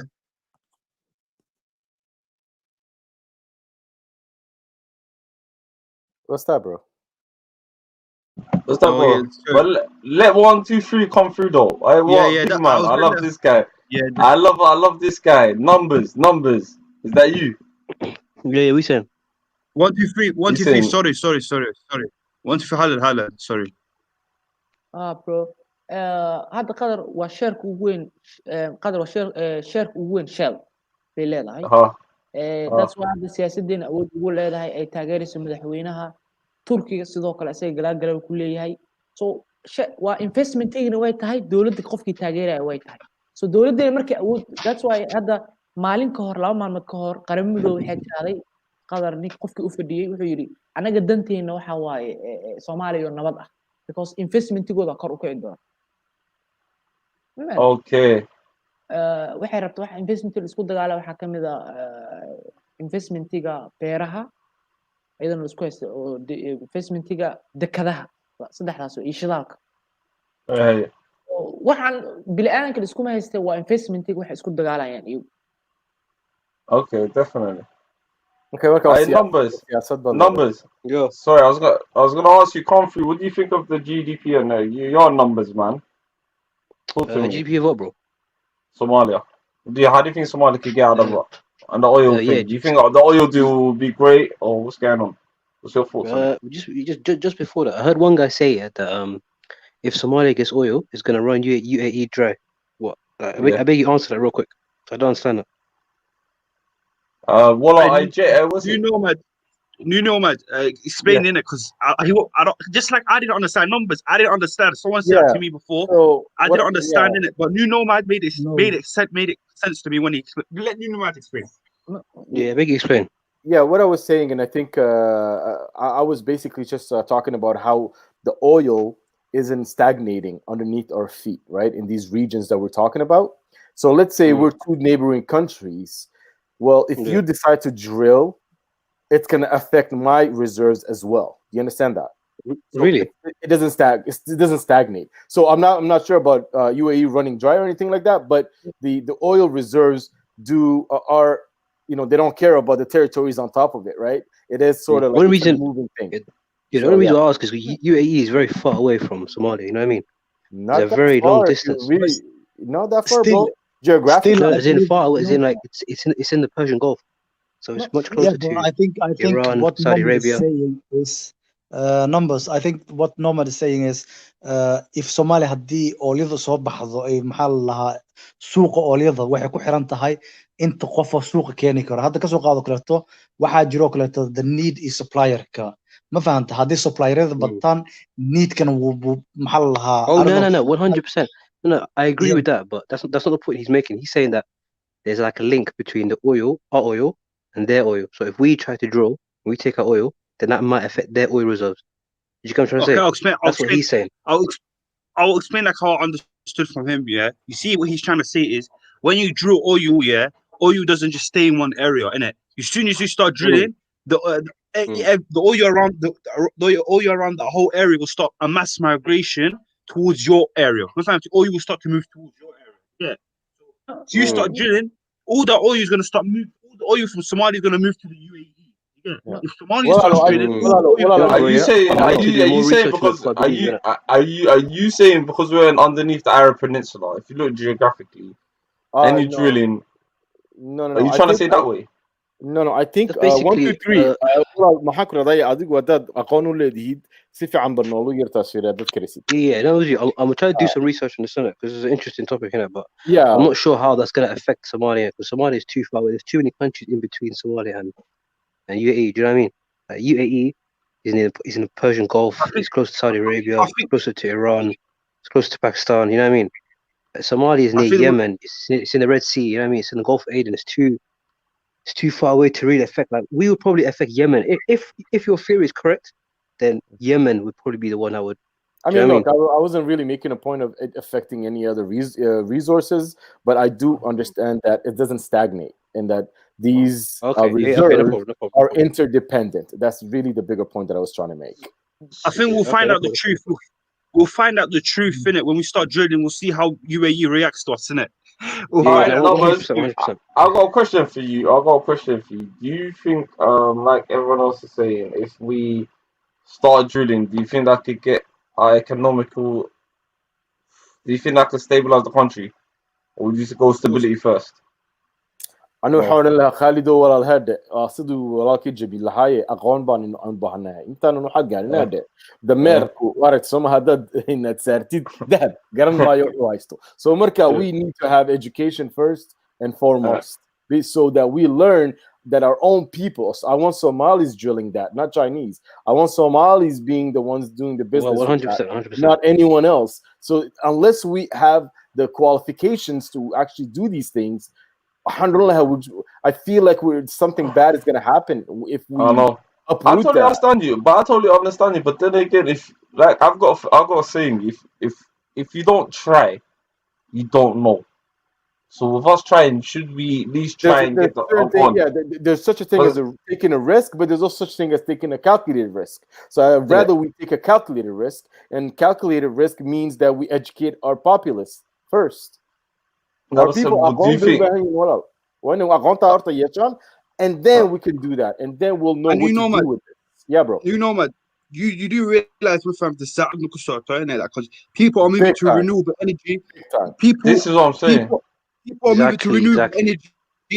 2050, UK is not going to have nothing to do with oil anymore. That's what they're saying. UK is saying they're going to completely get rid of oil. And our chance of an only chance to like literally have a step forward for the whole entire country is now. We can't waste time. That's a very, very, very good point. You know, is oil is low key. It's like old. Like Dubai made their money in like the 70s, 80s. That's when they started the infrastructure for Dubai. You know what I mean? Somalia is a bit too late now. You know what I mean? 2020, but obviously 2020 is a time for different energy, as this guy said, like renewable energy. Somalia doesn't have any existing infrastructure for. You know what I mean? Other stuff like oil. Do you know what I mean? Like we have a chance to just start off new with renewable straight away, like long lasting. Do you know what I mean? No, numbers. I'd say do the oil now, and then we could talk about renewable energy in the next 30 years. But the thing is, bro, a lot of people are doing oil. You know, Russia has bare oil. America already has. Oil still has Texas a has lot a ton of oil. Numbers. Venezuela has a ton of oil. It's like you see, our economy, our economy is at 7 billion in there. If we stop drilling now, our economy, I'll estimate it to be the richest in Africa because we'd probably be the only country in drilling. Do you get it? So our country. Who's buying off you? Who's buying it? So who's selling it to? Huh? Who are you selling it to? There are people dying for it, bro. Bro, people buy oil. People still buy oil. No, I'm saying who is the main? Who are you mainly going to sell it to? Because they already have existing buyers, bro. Oh no, but you have to understand we're a part of the Arab League. Don't forget that, numbers. I mean, Arab League, bro. No, but the reason why I'm saying that, and I think 123 actually explained it very well, is that we do have contracts with these OPEC countries, so we would have our fair share, even though there's going to be a cap on it. You understand? So trust me, there's no shortage of buyers when it comes to oil. There is no shortage of that. Bro, look at Venezuela. They have a ton of oil, tons of oil. It's like Somalia may have oil reserves, but the reality is, Somalia has joined the game way, way, way too late. Like there was a very, very good time for oil. You know what is it? I'll say this, You see why I'm saying the oil now, is because that's like a jump start. Every country needs a jump start. You know what I mean? For us to start beating, our hearts to start beating for the Somali people, we need to start drilling. That will probably boost our economy to, like, I would say, more than any other African country that exists in Africa, innit? Because no And African we have a country very I small know. population. Very, very Yeah, small yeah. population. I'd say no So African country is probably drilling right now. So we'll probably be the richest country in Africa, but we won't be having any manufactured goods. Now, what I'm saying is, as soon as we start drilling, we invest in military. Once we no, invest in military to secure our borders, yeah, we automatically and the country stabilized. I'd say we secularize the country in it, but we keep it like Turkey. We'll say like I'll say we secularize the country, because if we don't secularize, I say if we don't secularize the country, we're probably going to get invaded by America. America's going to say these people are warlords. We need to take them out. This and that. You know what I mean? So we shouldn't give these people Well, bro, excuses to invade us. well, how are you That's gonna what I separate think. Somalia? Somalia is one of the most religious countries. Like, it's just insane how religious. They're more religious than the Arabs. Bro, man. Don't worry, man. Don't worry. When Bro, money comes, Don't get me started, bro. why are you Don't saying get me don't worry? started. This is probably the biggest issue that the whole country has. mid baan rabaa hal Look, shay inaan dhaho look, when I say secularize it, I don't mean like secular like West. I mean like No, secular no, I like know you mean. You Turkey, said innit? Turkey. But You know bro, what I that mean, is innit? I very, don't want very, to very far fetched. I keep dissing, yeah. Look, numbers, yeah. Let me say something, yeah. You see, our country used to be a secular, socialist, democratic country. You know that, right? Yeah, you're talking about like 70s. Yeah, 70s, yeah. So the fact that we used to be, it can be again. We just need money. That's what we need. After oh drilling, no money's free. walaalo hal mid baan rabaa inaan mid kuu sheego Yeah, haddii go ahead. shidaalka lasoo saaro shidaalka haddii lasoo saaro micnaheedu maaha taajir inaan noqon doono yiri wadamada africa hadda waxaa jiro nigeria shidaal bay soo saarta africa ugu badan haddana taajir maaha Yeah, but Nigeria doesn't refine its own oil. This is the thing. Europe dhibaatada is jirta taas wey and then Diba Lu'elia. That's actually taas from wey a That is the worst thing. Don't We have to we want refine our own to? thing. Shouldn't we avoid that too? We should avoid that as well. Yeah. Yeah, because we should definitely. That's the dumbest thing. Like Shidal Kada Meligania, and then they sell it back to you at premium rate. Your own thing. weliba My lacag God. fiican lacag weyn ay kaaga iibinayaan lacag fiiri markaa 40 ku iibiso 45 konton aa kusoo iibsanaya taadii oo lasoo oo bis wasaqdi laga soo bixiyey gaaska laga soo bixiyey weliba fiiri Saudi, hal yeah. shidaalka keliya maaha waa markuu soo baxayo biyo camal maaha waa sida dhoobo isla socoto wax Well, refined it's almost muddy. It's waxyaalo almost badan muddy. baa loo isticmaalaa waxyaalo Yeah. daawooyinka crimeyada wixii oo dhan ayagaa Yeah, Saudi qaadanaya Arabia. diba u Saudi iibinaya Arabia had a yeah. Listen, are you finished, bro? No, I'm trying to validate it, but basically, Saudi Arabia had a refinery in USA, innit? And they bought those refineries back. So now they own the refinery and the oil, the actual oil production. Do you get me? So they're making double the money. Do you get it? Yeah, So but that's that's why their we need to resources, make our as own they refinery should, if we're gonna do as it. they should, as they should. That's their resources. So they should make all the money. We have in Ghana and Ivory Coast, that's where all cocoa beans come from. Most of the best cocoa beans. Nobody knows about Ghanaian chocolate or Ivory Coast chocolate. We do know about Swiss chocolate and Belgium chocolate, though, right? And that's the problem, bro. Like a lot of the first materials come from Africa and are refined elsewhere in the world that then take on all of the props that comes along with that. You understand? And that's what I'm saying we should avoid as Somalis. That going through that. Yeah. What I would add to that, yeah, is the one thing that Somalia has the biggest issue right now is you see the age group between 40 and 70, right, is one of the dumbest in the world, like relatively, and speaking, in it. Like if we compare, not across Africa, if you compare it to Europe, if we compare it to, you know what I mean, other Asian countries, we have a very dumb population of 40 to 70-year-olds, and they're the ones who are in charge. Do you know what I mean? And that's the main issue. Even Boris Johnson, people who violate Boris Johnson, they say he's not smart, is it?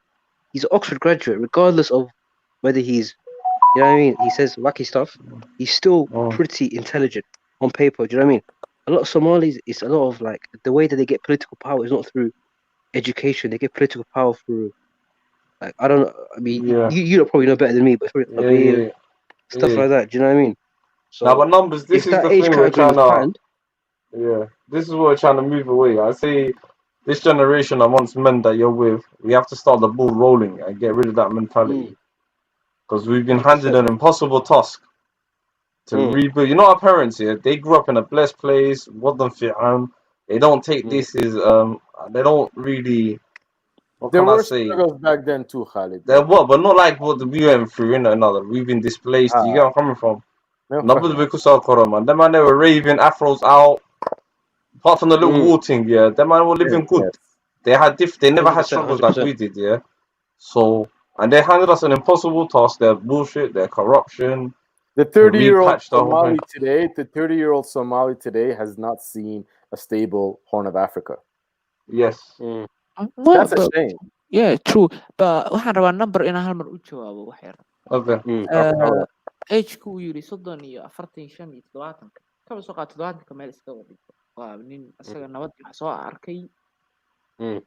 Intaan kale nabad may soo arkin waxba muus ku soo kordhin. Yeah, 100%, I agree. Midda labaad waxay weeye wada dhibkan haysta waxay weeye haddii at least dad naga horreeyay oo wada noo jeex hadaa heli lahayn wadada aan qaadanin war bay ahaan lahayd.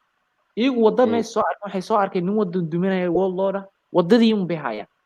wax kale may soo arkin education may soo arkin. Annagana badankeen dadka dhalinyarta soo wada baxaya wadaday arkayaan waa taa un.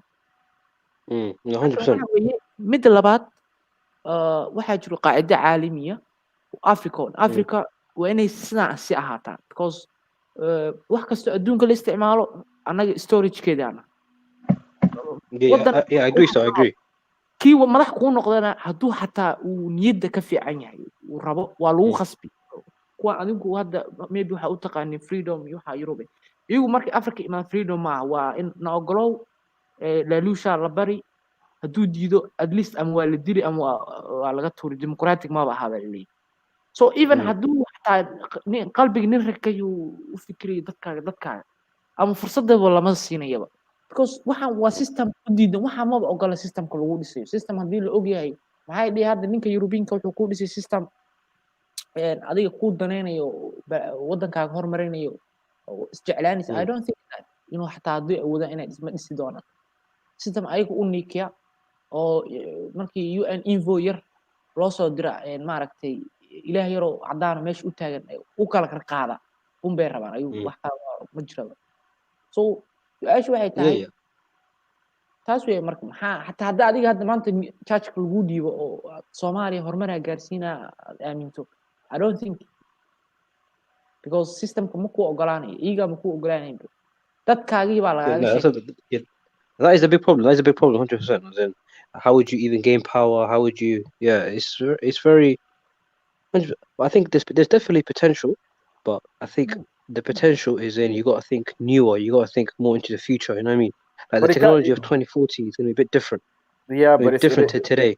It gets a lot easier than that when everybody is able to feed their kids and everybody can actually go to school. I think the general population just needs to have a balanced life. How do you assure that balanced life? I think they have to have jobs, they have to have industries. I think finances is going to drive us into the new Somali ness. You know what I mean? Like that's how it's gonna happen. Because we can obviously we're not agreeing. We're not agreeing on these things, but if these two people have their kids in line, they have an education, they can eat when they're hungry, and they can sleep in a shelter and it's relative peace. I think most people just really want that. Not everybody wants this freaking kursi. I agree with you. What I would say, I think one major solution for Somalia, I think Somalia would need, right? Well, this isn't a solution, but this may be over like a 20, 30 year. I want to see the children be indoctrinated in something a bit different, maybe more Somali, but also high level military education, something where when they reach 30, 40, they will be able to they'll be up to date with the latest scientific knowledge with regards to military, and they'll be able to pattern the country and make sure that it's safe from outsiders. And when you have educate people, even if they have different opinions and they don't agree, they will be able to reach logical conclusions better. Do you know what I mean? Exactly. Like, a civil war gives you a in 1990 is not a logical. You know what I mean? It's not very. I feel like if that was Europe, they would have figured out a way to. Like, if they felt like this was going to mess up with their money. I don't think we're any dumber than Europeans' numbers. No, not dumber. No, not dumber at all. That's not what I meant. As in, like, just like wiseness. Do you know what I mean? Wiseness. Like, we have from an outside perspective. Yeah, Yeah, no, I think we're just as intelligent as Of anyone course, else. bro, on earth. 100%, bro. I've seen a lot of the Right. Somalis that I see these days are very, very educated. I mean, that's probably because their parents are very strict with them. Do you know what I mean? But like, in terms of like brain IQ power, it's all human beings are equal in that sense. But whether you can utilize that and, But I think we're all like, for collectively example, agreeing that we're not at the level that we should or could be at. if you look Right? at China, China was rubbish 50 years ago. Rubbish. Yeah. Rubbish. In order for China to get power, the guy called Mao Zedong, he had to kill 40 million people to get power. Like, the issue with Somalis, there's a lot of people who have regional power. Do you know what I mean? All these little guys are messing things up for the general population. Whereas in China, they got rid of all of that. They just wiped them all out, clean slate. 1980, they just had full power. The Communist Party, they just ruled everything. Do you know what I mean? That's how they were able to, because everything they say now is law in it.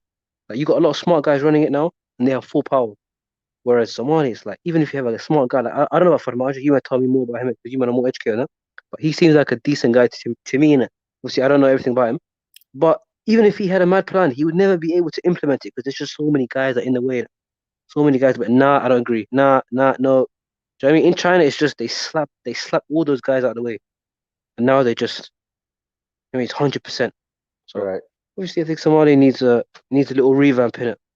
Obviously, if that happens, you need strong military. Maybe that's where Turkey comes in, but I mean, we'll see. Yeah.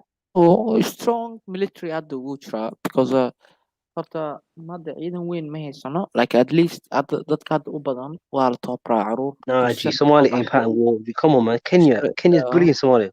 Not bullying exactly, but you know what I mean? They're trying to.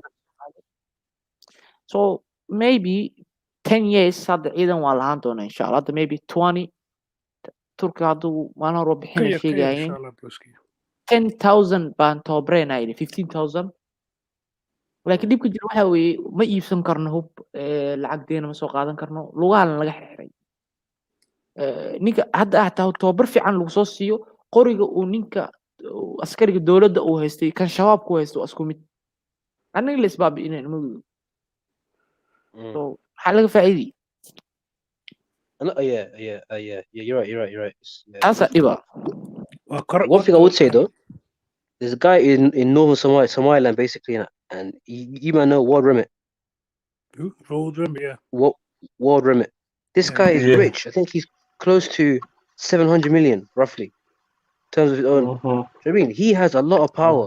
Like obviously he's more Somaliland, but you could easily use him. Like obviously Khalid, you know what I mean, you could do your thing there. if you chat to him or something like that. No, he could easily change. And he seems like a smart guy. More numbers. What do you think Amal said? It's time to start making a movement for the young nomad and guys. Somal, Elmi, and 123 SNM. What do you think? It's time to lead the young minds, the future. Amal said something beautiful right here. Yeah, that was very beautiful. Yeah, big up to SYL. Come on. She's saying it's time to. So, like I try to say to Amal in the comments, all I could do, my job is to bring you guys together, sisters and brothers. I had a thought in my head. How can I speak to my brothers and sisters? Like, look, Nomad's from Canada. We had Abshid from Australia. 123 studying in Cyprus. The rest of us, man, my brother Ilmi is in Mogadishu. This is what I'm thinking of. The rest is up to you guys, and I need you guys' help. I'm just using you guys here for one reason: your thoughts and your intelligence and your voices. The rest is up to you guys, man. Yeah, brilliant. Like, we're all over the world. We speak different languages. Some not, some haven't. But I believe each single one of you bring your talents. Welcome. This is the floor. Nomad, what did you say the other day? This is a factory for ideas. Absolutely, it is. What did you say? I'm trying to remember what you said the other day. I'm trying to use that as a slogan. What was that thing that you said? I'm trying to copyright it. I'll think about it and I'll give it to you guys. Somali Speakers is an idea factory place. Yeah, it is an incubator, bro. It is an incubator, right? Where we can actually, all of these, the SYL that Amal was speaking about, they had a whole lot less resources than we do. You know what I mean? Think about that. Right. They needed to imagine the amount of, you know what I mean, the amount of hurdles they had to jump through to get together. Understand? And we're doing it across the world, basically. Across the globe. So effortlessly. So if we're not able to, but like one thing is, how do we kind of sustain this? Is the sustainability that's in question, because there's this bad habit of kind of falling back into the norm once we go to our back into our places in the Horn. You understand? So I think that's a real question that needs to be asked, and that's a real question on the table. I think to get rid of that, it's getting to know each other. So I think dialect is important, because when you start realizing, like I said to a lot of people, yeah, a lot of us have been pumped with this. We've been programmed. Some people are saying we haven't even done that. Somebody tagging, please, that kind of get that. Let's think of a greater cause. You know that one. So there's a lot to take away. And as diaspora, as okay. And I think all of us, and even people in the chats, on the panel, we're all sick and tired of what they can go. I think that's the main reason I'm squitting, man. Yeah, we all agree on that, I think. Because we've been pissed off being refugees, living in refugee camps. Come on. How many kids go missing? Millions in Canada, thousands in America, London. People are scared. UK street life, like I said the other day, like there's about 6 people talk to 3 were Somali in the streets of London. Yeah, just half the ratio. Just for being, it's crazy, fam. Wallahi, they were, those guys, they were not even gangs, so Allah, fam, and it's beyond a joke. If we don't care for each other, no one else will, man. Every Somali that ever died in Marti Dibidaha, the guy that killed him, Ajnabi guy, Willis Kabil Mawidin. Somali Mawidili, bro. Ajnabi Somali ku arka laakiin adiga yeah, you right. It happened to one of my little cousins. Nin Somalia meel xaga ay sulayeen ina ma kale. Isku bus stop ka iska taagan asaga waa la garaacay just because you're Somali. Wow. Yeah, nothing to do with that. Buska miski wuu naxay. Ninkii oo dhakhtarkii maxaa dhacay? Ninkii waa la dilay. Waa baxs. Ninka miskiinka masaajidka ku jira. Maxaa lagu dilay? In Somalia, just down the road, they beat up someone, and it's not like you see with us, man. Yeah, we go looking for the guys that are on the delay. Do you think we beat up any random people? We always نحقق تسمع. They never have most man. Always. In London. Right now, one of our little kids, 10 little kids in the message go so we didn't get tag for no reason. Because we're Somali. But to keep it real, we do that with Rabialada. But no, the funny thing is, like I always said, yeah. I've made this analogy. Why do you think I always say this analogy and people get pissed off? I say, I don't slow down. We are worse to each other than Ashnebiga. Facts. Actually, we nuku dahno lan karaya, nuku bashali karaya, we no dum nusku diri karaya. I've seen it. Albanian. Well, no, do you know it's Somali? I've seen it. Yeah, my generation was straight Somali in it. Queen again, Albanian, be like Pakistan in it, yeah. And then in me Somali in front of these people are okay, we go Slovenia or have this. And we're like, yo, ragam Mayala school anyway, in a mahankala. And we see that I can always school any one. The elders, we have to come in and start slapping Yalkin and be like, yo, what's wrong with you, lot, man? And then maybe when they get so they have got the maddest thing going on. So sometimes, do you think even multiculturalism is a problem? But Khalid, I think whenever we go to the West, right?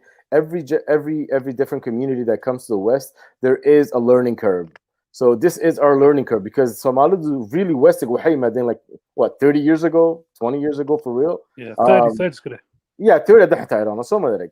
So the first generation that came here were with parents that never went outside of the Horn, for the most part, right? A lot of Somalis have traveled before that, but for the most part. So how the TV was their parent for a certain extent, because their parents were busy trying to figure out how things worked. The thing is, right now, we have enough for those kids not to have kids. And so the next generation, I think, going to be much better and much more advanced. But we need to kind of show them that they have to be proud of their Somali nimo. Why Somali? In the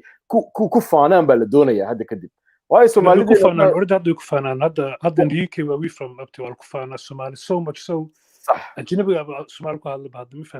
وفي عنتها حكم بحتى هذا كنا تمادد.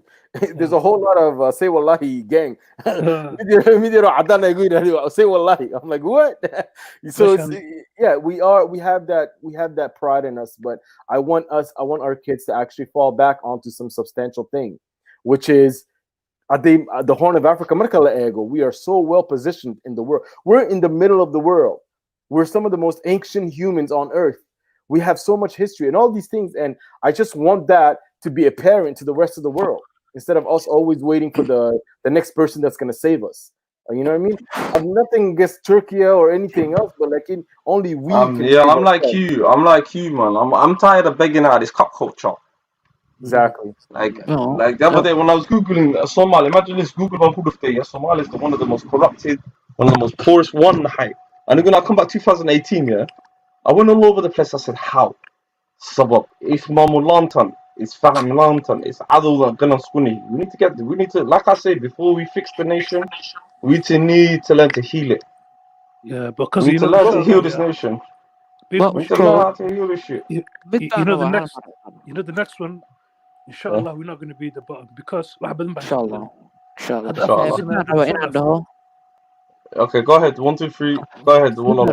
abti horta waxaa laga hadda anigu saa isleeyahay horta dib uma laaban doono insha allah oo qof kasto intii wax soo samaysana waa qaar dhintay qaar hadda qoriga iyo dagaal aan geli karin weeye intii soo kortay dhibku waa soo arkeen laakiin dhibkan qabo waxa weeye anigu haddii maybe 10 years haddaan lacala aan dhibkan iska dayno in mar labaad haddana aan ku laabano because sababtii markii hore dhacday weli way jirtaa marka si anigu aaminsanaa waxa weeye at least nimankan odayaasha suldaanada sheegta baadiyaha ka imaada ay nolosha qarfiga ku nool horta ilmahooda hala qabto iskuulaha lagu xareeyo hala baro si cunugiisa hadhow suldaan noqon doona nin education ah oo wax fahmi kara oo 100 sano fiirin kara ha noqdo intuu noqon lahaa nin loo kala oo ariga geelka intaa yaqaan macnaha dhibkan haysto waxa weeye ninka politician waxba ma aha Soomaaliya ninka wax ah ee garta gooyo waa ninka suldaankina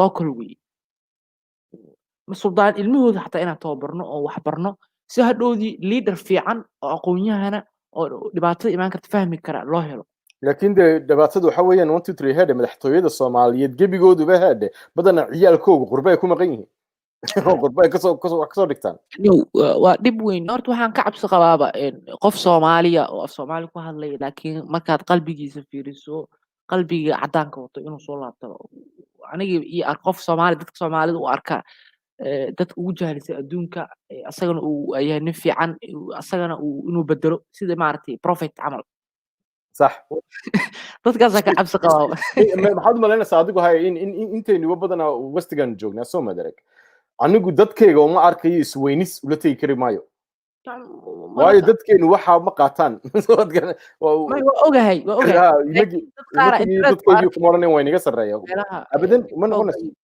dad TikTok aan ku arkay waxa wali markii group iyo PLM wax yani markaas fiiriso waxaad u moodaa inuu asaga positionku ka soo hadlay markaad fiiriso wuxuu ku leeyahay westernka yani waxaad u moodaa doodiisa dhan waxay ku base garaysantahay because waxaan joogaa Europe ama Europe ama cadaanka la noolahay saa darteed I'm more civilized wax fiican baa fahmaya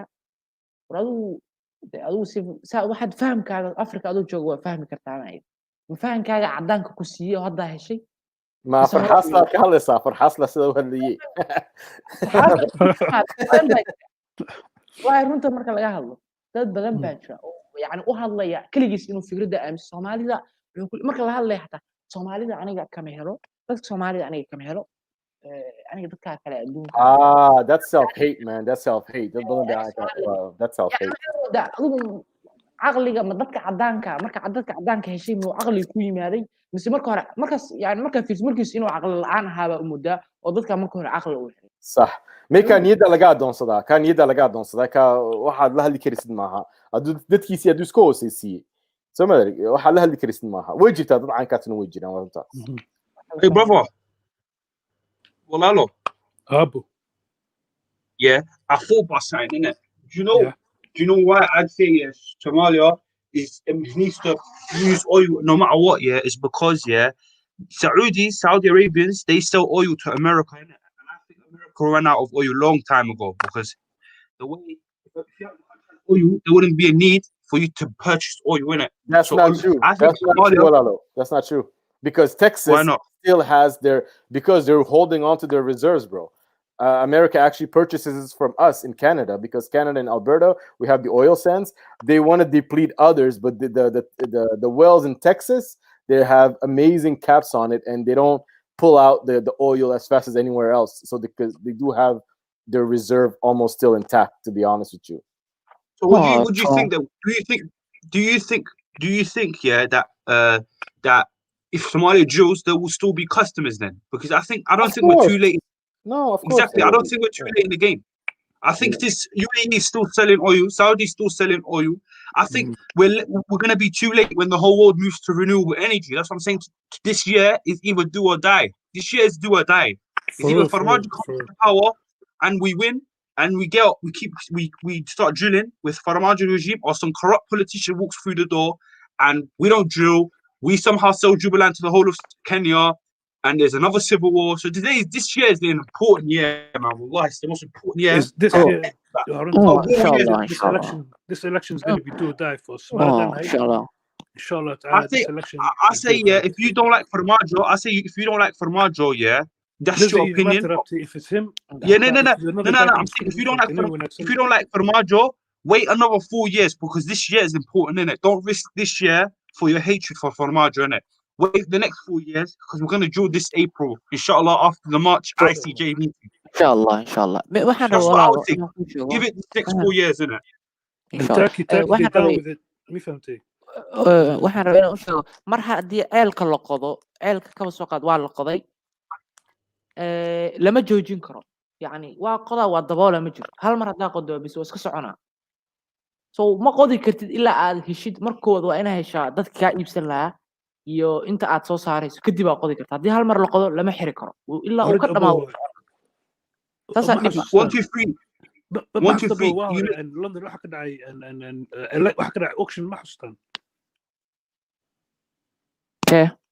auction baa ka dhacay yeah the auction I remember that the oil thing حالك كليبسني ما جوكا اللي كليبسني مس oil no the blocks ها مدخلنا rights to the blocks waa daatadii la iibinayo daatadii حتى waxa shaqada hadda حتى la karo auction gareeba meesha rag baa u diyaara brother sanadka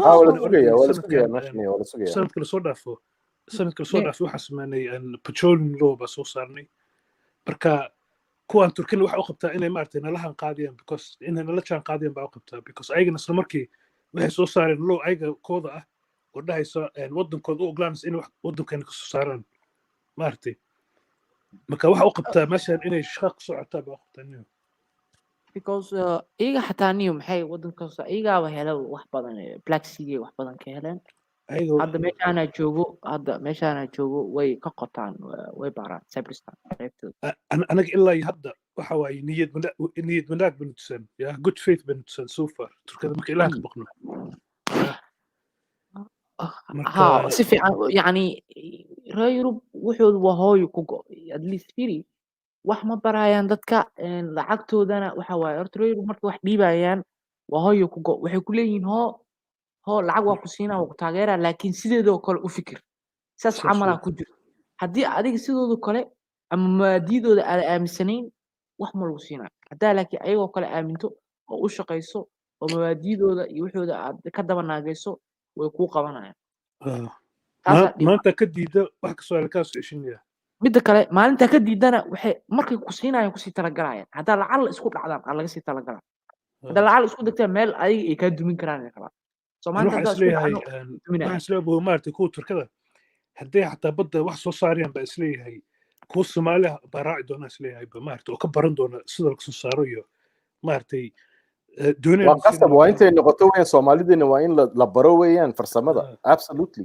أنا حاب أمثل كوان because وين برامج هذا everything واحد كسر نقطتان ضد بنوبرا وين تسانسل نقطة مقطع إنير تسامح مثلا لكن إن سوماليا إنير تسامح إنير تو ضد كوجي كنتان واحد كسر قيستا وايد أنا قلت كذا عارك يا أنا جماعة ضد كريجي بتوح ولا ما برا إنير تو حيل إيمادان هذا ضد كوجي لا إيمادان ضد كوجي شقادة قبتة ويلا نقضان واساس marka And waxa we waa are inuu one of the only people in Africa in China waxna ku lahayn bakawar alhamdulillah yeah we one of the only ones but ما siin wax oo wax lacag macnaha project ma siin ba laakiin way rabaan hadda lacag dembi ku leeyihiin most of Africa maanta dembi ku jiraan China because maalin hore wayna casuumeen ama Africa iyo China shirka ka dhacay wayna rabaan waliba hadda waxay yiraahdeen maalin hore safiirkooda Soomaaliya waxaan ku dareynaa silk pelt road aan ku dareynaa bay yiraahdeen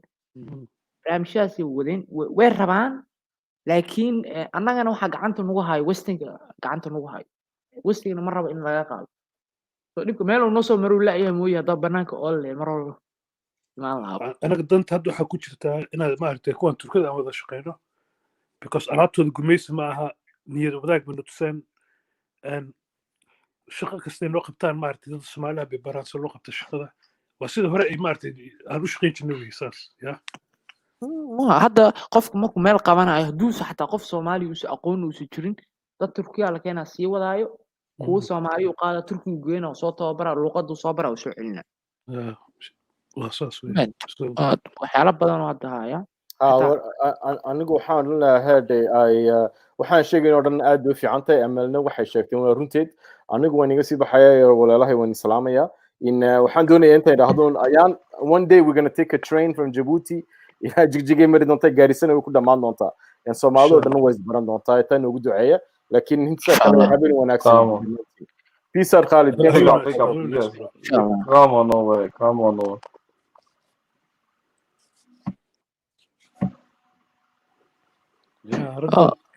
su'aal baan rabaa inaan weydiiyo barnaamij maalin hore aan daawanay wiil muxuu yiri kaan maqlay in yar horena aan ka ogaa yacni xaditaanka la xada aahaarta Soomaalida ama qabuuro la qabto ama aahaar laga helo weliba u badan waqooyiga wax ma ka maqasheen maybo ya maxal ka xadiya wallahi nin barnaamij ka hadlayay wuxuu yiri qabri la qotaa jiru yiri oo laga qoto saylac meelahaas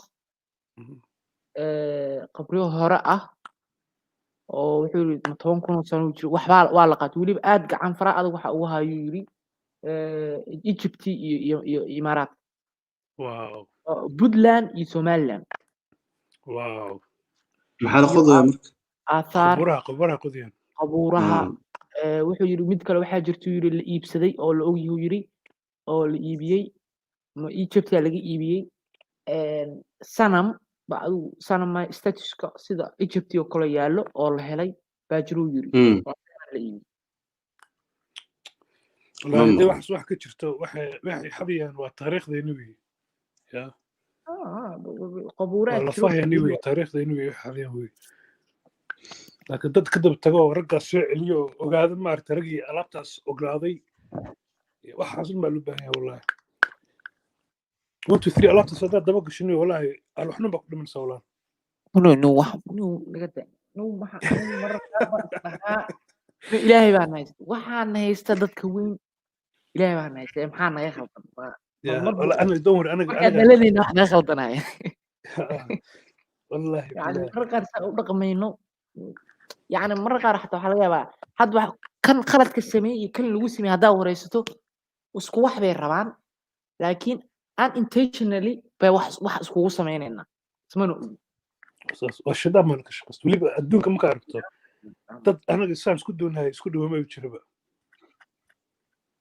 mar horaan dhahay war horta inta waxba hadlin horta aan tixraacno dadkan yuhuuda iyo dadka cadaanka iyo dadka caalamka hadda hogaamiya horta hal tixraaco iyo waayahoodii hore qaabkii u midoobeen si ahaan jireen at least fikir baa ka helayna ama waxaa laga yaabaa xaaladdeena isku fiirino inaan tips ka helno kadib aan ku fiirino haddana xaaladdeena aan tixraacno kadib isbarbar dhigno wax la qaato هذا ماشي أحكي برتو أنا ولا الكرسمالي واحد ملوش كده برو والله كو هذا كو بتروليوم بدن إنتو كو برتو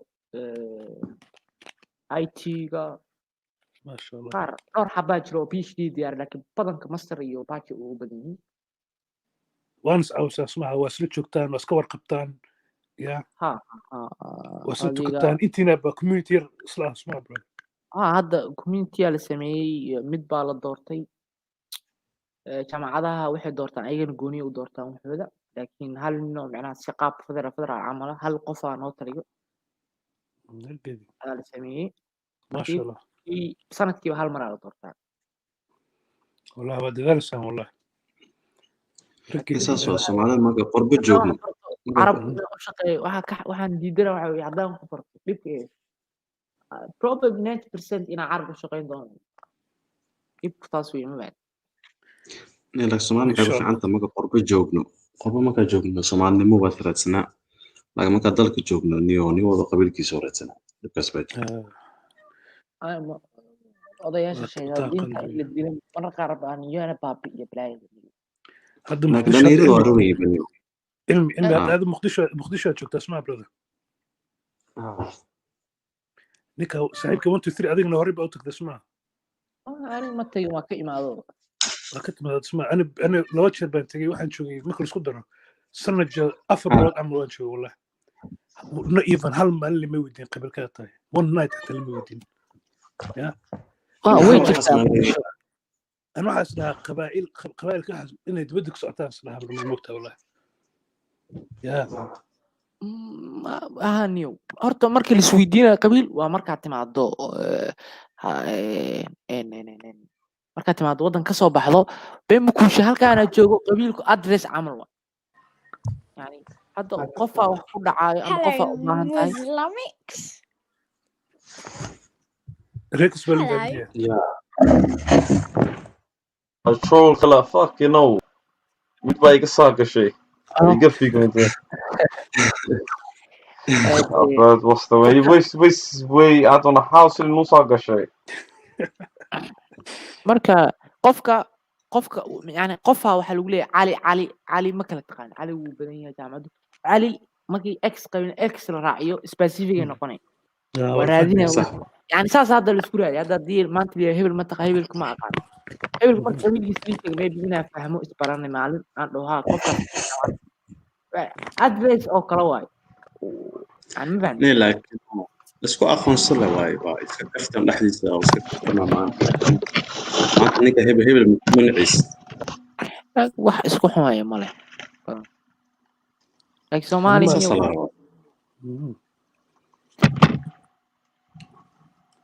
I'm gonna do an interview. Inshallah, I'm trying to do an interview with Tahir Ali Soube.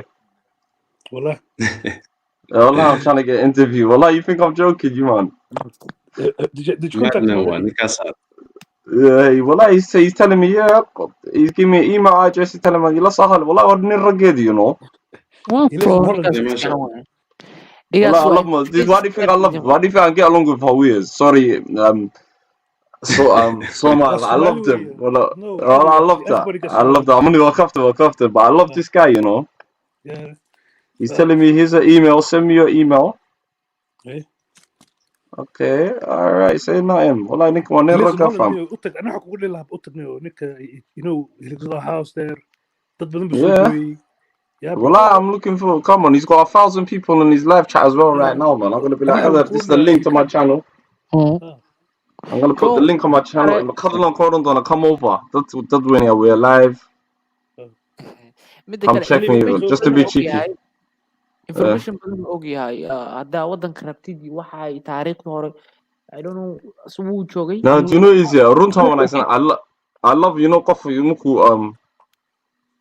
I love his internet. I love the way siduu hadlo anu qan la Tahir Ali Soube because sometimes ben bu yara sheega garanaysa iyo ku yara dara but him shino colaad and you know Abdi Fattah Bushari ay in kala jira in kala jeclay in kala cusubon أساس صار قصدنا والله بالله مع سلامة students كيسوي أيوب كارلو إيو كابتن أيوب إيو والبداية يعني is it custom أيوب ولا يعني كابتن أيوب ولا يعني you know the goat كابتن أيوب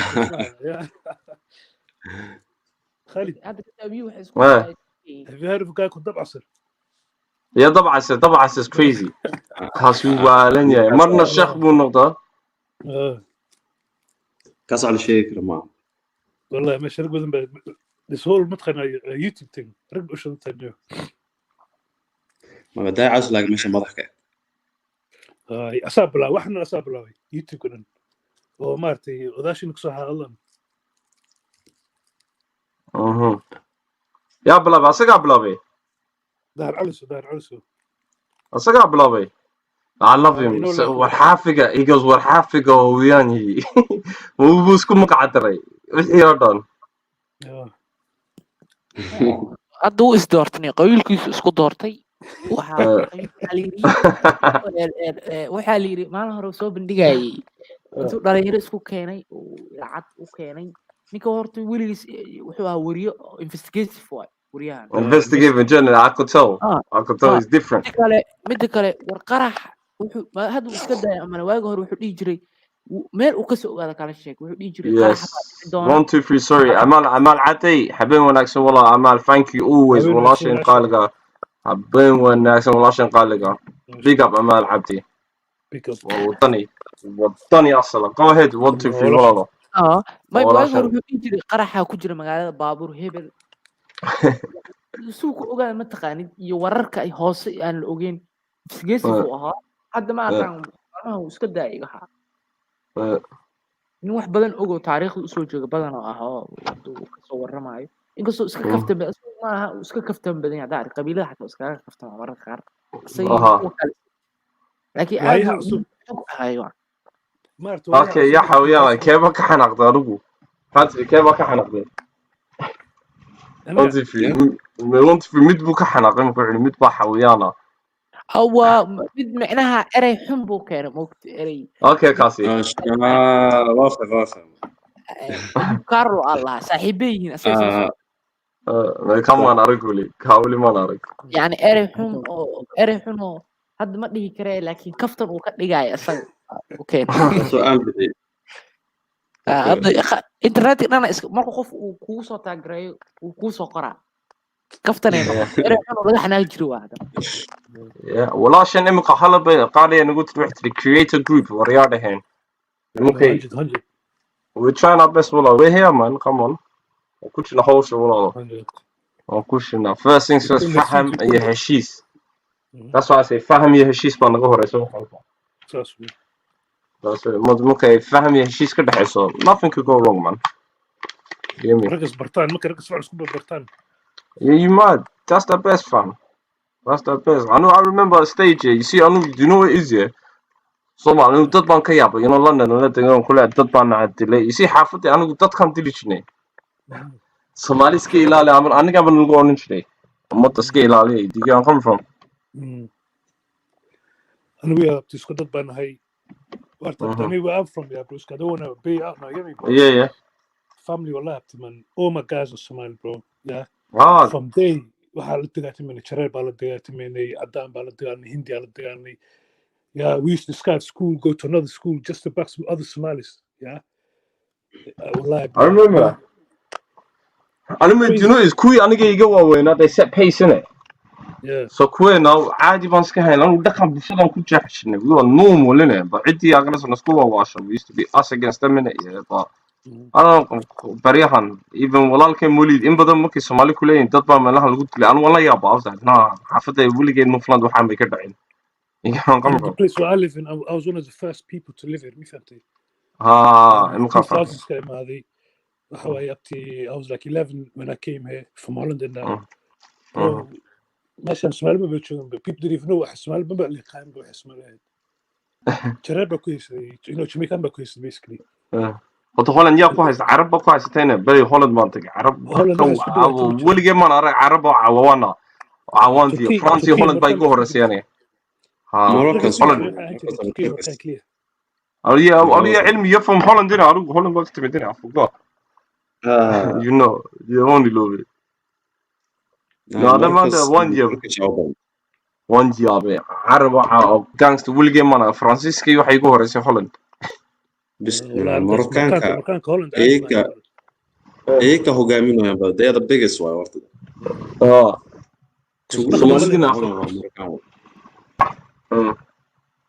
hatri waa Soomaali isku dhaqana may dhaqan ma leh kuwaas inuu ku markaanka Holland jooga ومروكان مقع بكين لكن دقن قال بلي واسكك ها ما فاهم يا ما كوفي فاهم شوب نقول ولا جنو اسمه ولا جو قالوا بيني qaar baa ku gaalooba qaarna garanayso that's anigu waan ka yaabay if I lived in Holland weligay ay lahay wamaan iman lahayn because when I went to my cousin's بران خنو مثلا يعني انجليز كذا سمال يسرد كان اسمها حافظ yeah like you know how every Somali live in the area like you know like the Somali areas يدقيه Somali in Holland waxa اسمه يعني وقت Holland on purposely دولة كل صارسة هذه يقولوا حلقات تشيني ميل فوتبول كاسارة yeah that's what I found out my cousins one lay yaabay labo I've got 2 set of cousins midna في تغني the north of Holland kadan the south well and it's good doing you think to yourself what is going on nobody in Holland ويرتاي قف هولنديسا وفاميليسا مارتي درس هاي aad ويرتاي because waxay rabaan adiga maartay hadaa wiil tahay ina gabar cadaan gursato mise gabar maartay ajnabi ah haday gabar tahay ina gabar nin ajnabi ah gursato one generation down saas up to third generation waa baxdeen biya sadaqada ka baxdeen they want to integrate integration ka faanaan you know Ingiriiska dadka maartay way ka faanaan that's why dadka ajnabiga dhan hal meel isku keenaan ma rabaan in that area like Turkida oo Holland joogaan dhaqankooda iyo waxooda waa ku adeegay diinta ma ahan saas laakiin dhaqankooda waa ku adeegay no Turkida waa sida no atali anu xaafad waxaan deganay Turki midhanaya oo ku shay cilmi dadkan isku school ba la soo qoray waas ka raacay naftan isku keenay inuu qolada anu madowga Soomaaliland anu Turkish baan nafta isku keenay North North London wallahi qolada naftan isku keenay we couldn't shimbrayna you know is yeah luqadana no in yar baan ku hadli karaya we couldn't shimbrayna shimbirkaynaya and these man I'm not gonna lie to you the Turkey wadankooda shimbirka because you know Turkey na waa shimbir la cunayn as well so shimbira naanaysto shimbira you know sida timchilica madowga you know the Turkey waa shimbir baan bixinayna North London if you say shimbir ya way fahmaya ayagana inay qoladaas nafta nu keenjita I'm not gonna lie to you qoladaas markay 60 jir markaas masaajidka galaan inuu 60 jir waa arkaysa ana kul wala akhrin kareen oo mala masaajidka odayga Soomaaliga u tujiya waa kale kale baa lu yeedhay la tuji masaajidka waa naxasa nice because secular country this is what I was trying to say wala secular country waxa si ku waalan tahay waa numbers and working here Orthodox secular buu ka dhigay wuxuu dhantay achaabkii buu ka saaray waxa dhacay sheekh Algeerian oo Dubai ka yimid wuxuu yiri waxaan ahay ragga tartanka maarta Quraanka judge u ah marka wuxuu yiri aniga abtii I've been in Europe for amount of maarta baa joogay dadka Soomaalida waa ka horreeyay buu ku leeyahay waxa ka horreeyay Algeerian Turkey Moroccan intaas dad baa ka horreeyay Muslimiin Pakistan لكن wuxuu ku leeyahay hadda tartanka wadan kasta waxa u soo baxaa abti qof Soomaali ah ya example waxa leeyahay Norway waxa soo baxay qof Soomaali ah England tartanka waxa u taagan qof Soomaali ah Holland Soomaali u taagan Belgium Soomaali u taagan Mareykanka toon Soomaali u taagan wuxuu leeyahay basically maarta anu arno waxa sameeysan ba maarta Soomaalidiina diintiina wixii waa ku adeegtay maarta unlike dadka ka horreeyay yeah no do you know easier it's I don't know especially Europe here I think this is why a lot of you know Hollandese waxay u soo galaan in la dhaqanka ilaaliyaan because I used to think to myself Holland maxaa ka soo baxsata la dhaqanka Sweden iyo meelaha because you know so maxaa kale ku arkaysa dadka dhaqan wali UK you know Mareykanka I think waa gone ayaga Mareykanka hada meel bay xaga noo dhig Minnesota mooyaan inta kale Canada horta is gone in Minnesota ku yara degan عشان مينيسوتا حوقية كويرة حايسة أنت كلا خلاص أنت كلا خلاص first place when I went back here imagine this Somalia العلمي the first person I see from head to toe عملوا tattoos with Canada كوح دانو Canadian they're all same age as me 15 every single one tattoo mid-hope حاجة مقرن قرطة 15 young girls guys girls all of them tattoos would have been حاجة tattoo بقى قرن وكنا حاجة بسم الله صح North America is a whole different story, bro. It's a whole different story. It's a whole different ball game. North America is a whole different ball game. Ball game. Waxa ku sheegay, you know, waxay Holland ay ku sameeyaan dadka. Imagine that being done in America, bro. Waan ku faafinaya adiga. Like hadda is bilaabin Soomaali. At least Minnesota meel qaad baa jira wanaagsan, you know, Soomaalidu. Mele, like Ohio, whereas in North Carolina, mele badan way wada guri ku degan. Seattle, Maine. But then again, qof baa guri waxaasna way xun tahay in a way. In a way waxa ku xun tahay ciyaalka ku saaqaysan karayaan sida. What do you guys think of that? And I believe, you know, matqana yaalka marka yar yihiin ma artay in wadan Islaamka sukran baa fiican oo marka wax soo bartaan inay meelahan kan. That's what I personally believe lah. Yeah. You know, when they like jaamacad age ama waqti ma wax bartaan inay yimaadaan. Taas waa inay loo wanaagsan. Inta kale meel oo ma artay diinta Islaamka iyo waxa ku baran karaan in joogaan. Waagi hore saas baa hanjirtay moogta back home you couldn't iskama imaan karin moogta you couldn't leave the country iskama bixi karin for no reason. Yeah. waagi hore xataa moogta laba baasboor lama ogoleen qof Soomaaliga xataa qof kale hadduu qaadana waa baasboor Soomaali bis haysanay. Holiday asoo baxaysaa bis waxaa soo baxaysaa shaqo ama dan. Holiday. You know what it is? We say passport kana awood u lahaa. Melo baa ka dhaci kara sayda. Wallahi haddana waxaa aaminsan haddii lacal nabad noqono xarumo hala sameeyo qof ilmaha Yurub ka imaado 6 bilood ha lagu xareeyo dhaqanka diinta iyo shuruucda wadanka in la baro haddii kale wareer isma fahmayo. Sorry bro. wadanka xataa marka nabadda dalka shaqeeyo ma artay oo boqolkiiba ay nabad tahay kalsoonina ay ku qabaan mar haddii ay tagaan ma soo laabanayaan saa aaminsan aniga. warniyo maya ma kama hadlintaa waxaan ka hadlay yani fikirkooda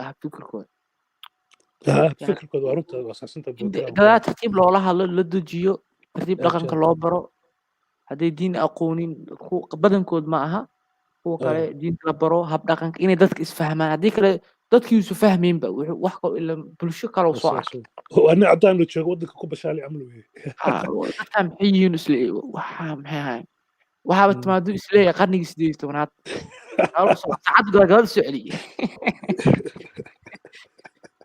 kadib inuu ka tagaa haddii kale iskaga laabanaya.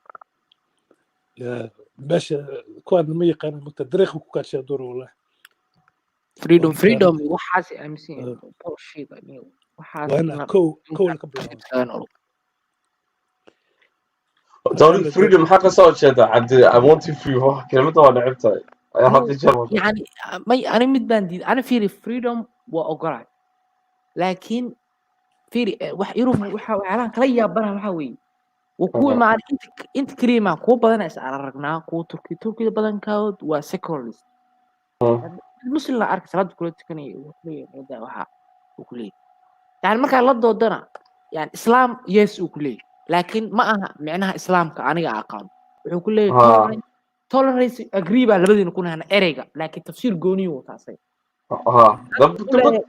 dabada wood even Somali was la yihido runta wanaagsan qaar Somali ma qaya ima qoladan dadkeena laynas al-shabaab leeyahay masku kitaaba masku diin baan dadkan maya anu I don't think isku diin baan diin gooni bay wata dadkan يعني tusaalahaas aan kaaga soo qaatay baa waxa waa freedom haddii Soomaaliya la wareysto maamada waxa ku freedom keeda mafhuum gooniye ka wadata qofku markuu fahamka yani maxaa iga garay aniga 1980 oday cadaana oo self declared academic I don't believe academic nimo halka iska fadhiyo oo fikiray oo tafsiir la imaaday maxaa iga garay anoo ku nool Soomaaliya freedom ku ka hadlay maybe freedom ku ka hadlay maybe society uu ku noolaa inuu u fiiriyo habnoloodkooda diintoodii ila qofku markuu fiiriyo hab fikirkiisa saameyn bay ku leedahay marka maxaa iga tafsiirkooda aniga haddii at least aan fikirayo waa inaan ku fikiraa in a limitation of my society fiirinayo maxaa marka taasaan diidanahay anigu laakiin Europeanku waxay ku leeyihiin freedom dadkiina Europe waa ogeyd carabtu waxay ka dhacdo kale waa dad waxyaalaha dadka iskaga horkeenaan freedom dadkina soo wada baxaya freedom ma oga micnaha ee loo socdo freedomka waa freedomkooda wey maha kaaga maaha hadda marka anigu ma rabo ayaga intaasaan ugu qasbaya waxay ku leeyihiin adiga bini aadam iyo inhuman waxaa ta backward baa tahay because ma aaminsanin tafsiirka oo uu qoray academiga maxaa iga gala academiga aniga nin iskaga nool meesha geeliis iska raacay at least hadaa geeliga ii nabad galo nolol ku noolaado service aan helo that's my freedom iyo xogaa Yeah, but that إما كانت ضدنا حتى أنت أكو glance ومشاكل كلا. ها laakiin anigu kuma dagaalami doono freedom aan aaminsanayn waxaan u dagaalamaa freedomka aaminsanayn maybe labada eray aniga aaminsanahay waa isku mid way noqon karaan freedom laakiin micnahoodu isku mid maaha iyo democracy raalo niyo waxna kada niyo habay wanaagsan niyo was ويرى ساعتين هذا ويرى قمتي أنا حمران جوجا اسكو وقت مني هنا مرت habay wanaagsan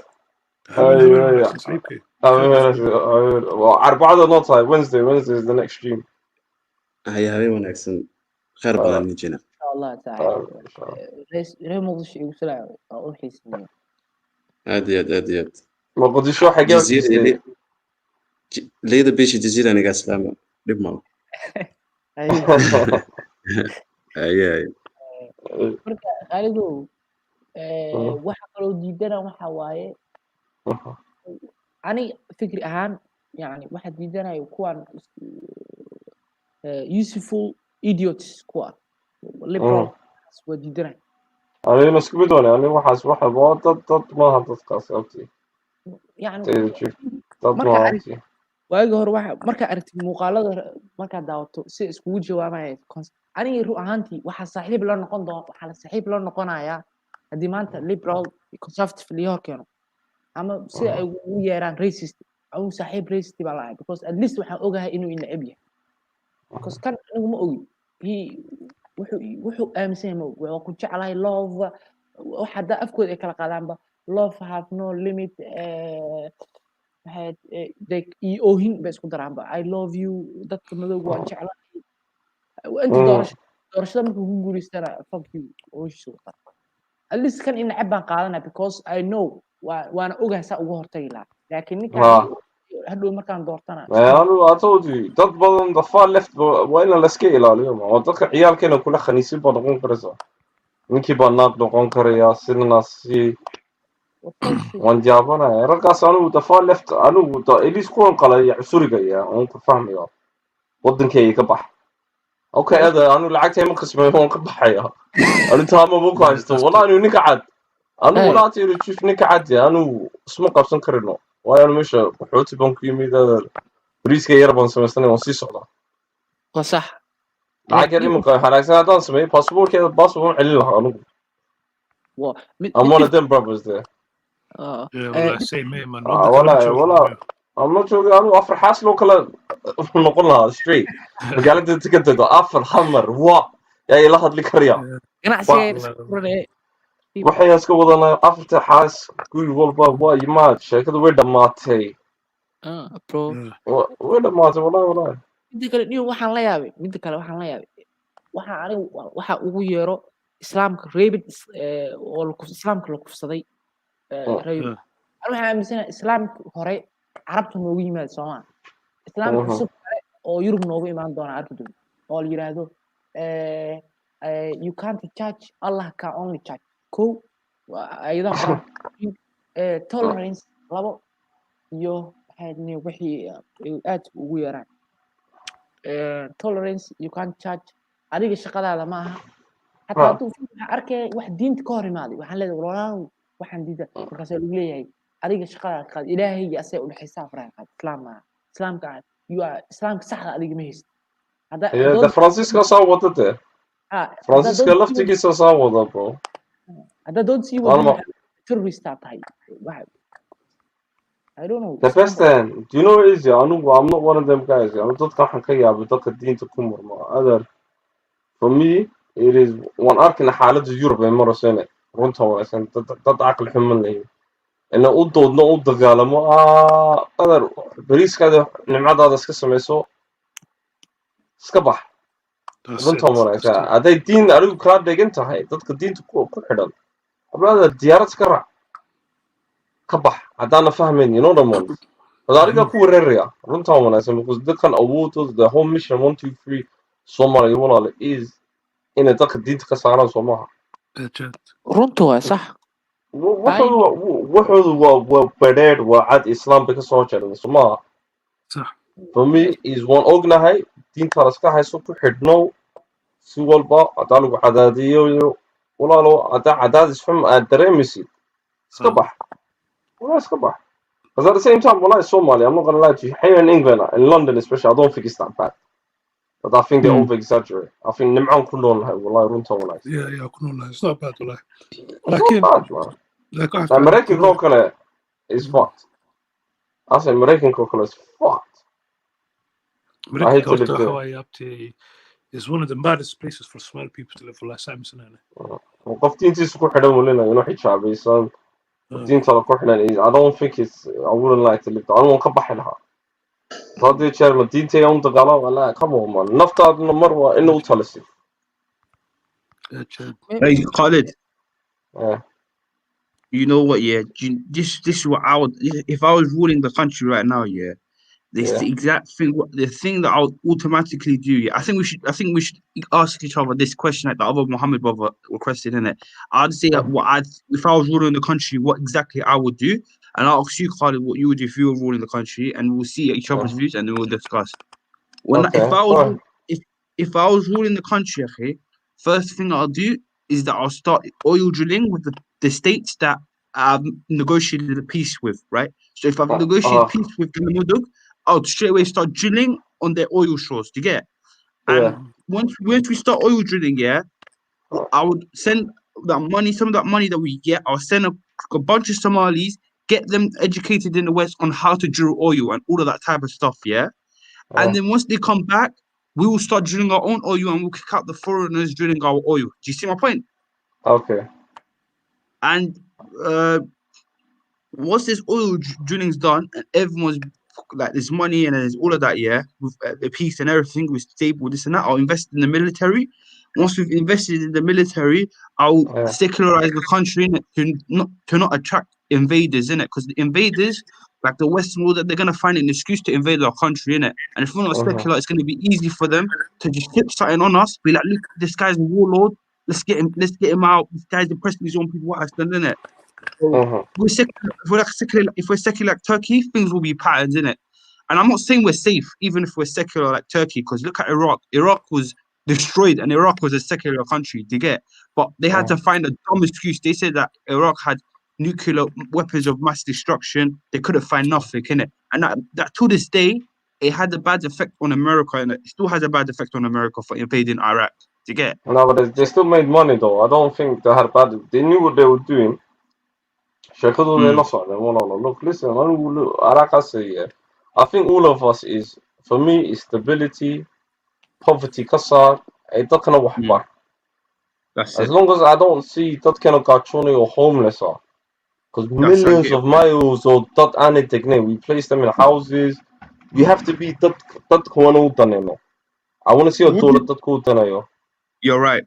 What do you think about what do you think about this major conflict? Yeah, apparently that soon there's gonna be a major conflict in the next 5 years, isn't it? That's what like some people believe.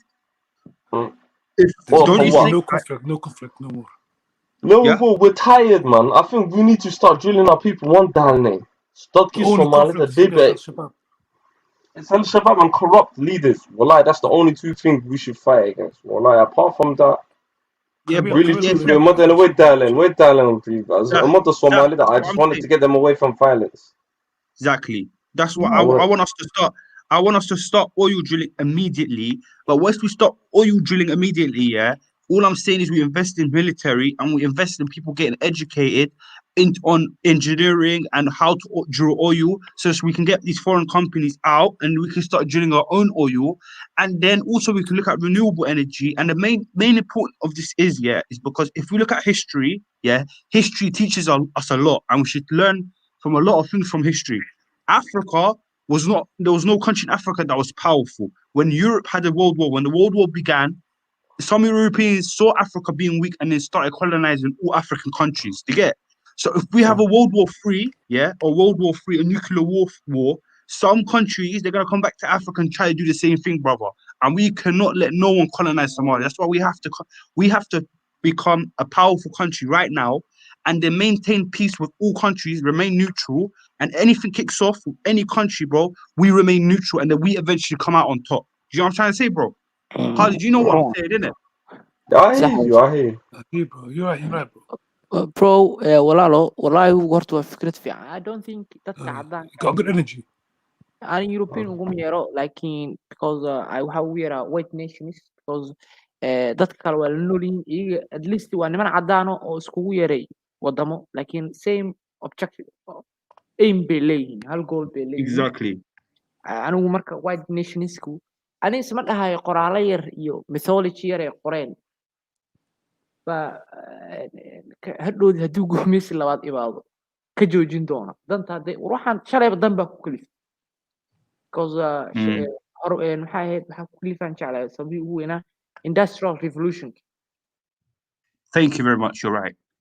shalay hadee wax kale oo kaasoo kaloo imaadeen shalayba caqli way lahaayeen saan waa u fikiraya maaha dadkan xawayaano maanta shalay markuu dembigii sameeyey kadib dhaloyd caqliga kuma soo noqon shalay wuu ogaayeen kan sameynayana wuu ogaa inuu wuxuu sameynaya dembi tahay kan lagu sameynayana wuu ogaa wuxuu sameynaya inuu dembi tahay labadoodaba laakiin waa lagu asbara bas horumar baa loo arkay hadda haddii course kaloo labaad u imaado even now they do but tii hore ma sameyn way improve gareeyeen hadda laakiin haddii si sax u timaado waagaas ama dagaal uu dhaco isma dhahaya aniga مبدأ آمسن هو وأخو خصبنته إنه سمع أمريكا دي أخو خصبنات ويسمعين يقول بقى أنا عدير أنا قبل سليف عادي أنا قرين That's what I'm saying. I'm saying if us Somalis don't get our shit together before this World War III happens, okay, we're gonna face colonization again from different countries, left or right. Do you get?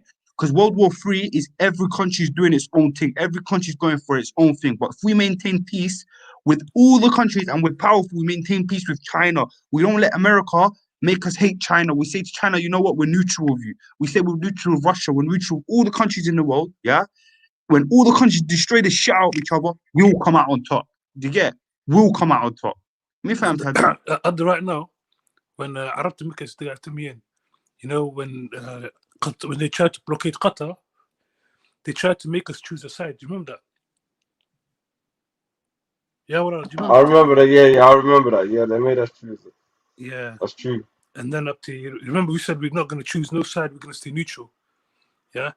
They tried to, you know, talk crap to us. They tried to, you know, quote unquote punish us. We're regular with it. You know, it's good any. And I believe, Matt, that's why I was earlier on. Remember when I said this new government is better than other government in terms of, you know, foreign policy and other stuff, Matt. Yeah, no, exactly. Yeah. You're right, because Farmajo even like he's kicking out Kenyan troops from interfering in our country.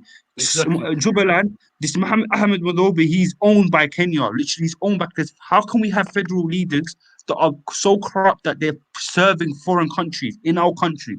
That is so bad on so many levels. And that's why Farmajo is kicking out all these foreign leaders. But you know what it is, yeah? Once we start oil drilling, we invest in our military. What I would suggest, we invest in our military, we secure all borders, all areas, we get rid of the poverty in a lot of areas, we try to get rid of poverty as much as we can, and then once we do that, we secularize the country once the country is stable. Because if we're not secular, we're going to get invaded. Wallahi, we're going to get invaded. If we're not secular, the European countries, they're going to find a way to invade us, yeah? And even if we're secular, we might even get invaded still. We still might get invaded, but the chances of us getting invaded, of us being secular will be much lower than us not being secular, because they will find, wallahi, they'll say we're warlords, we're oppressing our people. Look, even Kenya. Had oppressing dadkiisu oppress garanaya, no freedom, no democracy. Yeah. Tiri waagi hore ay dadku waxay ku eedeeyeen islaamka iyo diimihii hore waxay yiraahdaan diimaha ma fiicno because in the name of religion wax lagu dilo ayagu in the name of freedom and democracy waxba lagu laay no freedom dadkiisu oppress garanaya then let's kill ninka aan soo qabano 1 milyan dhimanaysa lama arko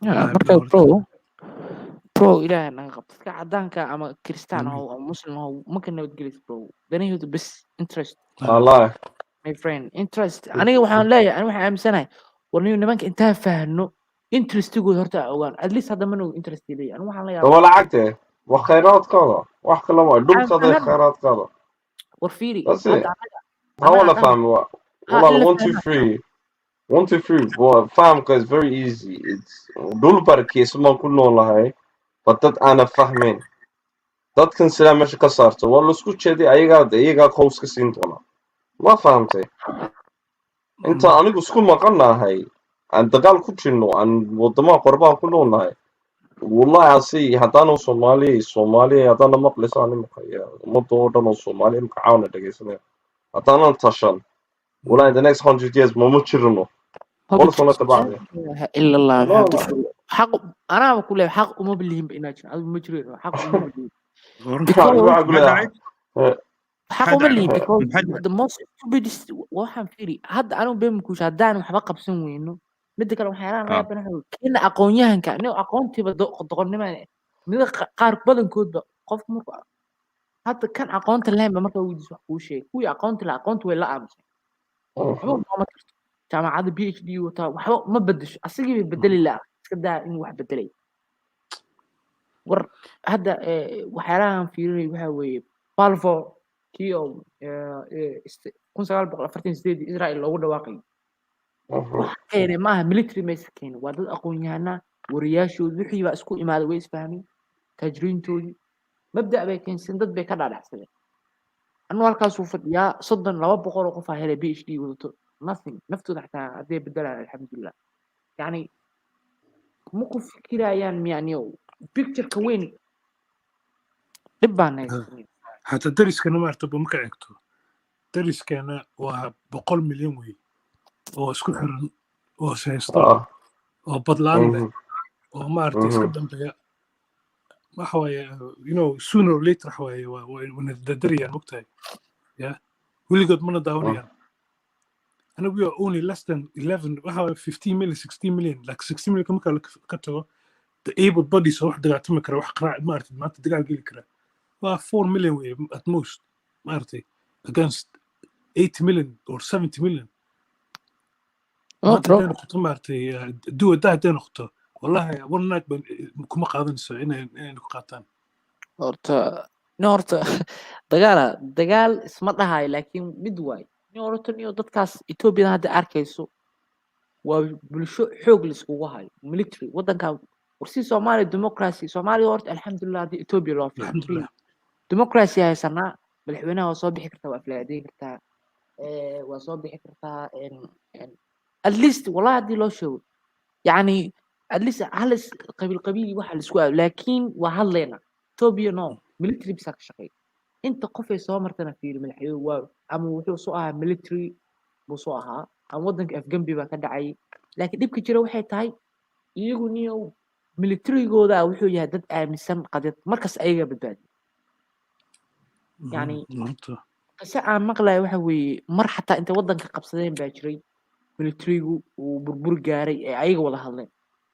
وحاجرو إثيوبيا نمدو دردن بيقولين أيجو يعني قيمة مرك إثيوبيا نمدو كهالين وحي إلى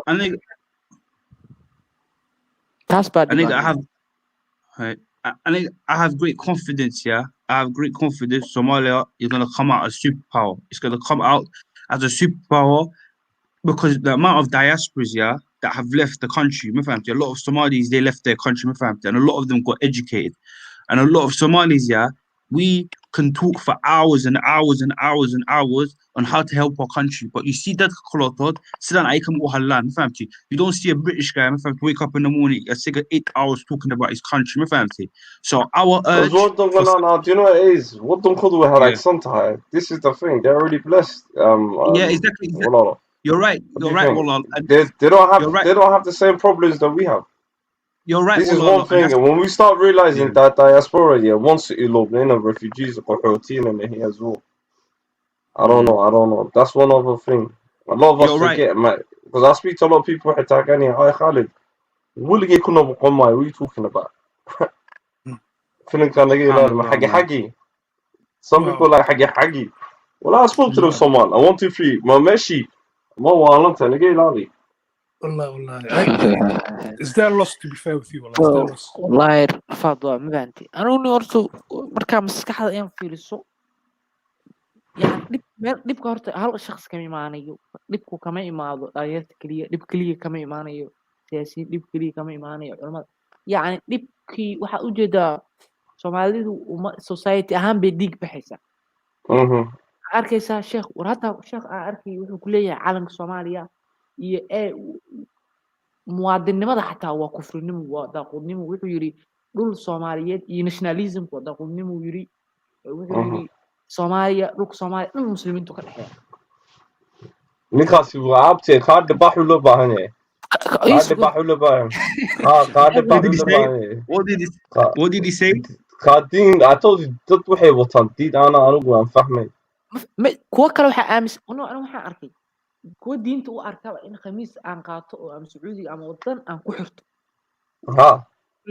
war diin indigenous way indigenous ka ku ekaato adigu localnimadana waa international iyo dad kale ugu xiray wuxuu ku leeyahay sheekh Egypt fadhiya ama Saudi Arabia ku xiran yahay mabdii ama waxay aaminsan buu ku keenay oo xataa hadii loo fiiriyo interestiga dadkan ka hor imaanaya wuxuu ku leeyahay interestiga islaamka oo dhan war islaamka kale tag horta islaamka midnimadiisu midnimo laba mid weey asagu midnimo wuxuu ka hadlay uu ka soo bilaabo guri laga bilaabay qaybta kore oo Portugal qaybta war Soomaaliya ka markaa mideyso kadib ka fiirin kara wadamadii ما أبتي قاربة بقاني أبتي you know ماشي speakers كون أنت كذي قاربة هنا ماشي الصومالي أنت تستاجي كذي قاربة نجا عبسين كذي مي الصومالية مي حتى حاجات تكونوا الصومالي ده لحالهم ولا حيط ولا nationalism بالنقول ده وانا حيفا why do you think I left that place I said yo fuck that shit funny وحسني وما ماشي He was part of that. Was it Abu Talha? Was it Abu Talha and them man there? No, not them, man. I don't even. I chat to that guy once. On Will Gable, man. I don't even know that, bro. I just see him on these internet hang how yeah. Now I'm just seeing Qari Red, the Shamsi bit the bus of them. And it's what Somali bot team come, Mushaka Somali bot with none. May. I know how can tag no. It's Wabalushe, Ragara Akstag, you know. وطد صوم imagine طد صوماليا ويكبر قاني أنت ناقص تاجان ولا أص جميل one time شلون شيء كيسن كويرو صوماليا كير كحني قد بطل حقنا كوده ورياضهن yeah is it Salafis yeah Salafi لو أنا عيال كيرو كوالين oh yeah it's a bit mad man when it comes to Islam we are one of the most loving Islam loving people in the world. How we are. But sometimes that can lead. No, but sometimes that can lead us to a problem. We can be manipulated with it. Easy to manipulate. What عرفت ضد أنا ضد هذا كهادلين وضد هذا كشيء كنا وسوق جبنا سعر. صاروا إيديا. I'll tell you something extreme about these Salafis, yeah. You see Salafis. They believe that if you insult Arabs for insulting Arabs, you're kafir, apparently, because Prophet Muhammad was an Arab. But if they insult Somalis for being Somalis, you're not a kafir. That's how extreme they are, bro. I don't know about that yet, that level, but there's a level of them. عيال يرو Somali وحكوا آخرين حبلا يرك يا. ريرو they could dirya, ضدكوا they could dirya. Wow. And it's not even that. And do you know what I struggle with these brothers and sisters is? It's like, well, what they can have governing some or home and a bull on cool governing yeah. They won't even budge. May on du'eno, salata, when the deen to look at that's it. Since that كلمة ذيك ورنا wow. For every problem. You crazy. لا عقل بوكسي مسكح بوكسي. Yasir Khadi used to be a part of the ideology and he left, fam. لا but Yasir Khadi أصلاً كانوا قارين هاي fam. I don't even listen to him so Nick. waxaan la yaabanahay ma taqaanaa maxaa problemku islaamka oo dhan madaxa ayaga u saaray midka Syria had ilaahu maxaan kala yaabaa ma taqaanaa hadii la yiraahdo problem Syria lacag loo aruur si loo kala orday govan iyo islaamku help adiga wariyaa ku wani horta islaamka xaq shisheeyay bartay islaamka local kama baramiya oo la yiri sadaqada ka bilow iyo wanaag ciil baaniga qabtay ku yaro xaafadeena degnaa xaafadda lagu imaanay markii dambana Iceland uu guuray waninkii reerkii oo dhan buu geeyay islaantii hooyo aabo Forget that maalin BBC kan daawanayay maalinta anigu naxay maalintan ciili qabteen sida dadkan ciyaalkeena iyo maskaxda ku because we're going to do an episode about radicalization ciyaalka waxa lagu sameeyo especially online and offline in it ciyaalka imagine two hablo Birmingham bay tagan yihiin these girls have got 9 between them they've got 18 GCSEs A stars was the two sisters labadooda waa 19 jir midna waa 18 bal kale I think they're twins or something waxay yihiin kala garamayo Birmingham way tagan yihiin wiilal badan baa tagay oo ku dhintay boqolaal gaariga forget hablahani one yaab xagee dirqi baa laga sacaliyay why are you going there baa la taagan yahay do you come from 19 jir baa tihiin ya ingiriiska ku soo kortay hatta daqaali wax doonaysid dadka celisan man al-shabaab u tagtid ma inta qori qaadatid al-shabaab la dagaalam exactly dan hada raacabtay waxa soo dantaadu ninkan guriga gubiya waxaan noqon doonaa inta xagaa tago nin Pakistani oo Arab oo wuxuu yihi garamayaan ilmo u dhali doona Jihad is bright baan iska noqon doona anigu iskaliisa 18 jir diintana warta ciyaar ugu akhrinay wallahi waa inuu ogaano we need to find out what ciyaalkeena waxaan ku dhacay waxa salbad a lot of the parents waxay haysan 1 2 3 masha Allah inay inay diintay galeen but they don't really know wallahi waxa haya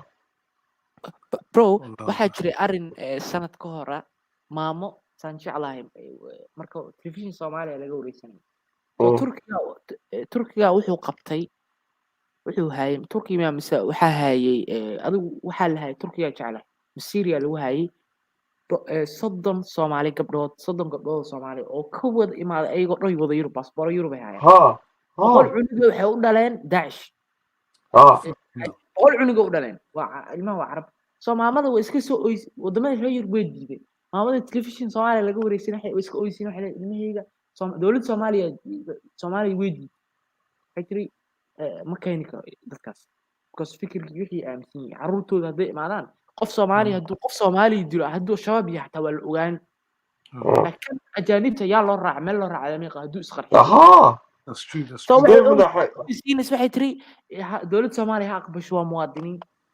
no dadka dhan way diiday waxa la yiri ayadoo Yurub ku nool oo raaxa ku nool oo waxbarasho haysato way soo carareen caruur cunug u dhashay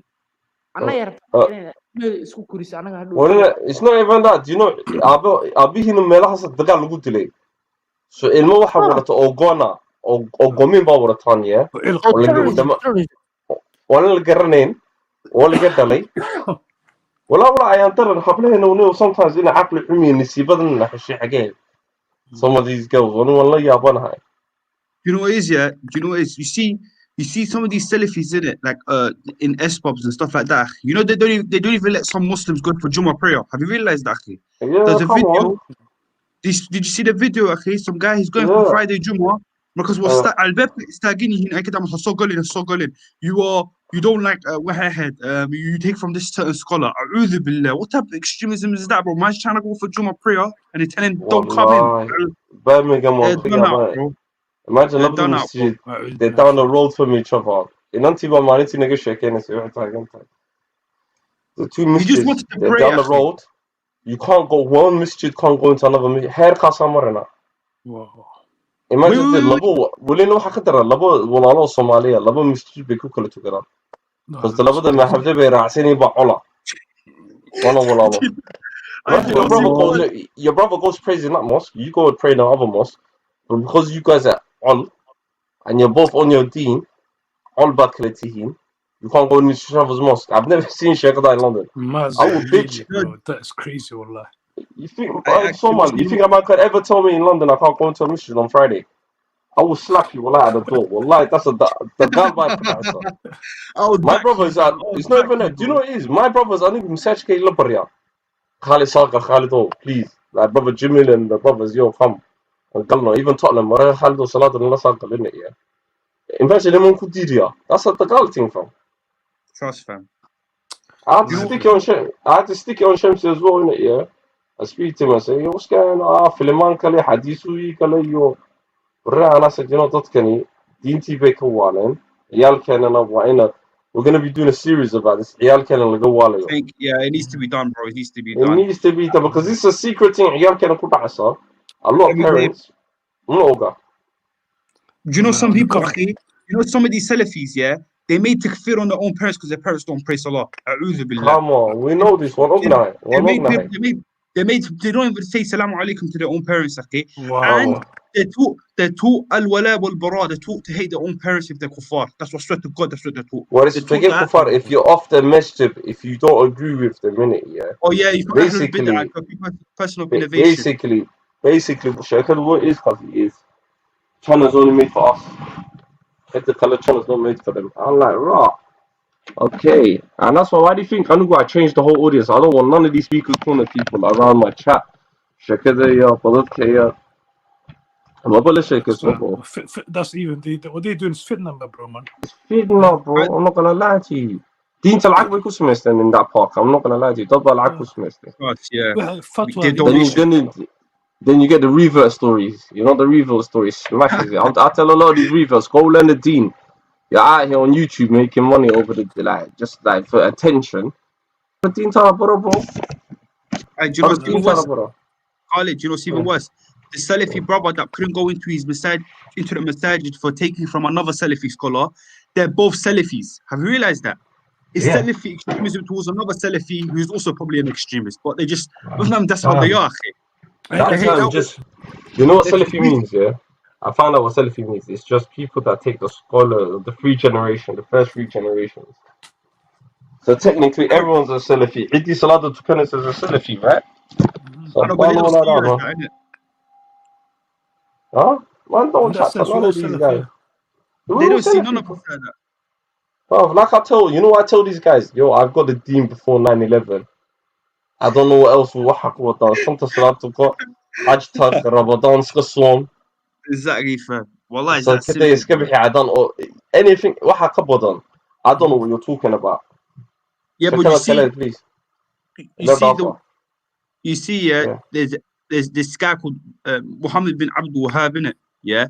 And this guy, he believed Ottoman Empire were kuffar, innit? He believed that he slaughtered his own people who were around him. Basically, the mushrikeen, he believed that the people worshipping graves were all kuffar and they had to die, and he slaughtered all of them, bro. So these scholars, they say that so Muhammad bin Abdul Wahhab united Saudi Arabia when really he slaughtered every single village until people would give him allegiance, give him bay'ah, and then agree to his methodology and understanding of Islam, and that's how Saudi Arabia came to what it is today. But before, Saudi Arabia was different villages having their own emir, having their own ruler. Yeah. You understand? So they always use. Yeah, go ahead. Deen Tenor has become siyasat. It became profit money, bro. It become profit. You just can't, bro. For man, the Deen is simple, bro. It's have you pray. For me, it's subjective. Number one, I don't get ilahi b'qad hisa. This whole I'm gonna wear this Arab sort of dress, so I'm gonna do this and do that, to fit in. I disagree with that, my bro. Feeling one time, it doesn't make you closer than ilahi to me. It's about your niyata and your nafsara. Yes, Ismail. Wallah, you weren't. Ismail joined the panel. Yes. Assalamu alaikum. Alaikum assalam. You got a big point. I Salaf. This is the local Salaf for Sagala.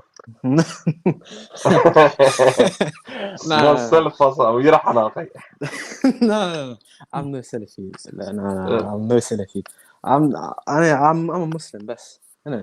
Anything else? Oh my, Ismail, you know what? Yeah, wallahi, I was trying to find my information, you know.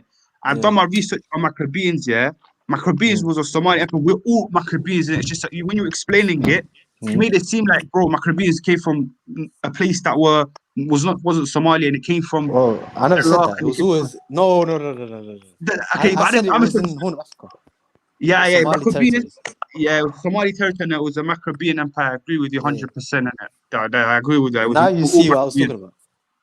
Yeah, but I don't agree with you on the, the Habib Group T. I've done my research as well on that, and basically there are Dir people who have it in it, but it was only 24 Dir people who were tested that came out as positive to get Habib Group T.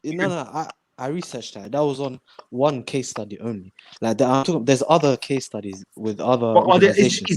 Do you believe all did have it? I don't think all did have it. Fam, I say DNA is murky. I don't trust the DNA thing. Yeah, I'm not gonna lie to you. It's murky, but it's murky. But I hear what you're saying. But do you see the Somali East Cushitic? Yeah, there were Somalis in the south that were East Cushitic that also had it. You know that some did it, some didn't. I'm not saying we're not Cushitic. We are. That's the thing. No, this is my point. No, I'm not talking about Cushitic anymore. You know what I'm on now, innit? I changed my mind. But listen, I'm talking about now, is the you Kush see thing. I changed my mind on the Kush thing, innit? We're just Somali. With me, the DNA thing is just, for me, it's too book, fam. I don't know this DNA. I don't trust the white man studies, man. I don't trust the white man. Well, I'll tell you the truth. These Adam people, waxay rabaan bay nagu akrinayaan, fam. That's true. In some cases, it's just very true. Well, Somali was Somali what fam. Now, 1 minute we're Caucasian, 1 minute we're Hananihi. Somali Banihi. I'm from the whole of Africa. We're everything, and that's it. Nothing, innit? That's the thing. Yeah, we're everything but nothing. Yeah. That's what I don't get. Ismail, this is my point, You see how some Somalis that were East Christian in the south, some of them had it, some of them didn't. Apparently, from among all the people that were tested, only a minority had tea in it. But the other people had a certain thing in it. So that's my point. My point is, it's not just restricted in the north. It's some people in the south have it. Even Afghans have it. Even some Ethiopians have it, and some even some Bantus have it. Wallah, I'm not gonna lie to you. You know, Wallah, there's some Bantus that have it on the Hablul tea. It's a minority though. Yeah, no, that's not the East Africa. That's what was again. You know the Chadic people, some Chadic people, innit? And Chadic are Afro-Asiatic, so I get why they have tea as well. No, but it was South African Bantus though. Some South African Bantus. Anyway, it's beyond the point. Me and you already agree that this tea thing, it's not just found in North, it's found in a lot of areas. We don't give a heck about tea. We don't give a heck about tea or Ethiopia. We're Somali at the end of the day. That's all I was trying to say, innit? Because I was watching the previous open mic at the beginning, innit? And some random guy who was coming on and he was talking about tea and he was saying that Northerners are different to Southerners. Like we're different in language, we're different in culture. Khalid, do you remember that? It's on one of your recent open mics, Some Northerner would say, because Northerners are different to Southerners, they don't speak the same language. If one of them speaks the same language, they're not gonna understand each other. I was like, this guy might not even be Somali. Nah, he's one of those separatists, isn't it? Yeah, he's one of those separatists, but he might not even be a Somali because you see some people, they hide behind fake account. You go, you get? They want us to fight or argue. And we and you both agree on the same thing anyways, so we can't. We're Somali, we're ethnic Somalis, we have our Qabila, and that's it, we're finished. That's it, man. Maccabeans. I want to find out what these Maccabeans are. What's the Maccabeans? Wallah, it's a good history, bruv. I was interested. I loved it. Basically, they're either, proto-Somalis, like the Somalis' ancestors, or prototype, very ancient Somali that basically I don't think they went by the name Somali. I think they call Rendila. No, Rendila. Rendila. No, I swear that's a clan. That's a clan. No, Rendilo Polo. Yeah. Redid. Dindid. ومحلل دينديد رديد. Yeah. دين تديدن رديد so دين تديدن ويكحين هنا. تذكرني ويكحين. Were they South Somalian? ما نادي إن كينيا وحلاقيها لا ما نبغى حلاقيها كينيا. bits of Tanzania. Midda kale wallahi runta marka laga hadlo anaga qabiilo badan baa naga maqan waa di Soomaaliya Dir there's a tribe called Geri Geri daaroodna way yihiin wana waxay degan in North Africa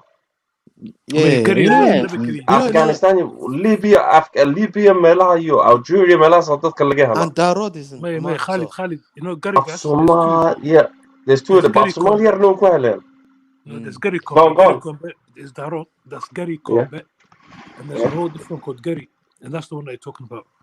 Yep, up to these people, wallahi, there's one who used to live in there, No Ship Lane, wallahi, this guy used to come to them choose spot in it, Somali boo egg, hey. Afki smoke kushe is a bit of Somali or Kale. You can't tell who he is, And the minute I know he just looks like a normal nomadic Somali in it, but he's Gary and he Libya malaha. Takan kena ilayhin wanu egihin nikusru qayli ba Arabi ku hadla.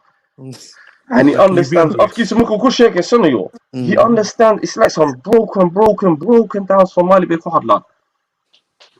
City is like 1 2 1 and he's like how can it's mad.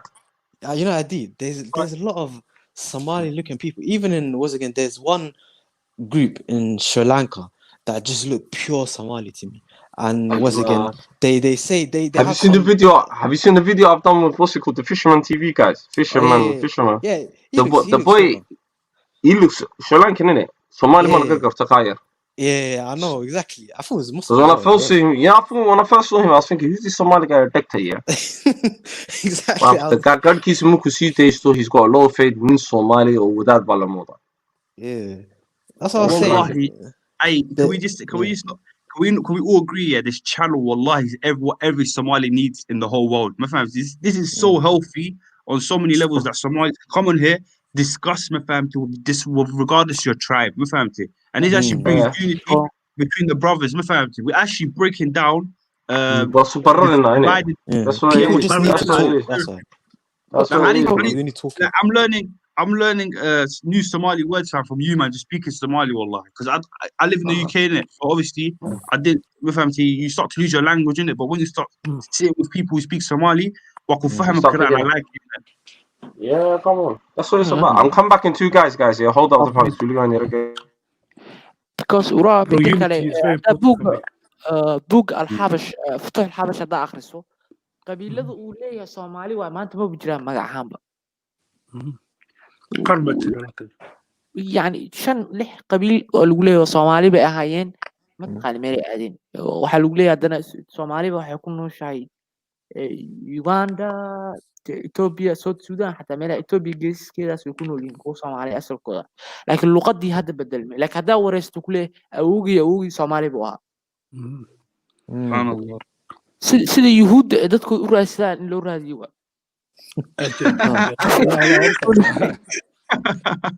wallahi that's so true aakhir la raadiyo DNA la qaado yani dadkani wayn ku anfacaya adduunka xataa ma ogdo wadankooda iska joogaan laakiin at least connection haduu jiro Do you know 1, 2, 3? Yeah, you see on the chat, yeah. The guy that was on this chat, he gave good ideas in it. One of the ideas he gave, he said Somalia should invest in quantum technology, and quantum technology is the newest thing. It's the new tech that's going to be introduced very soon. But what I nigger about is, you know, that can American can all these people they're investing in robots, and when we say robots, they're investing in soldier robots, like robotka. The guy they want to have them just robots in it, like actual robot built, human-like robots that can defend and fight wars. And China is trying to do the same thing. And if you look Japan. at America, Japan as well, yeah, I'm saying when Somalia's lost oil drilling and all of that good things starts to happen, we should definitely invest in artificial intelligence, super artificial intelligence, and quantum computing. horta waa fiicanta fikir fiican wey laakiin horta maku ogolaan doonaan way adiga waxaa lagu leeyahay afrikaana tahay haddana waxaa ka siita afrikaanimadii soomaali you have no right waa lagula dagaalamaya Exactly. afrikaana tahay yaa la aadaysa annagana la soo aadaysa caqliga kuma so you have to you're Muslim as well. saas laguma dhahay laakiin I understand exactly. I understand exactly your point in it. But what I would suggest is this, yeah. As soon as we start oil drilling, yeah, already the Galan. For us just having oil and selling oil, wallahi, they would want to fight us. For us just exploiting our own God-given resources. So what I suggest. But waa inaan fahno muhiimadda waxay tahay fiiri anagu hami kasta waa leenahay haddaanan fahmin ninka kaa awood badan markaad fahanto wuxuu kaa rabo adigana aad la sheeko maybe inaad marka adigu qofka fahanto baa waxaa laga yaabaa inaad isma meel dhigtaa maybe waxaa laga yaabaa ani saa u rabo iyo in isku mid yihiin laakiin aan wada hadlin isagoo hadda wuxuu ku raadinaya waxay tahay maxaa kaa galay uu ku leeyahay waddanka dadka intay mashquulsan yihiin adigu isku sii dir adna xoolaha la bax haddaad ka dhaadhiciso ama propose u samayso aad dhahdo taageer aan isla heshiino xoolaha anaa leh adigana waxaa leedahay aqoontii waa kan saan intaan qaado intaan isii anigana wadankii dhibaataa ka gelin oo proposal aad samayso then it will be maybe good but haddaa aamusto asaga haddaad hadlayn then wuxuu isleeyahay intaas hawshaada sii wado waa inaan fahnaa reer Yurub waxay rabaan ama dadkan foreign policy I hear what you're saying. I hear exactly what you're saying, Hadda, yeah.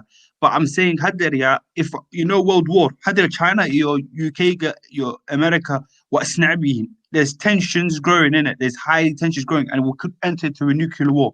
If we enter into a nuclear war and Somali, either them you're going to get colonized, and we cannot face colonization again. It must not happen. Wallahi, we cannot allow no foreign country to colonize us again. That can never happen. The only way that's going to happen is through economical wise.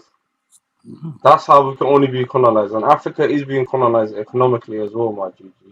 It is being colonized. If there is a war, wallahi, it's going to become a physical colonization. Wallahi, just like the Europeans, once they fought Germany, they needed to make profit off that war. So they came into Africa, and wallahi, they colonized the shit out of Africa. They divided Africa. They done whatever they want, and that's what I'm trying to say is if Somalia can at least invest in oil, and then once it invests in oil, invest in military to defend its territory, and then secularize the country so we don't give them any excuse to invade us. And then we also invest in nuclear weapons. I'd say we do that because like Iran had there is enriching uranium by 20% so that it gets nuclear weapons and defends itself from America. But if there is a nuclear war and it breaks out, if a nuclear war breaks out, we could risk being colonized. That's what I got to say, innit? And Wallah, I'll fight for my country, innit? That's what I got to say. adigu Somali baa tahay laguma soo diraya ma fahantid nin cadaan It's better to be neutral, wallahi. Ethiopia and Kenya leeyahay No, I'm saying I agree with you, Ismail. Ismail, by 100% we should stay neutral. But my point is this: us being neutral will still be invaded. And we just want to stay neutral. We want to make our oil, we want to make our money, we want to have a good military, and we want to have nuclear weapons for safety reasons. Like even if we do not even attack no one, they're still going to invade Africa just because we're weak and we're da'if. Just because we're da'if, they're going to still invade us.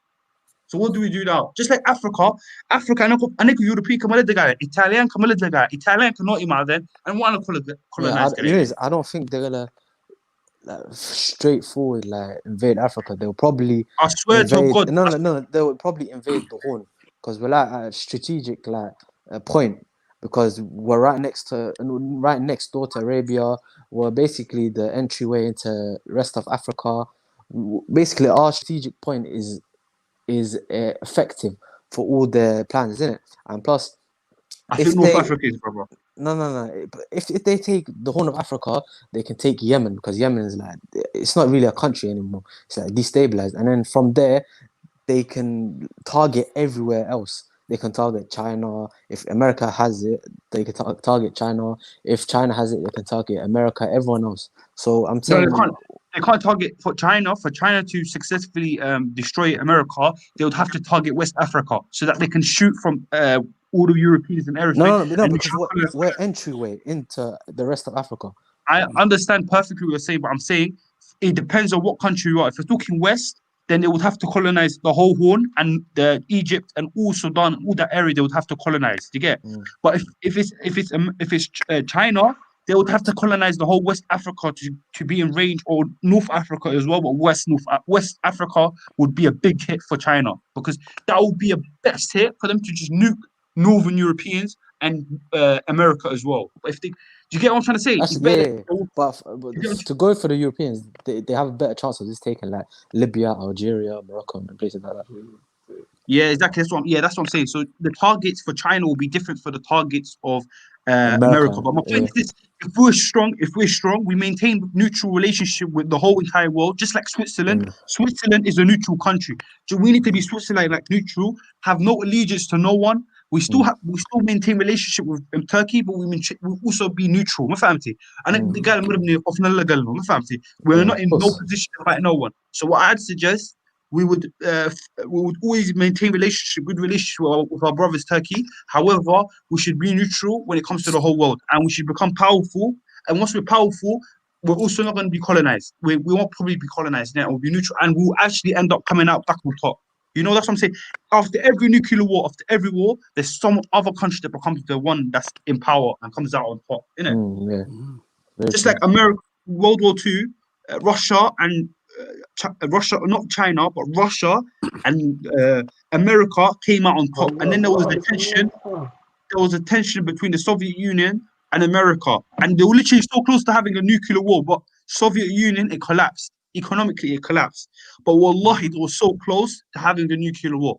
When Russia set satellites into space, the Americans were pissed off. It was all a war. They were already at war, but it wasn't physical in it, and it was getting tense. It was probably getting intense, but then Russia just collapsed. But I don't see China collapsing. China's not doing the same mistake as Russia, and that's why we might enter into a new war. And if we're not ready, wallahi, we're gonna get colonized. No, if it wasn't right now, America's just a puppet. Israel is center stage.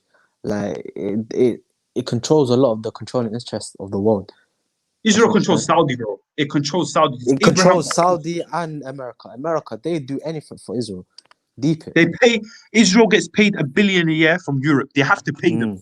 Britain and America, they pay them $1 billion a year. Wallahi, they are. So I'm saying they're center stage for everything. I swear to God, there's a fucking British guy here that I know homeless, Aki. He sleeps on the floor, Aki. There's a British guy homeless sleeping on the floor, and $1 billion a year is going to Israel.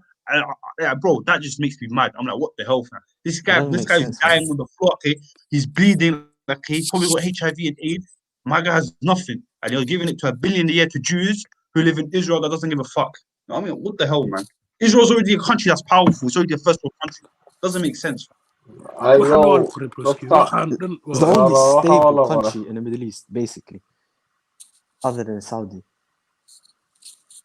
Saudi, yeah. You know what I don't get about them? Saudi, yeah, they're all on this hatred and shit for Turks and Ottomans or whatever. Saudi, they're coons, innit? They'll do anything for the European. I know, they're coons, innit? But I'm saying, since they hate Turkey and all of this shit, yeah, the thing is, Saudi, once Israel gets rid of Iran, wallahi, the way Israel is going to turn against Saudi and UAE is going to be peak. Wallahi, peak. It's going to be so peak. They think. Have you seen a Greater Israel project? The Greater Israel project here, wallahi, it consists of northern Saudi Arabia, a part of Turkey, Syria, Lebanon. You know what I'm talking about, innit? Yeah, these Khalifis, they're ignorant as hell. I don't get it. Oh my days. They want to extend do you think because of Walalo? Do you think because these men are cousins or Walalo? Yeah, the Saudi royal family, they have to have some sort of blood ties with. Yeah, exactly. Yeah. What are they called? Those specific kind of Jews. I forgot what they're called. You know. No, not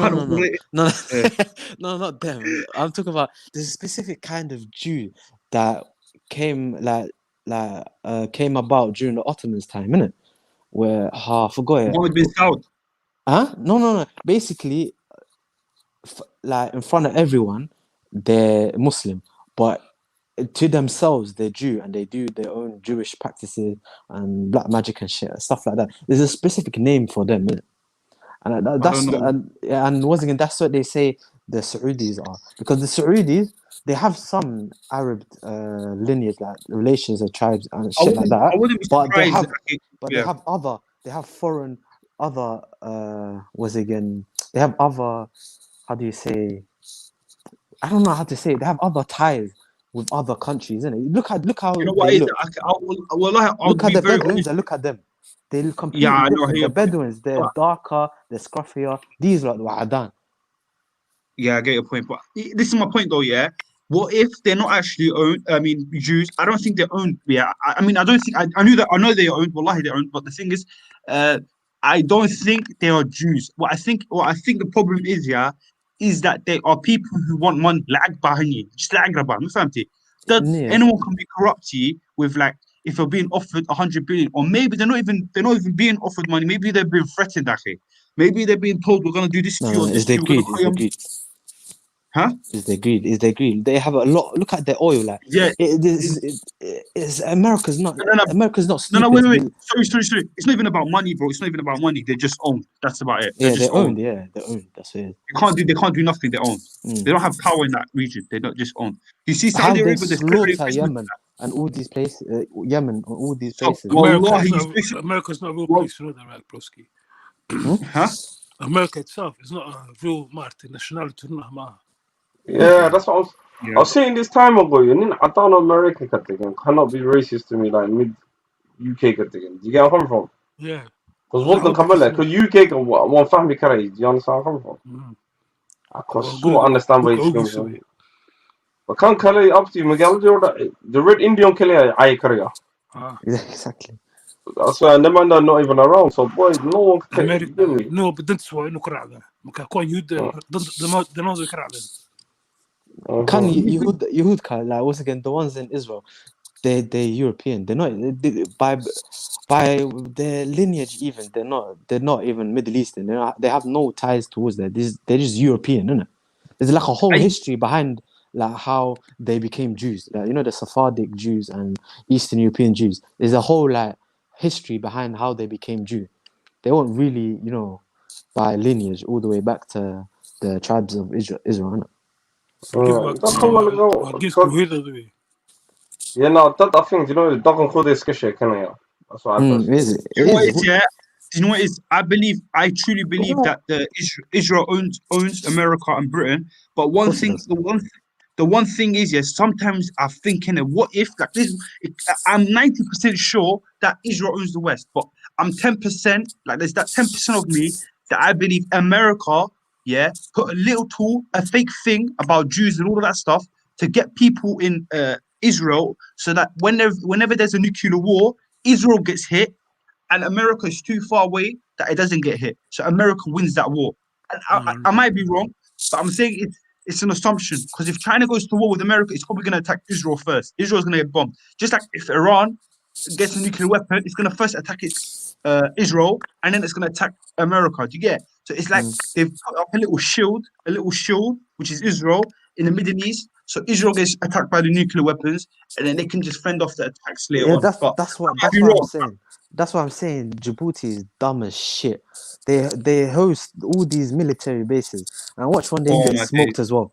Watch when they get smoked as well. Yeah, they are going to get smoked. That was such a dumb. They literally hold China and America together in the same land. Wow. In the same land. Well, that's the dumbest shit I've heard in my life. Russia also bought its naval ships in the Red Sea in Sudan. Sudan gave an agreement that you can bring your naval ship. And Russia bought naval ships here to the freaking Red Sea, bro. That's the worst thing you could do for your country, fam. Oh, no, I see that. Russia's doing a mad thing from there. No one close, but Russia's doing a mad thing. Russia's gonna kick it off, bro. It's gonna kick it off. Wallah, it's gonna kick off. You can tell they're already. I just don't want to be alive. Then let it be like 100 years or some shit. That's really, bro. That's what I'm saying. That's what I'm saying, bro. That's what I'm saying. It's so important for Somalia to get itself up right now and make neutral relationships with everyone, and then everyone just leaves that whole area safe. You get what I'm trying to say? Like everyone, no country wants to go to war there because they have neutral relationship with Somalia. If you are not a powerful country by the time that World War III happens, I swear to God, I feel sorry for you getting colonized. Yeah, that's what I'm saying.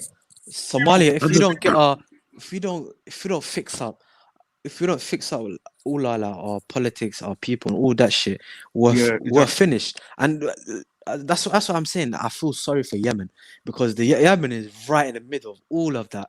Like, do you know what's even mad? China, is mad for them. Wallahi. That's why it's peak. Do you know what's even mad? Yeah, you see Somalia. This is what I would say. Yeah, if once Somalia becomes powerful, we stay neutral. We watch from the sidelines. Whoever loses, if Europe loses, if Europe loses and China, let's say China and Russia, since it's a nuclear war, chances are all of them are gonna die. All of them are gonna die, right? Once they all die, we colonize the rest. We colonize all of them because they're all weak. They all destroy themselves. We colonize the whole of Europe. Wallahi, that would be hard, though. Wallahi, it would be hard. It would be hard. That would be hard, bro. Imagine Somalia controlling Russia, China, and the whole of Europe and America. Imagine that. China, Europe, America, they're all gonna be wastelands. You know what? The dream are gonna be wastelands. That's so you true. don't want to go there because they're gonna be radioactive. Don't worry, Aki. Don't worry. We're gonna send a little rocket with a flag, with the Somali flag, and land on each area. We're gonna land our flag with a rocket in each area, innit? Because it's too toxic to go there. We're gonna just send our flag in it. Everyone knows that we claimed it, bro. I did down to with that country. Take the piss. Wallahi, sirtaa u sheeg haddii kale way ku maqliyo. Way si diyaar garow isma dagaali. My listen, 1, 2, 3. 1, 2, 3. Obviously, I'm not someone that works in the Somali government. I'm not someone that's important. You get? If I was someone that was if I was a federal leader, I will not be saying any of this shit. Do you get? يا horta arrin fiican weeye horta qof ambition baa tahay ma garat Yeah. hamigiisa weligiisa iska hadyaa la qaban lak qofku hankiisa inuu sareeyo at least ma baan taasaa fiican yow horta waxa weeye dadka hadda waa Soomaalidu sidoodu waa dad maaragtay waa wada daadsannahay at least nolosha hadda ku jirno qof kasta hadduu wax yar samayso wuxuu isleeyahay ama iniyow wanaagga u dhaqaaqay hadhow ama xumaan kala keentaa yani alternative kale meesha ma yaala laakiin haddii dad isku imaadaan fikrad aqoon-yahana dhalinyaro ah oo alternative kale nolosha maanta jirta ama siyaasiyiin ama dhaqaaliyan ka duwan ama fikrad ka duwan lala imaado oo u proof garayso then maybe inaad dad fiican ah hesho because maanta qof kasta alternative kan yar baa 30 sano nagu qaadatay inaan dhisno hadda federaalka arkaysa iyo waxaa jira unless weligeed saana u hadli doonaa habeen sanad 2 sano 5 sano ilaa alternative kale aan abuurno kaasoo aan ku bedeli karno fiiri haddaa problem sheegto at least come up with a solution بدل هذا في maanta waxaan ka hadlaynay in wax la bedela loo baahan yahay qofkii waxa uu sheegay in wax loo bedelo loo baahan waa tusay then come up with a solution so qofku ugu raaco laakiin waxa uu dhaanta hadal ma dhaamayso That's very true. You know, hadal waa caadi, innit? But I think there should be some like international Somali support network, innit? So like if we're all living in foreign countries, so there should be like a support network where like Somalis living in one place, if they have opportunities, they can reach out to other Somalis, and then we can all take advantage of the opportunities that are happening in the West or the East or anywhere, innit? And then we just build ourselves up from there, and then inshallah help our country, maybe help our country. Yes. أنا فكرة أهم بواحد أمثال على هذا إن شاء الله يعني إن productivity dadka carruurta la soo saaray يعني boqol jibaar laga dhigo dawladda ay dhisto guryo loo diyaarinay ilmaha la dhali doono inuu ku noolaado iyo waxbarashadoo la sii diyaariyo dadka lagu dhiirigeliyo afar diinta xadida mooyaane haddii la sii toban baa gaarsiin lahaa anugu What you not studying though? What you not studying? So basic area. What do you mean studying? University? Yeah, like you not studying. Petroleum gas engineering ديارنا. أنا MashaAllah. Wallahi, we need that, fam. We need that. Thank God, fam. Alhamdulillah. What about you, Ismail? Oh, computer science. Oh, that's good as well, man. That's good. Wallahi, you know what, yeah? You see Turkey? MashaAllah. Yeah, fam. What? Nasser, MashaAllah. Oh, I didn't hear you properly. Sorry. I'm saying we encourage the next generation to do engineering, wallahi, because that's something that's in demand right now for Somalia, engineering, for industrialization, isn't it? Oh, what would you say about trade schools for the people that need to learn trade? That's so important. Trade schools is in demand. Construction is in demand. Engineering is in demand. Yeah, I think that's good. We need to support.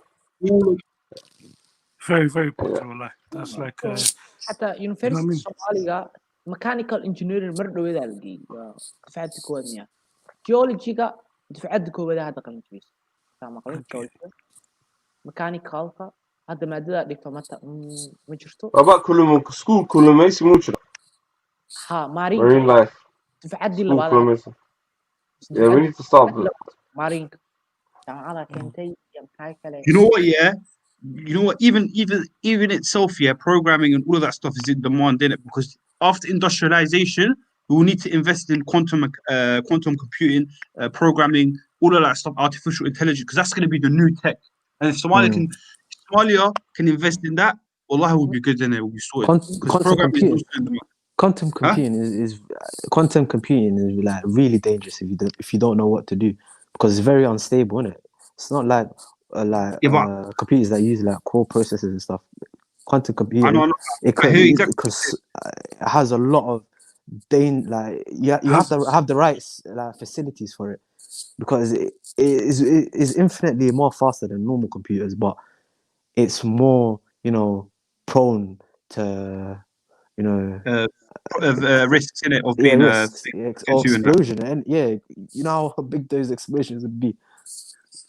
I know, but this is my point, though. Yeah, you see with the quantum computing. Yeah, if you have the newest tech, bro, so many people will be onto you in it because you stand out. But the thing is, you're also a target. So if you're some country that is politically unstable, you're probably going to get invaded. That's possibly what's going to happen.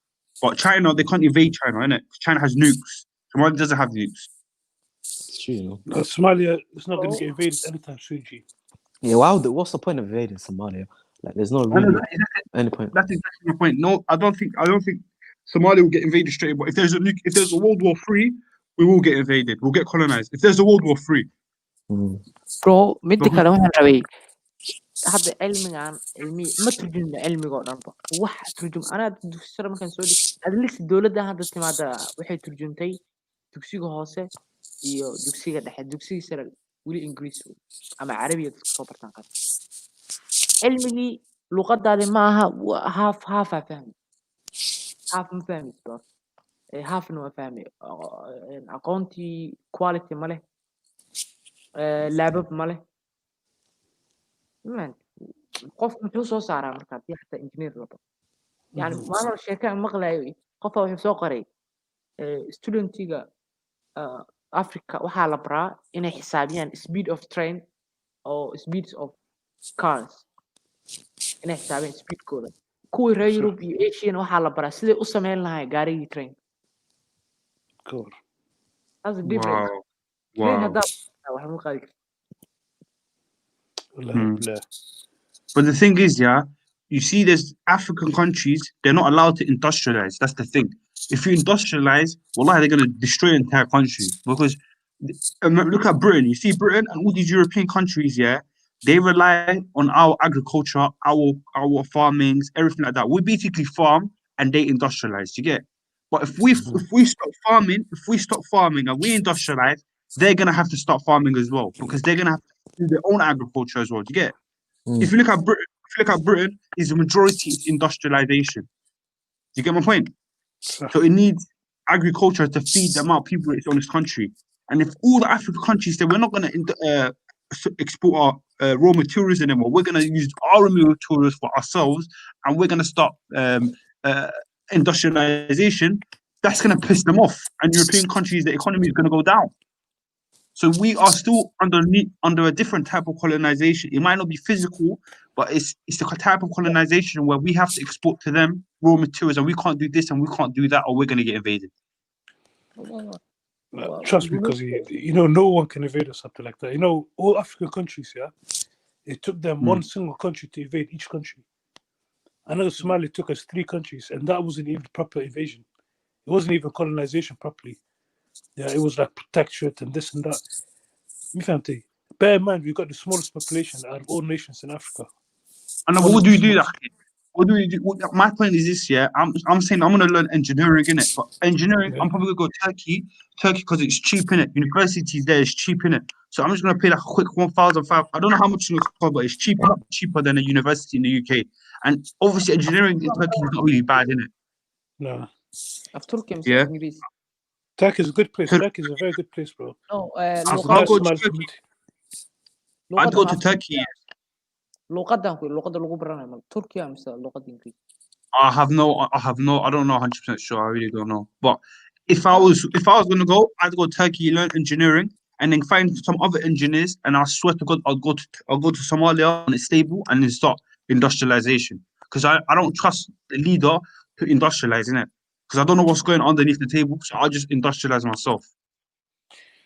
You know, hadda waagii hore maartay dowladda hore everything used to be dowladdaas lahayn jiray dhulka dowladda lahayd wax kasta dowladda lahayd dadka the people they never had no ownership to the land mugtahay waagii hore laakiin hadda right now dowladda waxna ma laha capitalistic baana hadda nin kabigeen hadda waxa waaye every guy dhulkiisa saa iska leh marka right now industrialization will be better than ever before haddaa bilaabno Exactly.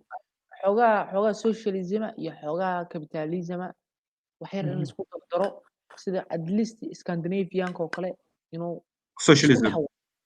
socialism saxna ma fiicna capitalism saxna ma fiicna xogaa labadooda isku daray plus common sense dib lagu wado iyo dhaqankeena iyo diinta isku dhex wada mooyaane hal dhinac Yeah, gaar ah exactly. Taasee wallahi Okay. waxaa arki doontaa kuwan maaragtay dalalka dariska oo Soomaaliya shaqo u tegi doona arki doontaa soon. hay Yeah. hadda baktiga hadda noo imaadaan iyo Oh, you exposure see, yeah, this is my point. Yeah, you see, oil drilling this year. Wallahi, I keep saying it, and it's the fact. Wallahi, this year is either the do or the die. Wallahi, it's like Exactly. basketball. When you play, it's do or die. You either make it or you Yeah. fuck up so badly that you will never make up over a game. You fam? Have you seen Exactly, bro. Game 7? Game 7. Yeah. I said it's in America. Game 7. That's what they call it, yeah? Yeah, man. You know the Oh, last game is Game 7. Yeah, game 7. Yeah, I didn't even watch it. Wallahi. Come on. Oh, In the shit, I don't playoffs, call man. it that. I was so confused. I don't understand. I swear. But Nah, but I'm you know saying, is you get 6 games in the finals, innit? Yeah, and if you draw 3-3, you get Game 7. Innit? Winner takes all. Knockout. oh, okay. Yeah, knockout. Yeah, it's like a saying. Yeah. Either we're gonna maaragtay keep the same energy and same pace or even surpass it, or we're gonna do a U-turn and go all the way to the Galapagos Arena. Trust. You know what it is, yeah? I don't watch basketball, innit? When I used to play basketball, we used to just say do or die in it for Yeah. to start the game, to start 1-on-1. We used to be like do or die in it. I used to let it off though. I never used to watch basketball, that's why. But what I say is this year, if we start oil drilling, yeah, that's gonna revive the hearts of all the Somalis who are dead, wallah. It's gonna revive their hearts because once the infrastructure is booming, once the roads and all of that stuff, we're at a basic, we're like a country level, innit? We're like a basic country level, yeah. Mhm. And everyone's eating right, everyone is just basic, my family. Like everyone's on that average 3 pounds a month, 3 pounds an hour. Let's just say that, innit? Everyone's on that average payment, yeah. Mhm. That's already progress, innit? And then from there, what we do is we secularize, and then after that we industrialize, and then after that we become militarily independent, and after that we build nuclear weapons, and after that we make peace and we're neutral with every country. And then once there's a World War III and everyone's killing each other, we wait, and then we'll come out on top and we'll colonize the entire people who are living. That's it. That's Once we it. once we improve our life standards here, we're gonna even our population is gonna become much more. And then kind of Somalis, we like to have children, so once our life standards changes, it's just gonna be a matter of time before our population, right? We're gonna get population bubble here. We're gonna have the population lacala haddii madaxweyne aan noqdo anigu waa abaal marinaya anigu 2 sano mise 1 sano dowladda sharci aan keenin lahaa ninka ugu caruurta bata hal waxa la siiyaa boqolkiiba wallahi billahi wallahi ugu caruur bata degmo kasto waxa la siinaa 50,000 guri yani waxa rabaa 10 sano gudahood in 20 milyan double inaan ka dhigo Soomaalida dhanba taas lacag waa la helaa laakiin rag ciyaal lama helo mogtahay maalintan ilmahaas waxa China عادي local China 50 سنة 100 سنة China inay isku bedelo laakiin project aad wax soo saaro fikriya والله إن شاء الله تعالى راح أركز هالمر ضدك الصوماليين أو شيء توني لحتون كياري. What's the population of the Somalis right now? Do you know? والله I would say around ما كان كوريا سوق هذا بتاع له هذا مش قدرن 20 million 22 million له. I'd say yeah, I would say that if you count all the Somalis abroad, wallahi, and we all come back, the population will probably go at least about almost 1 billion. No. Not billion. Wait. Wallahi, I know Somali. Nah, come on, the Somalis that been popping a lot of babies in European countries, wallahi, with the lifestyle. Do you know how many people that are in this world? Yeah? Do you know how many people that are in this world right now? 7 billion. Yeah, so how can 1 out of 7 be Somali? It's very true. It's probably gonna be like I don't know, 150 million. At most, even 150 is too much. Yeah, fair enough. No, no. Because 22 million. You know who's 150? You know who's 100 million right now? All of Ethiopia is 100 million, and that includes up to so many Somalis, entire tribes up to. And I'm telling you the truth, wallahi, we Somalis, we're not a lot of people, man. We are generally not a lot of people. No, I'm talking about the Somalis in Somalia and the Somalis that have left Somalia. The Somalis in Somalia are 15 million. Yeah, and the Somalis in Somalia are 15 million, and the neighboring countries, they make up to like 20 million, it's gonna 20, 21 million, and then all Nah, I think Somalis there's more than it's like 2 million. I think there's more than that. Wallahi, I think there's more than that, innit? Believe me, But bro, I there's see. not a lot of Somalis for like, even Look, abroad, China's population is 1 billion, bro. yeah, that's a lot, man. One in 7 people is One- Chinese. Oh wow. And out of 7 people, yeah, 1 is Chinese and 1 is Indian. The other 5, well, that's what Yeah, Indian, Chinese. Well, they're very pro-active and pro-creative. that man, You see, who the fuck's this troll in the chat, man?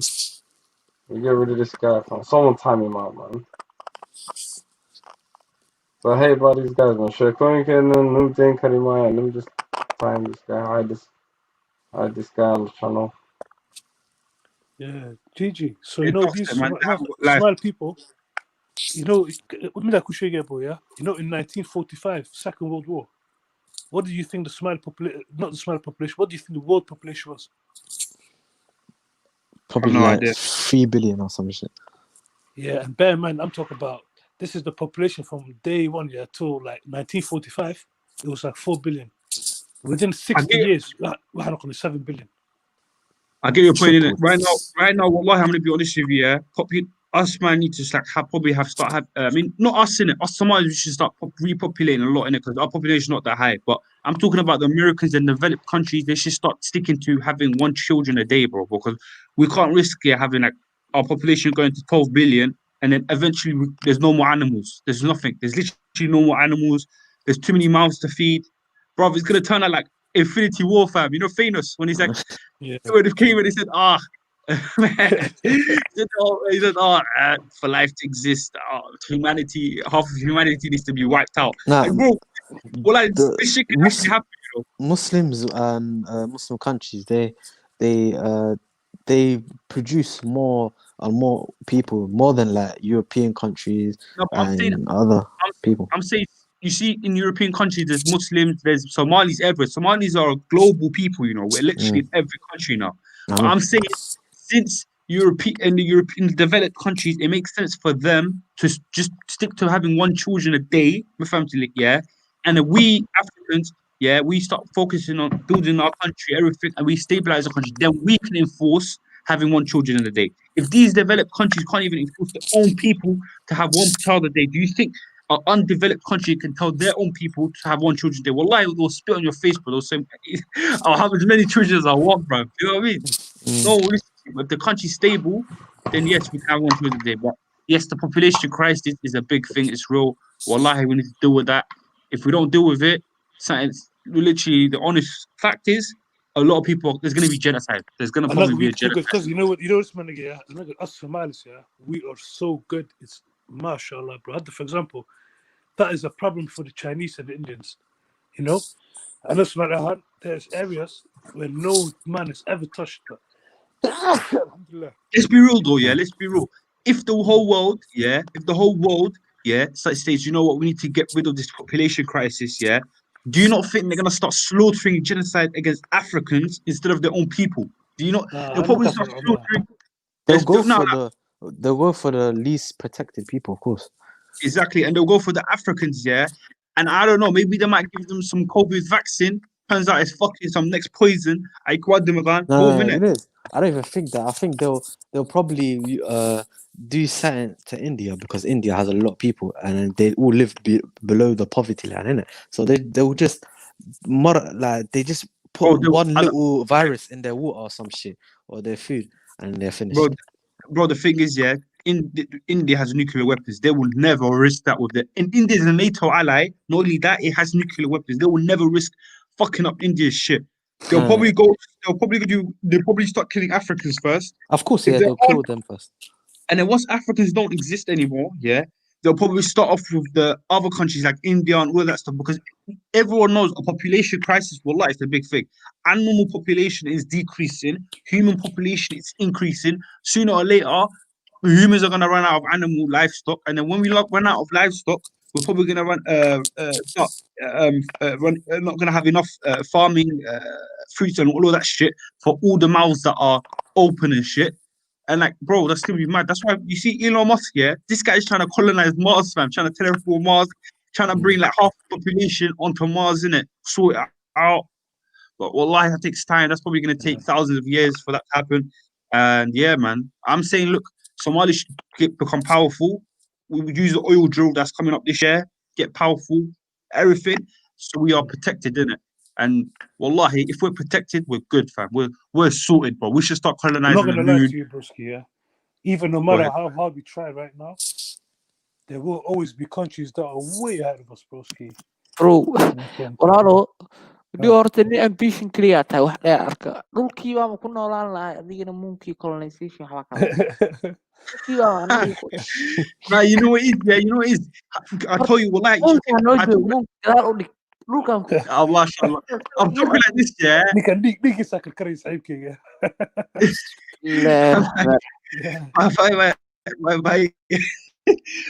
I'm talking like this, yeah, because you see when I talk like this, yeah, it brings more, it brings energy, it gives me hope, innit, that we're gonna get there someday, innit. We're obviously gonna get there someday. This year is so important, wallah. That's why I want Farmajo in, innit, because Farmajo, he's not willing to, he wants oil drilling, he wants to keep foreigners out of our waters, innit, and that's enough for me, wallah, innit. I'm not saying he should remain in power for his whole entire life. I'm not saying that.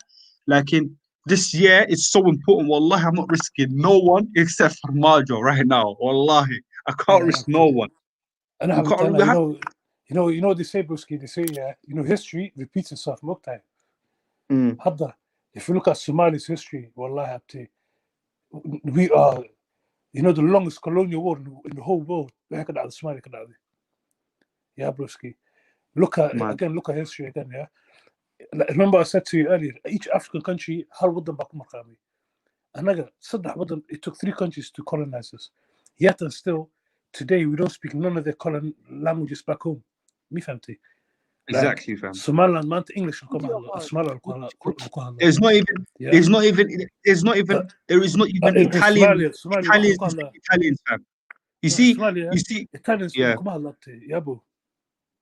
Yeah, I know exactly. That's my point. There's no Somalis that speak Italian, and my point is this: my point is this. You know, during the Italian colonization, they tried to bring Italians from Italy and bring them into Somalia, like try to make it like South Africa. You see, South Africa when it was colonized, they brought Europeans into Cape Town and made them live there. Do you get it?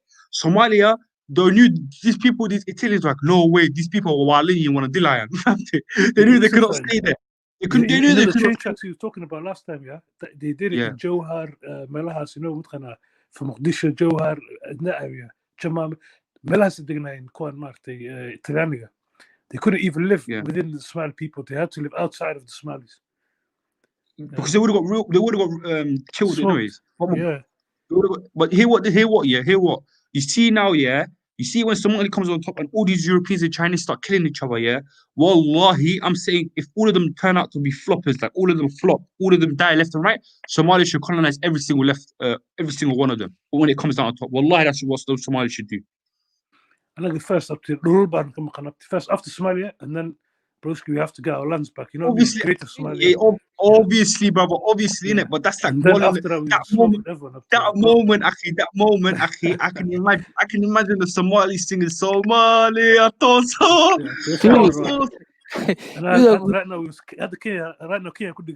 Firi, mid waa kuu sheego. Horta niyow, ambitionka wuu fiican yahay, laakiin nafta horta khiyaaliga laga badin. Xaqiiqda wadaa ka orodan. Waa ka carari karnaa 200 sano, laakiin xaqiiqda isma bedelayso. Waa usoo laabanayna. Xaqiiqda anu aaminsana waxa weeye economically East Africa horta awood hadda isma dhahayo sanadaha dhow adduunka inuu baaba'ay mooyaane markaasaan Janice ku haynaa anigii dadka kale oo cadaanka u hiilanaya isku jeesadaan ama Janice kale uma heli doono. At least economically waa inaa control taas bis awoodda adduunka hadda ku horta maaha qori badan waa economically waa inaa control Ethiopia economically waa inaa control East Africa ama inaa qabsano Africa. I hear your point, wallahi. You're right.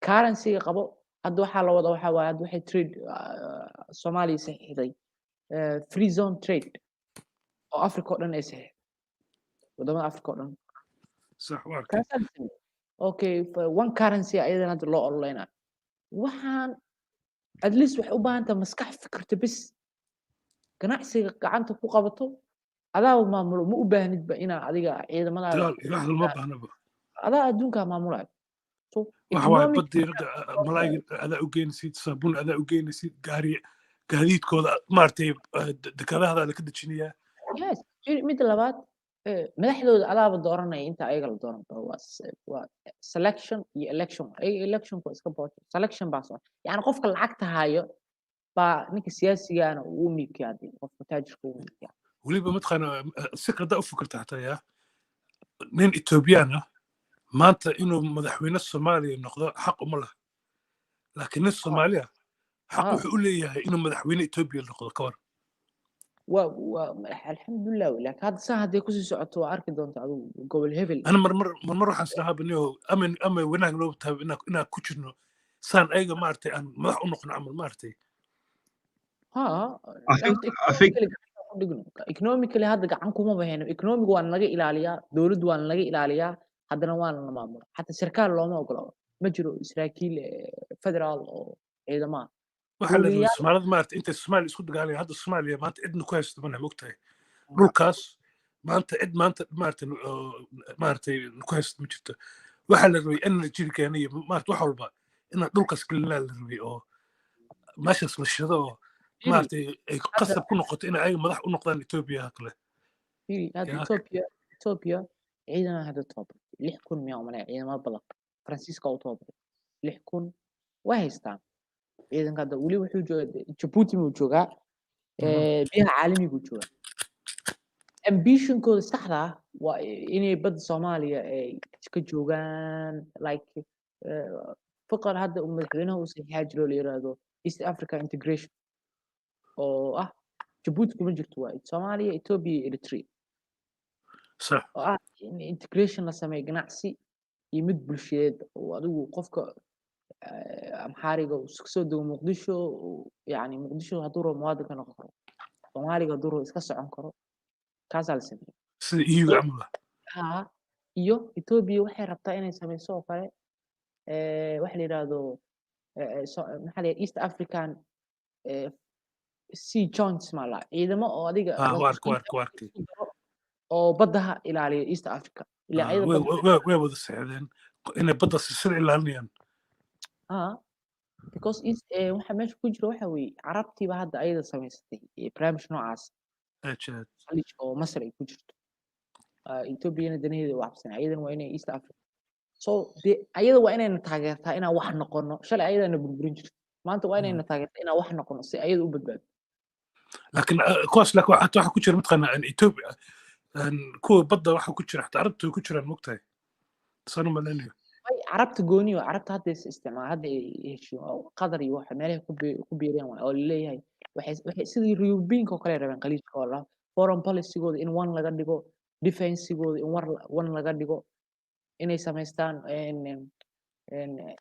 meel cilmi baariyeed oo caafimaadka ah oo la yiraahdo khaliijka yani hadday rabaan sidii reer Yurub oo kale inay isku imaadaan union camal samaystaan okay hadda mataqaanaa etoobiyaanka waagii hore mataqaanaa marka axmed gurey markuu dilayay mataqaanaa kuwii etoobiyaanka markuu laan jiray ayaga waxaa lagu ka imaaday geeska eritrea ka yimid mogtahay portugiiska waxaa jira deked oo ku yaala eritrea ku yaala dekeddaas bay ka yimaadeen markaa kuwa portugiiska marka dekedda waxay u tahay kuwan etoobiyaanka waxay u tahay lafdhawr buu tahay mogtahay waa meesha keliya oo weligood ay hilka imaan jirta wey war fiiri ambitionkooda ugu weyn xataa awliyaashoodii taariikhda marka aqriso waa inay meel biyo helaan even markii aksum ay jirtay seylac ayay kasoo degi jireen inkastoo naga awood badnaayeen markaasoo xoogaa dadka qaar baadda ka qaadi jireen laakiin maysan maamuli jirin ambitionkooda ugu weyn waxa weeye horta waa inay meel qabsadaan ama midii hore dagaalka ahayd midaan hadda waa la diblomaad gareey waa la qurqurxiyaa laakiin qalbigooda midda kale waxa aadka noogu daran waxay oromo hadduu iska imaa oromo iska caadi laakiin amxaaradii waxa amxaarku wuxuu aaminsan yahay yani markaa fi qaab dad ahaan bulshada marka yani inay dadkan leeyihiin horta oromadu waxay u yaqaanaan arigooda beeraha ku filan jireen markii dhowr boqol oo sano soomaaliduna waxay ku leeyahay awowgiiba hamigiisa ku jiray inuu meesha dhan qabsado east gumaysto africa annagaa iskale annagaa iskale dadkan wayba la yaaban yihiinba dadkan ma waxay isku arag dhiibi lahayn waa dadka east africa keliya ee fahmay dadka minds dadka caddaanka maskaxdooda siday u shaqayso yani waa runta sababta kuu leeyahay dadka caddaanka way orda ayagaa nooga sheekeeya dadka caddaanka way bax ayagaa nooga sheekeeya dadka caddaanka wuxuu waa inaan fahnaa dadka caddaanku qaabka u fikiraan si aan anagu u badbaadno because weligoodba fiiri portugiiskiya keeneen markaa lala dagaalamaya because markii waa ogeyd ethiopia foreign policy europe way nooga fiicnay weligii ama ha dhahdo kristaan baan ahay hama dhahdo east africa anaa maamuli laakiin way fahansan yihin reer Europe meesha laga galo sida loogu dhaadhiciyo warka meelay ka jilicsan yihiin wax loo sheego waa diinta ka galaan wax dhahan anaga gaal baan nahay dadkan waa muslim saas bay mar walba ka dhaadhiceen mogtahay barnaamij noocaas horta way jiraa laakiin adduunku waa interest haddaad dhiibo interest yani haddii aad tusto needs ay u baahan yihiin qofka markaa wax ka rabto waxaa la tusaa wuxuu u baahan yahay si asagu ku aqbalo adduunkan diin maxay u tiri hadday diin aaminsan yihiin reer ayaga diin aaminsan diin ma aaminsan afkay ka wada yihiin interest laka waagi hore ma xasuusta axmed guri markuu laaniyey portugiiskii baa u yimid sayidka markuu laaniyey gaal baa u yimid siyaad bar hadda waagi markuu laaniyey gaal baa u yimid mar walba ragga waxaa caawiya waa gaal wey mar walba uniyo dadka caddaanka iyadani waxaan dhaha ma aqaanay laakiin Russian ahaado ama American ahaado they are same maybe أنا waxaan aaminsanahay inay ayagu they are more yani ayaga boqolkiiba 90 waa same differencegooda yani they are more agreed than difference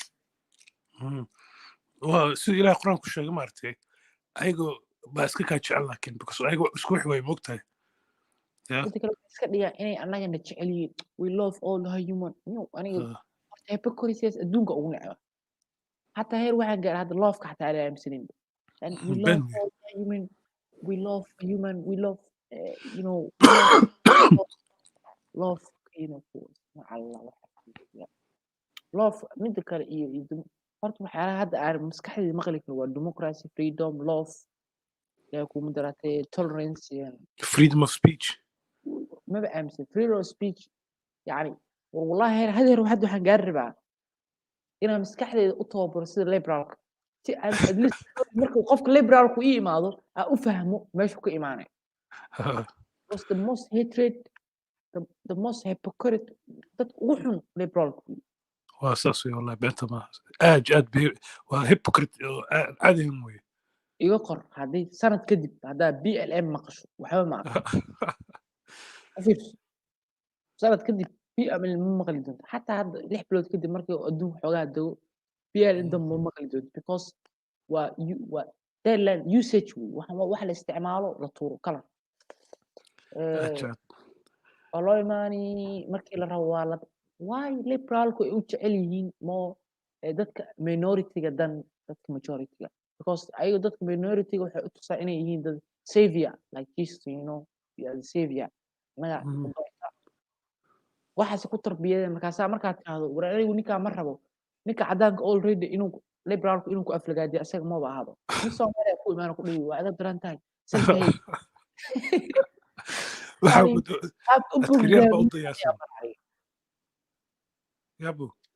qaabka u programiyeen mid kale ma oga miya conceptiga conservative-ka iyo liberalku all they are liberal big capital L liberal iyagu dhan waa liberal but small L liberal ka يعني أيوة نهار توالي برول overall أجد لكن conceptية هو سلوك الدنيا أو liberal خاص كوسية أو أدنى كليين أيوة نهار توالي liberal وحواي محاكا قلبي وكلي مكا شيء اسمه محاكا قلبي يا why judging why judging الله كان judge no دين سلبي دين كان أروي وأشهد ما تخانا أشهد لو الله كان judge you can't English كيا يمهد ku mashquulin, mind your own business. And sky's the limit, do whatever you want. Account waxaa waxaasaa loo soo sheegaa, waxaasaa loo soo laqimaa. waa loo soo liqaa maalinta. waxaana kaa horay nin Soomaali baa kaa horay hadalkaas nin Soomaali kaa horay ka hor fiiri already ma rabaan muu ku imaan doona nin jaamacaddii waxaa ku bartaan jaamacad heedhe anigu waxaan garan lahay waryaadhaheen war anigu waxaan garan lahay heedhe professor dhan oo lagu leeyahay PhD buu wataa, he's carrying double PhD masters. saa loo istijoodana lama barin oo ma yaqaano war waxaas horta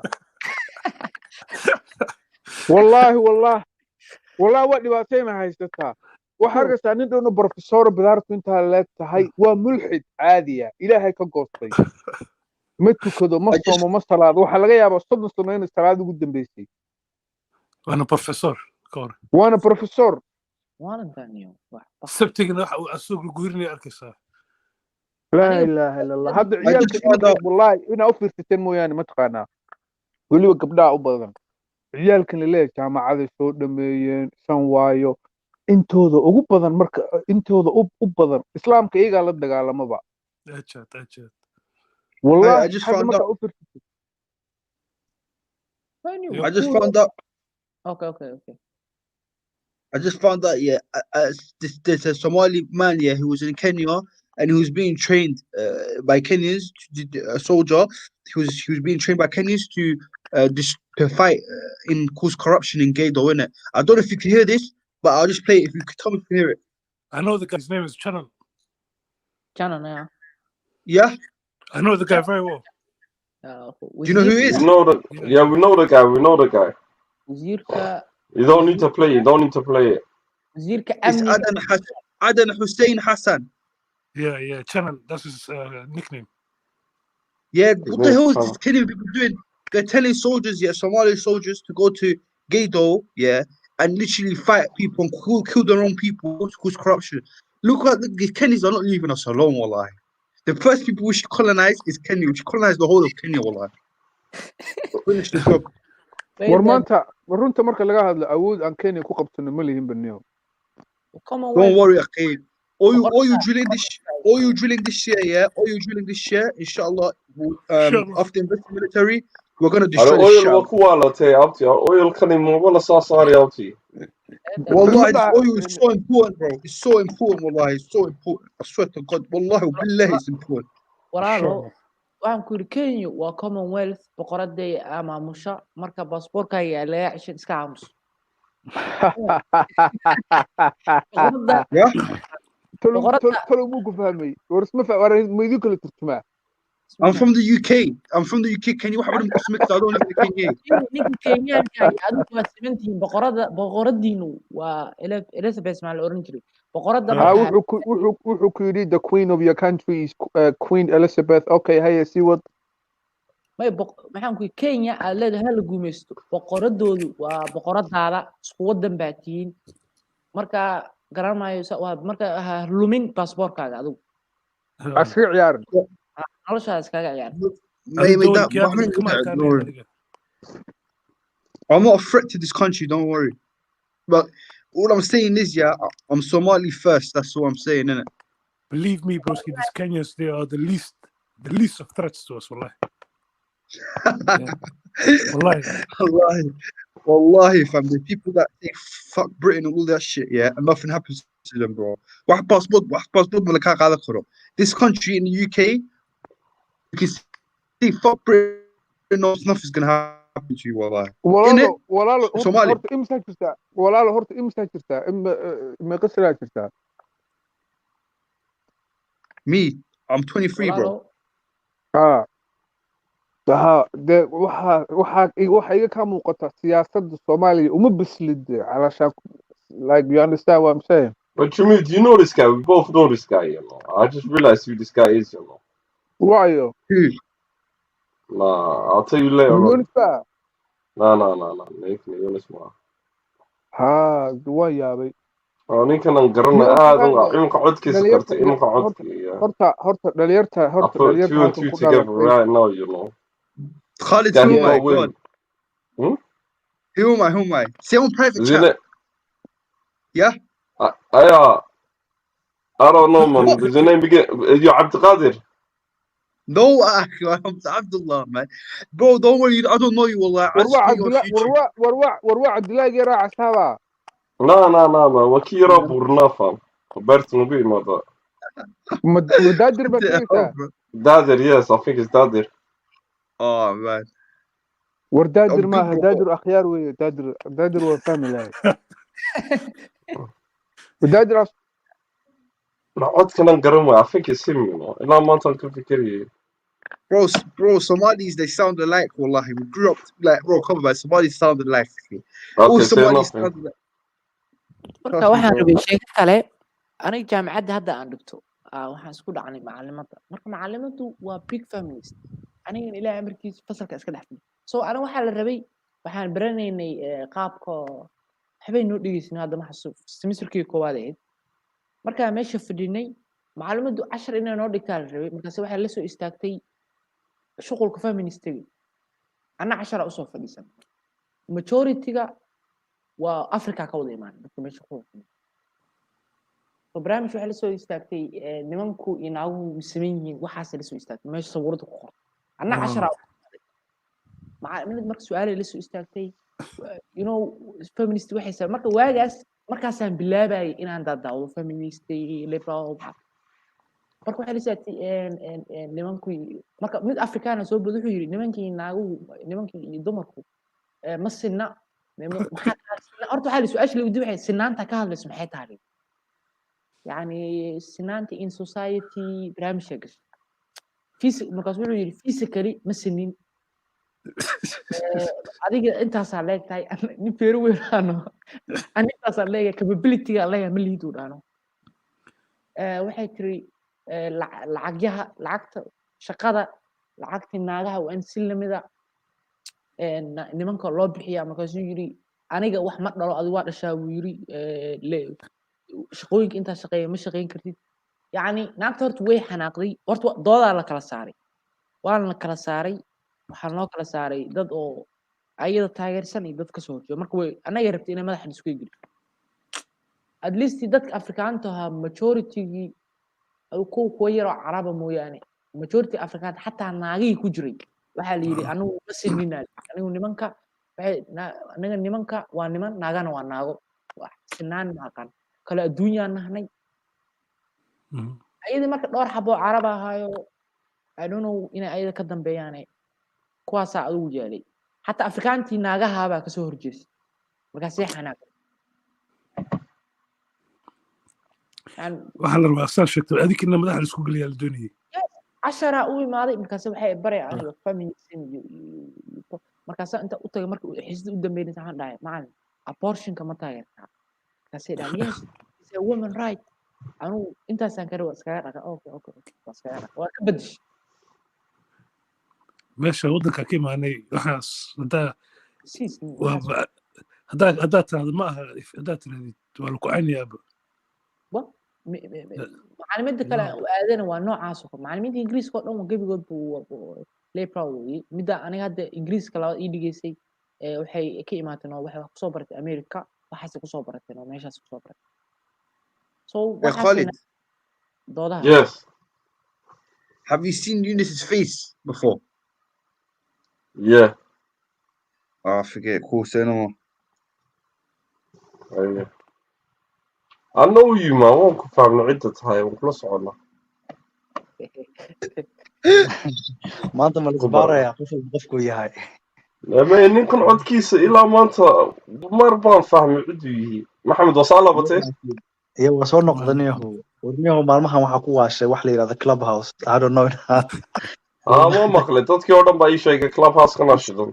Wallahi warmiyaha clubhouse kana waqtiga iga dilan waa galaysa maanta dhan qolaa galay waxyaabo basically what they doing exactly waxa had zameynano kala waa saan oo kale qof walba wuxuu opinionkiisu ka hadlayaa laakiin wal kala duwan hadda qol waxa ka soo baxay laga hadlayay hadda topic inii sheegay adigaas ku dhaxyaacaysiin ma sheeg waxa ku qoran maxaa la compensation for the victims of colonial Britain wuu leeyihiin in compensation la siiyo repatriation This is the livest talk ever, fam. This channel is the best channel I've ever seen in my life, fam, for Somali people. Been my thing.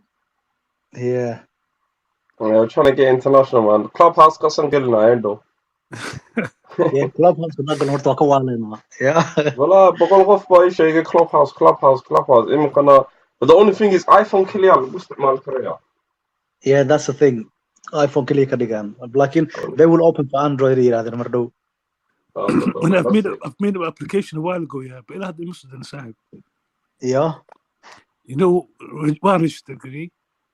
Like it had made for the laptop. No, you're supposed to get a text message, smart. I think someone gives you invitation. Like, you know, when It's you invitation register, only. you wait for like a few days or a few like hours, and then you get a message. Okay. I don't know how it works. Mohammed, how did you register, Ali? No, you have to get invitation from someone who already there. Okay, Ma send me an fahamtay? invitation, please. And everyone waxay siinayaan one invitation ay siinayaan. Maxaa la lahaa each person. Once you get one invitation, hadda aan one invitation aan helay, and then I invited qof I invite gareeyay. Marka qof invite gareeyay, few days aan sugay, and then they gave me on 3 invitation kale siiyaan. Okay. Had the invitation So is, I don't know. I think it depends. It depends how. Yeah. Do you have an invitation right now? Let me check, bro. Waa fiirinayo inay siiyaan mid kale because maxaa la yidhaahdaa. Yeah, actually one left. That's it. ماشي private كشي كسرنا سعيد. Yeah, هي. Hey. iPhone إيش واحد والله ده والله سمان. باري أنا صار كروابتي هبلية واحد بدون بعد يكشي كينيو. Yeah. هذا Ma زبالة horta u هبلة baahnaa lahaa باقي dad ده. ila caawiyo qolal inta samee maaragtay business rooms iyo waxyaabahaas Somali business waxaas inaan ka hadlo. إيمانك حتى بس أصير كقرني بهذا. Ha, because maxaa la dadaada garanaynin kalama hadli kartid waxyaabo ma dhihi kartid oo kaleeto. Business ka hadli doonana wax ma fahamtaa. Basically sidoo shaqeeyo Khalid waa hore ugu sheegay. It's like hadda anaga 4 qof aan nahay Soomaaliya aniga Khalid iyo adiga iyo 1 2 3 aan nahay. صح. So all of a sudden anoo ka hadlayno kaleeto conversation ka qolka waxaa lagu qorayaa matalan oo kaleeto the title of the room ma fahamta. It could be how can we rebuild the country. Hadhow dad kala soo gelayo and then you can give other people on the maxaa la lahaa on the stage ma fahamta. And then you can give the mic hadhow opinionkoodi dhegeysanayaan and then you have listener. Some rooms mararka qaarkood all of a sudden wuxuu gaarayaa 500 to 1000 listeners at that moment. That's crazy, والله. That's a lot of I traffic. believe Khalid hadduu geli lahaa maaragta bro 1000 wuu gaarsiin lahaa qolkiisa. Android's gonna go no. But I know I'm gonna do it Spotify. I'm gonna start putting our laptop on Spotify. You should do a podcast, Khalid, man.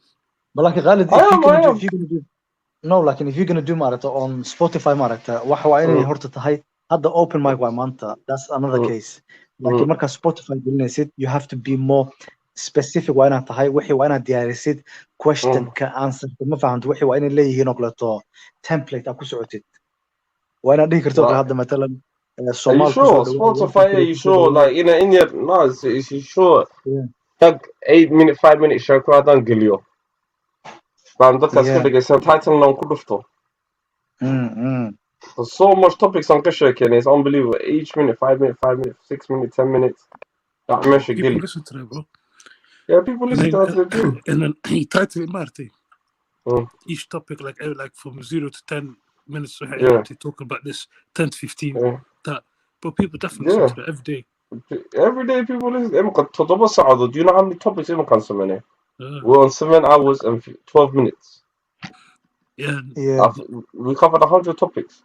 You know the guy Inspired for Change. You know him personally, isn't it? Yeah, I know him personally. Yeah, man, the guy. If you ever see him, I have to tell him, man, I rate the guy highly, man. I rate the guy highly. I love what he's doing. I love the fish and chips lot as well. Yeah, fish and chips. You know them as well personally, yeah? Yeah. Yeah, كويس وش هذول والله I like them. Yeah, they're bringing the soul. I love any Somali, content maker or bring the culture Canada, but I'm big. I don't know how I think it's quite a lot of they're cooking, Me? No, they live in South. They're from Deptford. West London. Yeah, all of you guys. Let's go to London, huh? But I love what these guys are doing. I love. There's other guys in Mecca called Afro something. Yeah, Master Speak. Have you seen them guys? واركا السينما زول قصر كاسي كده man. مو قصر. أفبوحة لا أفبوحة. أفبوحة. That's it. أفبوحة. Yeah. That man, they are smashing. Master Speak and they talk about every topic. Yeah, well, I've seen few of the episodes on that way. I've seen that as well. I've seen that. Them are big. So, but I'm saying سنة كيني man. مطر Somali إن شاء الله. إن شاء الله. There's a big market. لكن بحس ما يكون أكبر إن شاء الله يكون. Master أنت كشان وشان نمو Master Speak شنو وبودكاست. هاي. فصل كم حد وحب بيكالي وإنه وش قلنا ماركيسي.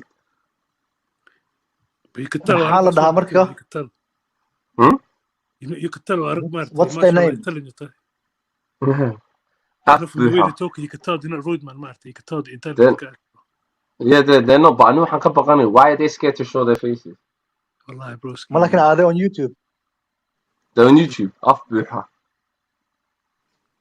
Okay, and they speak Somali, must English. Somali, English. لابد يسكوا. Yeah, I think the reason وحنا قرطة bro, it could be وحيابة controversial كهذا يعني مو فهمتها. Yeah, ها. Controversial مركها الله نادو حديدة يعني إن اللي يرادوا رياها هذيك مية وحاس كهذا وماشي حقها. Yeah, but for me, if you're making content, you know, which got a lot of coffee, man. Well, I can't take you seriously. واحد حاجة controversial كلاكتو. سيدا ما فهمتي. It could be واحد دينتا, it could be واحد نقنك, وحيابها صلاقة بعني. أنا وجهي جاي وباسبور ما conversation والبو ونقلي عنه. وجهي جاي انتوسياتي. That's the difference between me. أنا ونقلي عبتي every conversation. أنا وركينا. It's been 7 hours.